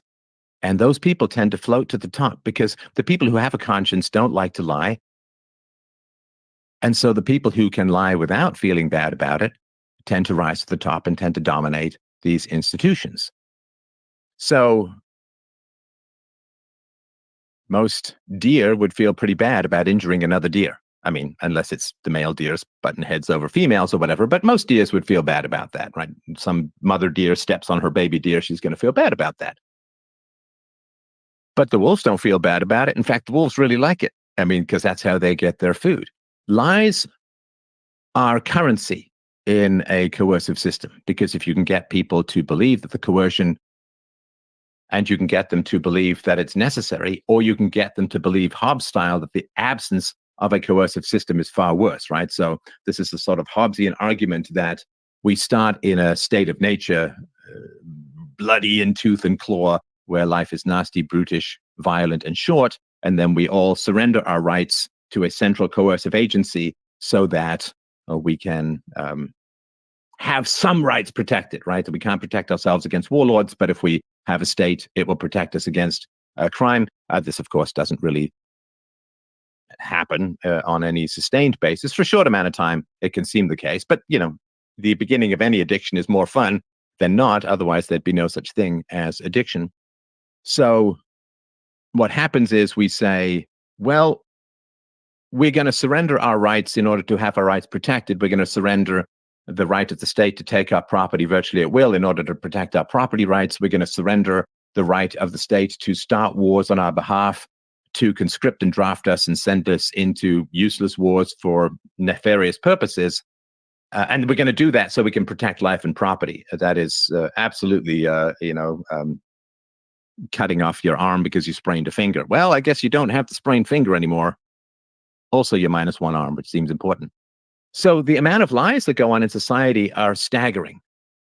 The amount of falsehoods that go on in society are absolutely staggering. You see this, of course, in politics all the time. You see this in advertising. I mean, you see this even, in the filters that people use on social media. I don't know if you've seen these videos where it's like, hey, this woman looks fantastic on social media. And here she is coming out of the swimming pool on a sunny day. And it ain't really the same. I mean, other than me, I'm actually 950 years old. I'm just very youthful looking. So this is how I've managed to gather so much wisdom and so little hair. So the amount of falsehood in society is enormous, but falsehoods are incredibly profitable. So the problem is that we generally base most of our relationships. The question is, well, why do people have such a tough time seeing the truth. I mean, one sort of simple example, which I talked about, I think back in 2015 or 2016, was the Fine People hoax, right? This is all the people saying that Trump said that neo-Nazis and white supremacists were very fine people. Of course, false. I've been lied about myself, so I sort of understand where this is coming from. It's false. Even the left-wing site Snopes has debunked it. The video has been played at press conferences to debunk it. And you can literally beam the truth into someone's ass on the cell phone, and they can take 1 minute to watch it. Like, you've never had anything like this. You know, it's like, well, in order to discover the truth about this, you need to learn ancient Aramaic, and you need to travel to Alexandria by camel, and then you need to study for a year. It's like, no, I can beam the truth to your ass in 60 seconds. I mean, it's 2 seconds to beam it to your ass, and then 58 seconds for you to see the truth. Literally, you can beam the truth to people's appendages and get them to see the truth in 1 minute. So there's no barrier to any of this, and people still continue to believe these ridiculous falsehoods. Well, that's because they're in a shared tribe of delusion, and most tribes around the world are shared tribes of delusion. So the reason why people, and this is why it's what I would say to people, the reason why it's fine, you find it hard to get the truth, is that if you get the truth, people aren't going to like you. Now that's really tough, because everyone says, well, I'm liked for who I am. I'm liked because of the magical pixie dust essence of me. I'm just.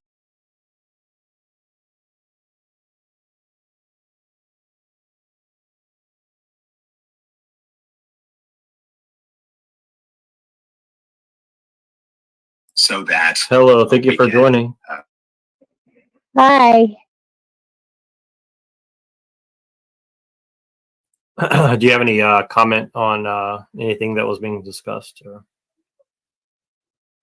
I like Stephen Molyneux. I actually used to watch him back whenever he did A Voice for Men. And I think he's got a good way of speaking to people that are like more conservative too. So I know somebody he's gay, but he's like a Republican and like a Trump Republican, which is, I know, kind of it's a paradox, a bit of a paradox. But he really loved Stephen Molyneux too, and he was like really shocked and surprised that I was listening to him. But I like to listen to a lot of different perspectives. I think it's really important if you want to get a big picture that's close to objective. I agree, and I mean, I followed Stefan News for like, I would say, if almost 15 years, if not more. So yeah, I mean, I've seen him since The Voice for Men. Yeah, that whole manosphere thing, and it is kind of just wild, like how controversial it seemed back then, and to people, and they're like, oh, he's saying that men should, basically have standards for who they have sex with or who they have kids with, or their government, or that's funny, because like I had somebody ask me in a Telegram chat that I used to be part of pretty regularly. I had somebody ask, like, what is a reasonable body count for you as a woman? And the person that was running the channel was like, no, we can't discuss this. And I find that very problematic, because I would have been more than willing to answer that question. Okay, and great. it felt, yeah. Give me an answer to that question. Really? I think I think it's an individual decision that everyone should make for themselves. That would be my answer, honestly.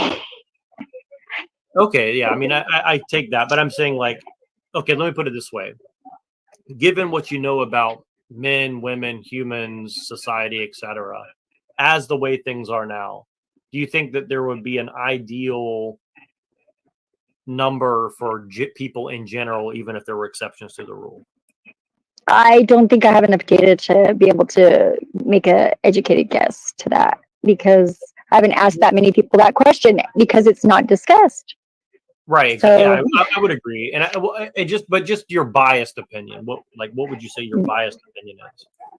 My personal opinion is, I don't know, under 100 is pretty reasonable, I think. Under 70 is better. Under 50, even better. Under 25, better. Under 10, it just depends on how long the relationships were and how much experience there was. Okay. Let me ask you this. Do you think that there's any difference for men versus women in general in this arena? And again, this is, it's not personal. I'm just asking, like for I'll go ahead and tell you mine. Like for me, just so you know where I come from, and that way you don't feel weird, right? So I would say I don't like feel for me- weird. I'm always weird. So But all right, go ahead and answer that. Go ahead and answer. okay, so I think for men and women, I think women have a built-in, or should at least, if they're at all self-aware, have a built-in higher standard for that number to be lower, because you're taking a risk of like transmitting the sexual disease of life every single time if you're not careful, you know. So I mean, that's Yeah, I changed a agree. bit I with birth, agree. birth control and stuff, but birth control is not a guarantee that you're not going to get pregnant. I got pregnant after being on Depo for 2 years, so yeah. And birth control makes people crazy, so they do weird things too. It's like they gave me Wellbutrin, which totally killed my sex drive, and that was better birth control than birth control, honestly. Yeah, see, I really appreciate you saying that, because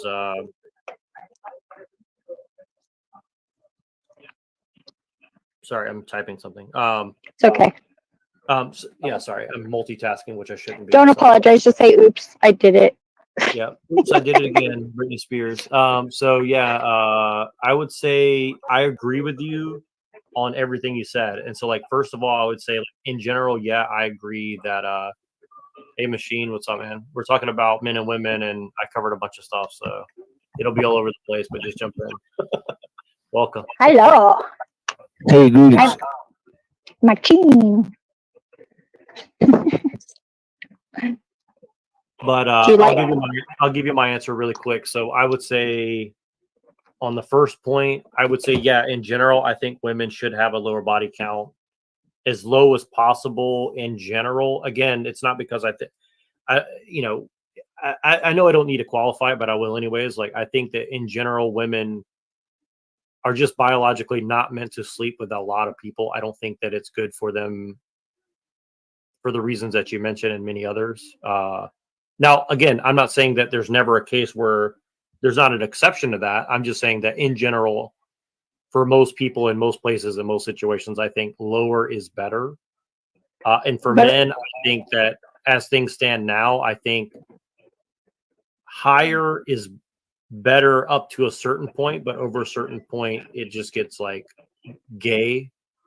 Or just excessive. But, okay, so on the other end of that question, on the other end of that spectrum, what do you think?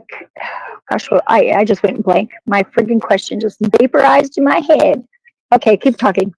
It'll come back if I just release it. Right. Well, you're saying you're gonna say something to the effect of like men versus women on body count idea, but yeah. And again, like when I say higher is better in general, let me say what I mean. Like what I'm saying is like, ideally. I remember. Okay, go ahead. Oh, it was just that women should have a low male body count, like particularly, probably, I would say, because I don't see. If women do stuff with each other, that's not the same. I would say in general, I agree. I think that it's not. I think if anybody wants to do it, male or female, that's fine, as long as they're careful about it and keep the body count low when it comes to men, including men with men. Yeah, I think that's a whole nother topic. Well, that's just a health discussion there. I mean, I want my sphincter to be tight. I agree with you. I mean, I think here's the thing, honestly, like, I'll be honest, like, I think that in general, men are fucking dangerous. Okay. Yeah. You have the erection projecting into the universe, that's what it does. It projects and erects. Yeah. And again, that's what I'm here for, and that's good and bad. Yeah. But I'm just saying, like, the way things are now, I think that everybody has to be extra cautious. Because it's not balanced, and we could fall over. Yeah.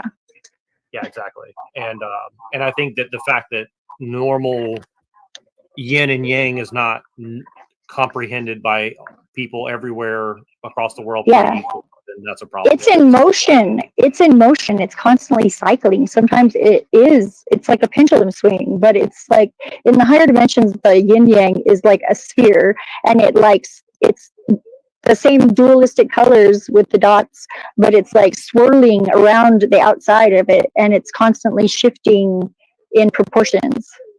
Like the dots are getting bigger, the dots are getting smaller. It's really, I don't know. Yeah. And I think that that's something that I think just upon like witnessing that symbolically or imagining that, that people can, that opens your awareness because it speaks directly to your subconscious for most people, at least. Well, I think it should certainly, but yeah, I think it's different degrees. And just to mention really briefly, I think that, you know, one of the silent epidemics is the chemical stuff like you're talking about. Like, I can just tell you, like, I had a girlfriend who was on birth control when I was in my 20s, and I saw a huge change in behavior with birth control. Yes, it totally throws off your hormones and all of your chemicals suffer. But you can. As a matter of fact, I did totally become immune to Depo-Provera. It did not make me crazy, but it did not make me like not be able to get pregnant at a certain point too. It's just stopped working because my body was adaptable and it obviously adapted to it. Yeah, right. And again, I think good or bad, like the thing is, like in general, people are viewing themselves as an individual and not a part of an ecosystem. And the thing is, when 40% of women in the world are injecting hormones into their body for whatever purpose, like that changes the environment, right? Like it's just Yes, well, that comes from the women feeling objectified more than men do. It's something that I think that men have an equal and opposite sort of deficiency, which kind of is it's like a negative feedback loop with men and women a lot of times, because women feel objectified. They do not feel like valued intrinsically, like for who they are. They feel like their worth is attached to their physical body and what they can do. And I'm saying this as a woman. But it also, it's like men are also not raised to express themselves emotionally in a way that is not destructive, that is minimizing the damage. Right, and our environment has changed so rapidly from where we were like before. Exactly. We were like out in the farm. So yep, that's still not an excuse though, because we are amazing creatures that are creative, and we could do it. Oh yeah, but what I'm saying is, like, we've been trained since birth not to do such things. So you know, yeah, I don't think it is not a wonder that it is that way. But now that we know that, we should be able to overcome it pretty easily. Well, I agree that we should and ought to be able to, and I think that we are able to. But the truth is, like, I mean, I don't want to get into like the whole racial or cultural thing, but I think that like, in that's general, a victim script. Yeah, I mean, what I mean is, like, I think that here in America, we have the best and the worst of both worlds, because like we have like a blank slate, 300 years of history, and we don't know really about history before that. Even if we've learned, like, it's different because we're like, there's a lot of history before that, and a lot of it is out there still, you know, to be discovered. And that's a good thing, in that we get to kind of get a reset in a sense. But on the other side, it's like we have no like sense of place in the world or something, and so we kind of like look at ourselves as like in a vacuum, and that's just not the real world. And I think that, so we got like this kind of like, I think if we ground to nature, though, I think that is easily overcomable too, because you are an earthling and your ancestors have been here a long time, and why not like know, like in language, how to like connect to that part of you that is all recycled. But you've been all sorts of stuff before, all the way back to Stardust, you know. Maybe yeah, and although I question that narrative, I do like the idea that I was once like a piece of gold in a star or something. I think that's fucking cool. Well, you know what? That's what's important, is how it makes you feel, because that is like when you could really tell when somebody's telling the truth, is you get like a little like ding in your heart if you listen. Right. So- Well, and I say that like it's kind of cool because like I'm a Christian, right? And then I say, well, like I don't think it matters if I was just like a piece of stardust in the past and now I'm a human. It's like that But it does make a nice story. That to me is like can do really cool shit. You know what I mean? Like that's the way I look at it. But, Are you familiar with Carlos Castaneda at all? Because like a lot of people said that like his stories were like totally like made up and he like stole things like stories from other people and all sorts of stuff. But it's like he really lived as if it was true. And I think that it says something. I think that's the way most people live. They just don't want to admit it. Exactly. Why? And you know what? Gaslighting isn't bad if you do it to yourself, as long as you don't forget. Yeah, like that. It's like that guy who looked in the mirror. He's like, I'm good enough. I'm smart enough, and doggone it, people like me. Like I know Isn't that's that what weird. Sally Field supposedly said in another life when she was on the getting an award? I thought it was Sally Field. But that was a Mandela effect, supposedly. Oh, yeah, I know. I know what you mean. Yeah, I remember that. I mean, like for me, I keep the Mandela effect on the table, even though like I think that there's some larger overarching psyop with it. Even if it's real, I think it's being misused. But yeah, I think It might be being misused, and I definitely think it might. Actually, I have a story for a later time about 9/11, and a friend of mine had a prophetic dream in like 1987 about some stuff, and the symbology in retrospect, like she basically like got used by some government agent to figure out what the connection was that they could basically infiltrate every Middle Eastern country. And they will remain unnamed right now. I definitely think that that's the level that people need to be thinking on. I mean, Yeah. whether that's happened or not, that's Not everybody needs to be thinking on that level. Well, what I But- mean is, if you don't want to be a complete mind controlled zombie, you need to be thinking on that level. Is what I'm saying. Yeah, well, smaller steps to get there. Oh yeah. But yes, eventually we all need to be thinking. Yeah, exactly. Yeah. But that's kind of what I'm saying is I think there's different levels for everyone. And Machine, please interject. Yes. If you know me, I won't shut up. Please do.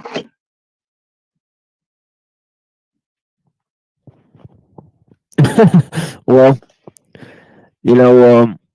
yeah, definitely. There's a lot of, programming going on. I mean, what can you say? Who's programming you?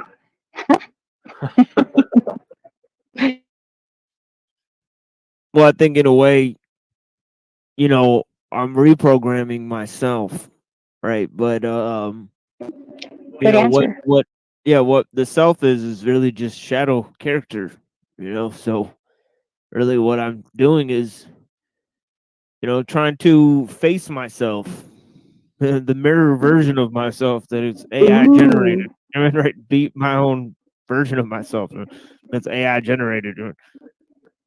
You're a PC, not a NPC, though. So that's one thing, it's like, I think I like that answer a lot. Reprogramming is a good thing. Because our brain has programs and they weren't all of our software is like needing updates, firmware updates. I like that analogy. Not the annoying automatic ones, though, fortunately. Not unfortunately, because it takes longer, but they work better.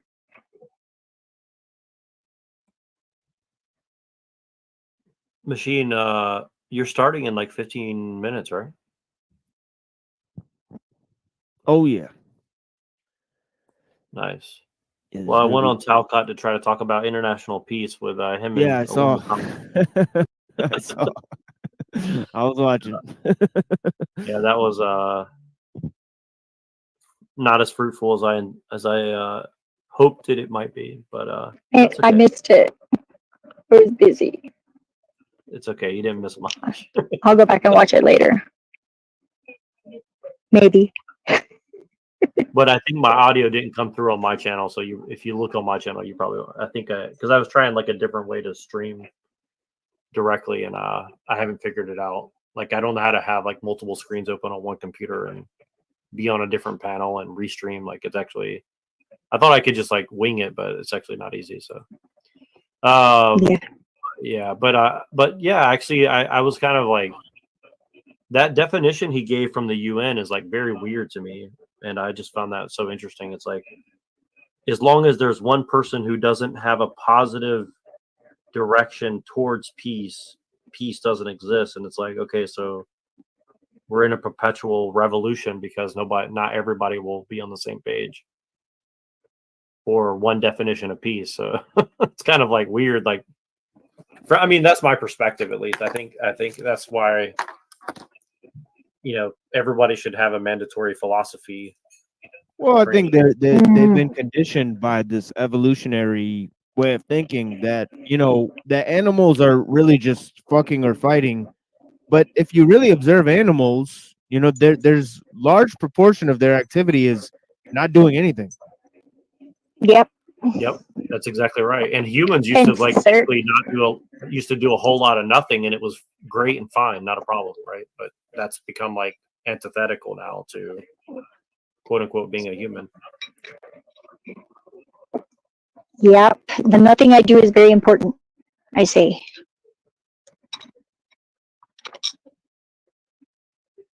I'm not gonna make you guys listen to me chew. And then God spoke to them and said, the first law is you will always be in a state of FOMO. So get over it. There's always more. Exactly. And yeah, it's just really funny. Like, that's the way I feel about the direction of society right now. It's like literally everybody's institutionalized into never being satisfied. And I'll be the first to admit that I am definitely victim to that. For sure. Well, I think that's more like it's like a unidirectional progress flaw, basically, because like there is an upswing and a downswing to satisfaction. Without, like, if you're satisfied all the time, it's like I always say, I don't want to go to heaven because heaven sounds boring as hell. Everything is good all the time. You would get sick of it really quick. I guarantee you. Think about it. Well, see, that's the thing is, like, I think people, and I'm sure Machine has a lot to say on this, but like, this is one of the things where I look at something like Dante's Inferno or whatever, or like these ideas of like, this is what heaven is. And I think even as a Christian, or maybe as a Muslim, I don't want to speak for Muslims, maybe even as a Jew, I don't think that a definition of what heaven is, or being one with God, is something that you can possibly comprehend. But we've tried to like anthropomorphize the idea being God, and say, well, we're created in the image of God, therefore I can understand what God is and what he does and what he wants us to do and where we're going. And I think that that's just like insanity. Do you know what I mean? Well, get this. Go ahead. Sorry. There's a door, there's an indoor inside of your consciousness that goes out. And in that door, you find permutations of God that are your inner gods, and you can call them whatever you like. You can anthropomorphize them to the end of the universe. And it still translates through your being to the outside. All, which is the God. It is the sum of all, Allah, as some people call him. Right. But yeah. And and I think this is where Islam does have some advantage in a lot of ways over Christianity, at least in the way that they acknowledge. See, like in Christianity, we acknowledge that there's demons, but we don't contextualize what does that actually mean. And I think that from my understanding of Islam, or at least some certain versions, like they know what a genius is, They know what a gen is. They know what a incubus is. They know what these different things are and what they do and how they operate in the world. And I think here in the West, we've kind of like turned everything into a ghost or a demon or whatever. But it's like very amorphous thing, and you basically have to become an occultist to gain this knowledge. And then a certain type of an occultist, you give up your religion. And I think that that's a mistake that a lot of people have made. But I'm reading Machine's book right now, and the part 2, and I just think that it's very it's giving me a lot of context, like different ways to like really contextualize a lot of ideas I've had. And I felt that way since I first met Machine, but like to read it the way he wrote it down, and the way he prioritized the writing, I think is very good. And I think that if people were actually reading your book and then came to debate you, they would have a lot better of a time. But people aren't reading the book and then trying to debate you. I think that's a big mistake, you know. Well, I'll tell you right now, if they had debates or writings, you know, I go pour over them. You know, so the idea that somebody would just show up and just organize a debate, and I offer them lots of materials. I offer them my opening statement beforehand. You know, I offer them almost all the materials I'm going to be using as sources. You know, so none of the people that I debated online actually gave me the same type of offers. You know, because I'm like, I know. I'm like, yeah, you know, look at all my sources, you know. But yeah. Yeah, and I think that like you'll know when I've like really understood your ideas, because I definitely will challenge you to a debate, because I want to test my ideas and see where there's differences and stuff like that. But I think the first step is to actually understand what you believe. And the truth is, I'm trying to understand what I believe, because like basically I'm starting with a conclusion, which is, you know, Christianity, and I'm testing everything. And you put a very I'm trying to open it up. The PDF won't open on my phone right now, but for whatever reason, I'm sure I've been hacked by the CIA or something. But joking. But your definition of faith, you did like a 1 paragraph and a whole section really on faith. But the way you describe faith is like you made a distinction between belief and faith, and I think the way you did that would make it very difficult for these people to debate you, because they would have to have a different definition of A, belief, and B, faith, and why their definition supersedes yours, and then they can have a discussion about religion. But see, I just noticed that this is not the level of discussion people are willing to have, right? And I think that it's a shame, because I would love to see those debates hashed out. I mean, that's kind of what the world really needs to see, is like, what are we really talking about? And I've noticed, certainly from my side, if you try to ask a lot of Christians what they believe, like it's very difficult to get a straight answer.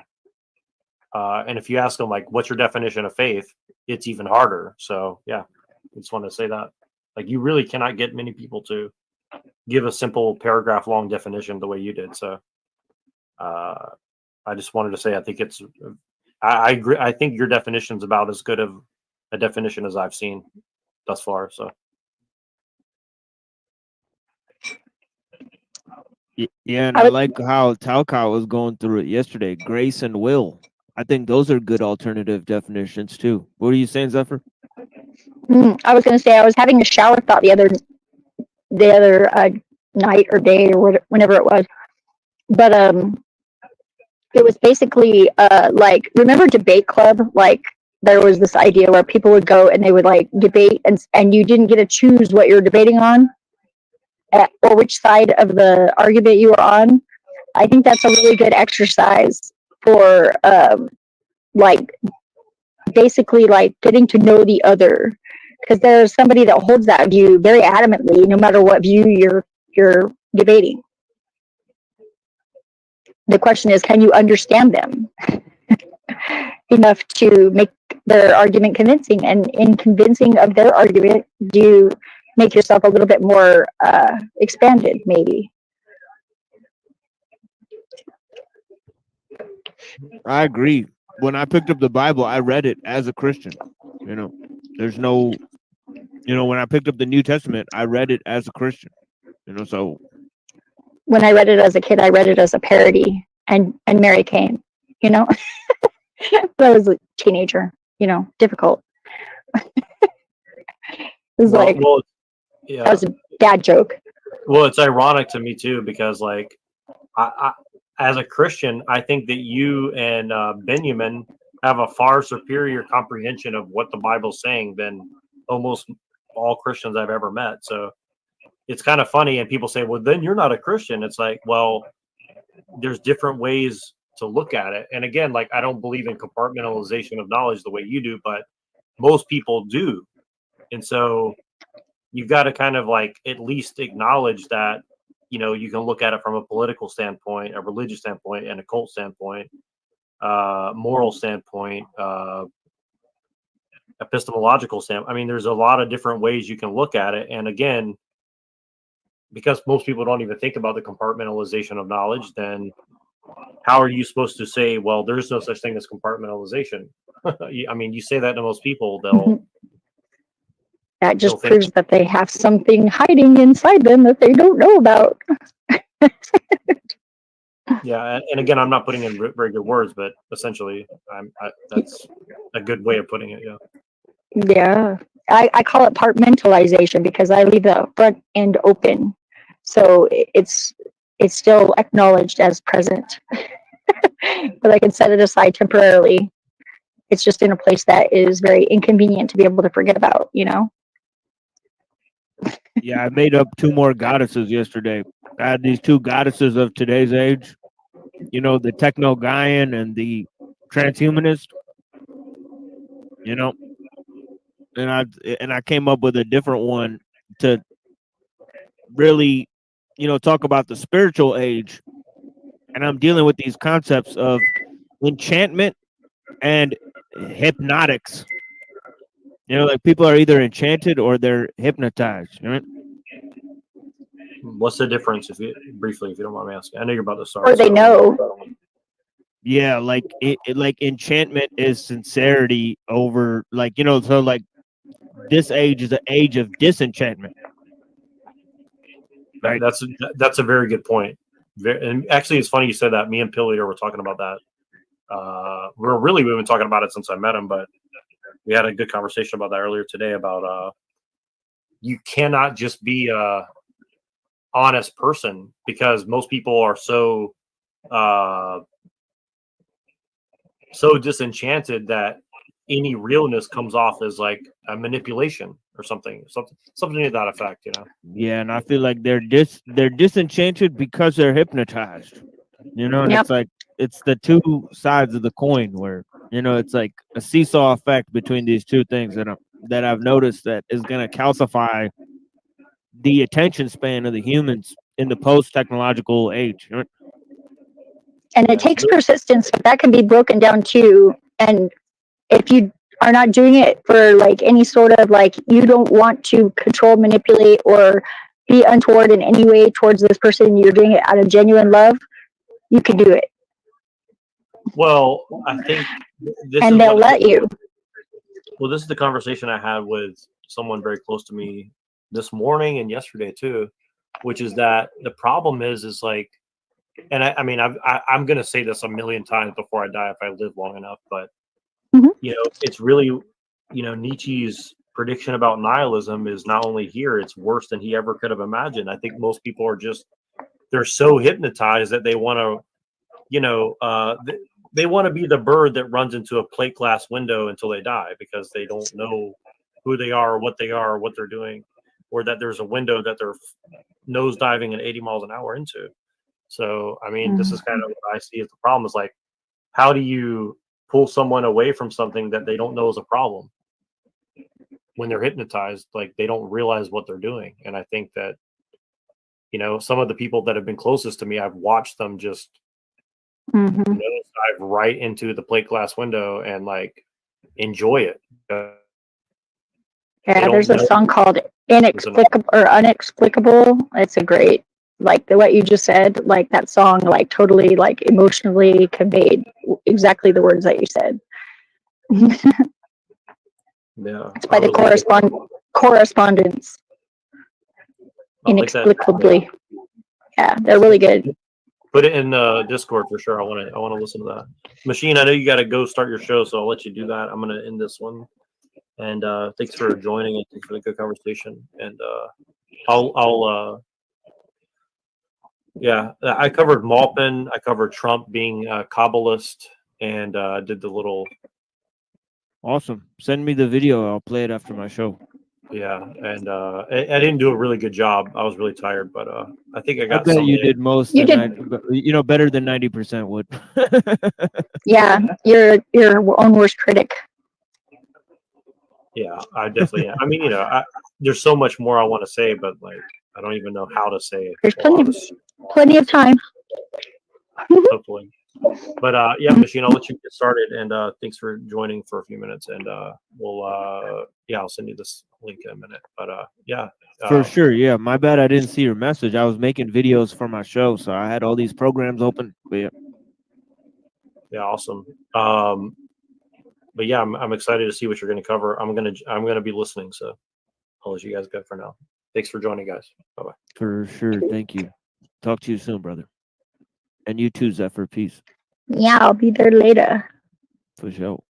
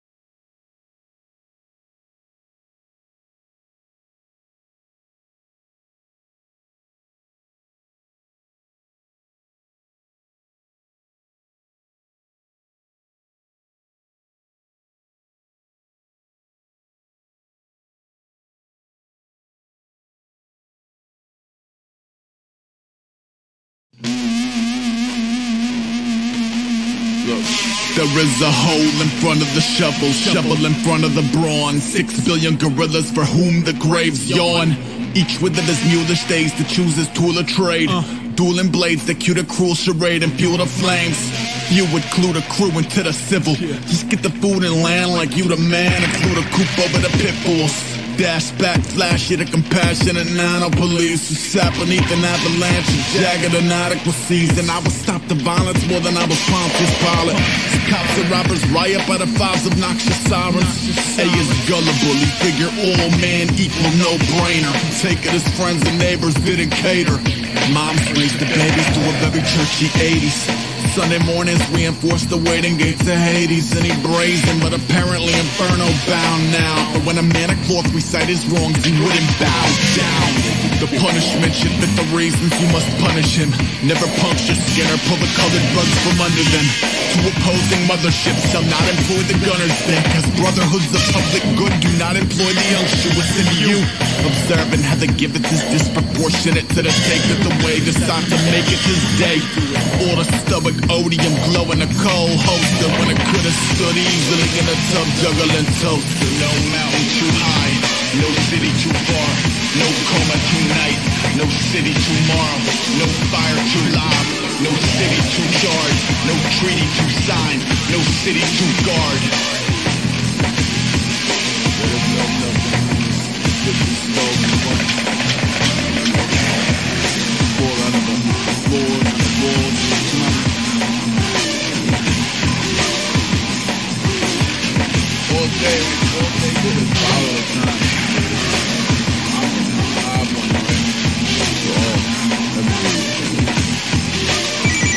I picked the phone up with a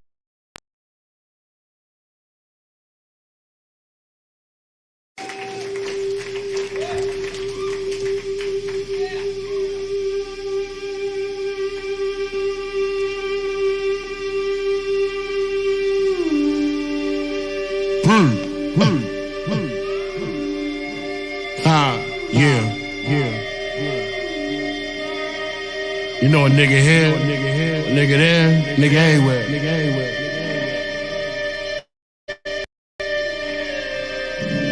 Balls of Russ, JR, p.8 7. Listen. Hey yo, straight out of Brownsville, I wave it around till every one of these goddamn shells in the pound kill. Chill, crack in the knapsack rapper, gat in the backpack rapper, lackadaisically blazing the mackages whack ass rapper. See, you a duck bob and waving the target. P, Drew and Buckshot's favorite artist. Cross my heart on some honest to God shit. No Bruno, you know the God shit be the hardest. I'm old school like Tanya Skelly Top. I'm no fool, called Jamal, get your melon pop. Rock filthy but not guilty. I'm Ruck, fuck with me, you $1.50. Listen, I am a felon degenerate who sell coke in the stars like Ellen DeGeneres. Remember this, be the best rapper. Pop, pop, I'm a scat clapper. Till it's all said and done and curtains come close and applause is a song. They know that what we throwing is beyond where they run, so catching them is over from the jump. Respect what it be, until it's all said and done and curtains come close and applause is a song. They know that what we throwing is beyond where they run, so catching them is over from the jump. Respect what it be. It's sorta like I'm sham God the way my handle is. Give away my accolades, call it balancing. Throwing rocks at the lens like where the camera is. Grew up around a bunch of Norries, wild channel 10s, penning for the now, but y'all will get it later, and later seeming closer, cause they say nobody's greater. A greater representative, tagging the elevator. My tag still posted, I rap like they never paid us. I'm back like they never wait us, and something was missing. If me rapping's like a package, I'll fuck up a kitchen. If me rapping's like an addict, then all of them's itching. Moral is, all of this is just my wonderful whipping, and I'm comfortable with it, and you used to it now. They say I'm drilling through and getting to the root of that crown. The chair's mine for the low, so pursuing that crown is all that chaos that you hearing in this beautiful sound, you know? Until it's all said and done and curtains come close and applause is a song. They know that what we throwing is beyond where they run, so catching them is over from the jump. Respect what it be, until Until it's all said and done and curtains come close and applause is a song. They know that what we throwing is beyond where they run, so catching them is over from the jump. Respect what it be. White boy wasted, don't play with Sean, I'm drunk. Off of rolling rock and Jaeger bomb. Away with arms, away with words, away with doing away with wayward shit, you heard? Let's get a clap of the best rapper. The after I rhyme, nobody should rap after. Don't make me stab your flesh. Scratch your back, Jazzy Jeff, Sean Price, family flow freaking. The last one doing it, lasting the Mohegans. Clap at your throat tweaking, stay on drugs for a while. Bonk, spray off slugs. MC, the ultimate warrior. Hurricane Hugo and Hurricane Gloria. The bullets are forget-me-nots. I'm Sean Price, I will get you shot. Give me the phone. Until it's all said and done and curtains come close and applause is a song. They know that what we throwing is beyond where they run, so catching them is over from the jump. Respect what it be, until it's all said and done and curtains come close and applause is a song. They know that what we throwing is beyond where they run, so catching them is over from the jump. Respect what it be, until it's all said and done and curtains come close and applause is a song. They know that what we throwing is beyond where they run, so catching them is over from the jump. Respect what it be, until it's all said and done and curtains come close and applause is a song. They know that what we throwing is beyond where they run, so catching them is over from the jump. Respect what it be. Yeah.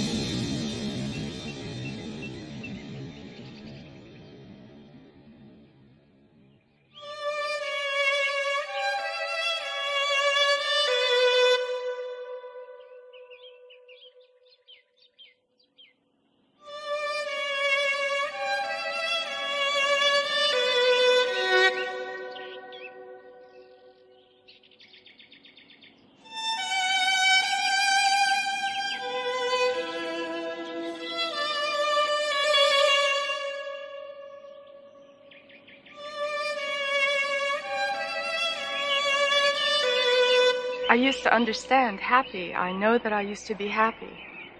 I was really happy. I'm unhappy now and I can't remember what it's like to be happy. I only remember... I don't remember.